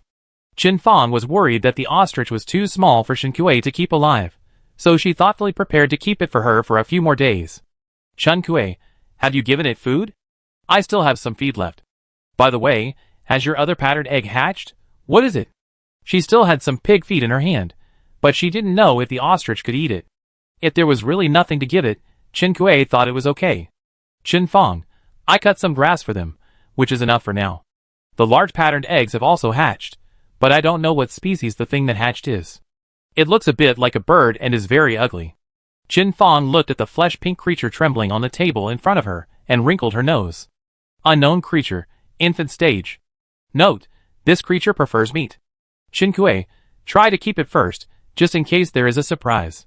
By the way, did you listen to the broadcast at 9 o'clock this morning? What did the broadcast say? Chen Fong not only listened carefully, but also conveyed the contents of the broadcast to Chen Kui one by one. The weather is too hot, and some players have suffered from heat stroke. Severe heat stroke may cause death. The broadcast calls everyone to pay attention. In the known death list, at least 26 people died of heat stroke. In addition, if the items in the system mall are sold out, they will not be restocked, so Akue, if you need to buy anything, hurry up. Chen Kui, not restocking? Why? Chen Fong, it is said that due to various extreme weather conditions, normal supply cannot be provided. It will not be restocked until at least next spring. Luckily, such important information was almost missed by her. Chen Kui, thank you Fong Fong, what is your current progress in level 5? Do you need my help? Chen Fong, that's great. Can I go to your island to mine stones after my visit cooldown period is over? Concrete needs stones, and there are none on my island. Now I can't find a player who sells stones, and I'm worried. Chen Kui originally wanted to give her island coins directly, but she refused. Chen Kui took a step back, and prepared to help Chen Fong mine stones when she landed on the island. Chapter 99. The cooldown countdown for Chen Fong's visit will probably end the night after tomorrow. I bring the ostrich with me then. The two agreed on a time, and Chen Kui left the studio and went to the kitchen. Her sour plum soup was already done. Like apple cider vinegar and persimmon cakes, Chen Kui lit up the recipe on her own. Chen Fong later sent Chen Kui some persimmons. Chen Kui tried persimmons and persimmon cakes and felt that she liked the taste of persimmon cakes better, so she took advantage of the installation of the street lamps and had nothing to do, while accepting orders for forging, and made all the persimmons in her hands into persimmon cakes. In addition to persimmons, she also had more than 70 green-skinned walnuts picked up from Yanyawan Island. Just picking up these green-skinned walnuts, the juice on Chen Kui's hands remains until now. Even though Chen Kui carefully cleans them every day, there are still some traces now. Chen Kui does not intend to go head-to-head with these walnuts. She spreads them out on the open space in the courtyard and prepares to wait for the sun to dry the green skins before processing them tomorrow. Shen Yi and Shen Arrow were not seen during the day, and now it is late at night, and they are strolling leisurely, which only highlights the hard-working and uncomplaining qualities of the workers. Compared with the two carefree little bears, Chen Kui felt that she was almost numb from working. What is this? Chen Yi scratched the green-skinned fruit spread on the ground with her claws.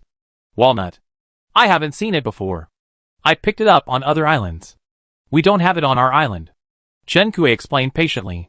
Chen Yi leaned in and sniffed it. Can it grow into a big tree? Chen Kui was stunned. Yes, she only thought about planting lychees and other fruit trees. In fact, walnut trees can also be planted with walnuts. Chen Kui rubbed Chen Yi's furry head. You are right, I will give you honey later. She picked out 2 walnuts and prepared to keep them for seeds later. The lemon and grapefruit trees planted by Chen Kui in the greenhouse have already borne fruit. After feeding Chen Yi and the others, Chen Kui used the freshly picked lemons to make herself a cup of honey lemonade, and spent some time processing the grapefruits to make honey grapefruit tea and put it in the refrigerator for storage. The honey lemonade tasted very good, and Chen Kui waited and spent more than 30,000 island coins to gather the materials for the ice maker and made the ice maker. The temperature at night in summer is not higher than that during the day, but it is still hot and unbearable. Having an ice maker is the key to improving the happiness index. Chen Kui took the uneaten lychee pulp and put it through the ice maker to make lychee pulp smoothie. Chen Kui also processed other scattered fruits into various fruit smoothies. When he saw the bayberry, Chen Kui remembered that Tao Yuan wanted to visit him before, but was rejected. He seemed to have promised to share some bayberries with her. She actually forgot. After all, they were not very familiar with each other. Now supplies are in short supply and fruits are not cheap.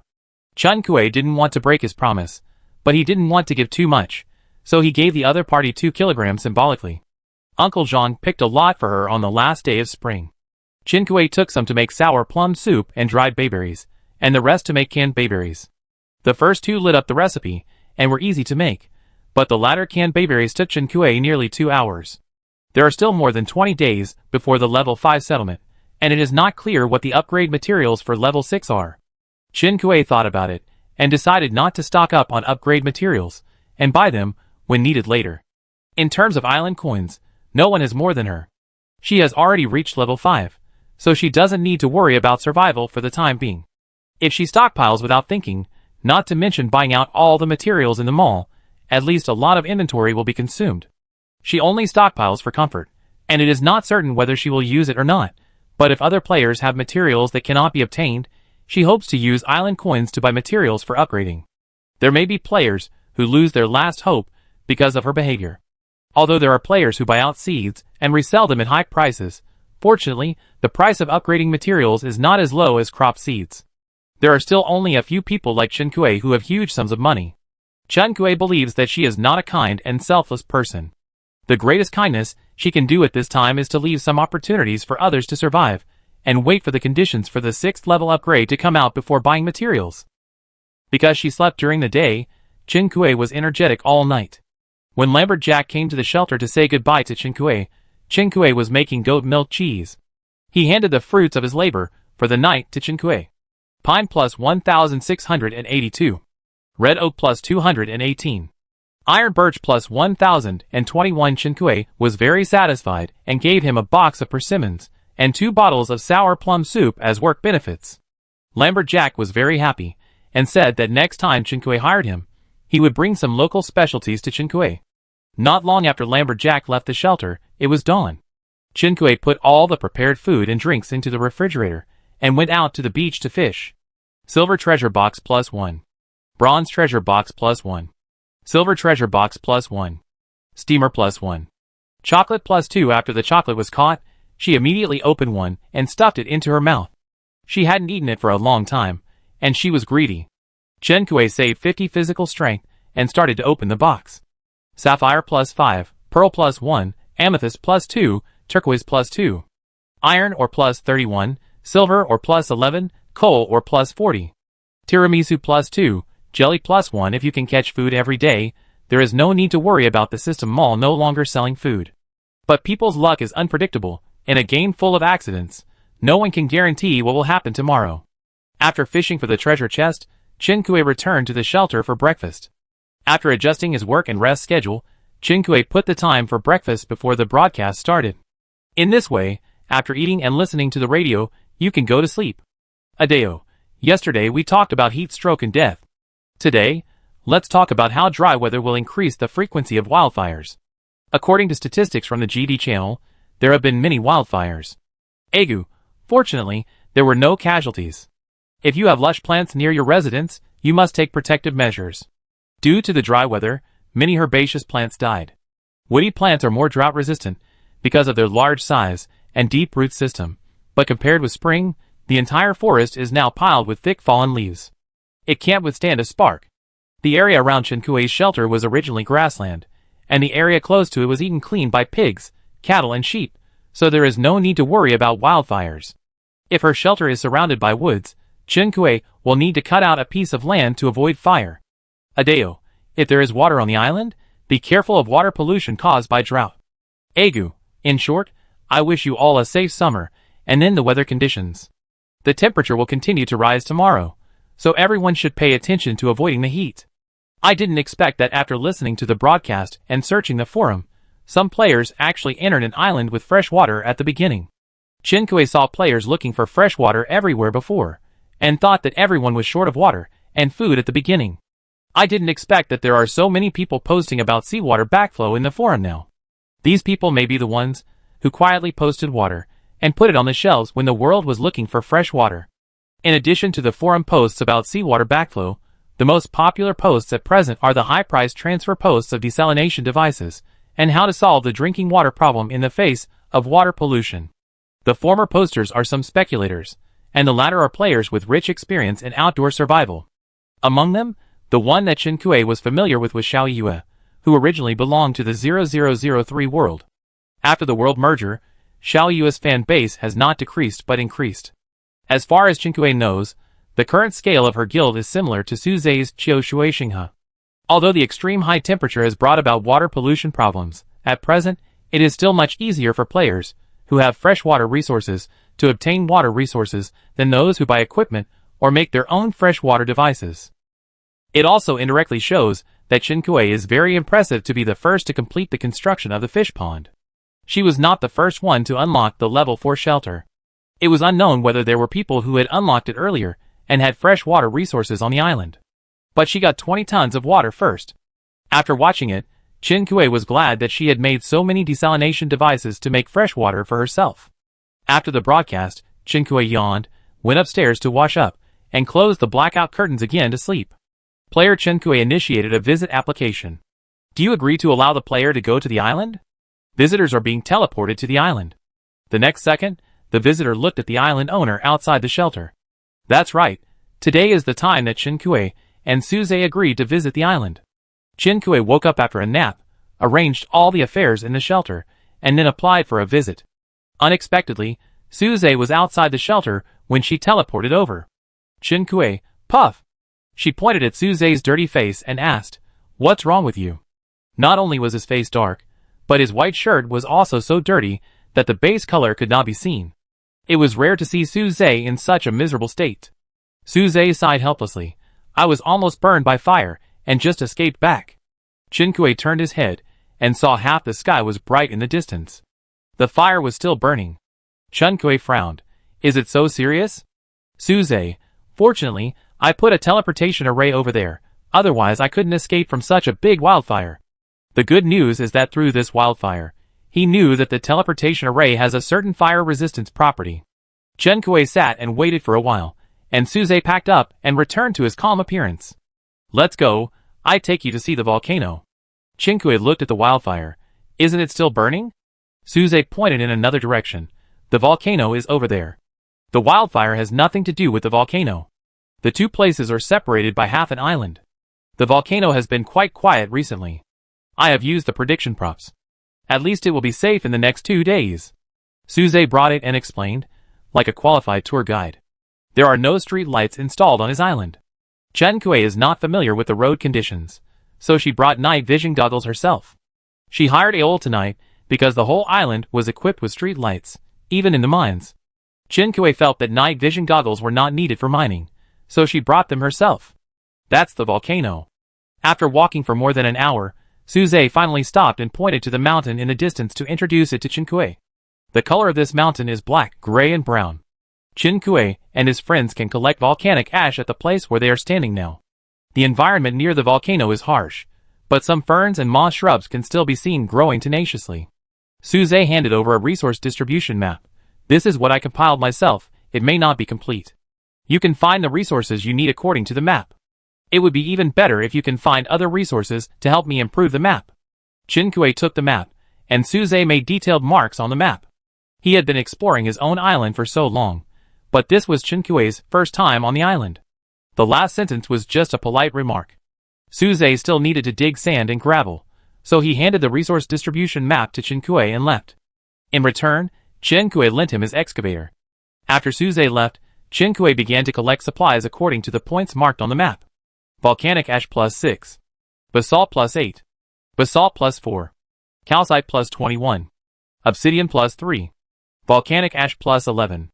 Chen Kui hummed while collecting resources. Who said this volcano is bad? This volcano is amazing.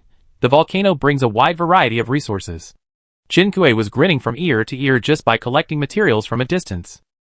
After 2 hours of collecting, Chen Kui finally arrived near the crater. The resources near the crater are more diverse. The crater radiates heat, and the air is distorted by the heat. Suze said that the volcano will not erupt in the next 2 days, but even though Chen Kui was wearing an adjustment bracelet, he was still cautious when approaching. Volcanic stone plus 14. Volcanic stone is also called porous basalt. There are many near the crater. Chen Kui didn't hesitate to collect them when he saw them. Volcanic stone plus 9. Copper or plus 4. Silver or plus 3. Sapphire plus 1. Gold or plus 3. In addition to various ores, Chen Kui also collected a particularly good material, volcanic soil. Volcanic soil, good water permeability, rich in minerals, can be directly used as arable land. Note, crops planted on volcanic soil have an initial probability of mutating into volcanic varieties of 27%. Volcanic varieties are high-quality species. In other words, even if the planting skill is elementary, the crops she plants have a 27% probability of being high quality. More than a quarter, not small. One step to the point, Suze, this is not a volcano, this is a gold mine. Chen Kui circled the crater and collected 18 arable lands. It has been almost 6 hours since Chen Kui came to the island. Chen Kui walked down a little, found a flat place to sit on the ground, took out the food and put it on the ground and started eating. Suze is still digging. According to him, he has finished digging sand and stone, and is digging clay. This meal is 3 peppers and mincemeat rice. Chen Kui eats rice while reading the news. The food was so delicious that Chen Kui finished the last bite of rice, and drank a bottle of sour plum soup in satisfaction. After the meal, Chen Kui didn't want to move for the time being, so he sat down to study the resource distribution map given by Suze. While studying, Chen Kui suddenly had an idea to open his own oil distribution map and take a look. This glance made Chen Kui sit up straight. There are actually oil resources on Suze's island. This is. Planting flowers with care may not bloom, but planting willows by accident may grow into shade. Chen Kui compared the location and scale, roughly determined the direction and distance of oil distribution, and then immediately contacted Suze through the friend channel. If you are mining on someone else's land, you must tell them. Chen Kui had no intention of collecting the resources near the crater. She quickly packed up her things and started to go down the mountain, running in the direction of the oil distribution. Suze was also surprised to see the news. He stopped the excavator unskillfully. Chen Kui bought an excavator technology quick training package before he could drive it, and he borrowed the excavator and listened to Chen Kui's short training and started to use it. Chen Kui also praised him for his talent. Chapter 100. Suze, who was praised as a talented excavator driver, could only smile bitterly. The machine stopped, he jumped off the excavator steadily, put it in his backpack, and walked quickly to the location provided by Chen Kui. Suze was a little surprised that there was oil on his island, and Chen Kui really helped him find materials other than the blueprints. When Suze arrived at the destination and met up with Chen Kui was circling the area. Suze, is there oil underneath? Chen Kui nodded. How to mine? Suze opened the system mall and looked for mining equipment. A complete set of equipment cost more than 7 million. Even though he was one of the richest players, he gasped when he saw the price. Chen Kui, let's cooperate. I buy the mining equipment, and we split the mining results 50-50. How about that? Chen Kui naturally looked at the price of the equipment first. But she didn't buy it in advance because she wanted to reach a cooperation with Suze first. If the two sides can hit it off, it won't be too late to buy it when the cooperation is ready. Suze thought about it for a while, and nodded in agreement. Although this resource was produced on his island, if Chen Kui hadn't discovered it and provided mining equipment, he might have missed it in vain. Although Chen Kui thought Suze should agree, she was still surprised when he actually nodded. She immediately took out the transaction contract, and the two completed the transaction content on the contract, confirmed it, and signed it. This transaction was the first time Suze signed with Chen Kui in his personal name. After signing, the two shook hands with a sense of ceremony. Happy cooperation. The cooperation was finalized, and Chen Kuei began to purchase mining equipment. Soon, a huge machine rose from the ground in the area that Chen Kuei had just circled. It is indeed a 7 million yuan equipment. It is spectacular to look at. The two looked up at the mining equipment, and Chen Kuei sighed. Suze chuckled. Thank you for not only having a keen eye for talent, but also for investing generously, so that I can also get rich once. The price of oil can be seen directly in the system mall. The equipment costs more than 7 million yuan, and if nothing unexpected happens, it can be recovered in half a month of mining. Moreover, the equipment can be recycled after mining, so it is still cost-effective. At this time, there is only 1 hour left before the countdown of Chen Kuei's visit ends. Chen Kuei sets automatic mining, and the mining equipment starts to work rumblingly. Chen Kuei, okay, while there is still some time, I have to go and pick up some more volcanic resources. Your island is full of treasures. Hearing this, Suze also laughed. Then I have to be careful, and can't let strangers go to the island. It will be difficult if I encounter someone with bad intentions. In fact, even if he hadn't found oil on his island, no one had been allowed to land on the island before the world merged. Chen Kuei, are you afraid of this? It was a lie. After the faction war ended, many players who got the island currency first reacted to spend a lot of money to buy skills and weapons to arm themselves. Chen Kuei didn't believe that someone like Suze would not pay attention to improving his strength. After all, I am a peace-loving person. Suze added slowly. Compared to destruction and plunder, I prefer to develop an order. Chen Kuei raised his eyebrows when he heard this. What if there is no order? Then let's establish order first. Chen Kuei picked up volcanic resources on Suze's island until the countdown for the visit ended. When he was teleported back to the courtyard of his own shelter, Chen Kuei squinted his eyes because of the sudden bright light. It took him a long time to recover. Chen Kuei put away the night vision goggles and was about to enter the villa, but when he turned around, he heard a chirping sound. Chen Kuei paused and looked in the direction of the sound. The direction of the sound came from Chen Kuei's poultry house. Chen Kuei opened the poultry house, and a bunch of yellow furry rushed out of the poultry house. The chirping sound was endless. A yellow furry even stepped on Chen Kuei's foot and pecked at Chen Kuei's shoelaces. Chen Kuei roughly identified it as a duckling by the shape of its mouth and the width of its webbed feet. The little duck is quite arrogant. Chen Kuei counted them, 15 furry, not one less. She had put the incubator in the poultry house before, and the hatching time of these eggs was so uniform, all completed in one day. The more Chen Kuei saw these furry creatures, the more she liked them. She went into the greenhouse, picked 2 cabbages, chopped them up and scattered them around. The chicken, duck and goose seedlings really liked to eat fresh green leafy vegetables. They were full of energy when they ran over to grab food from the 2 adult chickens. From a distance, they looked like yellow balls running towards me. Chen Kuei, very good. Except for the chirping noise, there is nothing wrong with them. After feeding the cabbage shreds, Chen Kuei checked the water and food in the livestock shed and poultry house again. After confirming that there were no omissions, Chen Kuei drove the yellow furry creatures back to the poultry house.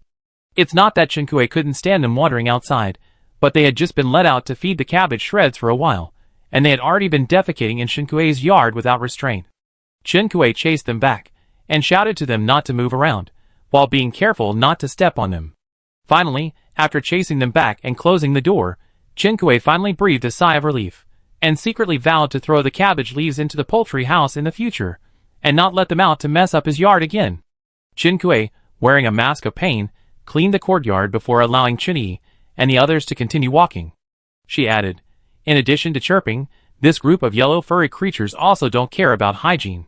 When Chen Kuei chased the chickens, Ori finished his mining work. Seeing that Chen Kuei was busy, he waited outside the shelter. This is today's ore harvest. Ori gave Chen Kuei the ore and the master pickaxe. Iron ore plus 1,107. Copper ore plus 662. After Chen Kuei received the ore, he followed Ori to the beach. Sending him on board was just a side job. Fishing for the Destiny treasure chest was the real thing. She had 40 points of stamina left today. Intermediate Destiny treasure chest, night limited, plus 1*3 abalone plus 2. Chen Kuei used the street lights installed on the beach to open the treasure chest directly after fishing. Telescope plus 1, cold-proof gloves plus 1. Except for the first Destiny treasure chest today, the remaining 2 open wild monsters. Killing E-level beast groundhog plus 1, groundhog alarm plus 1, gold ore plus 2, cat painting plus 1.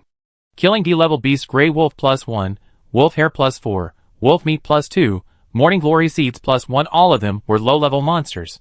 After unpacking the box, Chinque packed up and returned to the shelter. Before she went to Shiuza Island, the countdown of the disc on the repair machine had not ended. When she came back from Shiuza Island, the machine had stopped running. Chinque picked up the disc from the repair machine. The disc that was originally severely damaged was completely renewed. The data side could reflect a blurry figure, and Chinque carefully turned the disc over. When she saw the pattern on the non-data side, Chinque froze in place. A pig and a flower were drawn in simple strokes on the non-data side. If it was just a single pattern, Chinque would not think too much, but when these two patterns were combined, the first reaction that came to Chinque's mind was Gung Yuezhu. This disc was left to her by Gung Yuezhu. How could it be such a coincidence that she caught the message left by the other party on the first day she entered the game? Chinque's breathing involuntarily stopped for a few seconds. The message was transmitted so early, and the message carrier was damaged to such an extent. Is that guy dead? Chinque's heart couldn't help but sink. She turned on the external optical drive device and TV she bought and put the disc in. The device began to interpret. Although it was a message left by Gung Yuezhu, there was not a single word from Gung Yuezhu in the disc. Many names appeared on the disc, as well as a lot of dialogue content and film and television materials. Gung Yuezhu was not seen in the film and television materials. The only time his name appeared was in the list of members of the real copy construction. Chinque sat on the ground and watched the entire disc 3 times. Resources are limited, and our preparations for the end of the world cannot save so many people. We will select as many as can survive. Chinque saw the politician, who called on everyone to actively participate in the Human Castle project, and gave an impassioned and inspiring speech. The other party shrugged. You know which information should be kept secret to prevent accidents. We will control all unstable factors in the plan. What are the screening criteria? What are the screening criteria? The CD did not clearly state. Afterwards, Chinque saw the names of the heads of the Human Fortress project recorded on the CD, as well as the list of engineers and programmers who built the reality copy. Gung Yuezhu did not lie to Chinque. He was specially recruited by the Federation to participate in the construction of the reality copy. Now his whereabouts are unknown, and only a name on the CD remains. Adao said that the Human Fortress project is a scam. Obviously, this is because of insufficient resources. The Federation ostensibly proposed the Human Fortress project, which is jointly participated by 4.7 billion people, and is called the will of mankind. In fact, they are using some kind of standard to select the people who are really chosen to stay. What is the selection standard? Chinque thought of those players who died in the mouth of wild beasts after entering the Lonely Island game, and those who did not complete the shelter upgrade task. The grayed out names and avatars, the consciousness data are erased. The so-called control of unstable factors in the plan is to put everyone on the Lonely Island, select players according to the Lonely Island game standards, and the remaining people in the game are alive. Is this their selection standard? No, that's not right. Chinque bit her finger subconsciously to overturn this conclusion. Something is wrong. It's not the Human Fortress project, but the Lonely Island game. This is what she said when Chinque asked about Dao's identity. If we follow Chinque's speculation above, the two should refer to the same group of people. The Human Fortress project itself is a scam. The real copy is in the open, and the Lonely Island game is in the dark, so Dao does not need to distinguish between the Human Fortress project and the Lonely Island game. Unless the Lonely Island game is not part of the Human Fortress project. The Human Fortress project was really kidnapped. There is another force that kidnapped all the citizens who originally participated in the Human Fortress project into the Lonely Island game. What is the purpose? Is it related to the so-called screening criteria? But, thinking of this, Chinque took out a box of persimmons she had packed and placed them on the table. She stared at the persimmons. Dao is a member of the Lonely Island game development team. Why did she give her the 3 pieces of repair machine fragments? She is just an ordinary game-up host, with neither too many nor too few fans, and has never shown up. Dao shouldn't know her. But Dao knew her. She realized this belatedly. On the day Dao went to the island for an interview, she greeted her by saying, "Mission, I've heard of you for a long time." Even if it can be explained by Chinque's good performance in the camp war before, it is strange that Dao told her that she is a human when they first met, not to mention that before coming to Chinque's island, she specially put 3 fragments in a brooch and brought them to her. The only explanation is that Gung Yuezhu was the middleman who brought her and Dao together. Qinkui did not see Adao's name in the list of the real-life copy development team. Qinkui was not sure whether it was because Adao was just a pseudonym, or because Geng Weizhu had some connection with the Lonely Island game development team. Qinkui finished reading the contents of the CD several times, and it was already bright. The sun climbed to the middle of the sky. Qinkui opened the system panel to check the time, rubbed her face with both hands, and the fatigue on her face disappeared. She stood up, turned off the external optical drive device and the TV, and took out a bowl of seaweed wontons for breakfast. Then, Qinkui turned on the radio. With a notepad and pen at hand, her eyes fell on the radio, and the inquiry in her eyes was more towards the person on the other end of the radio than the radio. Zitzi, good morning, listeners, welcome to GD Channel, bringing you the latest gossip and weather forecast every day. I am Agu. I am Adao. A female voice sounded. Perhaps it was because she listened with a critical filter. Qinkui felt that Adao's gentle voice had a bit more mystery and strangeness. Agu, I have good news for you today. Adao, we mentioned before that due to extreme weather, the items in the mall will not be restocked after they are sold out. Agu, many listeners left messages and expressed their incomprehension. I know that the mall's failure to restock has caused great inconvenience to everyone. Adao, GD Channel understands everyone's difficulties very well, so after our multi-party negotiations, we successfully found a boss who is willing to go to the island to sell goods. Agu, yes, she is our beautiful and kind-hearted Tianluo grocery store owner, Tian Yuan. Hearing the familiar name, Qinkui paused slightly. Adao, boss Tian Yuan can come to the island to sell some items from her grocery store, but because there are too many people, the boss is too busy, so it is not necessarily the boss who will come to the island to trade with everyone. Agu, everyone has an opportunity to buy grocery store products every other week. After sending the purchase button, the boss will arrange for her employees to come to the island to complete the transaction with everyone. Adao, because boss Tianyuan's employees are rich in species, she asked us to remind everyone here that if you encounter employees who come to the island to trade, don't make a fuss, don't beat the employees, and don't prey on her employees. Qinkui, Agu, boss Tianyuan's grocery store purchase button will be sent to everyone later on the GD channel. Adao, okay, let's move on to the last item of today, weather forecast. Tomorrow will continue to be hot, and it will be another hot and hot day. Don't go out in the heat, it will kill you. Ziz. With a familiar noise, the radio fell silent. Qinkui still sat there, staring at the radio for a while, then reached out to turn it off. She picked up the box of persimmons on the table and contacted Adao. The persimmons I made before have been successful. How can I give them to you? Chapter 101. The persimmon is just an excuse. Qinkui felt that this should be something they knew. Adao did not reply for the time being. After sending the message, Qinkui took the fishing rod to fish for today's treasure chest. The daily physical strength update time is 6 o'clock in the morning. After adjusting her work and rest schedule, Qinkui once missed the daytime treasure chest. For this reason, she specially learned from the forum and made a strategy. Silver treasure chest +1. Bronze treasure chest +1. Silver treasure chest +1. Brand sports bra +1. Pet toy +1 sports bra Qinkui can use. Put it in the backpack after fishing. The pet toy is actually an artificial teething stick. Among the animals raised by Qinkui, there is no group that needs to grind their teeth. This pet toy is useless to Qinkui. But fishing materials are like this. Whether the things caught are useful or not depends entirely on metaphysics. Qinkui collected the fishing rod and unpacked it. Antibiotics +2, anti-inflammatory drugs +1, bandage +1, iodine +2, glass jar +1, tableware set +1, fresh keeping box +1, sweet potatoes +2, yam +1, pumpkin +1, bagged koik seed +1. It was getting late. Qinkui glanced at the system chat channel, and Adao still hadn't replied to her message. Qinkui frowned, put away the supplies she had just opened, and returned to the shelter. She climbed upstairs, climbed onto the bed, and drew the blackout curtains.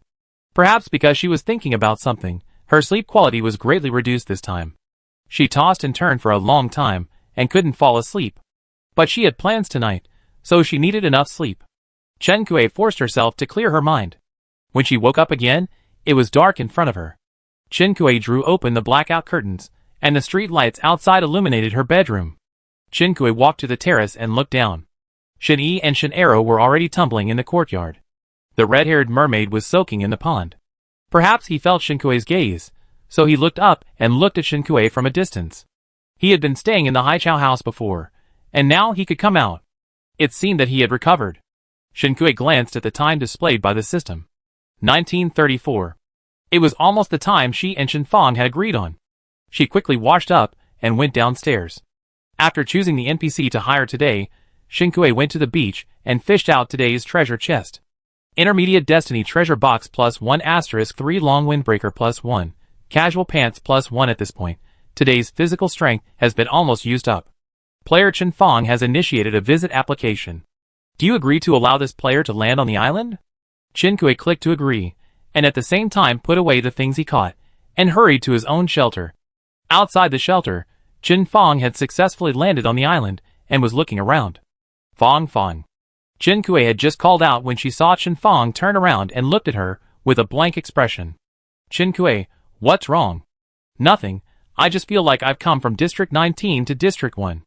This is the first time I've felt the gap between the rich and the poor so clearly, it's a bit devastating. It's okay, just let me take it easy. District 19 is the most dilapidated area in the Federation, and it's also where the Federation's large-scale garbage disposal is located. People at the bottom of society live there. Central District 1 is where the richest people in the Federation live, and all words related to prosperity can be piled up on it. Shin Kuei looked at her with amusement. How can it be so exaggerated? Shin Fong shook her head. No, I am even more upset when I think about the fact that at least people in District 19 were once rich, while I have always been poor and stable. Shin Fong calmed down, picked up an unknown species, with a little hair on the side, and handed it to Shin Kuei. This is what was hatched from that big egg. Ah Kuei, what's wrong? Shin Fong looked at Shin Kuei strangely, and Shin Kuei came back to his senses. It's okay. Is this its wing? Shin Kuei lowered his head to study the thing in Shin Fong's hand. Shin Fong looked at her expression again, and seeing nothing unusual, she followed Shin Kuei's topic. Yeah, you didn't expect it, the wings were bare without hair, like chicken wings. Shin Fong's hand was pecked. Shin Kuei laughed out loud. Don't call it ugly, it will get angry. Shin Fong also brought 2 ostrich chicks. Ostriches are much larger than ordinary poultry. They weigh about 1 kilogram when they are just hatched, and they grow very fast. In just a few days, they look bigger than an adult goose. Shin Fong, ostriches are easy to raise. They are heat resistant. You don't need to take care of them. Just leave them in the yard. They can also watch your house. They are indeed very good pets, but... Shin Kuei is a little confused. When you raise them, will they poop everywhere in the yard? Shin Kuei told Shin Fong about his group of yellow furry feets, and Shin Fong was very happy. No, ostriches have fixed defecation points. Don't worry, I will train you before you leave. It will be quick. Shin Kuei couldn't help but open his arms and hug Shin Fong. Thank you Fong Fong, you are so thoughtful. Shin Kuei put the ostrich brought by Shin Fong into the courtyard and asked Shin Fong to stand a little further away. Wait a moment, I opened today's treasure chest. Shin Kuei said. Shin Fong remembered that she hadn't taken today's treasure chest. Shin Fong's initial survival resource was a hoe. When Shin Kuei opened the treasure chest, she took out the hoe and looked for an empty space to dig the treasure chest. Shin Kuei confirmed her position to ensure that even if a monster appeared in the treasure chest, it would not hurt her before starting to open the box. Mosquito coils +3, mosquito repellent +1, anti-itch tincture +1, machete +1, boning knife +1, fruit knife +1. As soon as the third box was opened, a fishy smell came to her face. Shin Kuei was startled and quickly retreated. A shark with a bloody mouth? It bit Shin Kuei fiercely. Shin Kuei? ? She looked at the shark thrashing on the ground, and gently waved the nameless sword in her hand, and the shark died cleanly.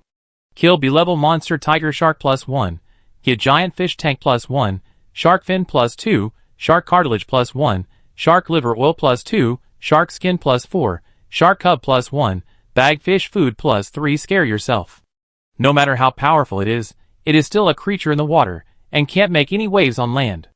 But this is the first time that Shin Kuei has opened a marine creature. Akui, you are so cool. Shin Kuei turned around, and welcomed Shin Fong's rainbow fart.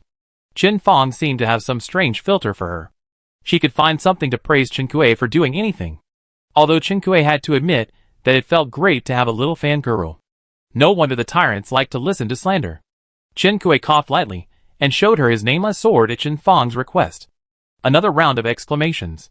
Chen Kui took a look at the supplies obtained from killing monsters and asked Chen Fang, "Do you want to raise a shark?" Chen Kui already had enough animals to raise in her shelter. Seeing that Chen Fang seemed to enjoy raising pets, she asked tentatively. Chen Fang's eyes lit up. Chen Kui knew that this matter was settled.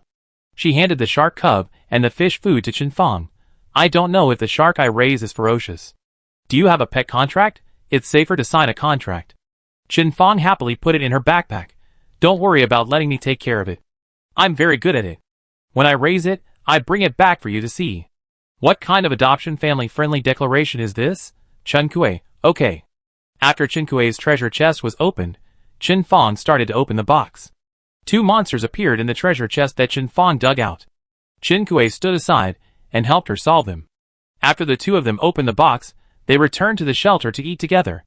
The NPC hired by Chen Kui finally arrived. Chen Kui hired Oriai again today. However, she hired Aol today not to mine, but to knock stones with him. The mermaid in the pond was also stuffed with a pickaxe, and the 3 people and the fish were knocking stones in the stone forest. Because of Xiaohong's biological attributes, summer has the greatest negative impact on him. Chen Kui saw that he was wilting as soon as he got ashore, so he took off the adjustment bracelet on his hand and buckled it on his wrist. She could be a little warmer, but she couldn't lose a laborer. Chen Fang didn't expect that she just wanted to go to the island to mine some stone resources, but Chen Kui not only followed her to mine, but also found 2 helpers to mine with her. She was so moved that she didn't know what to say. However, she felt a little subtle when she saw the mermaid who was about to take out a tank of water from somewhere and pour it on herself after knocking the stone for a while. Although the adjustment bracelet can avoid high temperature, the impact of dryness on the body still exists subjectively. In one night, the 4 of them knocked all the stones that Chen Fang needed. During this time, Chen Kui took out food from his backpack, and the 4 of them gathered together to eat and rest for a while. Chen Kui and Chen Fang each held a plate of dessert, and they chatted for a while eating dessert. After taking off the adjustment bracelet, Chen Kui felt a little hot. This was the temperature after the temperature dropped at night. According to some players with thermometers on the forum, the temperature difference between day and night is now more than 10 degrees. Chen Kui took out the refrigerated sour plum soup and gave each person a portion. Seeing that Chen Fang liked it, Chen Kui gave her more than a dozen bottles before she left. When sending Aol and Chen Fang off the island, it was already dawn. Xiaohong was as if she had been pardoned and quickly returned to the pond to soak. Chen Kui checked the time and her physical strength value was refreshed. Chen Kui didn't delay and fished for the treasure chest today on the beach. Silver treasure chest +1. Wooden treasure chest +1. Silver treasure chest +1. Mushroom sauce +1. Tiles +3. The things in Chen Kui's backpack had not been sorted out yet, so Chen Kui was not in a hurry to open the boxes. She returned to the shelter. Shen Yi and Shen Arrow were already a little sleepy. After a night of getting along, they developed a little friendship with the new ostrich. After saying goodbye to the ostrich, they went back to sleep. The ostrich wandered in the courtyard with its head held high, as if patrolling its territory. After Chen Kui returned to the villa, she opened the system chat page again. Ah Dao still didn't reply to her. It was almost a day and a night. Not only did she not respond to the message about persimmon cakes that Chen Kui sent for the first time, but she also didn't respond to the message she sent last night after she woke up. Chen Kui was inexplicably agitated. She patiently went to the greenhouse, collected the mature crops, and added seeds. After spreading fish food in the pond, Chen Kui returned to the villa and made coffee with the useless coffee beans she had collected in the past few days. Then she sorted and placed the objects she had unpacked. Dealing with these trivial matters gave her a brief moment of peace. She checked the time, took out 2 meat buns and a bottle of apple cider vinegar, and finished today's breakfast. The alarm rang, and the next was the daily broadcast time. Chen Kui turned on the radio and was ready. Zitzi, good morning, listeners. Welcome to today's GD channel, which brings you the latest gossip and weather forecast every day. I am Agu. The familiar opening word sounded. Chen Kui didn't hear the gentle female voice that followed. The radio was silent for a while, and then the young male voice sounded again. It seemed that he was not used to the short silence on the radio. Agu, I have some unfortunate news for everyone. My partner, Adeo, another host of GD channel, passed away at 11:07 yesterday morning. From now on, there will be only one host on GD channel. The pen in Chen Kui's hand drew a shocking mark on the notebook. How is it possible? Chen Kui stood up involuntarily, by holding onto the table. Adeo is dead? She opened the system chat page and checked Adeo's avatar and name. She clearly saw that Adeo's avatar was not gray. Unlike the players, Adeo's avatar was a photo of herself. In the photo, she curled her lips slightly and had a neat short hair. When she smiled, she looked professional and friendly. Egu, I don't want to talk about anything today. Let me tell you about Adeo. His voice sounded like he was pretending to be relaxed. Egu, Adeo is a very good colleague. I have worked with her for so long and have always been taken care of by her. Chinkue lowered his head and looked at the radio, listening to Egu recalling Adeo's life. The huge sense of absurdity still could not be calmed for a long time. Adeo has been suffering from persistent headaches these 2 days, and sometimes she would talk to me about eternal peace for no reason.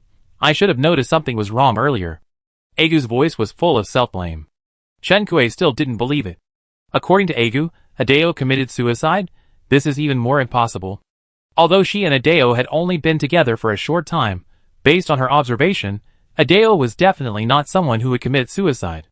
Could this be a fake death for some purpose? Chinkue picked up the pen on the table and drew a question mark on the notebook.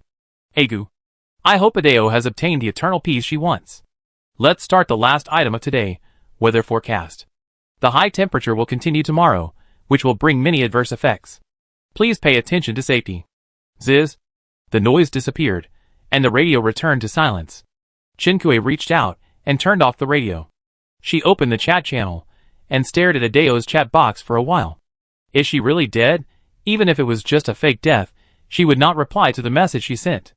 Chinkue took out the box of dried persimmons from her backpack. It probably can't be delivered. Chinkue casually swiped the chat box and clicked on the GD channel. Grocery store transaction application button +1. Chinkue was stunned. It was the snail grocery store transaction button mentioned in the broadcast yesterday. It's just that she was focused on the CD yesterday and forgot to pick it up. Chinkue pressed it once, and when she tried to press it a second time, she found that it wouldn't work. This customer, the deliverman, is being matched. Please wait patiently. There is only one chance a week. Don't press it blindly. Do you understand? This reminder with a different attitude made Chinkue's mind pause, and the shock of Adeo's death information faded a little. Chinkue put the button on the table, went upstairs to wash up, closed the blackout curtains, and prepared to go to bed. Like yesterday, she tossed and turned for a long time and couldn't fall asleep. Good morning, listeners. Welcome to today's GD channel, which brings you the latest gossip and weather forecast every day. I am Egu. I am Adeo. Chinkue was listening to the radio, and Adeo's voice sounded, and Chinkue breathed a sigh of relief. She knew that Adeo was faking his death. The weather was a little hot, and Chinkue opened her collar and fanned herself. The stuffiness did not dissipate. The topic on the radio continued. Adeo, Egu said I was dead, ha ha ha. Just a joke with everyone. Egu, are you still alive? Egu's voice suddenly became distorted. Chinkue paused while pulling at her collar, and turned to look at the radio. The radio on the table was replaced by Adeo's head. Adeo's short hair was sticking on the table. She looked at Chinkue and smiled professionally and kindly. Adeo, no, I'm dead. Chinkue, are you still alive? Deathly air climbed up her cheeks. The table was full of blood. Chinkue woke up. Fine beads of sweat slid down her forehead. It was a dream. Chinkue was still in shock. She got up and rushed into the bathroom, turned on the water, and washed her face. The water was warm. Chinkue only noticed at this time that the weather was abnormally hot. She had adjusted the bracelet for Xiaohong and forgot to return it. Only now did she realize the power of high temperature. Chinkue glanced at the time. 14:22. She had only slept for about 4 hours, and she didn't know whether she was awakened by a nightmare or by the heat. Chinkue went downstairs and replaced the air conditioner in her bedroom. After installing the air conditioner, Chinkue felt like she had been fished out of the water. She walked into the bathroom again, this time to take a shower. After taking a shower, Chinkue changed the sweaty sheets and quilt and lay down on the bed again. The room temperature in the bedroom has now reached a comfortable temperature. Chinkue lay on the bed and checked the forum posts. Players' various tips on how to cool down the room were integrated together, including homemade fans and indoor water sprinkling. Chinkue looked at it, and her eyelids gradually sank. When she woke up again, it was already dark. After washing up, Chinkue went downstairs to eat. When she saw the radio on the table, the scene in her dream reappeared. Chen Kui swallowed unconsciously. She ended up eating in the courtyard. There was a meal on the edge of the pond, and Xiao Hong emerged from the surface of the pond. He handed the adjustment bracelet on his hand to Chen Kui. You forgot to take it back. Chen Kui finished the last bite of rice in the bowl, looked at Xiao Hong and sighed. She took the bracelet and put it on her wrist. Chapter 102. What happened? Xiao Hong rarely saw Chen Kui's sad face. More importantly, her face was not looking good. Chen Kui wanted to find someone to talk to, but she didn't know what to say. It was about the Human Fortress project. She seemed to be shrouded in a thick fog and couldn't see the reefs and undercurrents. Behind the truth, there were peepers' eyes and fangs and claws. If you are not careful, you will be caught by the peepers in the thick fog and pierced through the chest by fangs and claws. Before she knew the truth, she didn't dare to let her fellow players take risks. On the first day of entering the game, the member of the real-life dungeon structure that Chen Kui began to pay attention to died quietly. Chen Kui just had a strange premonition of seeking benefits and avoiding harm. And the information about Adeo's death seemed to reveal a corner of some horrible truth to Chen Kui. Chen Kui took out the refrigerated sour plum soup from her backpack and put it back silently. Only then did she realize that her hands and feet were cold. I'm a little scared. Chen Kui hugged her knees and sat on the wooden bridge. What do you need me to do? The red mermaid looked up at her in the pond. Chen Kui looked into his golden eyes, and he looked at her steadily, as if he would fight for her as long as she gave him a target. But she herself had no target. Chen Kui retracted her gaze. No, I just had a nightmare. She rubbed her arms and looked out of the courtyard. The NPC she hired tonight came. It was Wang Ma. In fact, it was not necessary to cook. She had only eaten a small portion of what Wang Ma prepared for her. Chen Kui just wanted to have someone to talk to in the villa, so that she could feel at ease. Wang Ma greeted Chen Kui cheerfully, and praised Chen Kui for the new changes on the island. She always looked enthusiastic and cheerful. Although she was an NPC, she looked more lively than Chen Kui at this time. Chen Kui handed the ingredients to her.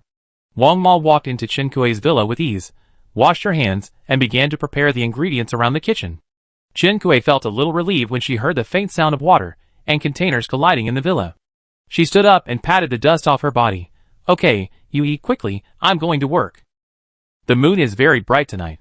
After the street lights were installed on Chen Kui Island, she rarely paid attention to the moonlight, but even without street lights under the moon tonight, there is no need for additional lighting. Chen Kui started fishing for treasure chests. The new ostrich cub in the shelter was not shy and followed Chen Kui all the time. When Chen Kui left the shelter, it also left, and when Chen Kui went to the beach, it also went. They followed closely, inseparable. Intermediate Destiny Treasure Chest, Night Limited, +1 * 3 polyester fabric +1 with 10 stamina left. Chen Kui thought for 2 seconds, took out 2 refreshing coffees, and clicked to use them. She hadn't slept well these past 2 days, so she drank some coffee to cope with it. Her stamina bar went up a little. Tinfoil box +4. Moonstone +1. Leek seed +1, she felt a stinging pain on the back of her hand. A dark brown mosquito with spots on its body was sucking blood from the back of her hand. Chen Kui paused with her hand holding the pole, and quickly struck out with one hand, slapping the mosquito to death under her palm. The blood just sucked out by the mosquito smeared a red patch on the back of Chen Kui's hand. A bulge quickly appeared on the back of Chen Kui's hand, and it was extremely itchy. Chen Kui frowned, raised her arm, and put away the last fishing rod. Bucket instant noodles +1. Chen Kui searched in the pigskin backpack for a while, looking for toilet water from the corner, and dealt with the red envelopes from mosquito bites. Chen Kui heard a knocking sound, and turned her head to see that her follower ostrich was pecking at the treasure chest that Chen Kui had just fished out with its conical beak. Chen Kui, is this ostrich a tiger? If it really pecks open a bloody mouth, she won't even be able to find your body. Chen Kui patted the ostrich's head, pushed it away, and started to unpack. Lily hanging painting +1, plastic lily bouquet +1, lily pattern curtain +1, lily nightlight +1. Flame retardant blanket +1, fire extinguisher +1, smoke mask +1 after opening a Lily Element Fate treasure box, and a fire supplies treasure box. The third treasure box unexpectedly opened a monster. Kill D-level monster crocodile +1, crocodile skin +2, crocodile meat +3, crocodile blood +2, crocodile puppet ornament +1. The crocodile that just came out was sent back to its hometown by Chen Kui with a sword, and the dropped items were put into her backpack. She only had a cute crocodile puppet in her hand. Chen Kui held the puppet and wanted to scare the ostrich, but the ostrich took a few steps back as soon as he turned around. Qinkui looked down at the puppet. Are crocodiles the natural enemies of ostriches? Only by facing fear can you overcome it. Qinkui threw the puppet in his hand to the ostrich. Here you go. The ostrich was hit by something that suddenly appeared in front of it. When it came back to its senses, the puppet was already lying on the beach, covered with dust. It pecked tentatively, and from then on, the door to a new world was opened. Qinkui didn't open the treasure chest he caught this morning. She took out a treasure chest from her backpack. Sanitary napkins +2, sanitary napkins +3, safe pants +2. Mineral water +2, soda crackers +1. Silver or +6, copper or +10, tin mine +1 2 silver treasure chests. One with female supplies, and one with ore materials. Qinkui was quite satisfied. Sanitary napkins are getting more and more expensive now, and they are not at all disadvantaged compared to ore. After opening the treasure chest, Qinkui packed up and went home. The ostrich held the crocodile puppet in its mouth, stepped on Qinkui's steps, and raised its head with an arrogant attitude. Qinkui looked back and couldn't help laughing. I don't know how Qinfang raised this ostrich the other day, but this ostrich is very interesting.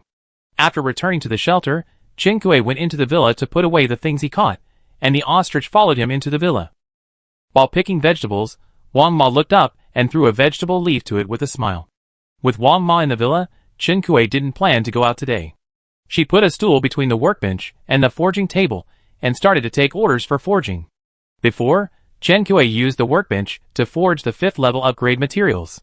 Now Qinkui integrated the materials in his hands to make electrical appliances and generators needed for summer. In this weather, players cannot do without electrical appliances, but the use of electrical appliances cannot do without generator production. Jinhua still did not agree to the cooperation request proposed by Qinkui. Qinkui had no choice but to settle for the second best and chose to visit the island. In 10 hours, how much he could mine was determined by his ability. The cost of landing on the island was 10,000 island coins. Jinhua continued to issue quotas for landing on the island, and soon it was Qinkui's turn. It happened to be the end time of the countdown for landing on the island on Qinkui's side. After hitting a wall on Jinhua's side, Qinkui did not intend to fight him to the death. Qinkui sought Su Zai's help and asked him to find players who have solitary stone mines on the island. At the same time, there are also players who have built advanced workbenches. Most players are still using intermediate workbenches, and many electrical appliances require advanced workbenches for production and material synthesis. The reason why she asked Su Zai to help sort out the list of these players is because she wants to share some of the electrical appliance drawings in her hands. She only has 2 workbenches, and when the materials are sufficient, she will make some electrical appliances to sell. Other players with advanced workbenches must have some electrical drawings, but Qinkui has only seen some electrical appliances sold in the player trading center. Small workshops produce small quantities, and the cost is high. The time and energy players spend looking for materials are also within the cost range. Affected by the hunting organization, people are now panicking, and the atmosphere of fighting the enemy together in the previous spring has been swept away. Prevention and caution are the mainstream. At this time, if you want to establish a production team, through the upstream and downstream raw material mining and production process, you need an influential and coordinating person to carry out. In terms of coordination ability, Qinkui is naturally far inferior to Su Zai. Her only advantage is that her influence in the game is high enough. Whether you like her or hate her, at least most players know her existence. Therefore, Qinkui pulled Su Zai. Monazite is a rare mineral. With Qinkui's influence and Su Zai's negotiation ability, the number of players who have come forward to say that they have monazite on their islands can be counted on one hand. No matter how rare monazite is, each person has an island, and the population base is here, but most players are unwilling to reveal that they have monazite on their islands because there is a saying on the forum now. The hunting organization selected its targets because of the scarce resources on some players' islands. Some members of the hunting organization even had items that could allow them to forcibly land on the islands without the players' consent. In this case, Su Zai had done his best to find these players and reach a cooperation with them. Senior players did not have this concern, but many senior players offered different prices, and choosing the right labor remuneration also required some thought. Qinkui did not help much, and it was difficult for Su Zai to collect upgrade materials while building this production team in a proper manner. When Qinkui visited Su Zai's island 2 days ago, he talked about this topic. Su Zai was very modest. It's not my credit. It depends on the cooperation of several players in the spring against the mermaids. The production team has a basic prototype and management reference method, and it also makes our production team have the natural trust of players. He led the way in front, deliberately pulling the voice line and outputting an official output. Chen Kui followed behind him and couldn't help laughing. The rare earth material for the generator in Chen Kui's hand is the monazite mined on the island by the players in the production team and refined by the advanced workbench players. The number of people who can visit the island is limited, so the amount of monazite mined is also limited. The monazite mined during this period is only enough to make more than 30 generators after refining. There are monazite on other players' islands.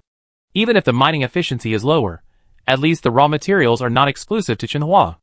The reason why Chen Kui still has to spend 10,000 island coins to queue up and wait for the island is not so much for the resources on Chenhua's island, but for him as a person. Chenhua is a chemist. He can extract rare earths without an advanced workbench, which is enough to prove that he is a talent. The advanced workbench is not omnipotent. In addition to the blueprints that can be used to collect materials, there are no prompts for the synthesis conditions of some materials. If Chen Kui does not know that monazite is needed to refine rare earths, even if the workbench can produce the necessary things, Chen Kui will not know where to start.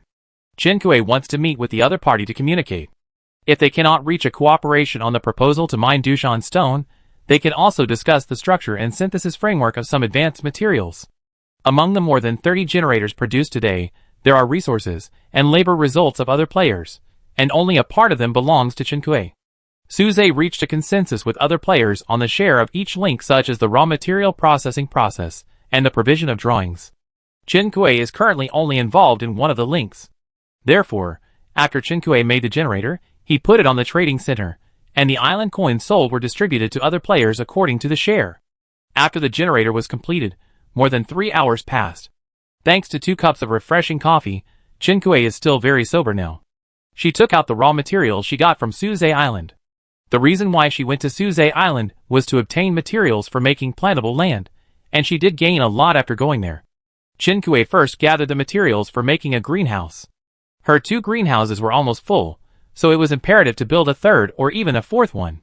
After gathering all the materials, Chen Kui walked to the courtyard, circled a piece of land next to the 2 greenhouses, and began to build the greenhouse. Greenhouse. Construction in progress, please do not approach. 2 hours. Chen Kui clapped her hands and turned back to the villa. Ding dong. The doorbell rang. Chapter 103. Players need to apply for a visit first. Chen Kui didn't receive the application, but the doorbell rang. Chen Kui remembered what was said in the forum, that there were members of the hunting organization who had props, and they could go to the island directly without initiating a visit. Could she have encountered it? She looked outside the shelter, through the gaps in the iron fence and the dim street lights, trying to identify who was outside. She failed. Judging from the scene she saw, there was no one outside the shelter. Ding dong. Perhaps because she hadn't opened the door for a long time, the doorbell rang again, as if urging her. Chen Kui walked hesitantly to the door to check. No one was outside. The courtyard was open, and there was no place to hide. Something bit Chen Kui's trouser leg. Chen Kui looked along the force, and saw that the ostrich had come out of the villa at some point, and was now standing at Chen Kui's feet. After biting Chen Kui's trouser leg, it stretched its neck, and popped its head out of the gap in the fence, pecking at something up and down. After Chen Kui placed 2 stone lions outside the shelter, every time a wild beast invaded at night, the stone lions would release light film to block the wild monsters. Sticking his head out of the shelter, he perfectly avoided the restrictions on the use of stone lions. Chen Kui took a step forward. She lowered her head, and saw clearly what the ostrich was pecking at, a half-grown turtle. The ostrich didn't peck at it, and the turtle retracted its head into its shell before its conical beak could peck at it, and the ostrich pecked it to the ground. It tilted its head, and began to peck at the turtle's shell. The turtle's shell was hard, and was pecked by the ostrich, making a loud noise. Chen Kui patted the ostrich on the back. How offensive you are! There was a pattern on the turtle's shell, which Chen Kui had seen before. Right on the trade application button she threw on the table. Obviously, this turtle is the employee of Snail Grocery Store, who goes to the island to trade with players. No wonder the doorbell rang. Chen Kui pushed the ostrich away, and opened the courtyard door. She squatted in front of the turtle. Excuse me, how do I buy the goods? Can you communicate? Hearing the voice, the turtle carefully poked its head out. The ostrich used its evil beak again, with lightning speed. Chen Kui, shock. Chen Kui quickly grabbed its neck and stopped a brutal act. What do you want to buy? Chen Kui had been with Tian Yuan before. Tian Yuan was generous and gave away a translator. Her employees were probably also equipped with translators, so there was no problem communicating with humans.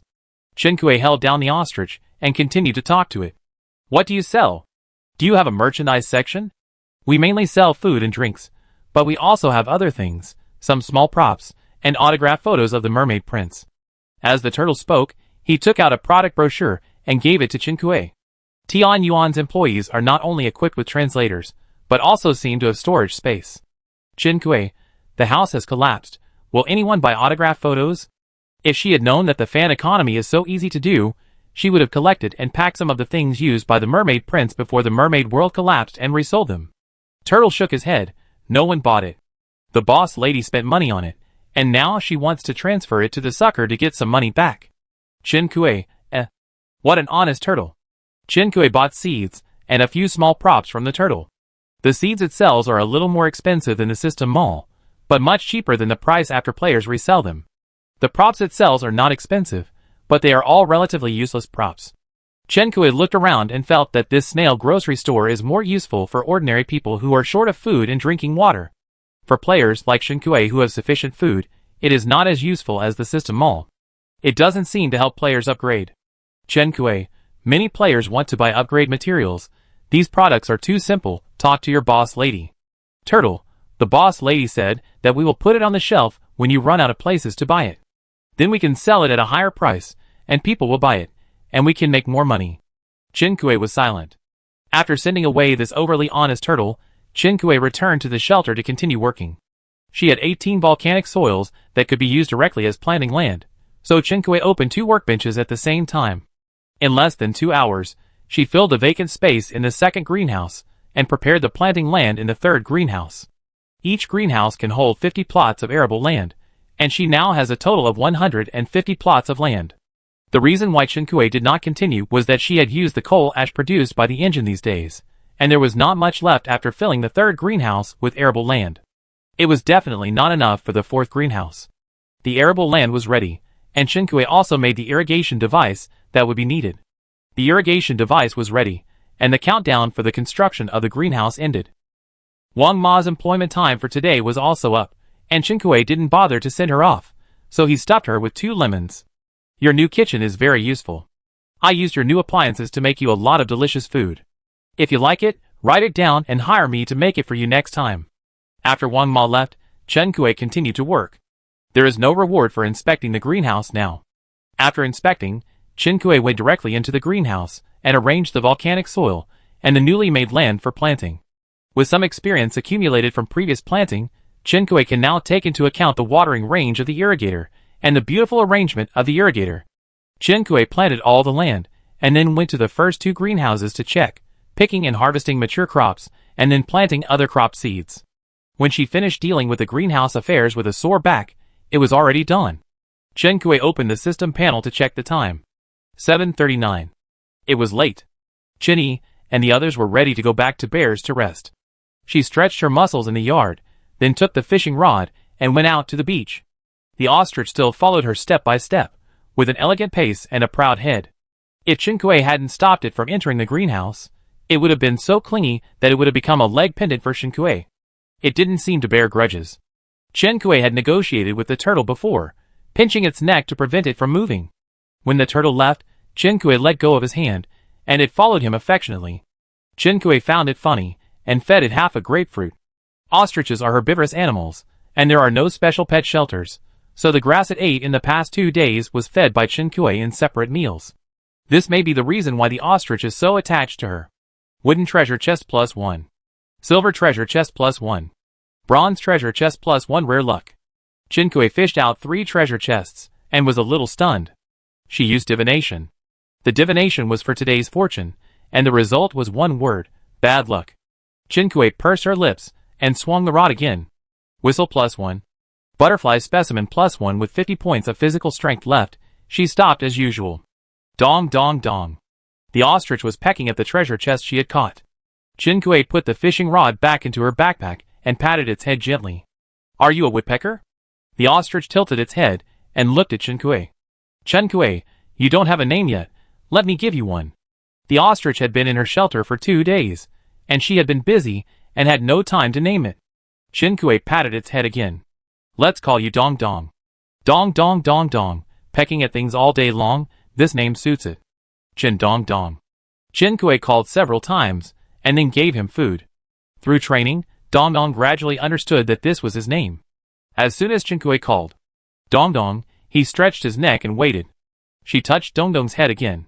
She felt that her heavy mood due to the prediction was healed. Chen Kuei began to unpack. Mineral water +2, potato +1, stone +1. Lead block +3, silver or +5, coal or +8. Plastic basin +2, plastic awning cloth +1, plastic storage box +1. The plastic storage box obtained this time is not as big as the bamboo storage box in Chen Kuei's studio, and it doesn't look as good as the bamboo storage box. If aesthetics are not a consideration, it can be used to store kitchen utensils and baking tools.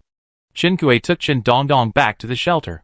Chen Kuei did not plan to store the crops harvested today for Wang Ma to cook next time, but stuffed them into the seed converter. A mature crop can produce 5 to 7 crop seeds in 5 minutes with the seed converter. Chen Kuei put the converter into the studio together. Chen Kuei came out of the studio and put today's breakfast on the table. Chen Dong Dong nagged her trouser leg. Chen Kuei, I know. She stood up and walked out of the courtyard, took out some reserve grass from the livestock shed, and fed it to Chen Dong Dong. You are the oldest, you eat first. Chen Dong Dong was not polite. After arranging it, Chen Kuei continued to eat today's breakfast. Today's breakfast is shengjian with duck blood soup. Wang Ma fried the shengjian until the bottom was golden and crispy, and there was thick soup inside when the skin was bitten. Chen Kuei's lips and teeth were left with a lingering fragrance after eating. After breakfast, there was still half an hour left before the broadcast started. Chen Kuei went to the poultry house in the courtyard and picked up the eggs. After the poultry house was equipped with air conditioning, the poultry's daily routine remained the same, active during the day and sleeping at night. In the past, when it was not so hot during the day, they could be let out for a walk. Now, if they were let out in the morning, they might die somewhere at night. Fortunately, the space in the poultry house was not very crowded, and the chickens, ducks, and geese still had room to move around. After picking up the eggs, Chen Kuei went to the livestock shed to milk the cows and sheep. The frequency of milking them was about once every 2 or 3 days. Chen Kuei sometimes couldn't remember the time, so he would come to check when he was free. After milking, Chen Kuei returned to the villa and put the cow and sheep milk and eggs in the refrigerator to keep them fresh. There was still some time, so she made coffee from the newly harvested coffee seeds and put them in her backpack. After these arrangements, today's broadcast time has also arrived. Good morning, listeners. Welcome to Listen to GD channel, bringing you the latest gossip and weather forecast every day. I am Agu. There was another silence, and Agu apologized embarrassedly. Agu, sorry, I'm still a little uncomfortable. The young man cleared his throat. Due to weather conditions, some animals on the islands cannot survive, and some sick animals have appeared on the islands. This is a very serious matter. Agu's voice was serious. In addition to the impact on the environment, it may also bring diseases. Chen Kuei's face became serious. This was an angle she had not thought of. In the deserted island game, the bodies of dead animals will disappear on the spot, and there will be no situation where the bodies pollute the water source or cause the surrounding environment to stink. But in addition to being killed or dying naturally, there will be cases where animals that the player does not intervene will become sick but not die. These animals should not be ignored either. Chen Kuei opened the forum and saw a player talking about this issue. I killed a bison lying by the ditch yesterday, and the meat it dropped was sick. I didn't dare to eat it, so I threw it all away. There is a fairly large wild pond on my island. Everyone said that the water would dry up and disappear in this weather, so I transported a lot of water to the shelter, but I feel very uncomfortable these 2 days. I suspect that the pond has been polluted.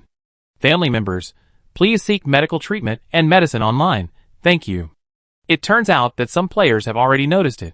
Chen Kuei didn't go to the animal refresh point these 2 days, so he didn't know. Agu, here are some suggestions for everyone. The domestic water in the future must be disinfected and sterilized. In addition, if you have the energy, you should pay attention to whether there are sick animals on the island. Chen Kuei took note. There is another problem in summer, which is the extreme weather. I believe everyone has experienced the high temperature in summer these days.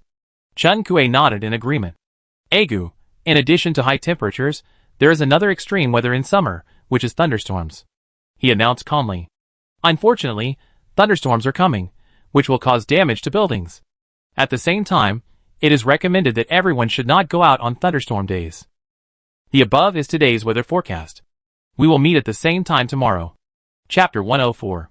After listening to the broadcast, Chen Kuei went upstairs to wash up and prepare for bed. The weather was getting hotter and hotter. It was good that Chen Kuei had an air conditioner in her bedroom.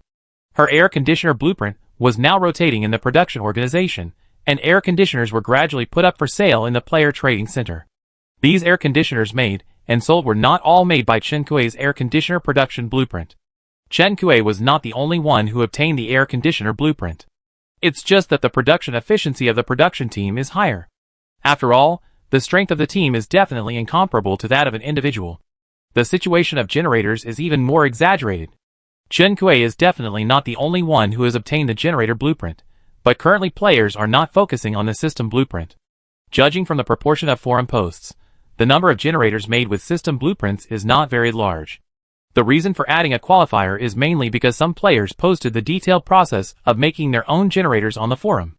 From material selection to principal explanation, countless players disdain it in reality and learn it word by word in the game. Chen Kuei went to the post to take a look, but was discouraged by the knowledge. After the small classroom teaching, some players actually made a generator. Therefore, the forum players are more enthusiastic, wanting to achieve freedom of electricity use with their eager minds and not so dexterous hands. Chen Kuei exited the teaching post and came out to see a hot post on generator fault inspection and repair. Self-made generators are indeed a big breakthrough. Generators made by following the teaching also have advantages and disadvantages. Some players followed the teaching to make simple generators that can be used for lighting, and some saw the excellent natural conditions in summer to a certain extent, and prepared to follow the forum boss to make their own solar panels. Homemade generators are different from those made with system drawings. Maintenance problems are inevitable, but humans are already trying their best to use their wisdom to fight against extreme environments. If there is no hunting organization, players can cooperate on a larger scale. Now players are not only worried about the hunting organization, but also worried that some players with bad intentions will be influenced by the hunting organization and unknowingly want to kill themselves during the visit because they are jealous of the resources on the island. Chen Kuei pulled up the blackout curtains and closed his eyes to prepare for sleep. Buzz! An annoying sound sounded. Chen Kuei frowned. Snap! She slapped a mosquito that was sucking her blood to death. Chen Kuei gritted her teeth, got up, opened the curtains, sprinkled mosquito repellent, and applied anti-itch tincture to the red spots on her body. These mosquitoes became more and more rampant, and there was almost no good flesh on her exposed body. After dealing with the annoying mosquitoes, Chen Kuei was able to sleep peacefully. Chen Kuei was not the only one troubled by mosquitoes. There are posts on the forum from time to time asking for mosquito repellent products, but apart from being annoying, no one cares. Everyone's attention is focused on hot issues such as generators or hunting organizations. So much so that among the players, a disaster is coming fiercely and silently. In his sleep, Chen Kuei vaguely felt that he was very hot and his breath was hot. He was not conscious. Even opening his eyes was a torment. Chen Kuei opened the system panel with trembling fingers. 1821. Yuan, I should be feverish now, and my consciousness is blurred. Do you have more times to go to the island? Chen Kuei tried to describe the symptoms as clearly as possible. Unfortunately, Yuan had just finished his visit, and there were at least 2 days left. Yuan, today, there was a large-scale outbreak of malaria and other diseases caused by mosquito bites among players. Suze also contacted me. He had symptoms of cold and shivering, and there was a negative buff of malaria next to his health bar. The patient was not in front of him, and there was no symptomatic medicine. He was currently helpless. Do you feel any other symptoms besides fever now? Do you have any breathing difficulties or abnormal bleeding? Chen Kuei took a deep breath and replied, yes, breathing difficulties. Yuan felt heavy-hearted. Chen Kuei's symptoms were much more serious than Suze's. In reality, he might consider protective medical treatment, but in the game world, he chose to tell Chen Kuei the truth about his current condition. You feel breathing difficulties, which should be severe malaria, which requires oxygen therapy measures, but the island does not have the conditions to achieve this now. Drugs for treating malaria are hard to find now, and there is no professional treatment equipment. As a doctor, he was overwhelmed by a strong sense of powerlessness at this moment. Among the infected players, Those with mild symptoms were actively saving themselves, while many players with severe malaria could only wait for death to come. Judging from the posts on the public screen and forum feedback, the healing magic has limited effect on players with mild symptoms, and players with severe symptoms cannot rely on healing magic. Chinkue knew that he was now classified as a member of the Waiting to Die team. Yuan, have you ever had experience of recovering from a serious illness?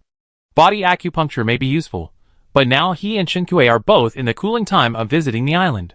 Chinkue was seriously ill, and could not afford to delay. He could only pin his hopes on Chinkue's mysteriously disappeared health bar. To be honest, this was exactly what Chinkue was thinking about now. She had died and resurrected several times before, all after being seriously injured. I don't know if it would work for death caused by illness. She opened the system mall, but couldn't find it. I don't know if it was sold out, or it had never been put on the shelves. There was no medicine for treating malaria in circulation at this time. At present, it seems that there is no other way. Chinkue, I can only take a gamble. If she survived, she would win. If she lost, she would just go to her inevitable death. No matter how you look at it, she would not lose. Chinkue had difficulty breathing, her body temperature dropped rapidly, her consciousness gradually blurred, and the discomfort brought by malaria became more intense. Chinkue bit the tip of her tongue. It had been dark for a long time today, and there had been several waves of wild beasts that attacked at night, but there was no movement in the villa. In the past, she would have been busy for several hours at this time. The Red Mermaid looked at the closed door of the villa, and the dark bedroom window on the second floor, and finally decided to go ashore to check the situation. Without the bracelet, every second spent on the shore in summer is torture for the mermaid. The mermaid knocked on the door of the villa. Chinkue, are you there? A dong-dong response came from the door. Xiaohong paused. Then he remembered that Chinkue now had an ostrich that loved to dong-dong-dong peck at things. He didn't see it in the courtyard, so it should have followed Chinkue into the villa. Now it was the ostrich that responded to him. Xiaohong knocked on the door for a while, and unconsciously let out a sharp mermaid scream in a hurry. The two bears didn't know what happened. They lived peacefully with Xiaohong, but they were not familiar with him. The instinct of seeking benefits and avoiding harm made Shen-Yi and Shen-Era watch from a distance. When Xiaohong decided to break the door and go upstairs to check, he finally heard footsteps coming from inside. He calmed down. The heavy wooden door of the villa opened from the inside, and he saw Chinkue appear in front of him again. He also noticed the blood stains on the other person's body that had not yet completely dried and his pale face. The smell of blood lingered at the tip of his nose. Xiaohong's heart tightened. Are you injured? Chinkue waved her hand to stop him from further probing. More than injured, she just came back from the dead. Facts have proved that her bet was right. It's just that the first time she died in this way, the psychological impact was still quite large. When she woke up again, she didn't have time to clean up the crime scene, and she heard the mermaid's anxious voice, so she could only go downstairs to reassure the other party. She herself couldn't stand the bloody smell all over her body. So she didn't say much to Xiaohong, opened the door, and turned upstairs to take a shower and change clothes. After coming out of the bathroom, Chinkue found that the other party was actually waiting in her bedroom. She hadn't had time to deal with the bloodstains in the bedroom, which looked scary, and also scary for mermaids. Chinkue actually saw a hint of paleness on Xiaohong's bronze skin. Chinkue opened the window to ventilate, and at the same time changed the bloodstained bedding. This time she didn't dare to be careless. She lit the mosquito coil she caught, and also took out the mosquito net to install on the bed. After installing the mosquito net, Chinkue opened the system panel, and found that it was already past 2 in the morning. Yuan sent her many messages, but Chinkue was unconscious afterwards, so she naturally couldn't see the messages and couldn't reply to him. Chinkue, don't worry, I'm fine. Chinkue looked at the frequency of messages sent, and suspected that Yuan had set an alarm to send her a message every 10 minutes. If it weren't for Chinkue's profile picture still lit up, he would have thought Chinkue was dead after not replying for so long. Yuan received the message from Chinkue to report that he was safe, and the big stone in his heart fell to the ground, but at the same time he noticed something was wrong. Even if Chinkue's strange resurrection ability is effective against malaria, the speed from onset to death of malaria will not be so fast. This is because he did not know that Chinkue's resurrection was not an on-the-spot resurrection. How did you recover? Chinkue, just what you think. Yuan, He wanted to scold the other party for making trouble, but he knew that the other party would not choose to do so if he had a choice. Who would do this to himself normally? A deep sense of powerlessness surged in his heart. If he could help, it would not be Chen Kuei was not conscious before, so he flipped up the chat history. Then I saw Yi Yuan's words again. Suze also contacted me. I remembered that Suze was also infected. Chen Kuei, what's the situation when you choose Suze? Yi Yuan, he has healing magic, and he used healing magic on himself, but the effect is not great. Can you save him? Yi Yuan, his symptoms are not as serious as yours. I can save him now, but I'm not sure if he becomes seriously ill. Chen Kuei, doesn't he have a number of visits? As far as Chen Kuei knows, although Suze is very good at interpersonal communication, he doesn't like people to go to his island, and he also doesn't like to visit other people's islands. Moreover, in this situation, he would be more cautious, and would not take risks even if he didn't need to. Yi Yuan, unfortunately, he just visited his family, and now the visiting function is cooling down. Chen Kuei was at a loss. In terms of personal feelings, Suze is one of the few friends of Chen Kuei, and he has helped Chen Kuei a lot. The two have experienced a lot together. Chen Kuei doesn't want him to die like this. In terms of interests, Suze is really a good partner, with outstanding abilities. Chen Kuei can achieve twice the result with half the effort by cooperating with him. Moreover, she had just invested more than 7 million yuan in mining equipment on Suze's island. If Suze died, she could only pray that the mining equipment would not be refreshed, otherwise his island would become an ownerless island, and Chen Kuei could only look for oil and buy mining equipment again. Then one day, maybe she would be lucky enough to land. Wait. Chen Kuei suddenly remembered something. She clicked on her own panel information again. Name, Chen Kuei. Gender, female. Age, She found it. Chen Kuei quickly went into the cloakroom and changed into tight clothes, sprayed a lethal amount of floral water on his body, and hurried downstairs. Xiao Hong was stunned and hurried to follow. Seeing that Chen Kuei took something on the first floor and was about to leave the shelter, he quickly grabbed her. Take me with you. Chen Kuei turned her head to look at the fish scales on his body that had dried and cracked shortly after he came ashore, and then looked at her wrist that he was holding tightly. She had no choice but to refuse. I want to go. Before she finished speaking, she was interrupted by the other party. No matter where you go, take me with you. There was a firmness in his voice that could not be refused. Perhaps he was scared by her tonight.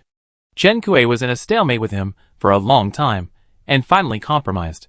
She put the adjustment bracelet on Xiaohong's wrist again. Okay, let's go. Chen Kuei came to the beach and put the Freedom Arc into the sea. This time she came to the beach not to fish for treasure chests, but she still spent a few minutes to cast the rod and fish the treasure chest. Intermediate Destiny Treasure Box, Night Limited, +1 * 3 raw peanuts +4. As soon as her available strength ran out, Chen Kuei immediately put the fishing rod back into her backpack and boarded the boat. If her guess was confirmed, she would have solved the mystery of why the hunting organization could land on the island and kill the island owner without the player's permission. The Freedom Arc sailed on the island for nearly 4 hours before reaching its destination. They set out at night and arrived at daybreak. Destination arrived. The island has been occupied. You have no right to land on the island, and are negotiating with the island owner. Please wait. The prompt sounded, and Chen Kuei's expression was blank for a moment. Guessed wrong? Xiao Hong followed her out of the cabin. He had been out of the water for too long, and he was unwilling to go to sea to follow Chen Kuei's ship. Now Chen Kuei was waiting for a response on the deck. He confirmed Chen Kuei's condition before jumping into the sea to recover. Yi Yuan, Chen Kuei? Chen Kuei, it's me. That's right, Chen Kuei boarded the Freedom Arc in the middle of the night and sailed to Yi Yuan's island. Every unowned island has coordinates. Owned islands also have coordinates. After opening the access permission, a string of numbers appeared at the bottom of the player's panel. This string of numbers is the coordinates of the player. Chen Kuei now clicks to view her own panel and scrolls to the bottom. The string of numbers overlaps with the numbers provided by Yi Yuan. Because she came to Yi Yuan's island, their coordinates naturally overlap. In the Camp War, they were often in a state of navigation. Chen Kuei was bored in the control room at that time, so she would open the forum to study other people's experience posts, and sometimes study her own system panel. The number at the bottom of her panel often changes. It's a pity that the free arc does not display real-time coordinates, otherwise she should have seen it long ago. It's not too late now. The owner of the island has opened the permission to land on the island for you. The prompt sounded again. Chen Kuei did not get off the boat to land on the island. She came to pick up Yi Yuan. After a while, Yi Yuan was seen walking quickly towards the beach in a white coat. Chen Kuei sent him an invitation to board the ship. Yi Yuan paused and clicked to confirm. The next second, Yuan was teleported to the island.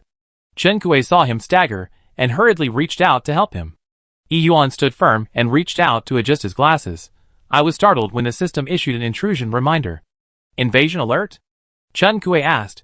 What kind of invasion alert? It says that my island has been invaded by unknown forces.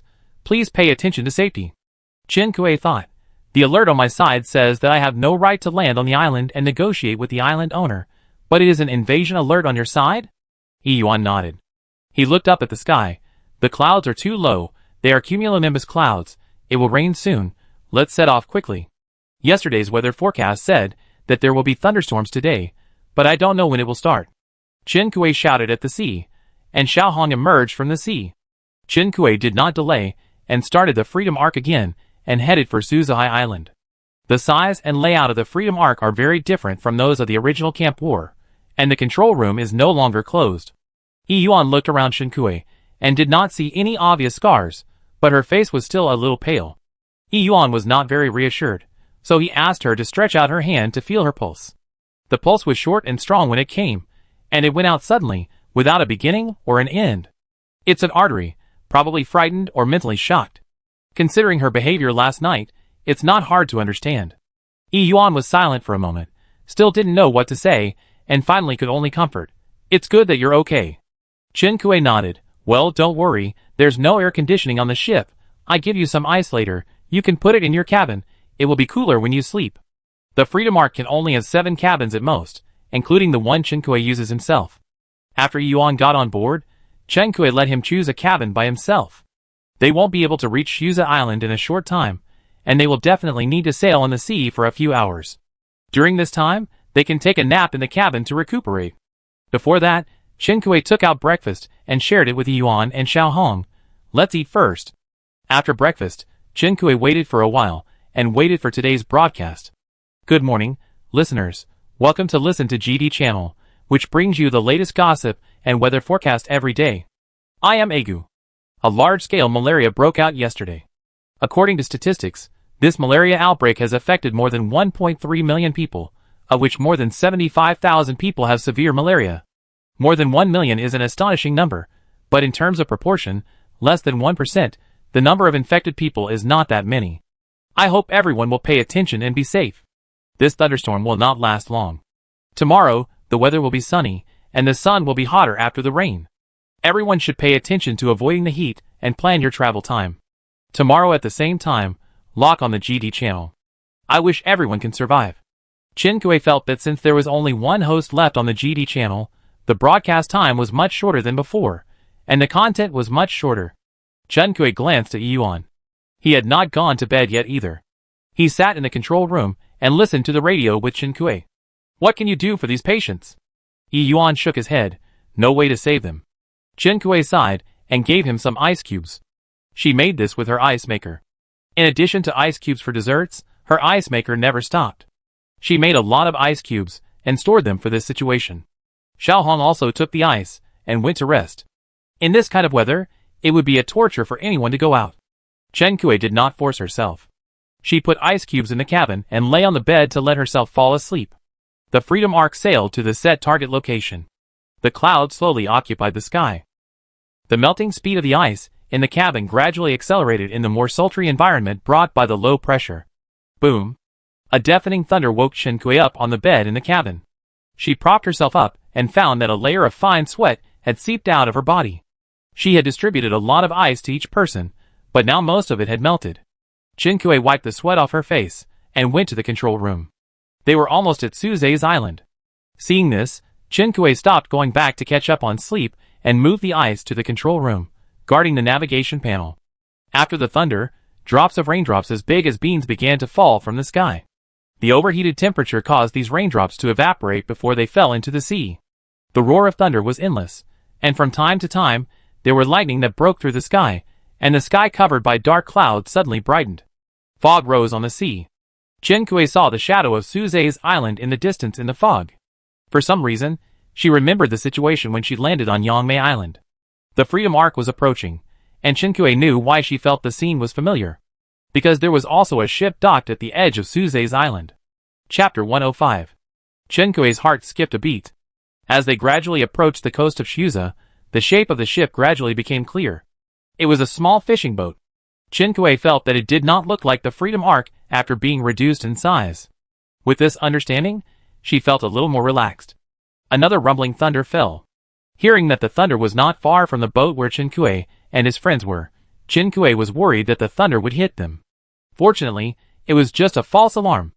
In the pouring rain, the Freedom Ark gradually approached Suzai's island. Yuan and Xiaohong woke up at some point and came to the control room one after another. Where did that ship come from? Yuan also noticed the ship getting closer and closer, and was a little confused. Chinkue shook his head. I don't know, have you contacted Suzai? If he is conscious, he will help us get the permission later. Destination arrived. The island has been occupied, you have no right to land on the island, and negotiations are being initiated with the owner of the island. Please wait. A prompt popped up on the navigation panel, and a prompt sound sounded. Fortunately, Suzai was still awake. Both parties quickly confirmed their identities. The owner of the island has opened the island landing rights for you.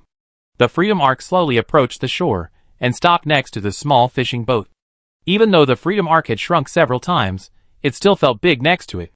The rain was too heavy, and rushing into the rain at this time was not a rational choice. Chinkue found his raincoat, umbrella, and rain boots, and shared them with Yuan. Yuan took the umbrella. The reason why he only gave it to Yuan, and not to Xiaohong, was because Xiaohong was influenced by the characteristics of the mermaid race, and he liked rain more.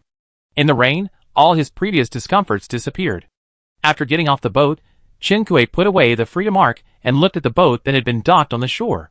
There seemed to be some marks on the hull, but it was eroded and could not be seen clearly.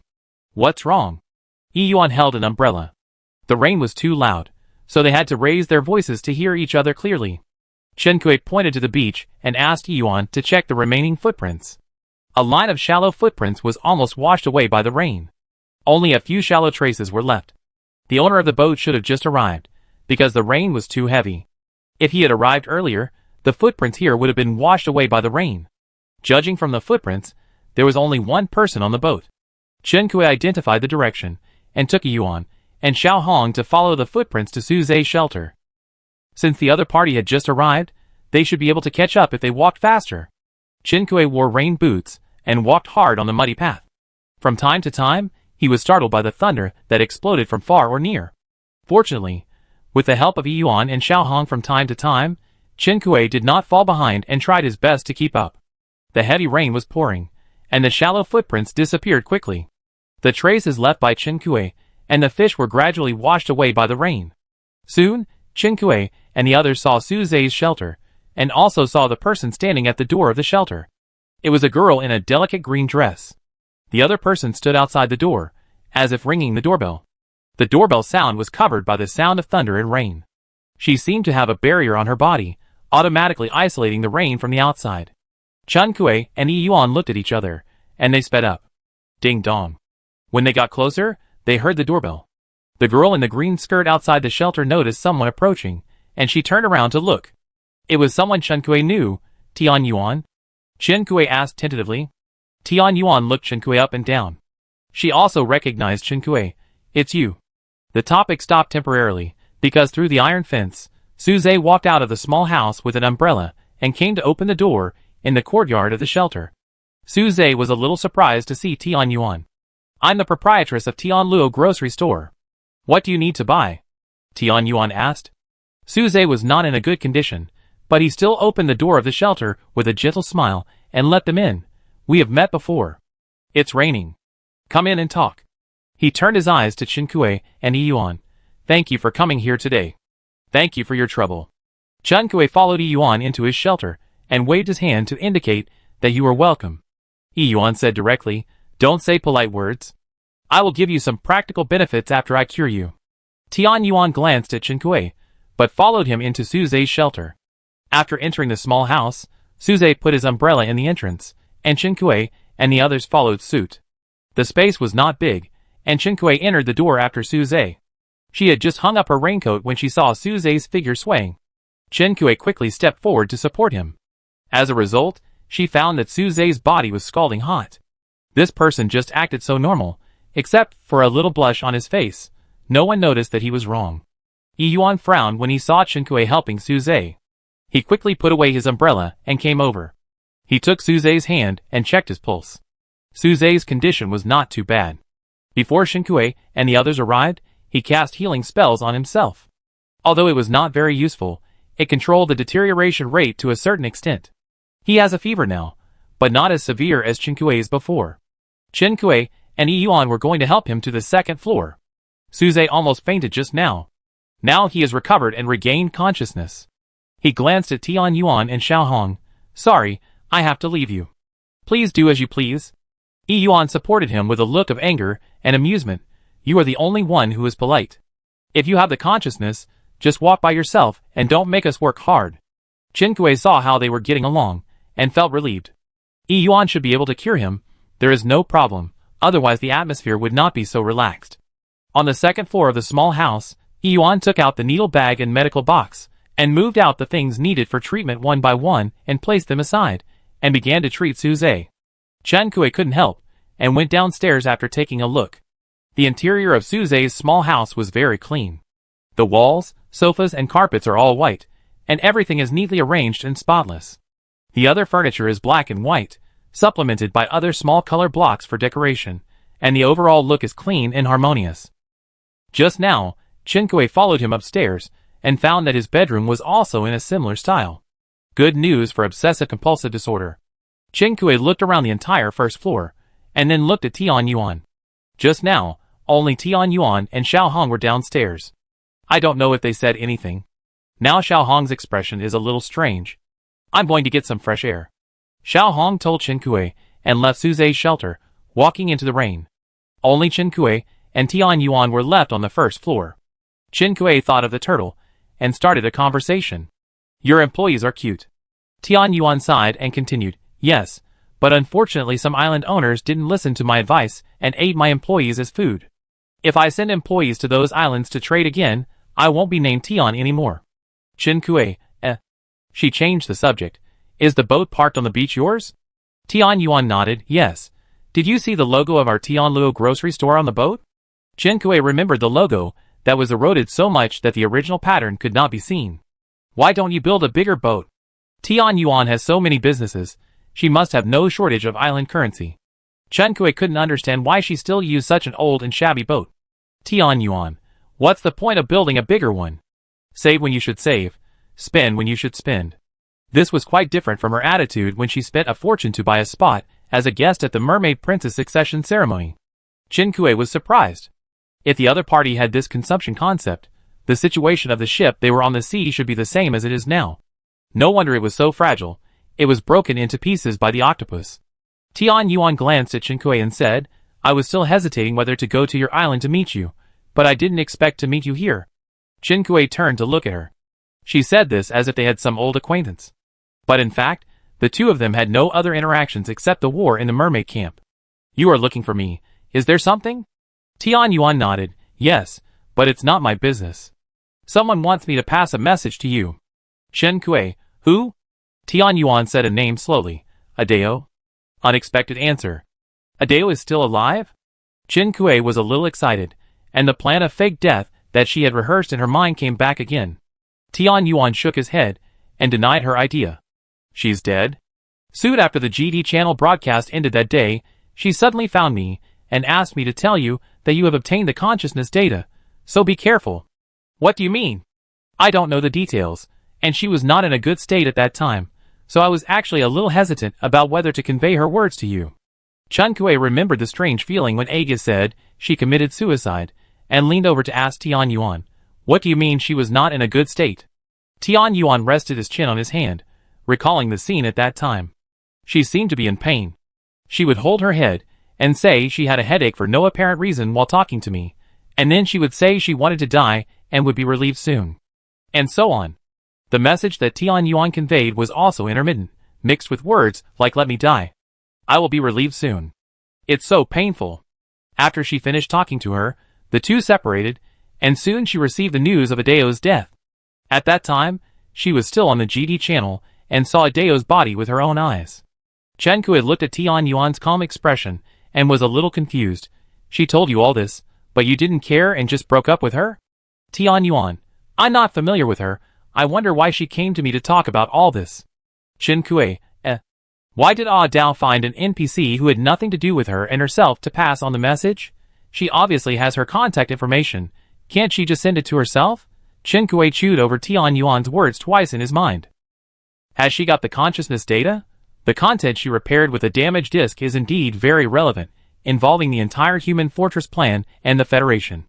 But that should not be the consciousness data that Adeo mentioned. Shin Kui thought.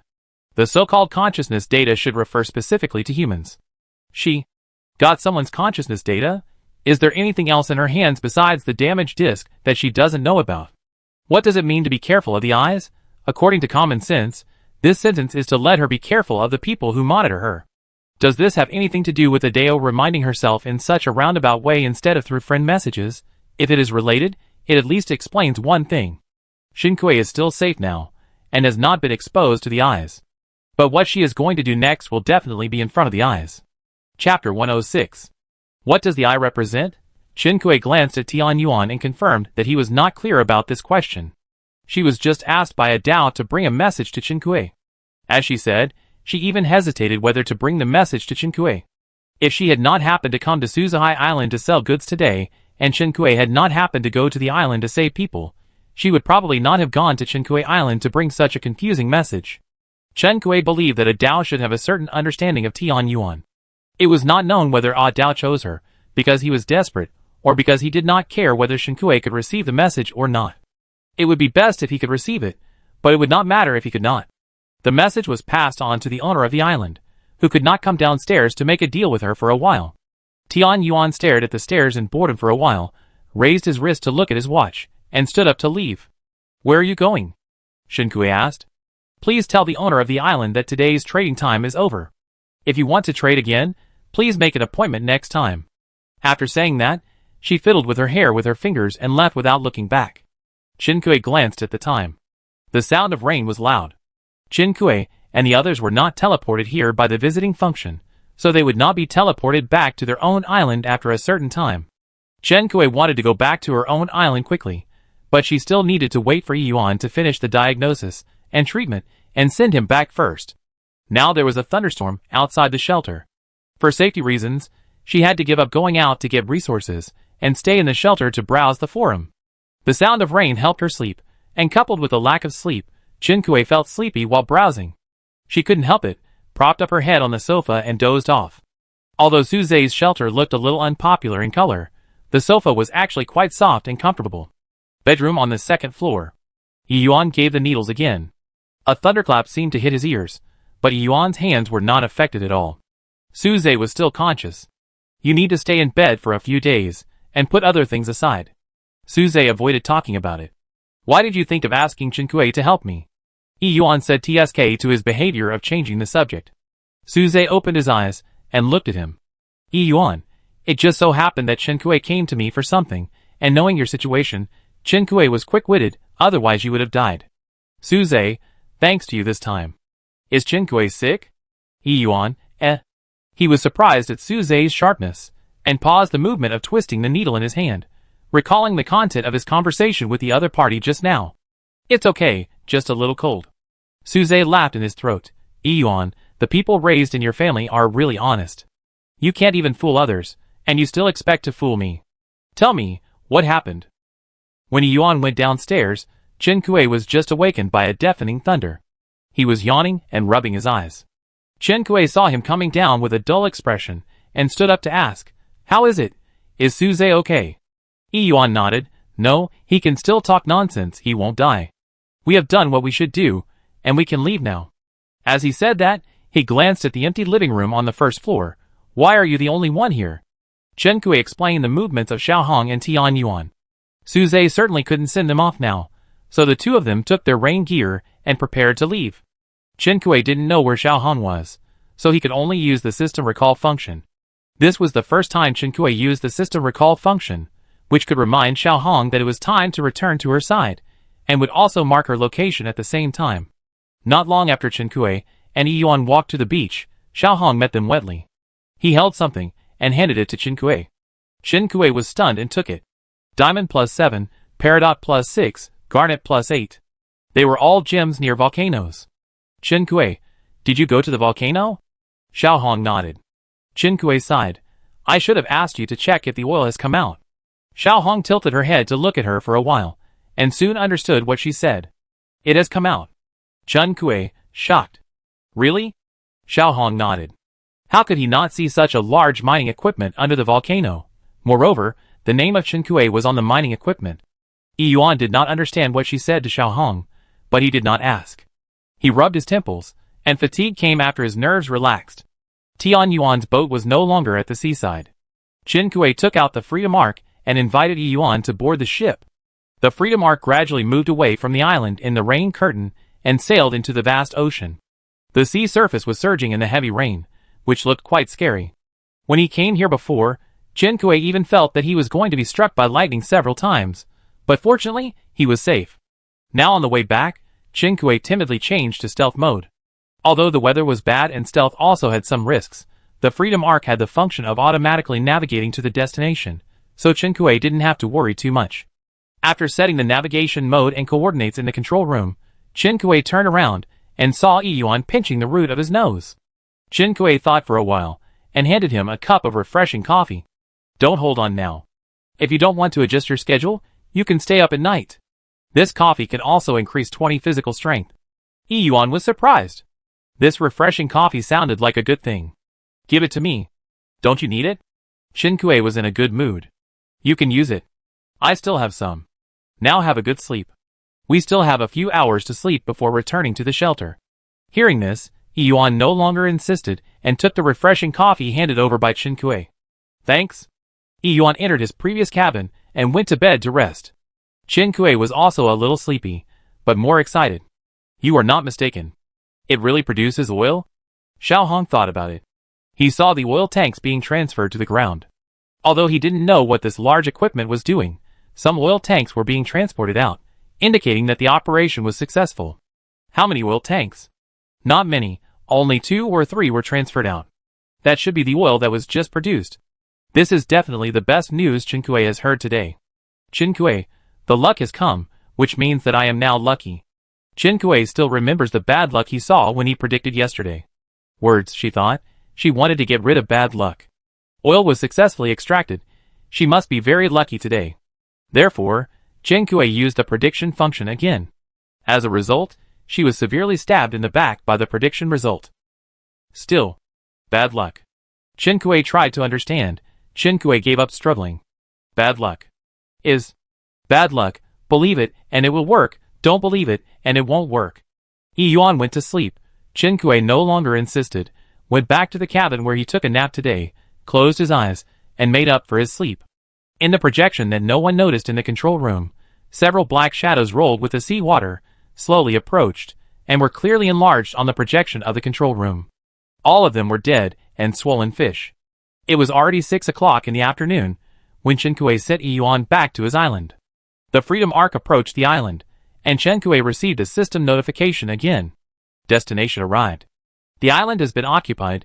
You have no right to land on the island, and are negotiating with the island owner. Please wait. Chen Kui turned to look at the island owner. At this time, the island owner was on her boat, so the system could not recognize her. Did she need to ask for permission to land on the island again? Yi Yuan received the notification again and calmly clicked to confirm the permission. The owner of the island has opened the island landing rights for you, the prompt sounded as Yi Yuan operated. Chen Kui sent Yi Yuan off the boat and declined the invitation to be a guest. The free ark set sail again. She was anxious to return to the shelter to find the consciousness data that Tian Yuan mentioned. Yi Yuan saw Chen Kui insisting, so he didn't say anything more. Before leaving, he told Chen Kui, Su Zhe is very perceptive. If you don't want to expose the secret of the health bar, don't tell him too much. Chen Kui knew that Yi Yuan and Su Zhe knew each other in reality. Judging from their appearance, they probably knew each other for quite a while in reality. Yi Yuan reminded him, probably because he had aroused Su Zhe's curiosity.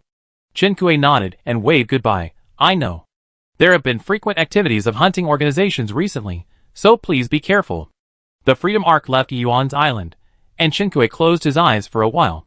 It was around 9 o'clock in the evening when he returned to Chen Kui's island. A glowing island could be seen far away on the sea. In this rainy night, The light from the island street lamps seemed to be given some meaning. When he returned to his own island, the system did not prompt again. There is a main island, and Chinku had landed smoothly and got off the ship. The rain had been falling all day, and now the thunder had finally stopped, and the rain was no longer pouring down like before. The rain had become lighter. Chinku put away the boat and walked back to the shelter on the muddy road. The lotus in the shelter's pond was very resistant to wind and rain, and it still stood gracefully in the pond after the rain. The whole courtyard was filled with the fresh and elegant fragrance of lotus flowers. Chinku had no time to appreciate the flowers now.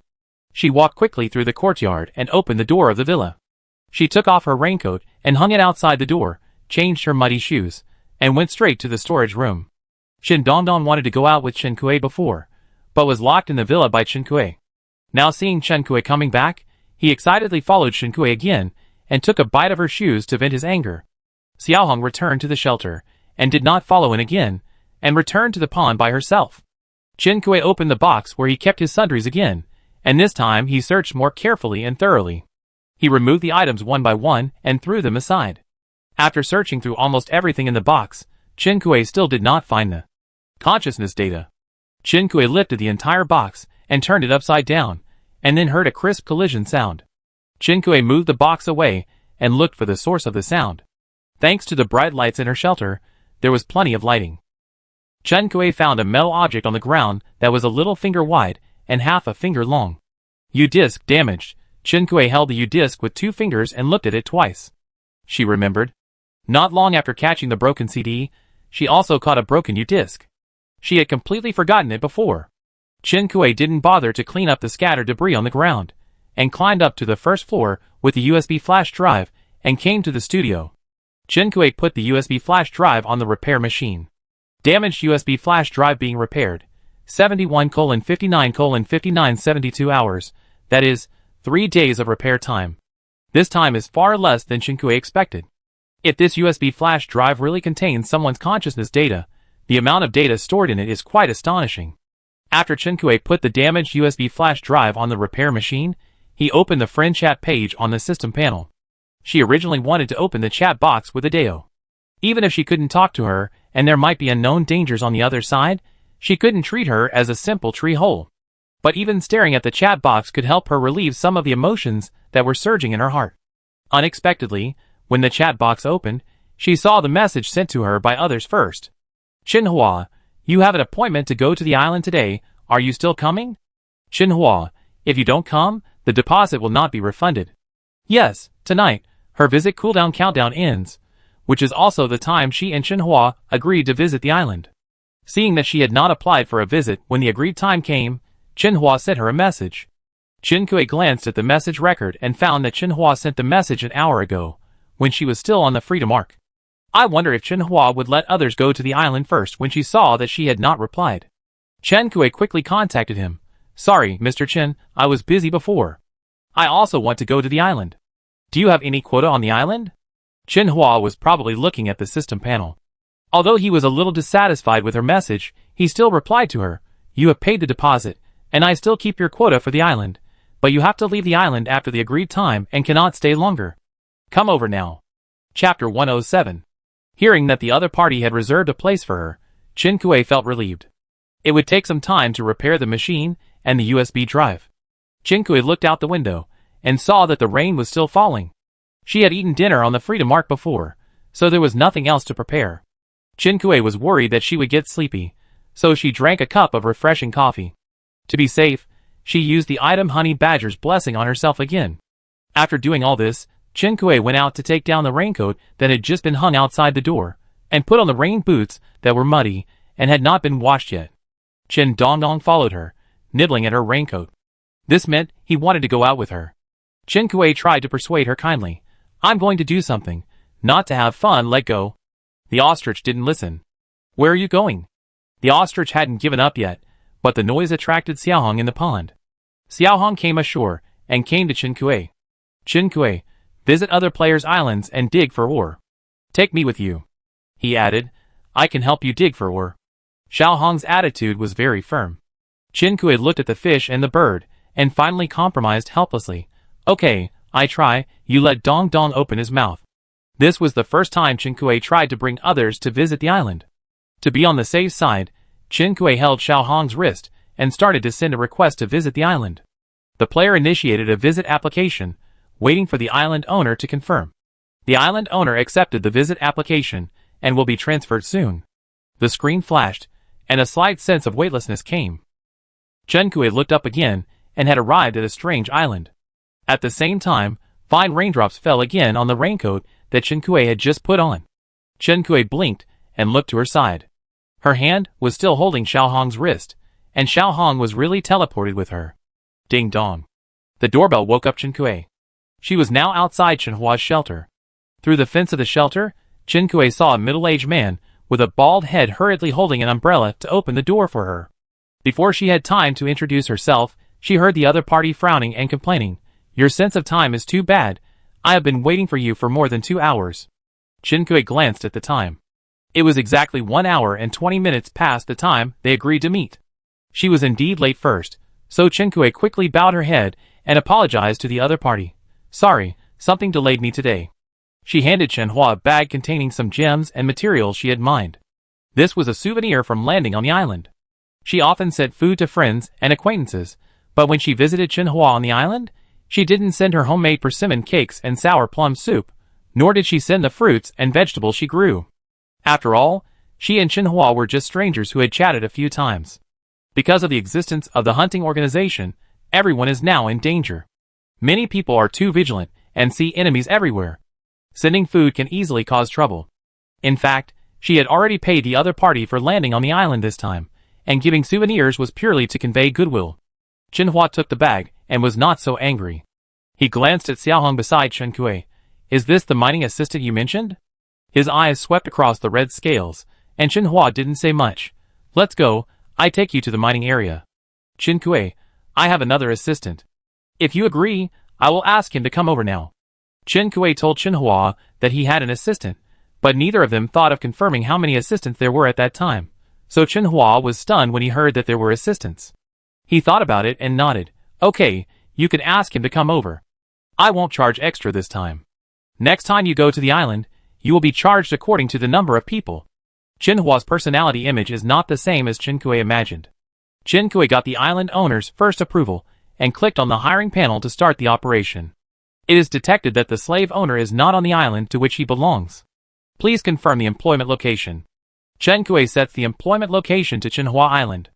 The employee is rushing to the workplace. "Please wait." Seeing Chen Kui finish the operation, Chen Hua led her out of the shelter with a lamp in hand. "Chen Kui, do you have any concerns about the cooperation issue I talked to you about before?" "No concerns, but it's good for me to rent it out for a day and collect island coins for a day." Chen Kui was puzzled. Now on the island, those who have rare resources like you either try to keep a low profile and don't let others know, or join the production team to protect themselves while developing resources. "Excuse me, don't you worry about the hunting organization?" "Hunting organization?" Chen Hua didn't care. "In my opinion, the so-called hunting organization will take action against the owners of rare resource islands is just a hype." It was the first time that Chen Kui heard such a statement. She asked, "What do you mean?" "Someone wants to integrate rare resources and control these island owners in their own hands, so they released this news." "What is the purpose of doing this?" "To intimidate players with resources and take their resources for their own use at the lowest cost." Chen Kui was surprised. "Do you think this is a lie?" Chen Hua, "Yes, and the person behind the scenes is obvious." "It's the initiator of the so-called production team." Chen Kui, As one of the initiators of the production team, Chen Kui felt like he had eaten melons at home, and came back to find that his house had collapsed after eating a circle of melons outside. Chen Hua continued, "To scare the players so as to achieve the purpose of manipulation. Seeing that I would not cooperate to join your production team, you thought of defeating them alone and came to my island to lobby in person, right?" He knew the production team, so he knew that Chen Kui played a big role in it. Many people were willing to join this production team, which was inseparable from Chen Kui's influence. "Chen Kui, you are wronging me. I hope more players will participate in the cooperative production. Releasing the news will only discourage most players like now. How could I do such a thing?" "Chen Hua, who knows if you are self-defeating, or this is also part of your plan?" Chen Kui, Chen Hua's attitude perfectly illustrates what it means when you doubt someone, he even breathes wrong. It's probably impossible to discuss cooperation with Chenhua now. Chenhua is quite stubborn in sticking to the truth he deduced. His truth has motives and results, as well as a logical chain and cause and effect. If Chen Kuei is not the mastermind behind the scenes he deduced, Chen Kuei would have to applaud. It's so reasonable. Since you think I have bad intentions, why do you agree to let me go to the island? Chen Kuei asked sincerely. According to the character of the black hand behind the scenes deduced by Chenhua, shouldn't he be on guard against it? It doesn't matter whose island currency it is.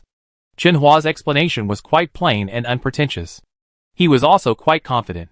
In his opinion, Chen Kuei was just a girl who could only persuade him with words and could not pose any threat to him. The reason why he could achieve his current success was just because of good luck and the love of using small brains to make profits through player threat plans like this one. If they really want to fight, there is nothing to fear. Xiaohong heard half of it and knew that Chenhua was slandering Chen Kuei. Her eyes were immediately filled with anger. Without thinking, she wanted to teach the former a lesson with her claws. Fortunately, Chen Kuei was quick to stop her. It was just a misunderstanding, not that serious. And if she really wanted to fight back, she didn't need anyone to help her. Her nameless sword would come in handy. After Xiaohong was stopped, she stared at Chenhua, who was walking in front of her with fire in her eyes. It seemed that if the other party spoke rudely again, he would immediately go berserk. Fortunately, they finally arrived at the mine, and Chenhua stopped analyzing the process of black-hearted savior. The mine was inside a huge mountain. Before Chen Kuei entered, he heard the ding-dong knocking sound. What is this? Chen Kuei turned his head and looked at Chenhua. The player who made an appointment before you. Each island owner can only receive 2 players at the same time. The player who came before Chen Kuei also came to mine monazite. He worked slowly in the mine alone with a light. Chenhua led Chen Kuei to walk a little further inside, passing by the player who came earlier. The other party stopped and turned to look at Chenhua and the others. The light in the mine was dim, and he looked at Chen Kuei and Xiaohong, his eyes flashing. Uncle Chen, there are other people coming to the island so late. Chenhua responded, there is no way. Someone has no sense of time and is so late. I can only take the trouble to run another trip. Why are there 2 people? Chenhua knew that the light in the mine was dim, and this person's eyesight was not good, so he didn't notice the scales on the mermaid's body, and he didn't say much to him, and raised his hand. I came to help. You continue to be busy. He led Chen Kuei and Xiaohong to the other side of the mine tunnel, not noticing that the young man who had just kindly called him Uncle Chen had already stopped moving his hands and stared at their direction, his eyes darkening. He opened the system panel and tried to contact someone, but the person he was chatting with did not respond. Damn it! It's too late. The young man kicked the ore at his feet hard. On his trouser legs, there was a monkey pattern. The monkey squatted, squinting his eyes and looking to the side, with one hand slightly raised, as if he was accumulating strength or trying to grab something, with a different kind of mystery and liveliness. You guys are digging for monazite in this area. You are late for nearly 2 hours today. You will be responsible for this time. So you should leave the island together when the visitor outside finishes his visit time. For the island owner, he can only receive 2 visitors a night, so it doesn't matter to him whether the visitor stays for 10 hours or not. Chen Kuei frowned. She had a feeling that Chenhua had many opinions about her, but even the time he had to stay on the island was limited, which showed that there was no possibility of her and Chenhua reaching a cooperation agreement. After Chen Kuei realized the truth, she no longer held out hope to seek cooperation. As business was business, Chen Kuei glanced at the time and said, my assistant should be here. Please go to the beach to pick him up. She paid the island currency to buy the resources she mined, and the other party's services such as leading the way. Since the negotiation failed, she just focused on mining. The operation of picking people up back and forth made Chenhua a little unhappy, but because the contract between the 2 parties could not be violated, he could only endure it, but before leaving, he still TSK. Chen Kuei was unmoved and gave Xiaohong a pickaxe for mining. He started mining with him. Chenhua had just entered the mine and was about to leave. The young man outside was stunned and asked, Uncle Chen, where are you going again? Chenhua looked back at the mine where Chen Kuei and the others were, snorted coldly, turned around and left without answering. The young man looked at the direction he left, and a flash of hesitation flashed across his face. In the end, he stayed in the mine. He had to keep an eye on the movements of the 2 later players, Chen Kuei and the others, and he couldn't split himself. Chen Kuei didn't know what the young man outside was thinking. They just happened to visit the island on the same day and had never met before. Similarly, Qinkui didn't know that the other party was one of the members of the hunting organization that was frequently mentioned in the player group recently. Jinhua's island can only be visited by players who have made reservations. When he arrived on the island, he didn't see anyone else and thought he was the only visitor. He almost laughed out loud, thinking that their plan of internal and external cooperation was seamless and would definitely come to fruition. Therefore, soon after landing on Chenhua Island, he sent a message to the hunting organization. He also informed them of the coordinates of the island. They had previously hunted in groups of 2 or 3, but encountered Yanyoan, which not only caused the loss of hunting members, but also exposed their organization to other players. Later, the organizers did not know what props they got, and changed their hunting mode, which was more covert and had a higher success rate. But for some reason, once the hunting team started to act, they would unilaterally cut off contact with other players. Chapter 108. Something happened on the island, and 2 people who were not in the plan appeared, but he could not contact the hunting team that was about to land on the island. As a visitor who was the first to land on the island, he had other roles to play in the plan, and now he could only act according to the situation.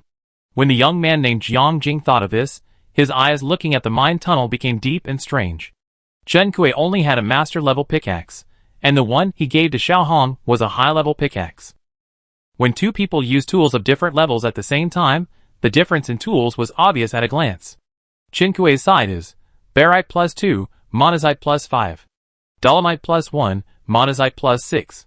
Apatite plus 2, monazite plus 3. Xiaohong's side is monazite plus 3.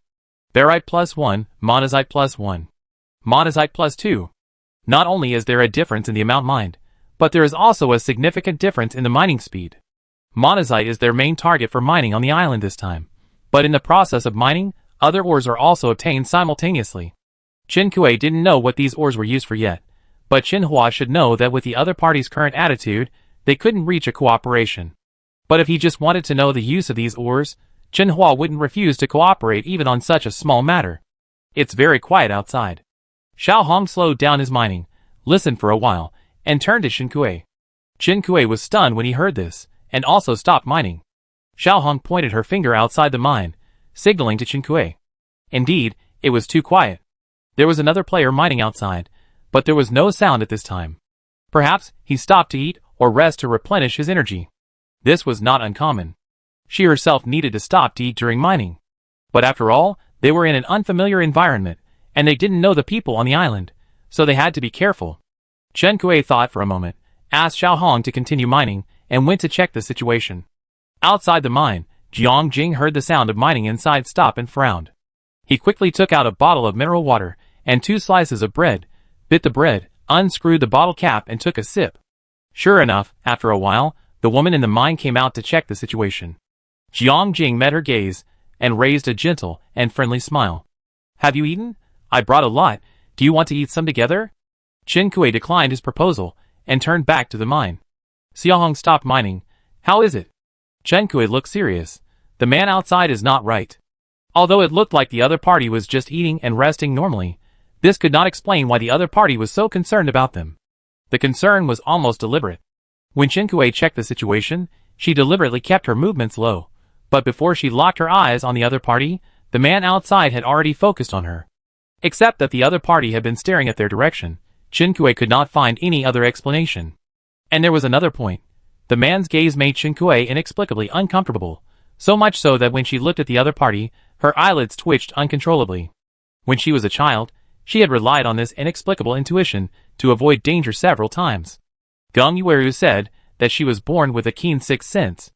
In the mine tunnel, Xiaohong heard the words and immediately put down the pickaxe and walked out. I go kill him. Qinkui grabbed Xiaohong. Why do you want to fight today when you don't agree with me? The red mermaid pursed her lips. He always felt that the bloody smell of Qinkui was still lingering on his nose, so he couldn't stand the possible danger. He always felt that Qinkui would bleed and die in a place he couldn't see in the next second. But he couldn't tell Qinkui about this fear. Even in the shelter on his own island, Qinkui almost died when he wasn't paying attention. The red mermaid felt that his current behavior was normal. Forget it. Seeing his silence, Qinkui rubbed his head with a headache. Promise me, don't do it casually. We are legal citizens. You just need to protect yourself. As for Qinkui herself, she believed that she could protect herself, and didn't need to rely on anyone else. After all, her nameless sword and broken cloud swordsmanship were actually purchased with island coins. The forging materials of the nameless sword also cost her a lot of island coins. It hurt when she spit it, but it was just fun when she used it. This is not island currency. This is a heavy sense of security. Chen Kuei was determined not to let him take the initiative. Xiao Hong had no choice but to stay where he was. In response, Chen Kuei nodded with satisfaction. Humans should act with a legitimate reason.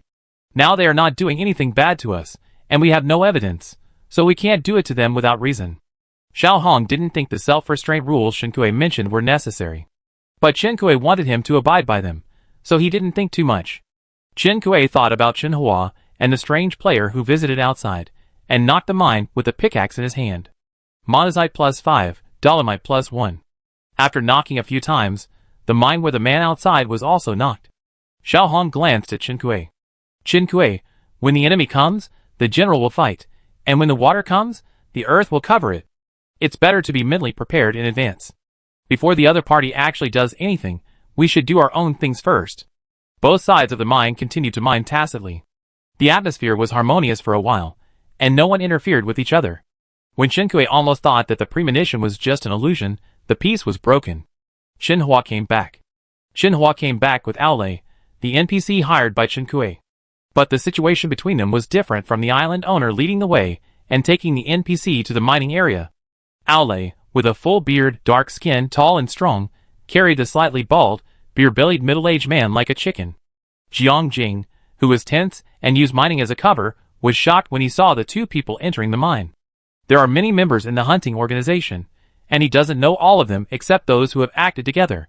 He took a look at Chen Hua's ugly face, and saw Aol holding Chen Hua, and thought that the hunting organization had landed on the island, and this member of the organization he had never seen had already controlled the island owner. After all, Aol's image did not look like a good guy, which was in line with the style of the hunting organization. I just don't know why he still took Chen Hua back to the mine. Where are the boss and the others? Jiang Jing asked, and then remembered that there were two more unexpected factors on the island. Looking at Aol's physique, he could work together to get rid of the two people in the other mine tunnel. Aol had a hard time dragging Chen Hua into the mine, but as soon as he entered the mine, Jiang Jing mistook him for his companion. The other party pointed to another mine tunnel and made an incomprehensible gesture. Aol? ? He looked in the direction of Jiang Jing's finger and saw his employer coming out with a pickaxe in one hand and a broken sword in the other. There was also a ferocious mermaid following her. Chen Kuei heard the noise and came out to check the situation, but was confused by the scene in front of him as soon as he came out. What happened? Chen Kuei asked Aol. Aol was the NPC she hired the most times. Although he didn't look like a good person and his words were harsh, the cooperation was pleasant after so many times. Therefore, Chen Kuei subconsciously looked at Aol among the three people in front of her. Chen Hua's mouth, which was covered by Aol, made a dull sound. He glared at Chen Kuei, and it was not known whether his face was angry or suppressed. His whole face was red, and the veins on his forehead were about to burst. Aol moved his hand covering his mouth and nose, but he did not relax his control over Chen Hua at all. Chen Hua finally got a breath. Before he could adjust himself, he raised his eyebrows and spoke excitedly. Great! You are actually in the same group. Aol was silent, and Chen Kuei frowned. Only Jiang Jing finally realized that something was wrong. He silently took 2 steps back and asked tentatively, What do you mean? Chen Hua finally remembered that there was a third-party player on his island. He turned his eyes to Jiang Jing. They are in the same group as the hunting organization. You should run away quickly. Chen Kuei, Jiang Jing, Chen Hua, you are despicable and shameless. I thought you were just using the name of the hunting organization to intimidate players and make them give you concessions so that you can command them. I didn't expect you to be even more despicable than I thought. This hunting organization is in league with you. The scum of humanity, you are a profit-seeking villain. Chen Hua's scolding continued, and Chen Kuei felt a headache. She rubbed her temple with her fingers. Shut him up. Oli obediently covered Chen Hua's mouth again. The mine finally became quiet. Jiang Jing's ominous premonition came true. He pointed at Aolei and Chen Kuei, his fingers trembling slightly. You are in the same group. Aolei raised his eyelids and glanced at him. Chen Hua silently rolled his eyes and despised Jiang Jing's unusually long reflex arc. Chen Kuei gently raised his chin to Xiao Hong and Xiao Hong rushed out like a hurricane, heading straight for Jiang Jing. Jiang Jing turned around and was about to run, but was hit by Xiao Hong, who was faster, and fell heavily to the ground. The monkey on his trouser leg came into Chen Kui's eyes. Although Chen Kui was certain that this man had bad intentions and other purposes when he saw him recognize the wrong organization, but seeing this monkey, Chen Kui's guess about his identity increased from 40% to 80%. Yin Yuan once told Chen Kui about the characteristics and behavior style of the hunting organization. This man might be the insider sent by the hunting organization in advance. Xiao Hong held Jiang Jing down, with her sharp fingers on his neck, waiting for Chen Kui's next instruction. Jiang Jing only saw clearly at this time that the man who had been following Chen Kui was clearly a mermaid. Moreover, the other person's image is very similar to that difficult mermaid guard in the mermaid war in their world.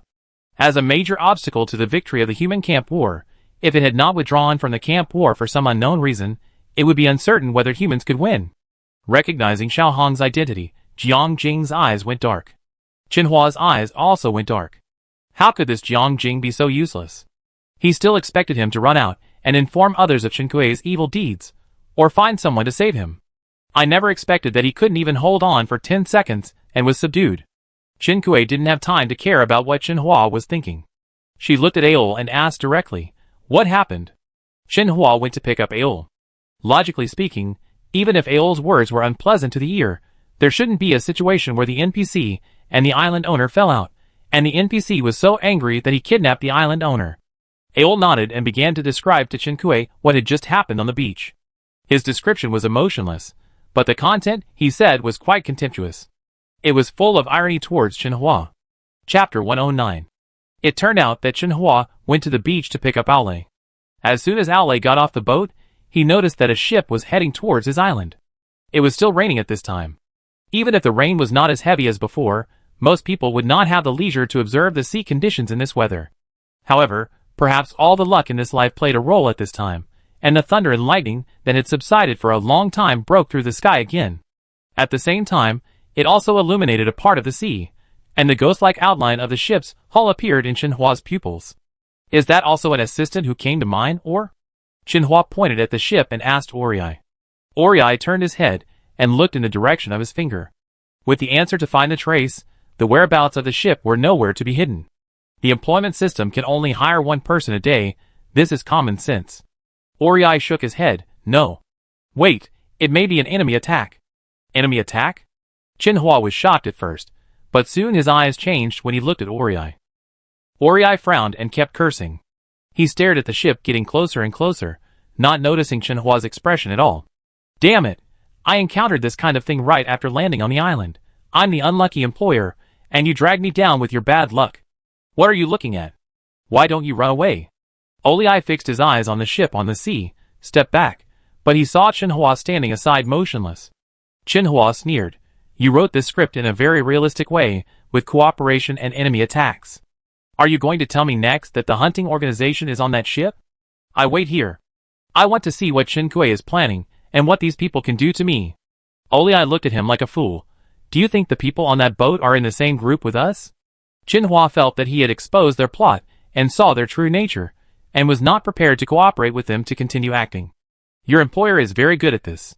Are those who joined her production team all fooled by her in this way? All kinds of people come to my island. You are so beautiful. He stood on the beach and blew a fragrant breath towards the ship that was about to dock. The sound was loud, and the ship was not far from the shore. The next second, an arrow came from the air, and the sound of breaking through the air was almost sharp. Stupid X. Ol cursed and pulled Chen Hua. The arrow passed by Chen Hua's side, and pierced into the ground fiercely. The tail feathers exposed outside trembled twice. This change startled Chen Hua, and he immediately reacted. Okay, there really is a hunting organization, Chen Kui, I underestimated you. He was about to say something else, but Oriai quickly covered his mouth and dragged him away from the beach. Chen Hua naturally refused to cooperate, so Oriai used some tricks to successfully carry him to the mining area to meet up with Chen Kui and others. On the way, he saw the ship docking from a distance, and someone got off the ship. Chen Kui, She never thought that one day, she would become an accomplice of the hunting organization. Are you sure it's the hunting organization? Chen Kui asked. Oriai was quite sure. My colleagues were killed by them, and I will never admit my mistake. Ole's colleague is of course also an NPC. What the players don't know is that the hunting organization is not only targeting players. NPCs are also their hunting targets. It's just that the information between players and NPCs is not exchanged, so players only think they are a group of psychopaths. Most NPCs are not good at fighting, and their skills are in the life category. There are even some who are good at manicures. Ole is one of the few who is tall and has some fighting ability. The skill point of the colleague, who was killed by Ole, was in the photography category. His profession was a photographer. After his death, he left a roll of tape with the shape of the ship on it. Therefore, Ole recognized it at a glance. After telling the story, Ole let Xinhua go. Xinhua was almost angry, but he still spoke in a sarcastic tone. Humph, why are you pretending? Your assistant came first, and the hunting organization came right after. Don't think I don't know what you were up to. Qinkui, you found the wrong person. She walked to Xiao Hong and kicked Jiang Jing on the ground. He is the accomplice of the hunting organization. Jiang Jing was held down by Xiao Hong, feeling aggrieved and angry. You are the accomplice of the hunting organization, and you want to frame me to divert hatred. Xinhua obviously didn't believe it either, and sneered as he watched Qinkui continue to perform. Qinkui didn't even give him a look, but bent down and pinched Jiang Jing's chin, staring at him. You said you were not a member of the hunting organization, but did I draw this monkey on your trouser leg for you? Jiang Jing was caught off guard and was shocked by Qinkui's actions, and the words he said afterwards, and his eyes flickered twice. What monkey? I don't know. Qinkui saw that he was still stubborn, so she used more force on her hand. The members of the hunting organization have monkey logos on their bodies. Let me guess, are you afraid of killing the wrong people, so you don't want to change? The monkey on your body is so inconspicuous, aren't you afraid that your companions will kill you by mistake if they don't see it? Jiang Jing still said, I don't know what you are talking about. Qinkui, it doesn't matter, I just know it. Qinkui turned her wrist, and the nameless sword came into her hand. This sword, which was just defined by Oral as broken sword, the weapon in her hand, was incredibly obedient. In a breath, the monkey on Jiang Jing's trouser leg was cut clean by Wu Ming, along with half of the trouser leg. Jiang Jing's calf felt cold, and when he looked again, the monkey was lying quietly beside him. He was suddenly startled, and felt a phantom pain in the flat part of the knee fabric, and even had the illusion that his legs had been cut off. But in fact, his legs were still there. Even the cut of the fabric was neat and tidy, and it didn't hurt his oily skin at all. Jiang Jing looked at Qinkui with a bit of fear. Qinkui looked at his other leg for a few seconds. Wu Ming moved again, and Jiang Jing's other trouser leg was also cut cleanly. The long trousers turned into shorts in the blink of an eye. Qinkui was very satisfied with her work. She admired it for a few seconds, raised her eyes, and looked at Jiang Jing again. Your monkey logo is gone, but you look calm. Jiang Jing sneered, because I have a clear conscience. Qinkui carefully looked at his expression, and confirmed that he was really not panicking. She pondered for a few seconds. You are fearless because the people on the boat are familiar to you. When I saw you mistaken someone, I thought your organization members didn't know each other. It turns out that I was mistaken. Qinkui swung the sword again and attacked Jiang Jing's head. Jiang Jing felt a chill on his head, and his hair fell to the ground with the sword's energy. Jiang Jing, you are going too far. Even Xinhua felt that Qinkui's method of forcing others to act with him was too much. He wanted to stop him, but received a warning look from Oral. Xinhua, Qinkui's actions did not stop. This time, the tip of the sword was suspended on the side of Xinhua's face. Changing your hairstyle is not safe, so I changed your face. Cut your tongue, tie your hands, and make you unable to speak or send messages. I want to see if your accomplices can recognize you. You vicious woman, a psychopath. Xinhua was shocked by Qinkui's viciousness. He ignored Il's warning and cursed. He opened a panel and operated, take your dirty money, and get out of my island. After the operation, he looked at Qinkui with a hint of satisfaction in his eyes. In his expectation, Qinkui was about to be kicked out of the island automatically by the system. However, after waiting for a long time, Qinkui was still there, lazily raising her eyelids, giving him half a look and then returning her attention to Jiang Jing again. She had tried it when she heard Aol say that the hunting organization was coming. She couldn't send the message, and the exit function of the island seemed to be banned by an invisible force. If Xinhua could send them out, Qinkui might have to thank him, and then happily leave the scene holding Xiaohong in one hand and Aol in the other. But if he could really do this, those H-Island owners, who were targeted by the hunting organization would not have died without any waves. Not even a word about the hunting organization was left. If it weren't for Yan Yuan, the players wouldn't even know that there was such an organization. The other party set Xinhua as the target, of course. They chose a time and plan that Xinhua couldn't escape. Qin Kuei guessed that the countdown for Xinhua's visit was probably also in their control. Don't waste your energy, just join us, and you can still survive. Qin Kuei raised her eyebrows, and moved the sword slightly away. This sentence was not said by Qin Kuei, but by Jiang Jing, who was just pressed by her sword. Perhaps it was because Qin Kuei was ruthless, and did not hesitate to attack, and felt that the other party might really scratch his face because of a guess that he did not know whether it was true or not. Jiang Jing did not want to gamble with her. Xinhua's operation allowed him to regain some initiative. Jiang Jing no longer pretended to be innocent. Our hunting organization is willing to accept the island owner who surrenders. Fighting with us will only lead to death. Now the entire island has been used by the boss. Silent. Covered, you have no choice, don't struggle. Jiang Jing exposed himself. Qin Kuei was not shocked. Because someone else was the most shocked. Xinhua was dumbfounded, his face full of confusion after being stabbed in the back and confusion after the cognitive conflict. The silencer is probably some kind of prop that can isolate all external activities on the island. The player is trapped on the island, isolated and helpless, facing the hunting organization alone.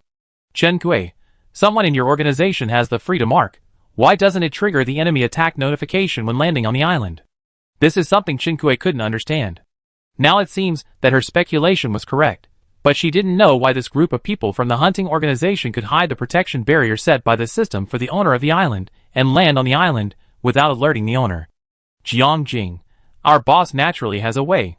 As for why, you can guess it yourself. Jiang Jing believed that he would not be like a brainless villain and show all the trump cards of the organization to Qin Kuei. Xinhua finally came to his senses at this time. You are in the same group with that group of people. Qin Kuei raised her eyelids and glanced at him. Or, did you see how many people came on the boat?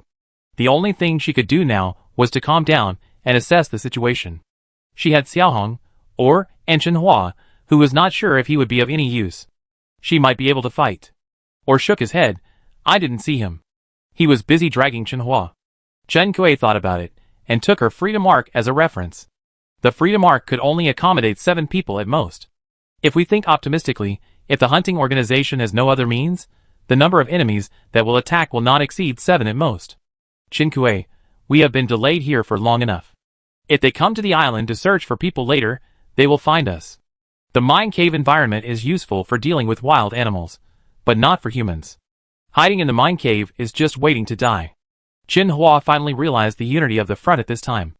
My island is very large. I can hide in the mountains to the west. It is easy to defend and difficult to attack. Chapter 110. Xiaohong and Aol both listened to Qin Kuei.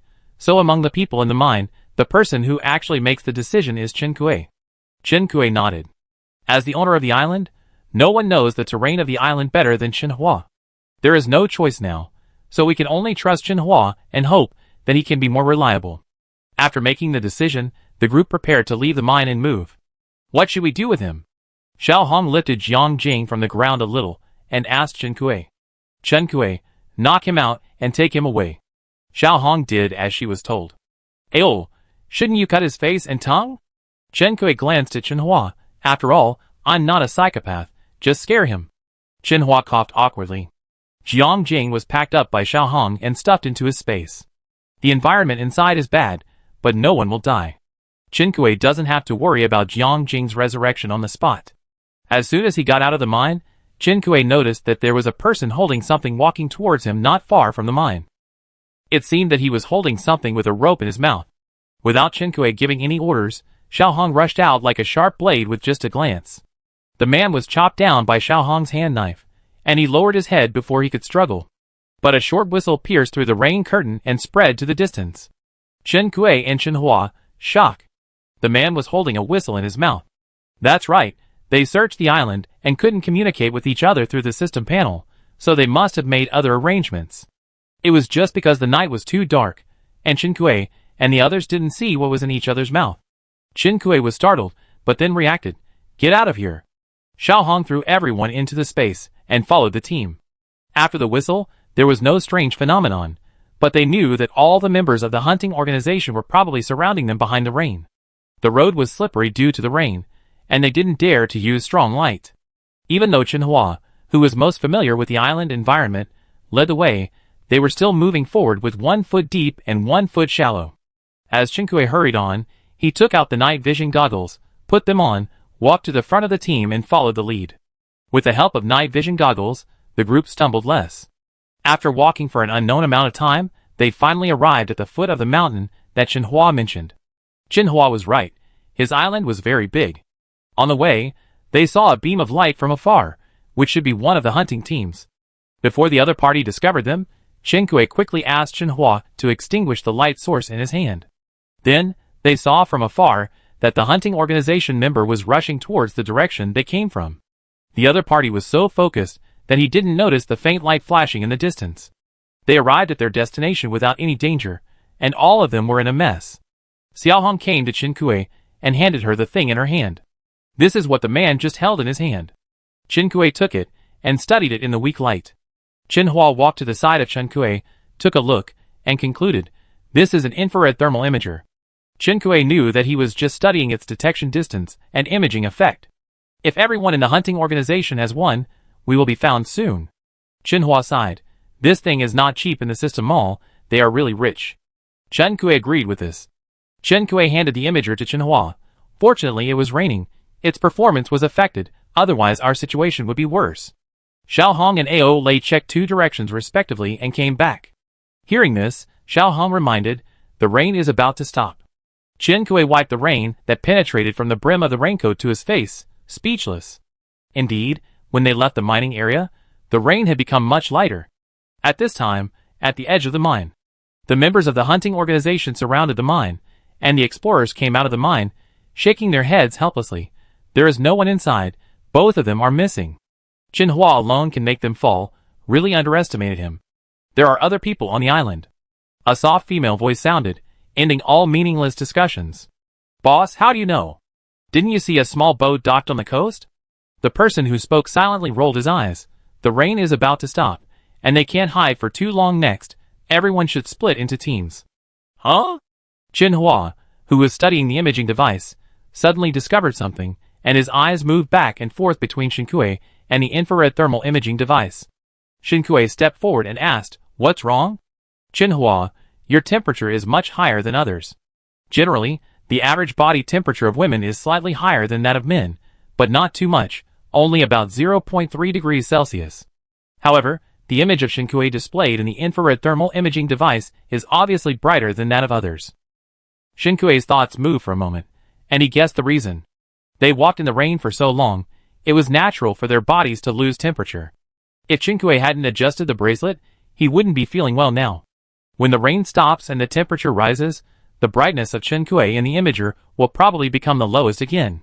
This gave Chenhua a new idea. Chenhua operated it and asked Chenhua, "How is it now?" Chenhua checked the imager again and was surprised to find that Chenhua's body temperature was integrated with the surrounding environment, and the equipment failed. But soon Chenhua's body temperature warmed up again and appeared on the screen.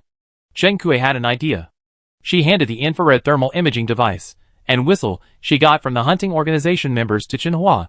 "Hide yourself." Chenhua immediately realized what Chenhua meant. "Where are you going?" "Chenhua, I'm going to meet this hunting organization." Chenhua's face suddenly turned ugly. "If we don't join the group, we will lose our only advantage in numbers." "What are you thinking?" Chenhua frowned. "Joining the group will make us too conspicuous. It's meaningless to just join the group and wait for death here. The infrared thermal imager will be useless at dawn. Can't we take action then?" The rain stopped, and the temperature will soon rise, and the infrared thermal imager will slowly lose its effect. Chenhua is not as optimistic as Chenhua. The situation will be worse for us at dawn. Now they have the advantage. They occupy the shelter. When dawn comes, they can kill us by hiding in the shelter. What's more, the weather forecast said that the temperature will be higher after the rain. Chenhua can't do nothing and just wait here for dawn. Chenhua still had concerns, but if we act separately, our combat power will be dispersed. Chenhua understood what he meant. After all, Chenhua was still afraid of death. I don't know how Chenhua armed himself. Among the 3 people and 1 fish here, his combat power seems to be the lowest. Probably not as good as Aol. Chin Kui, I let them follow you. You are the island owner. Your identity is very important. The first task is to protect yourself. Before Chin Kui finished speaking, he was interrupted by Xiao Hong. I follow you. Chin Kui, She pointed at Chen Hua. I can protect myself, just follow him. No. You. Forget it, just follow me. Chen Kui had no choice but to reassign. She looked at Aol. You protect Chen Hua, just hide here, you don't need to do anything. Aol nodded indifferently. For him, it didn't matter who he followed, as long as he could leave the island smoothly in the end. He didn't want to die at work.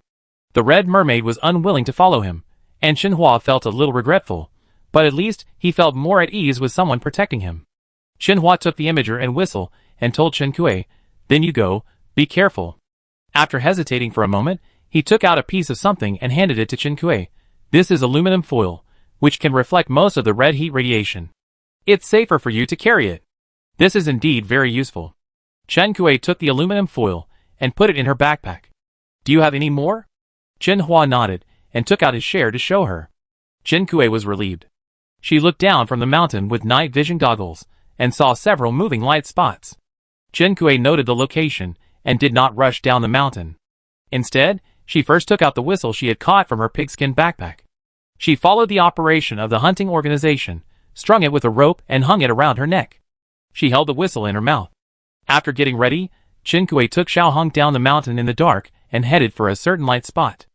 As a member of the hunting organization, this was not the first time Chong Hai participated in the hunting ground strangling activity. But this was the first time he encountered such bad weather. Fortunately, the rain had stopped. The fallen leaves were slippery after the rain. Chong Hai walked carefully, but he still stepped on a fallen leaf and stumbled. The whistle in his mouth made a series of discordant sounds as he moved. Chong Hai cursed inwardly, held onto the branch to stand firm, and shoveled the fallen leaves on the ground. A whistle sounded not far away, and the tone seemed to be asking him what happened. It should have heard the sound he just made. Chong Hai replied that everything was normal. The red-hot external imaging device sometimes had difficulty distinguishing between humans and animals. After the rain, animals came out to move around, making their investigation more difficult. He just saw some biological brightness here, but it disappeared when he came over again. It was probably some animal that heard him coming and hid back in its nest, causing the information to disappear. This is normal. The boss said that the most important thing is to protect yourself, and you can take your time in the investigation and not rush. Therefore, after they were divided into teams, they were not far away from each other, so they could shake hands with people at any time even if they encountered danger. Chong Hai lifted the branches and walked forward a few steps. Some rustling sound was heard. Chong Hai stopped immediately, and while looking with the light, he listened to the direction of the noise. Finally, Chong Hai locked onto a small slope covered by large leaves on one side. The noise came from here, but the infrared thermal imaging device showed that there was nothing inside. Chong Hai did not approach rashly, but used the long stick in his hand to pull away the leaves covering the small slope. There was indeed no one or other creatures below. There was a box hidden under the leaves. Chong Hai turned the flashlight over the box and found that it looked familiar. Destiny treasure box? Chong Hai could find it every night, so he would not make a mistake. How could there be a Destiny treasure box here? Before Chong Hai had time to think about this question, he noticed that the Destiny treasure box had been opened. The next moment, he felt something staring at the back of his neck. A sharp whistle sounded in the woods. Looking down from the sky, you can see that after the whistle sounded, the two light spots closest to the whistle paused for a moment and quickly rushed to the whistle. Chen Kui was not in the sky, but she was hiding behind a tree with her head tilted up. On the tree, Xiao Hong, who had modified her skin with aluminum foil, gestured downward. It meant that the person had been led away, and she could move. Chen Kui poked her head out slightly, and while the person in front of the tree was attracted by the whistle, Wuming moved quickly. He didn't give the other party a chance to blow the whistle. He was killed with one sword.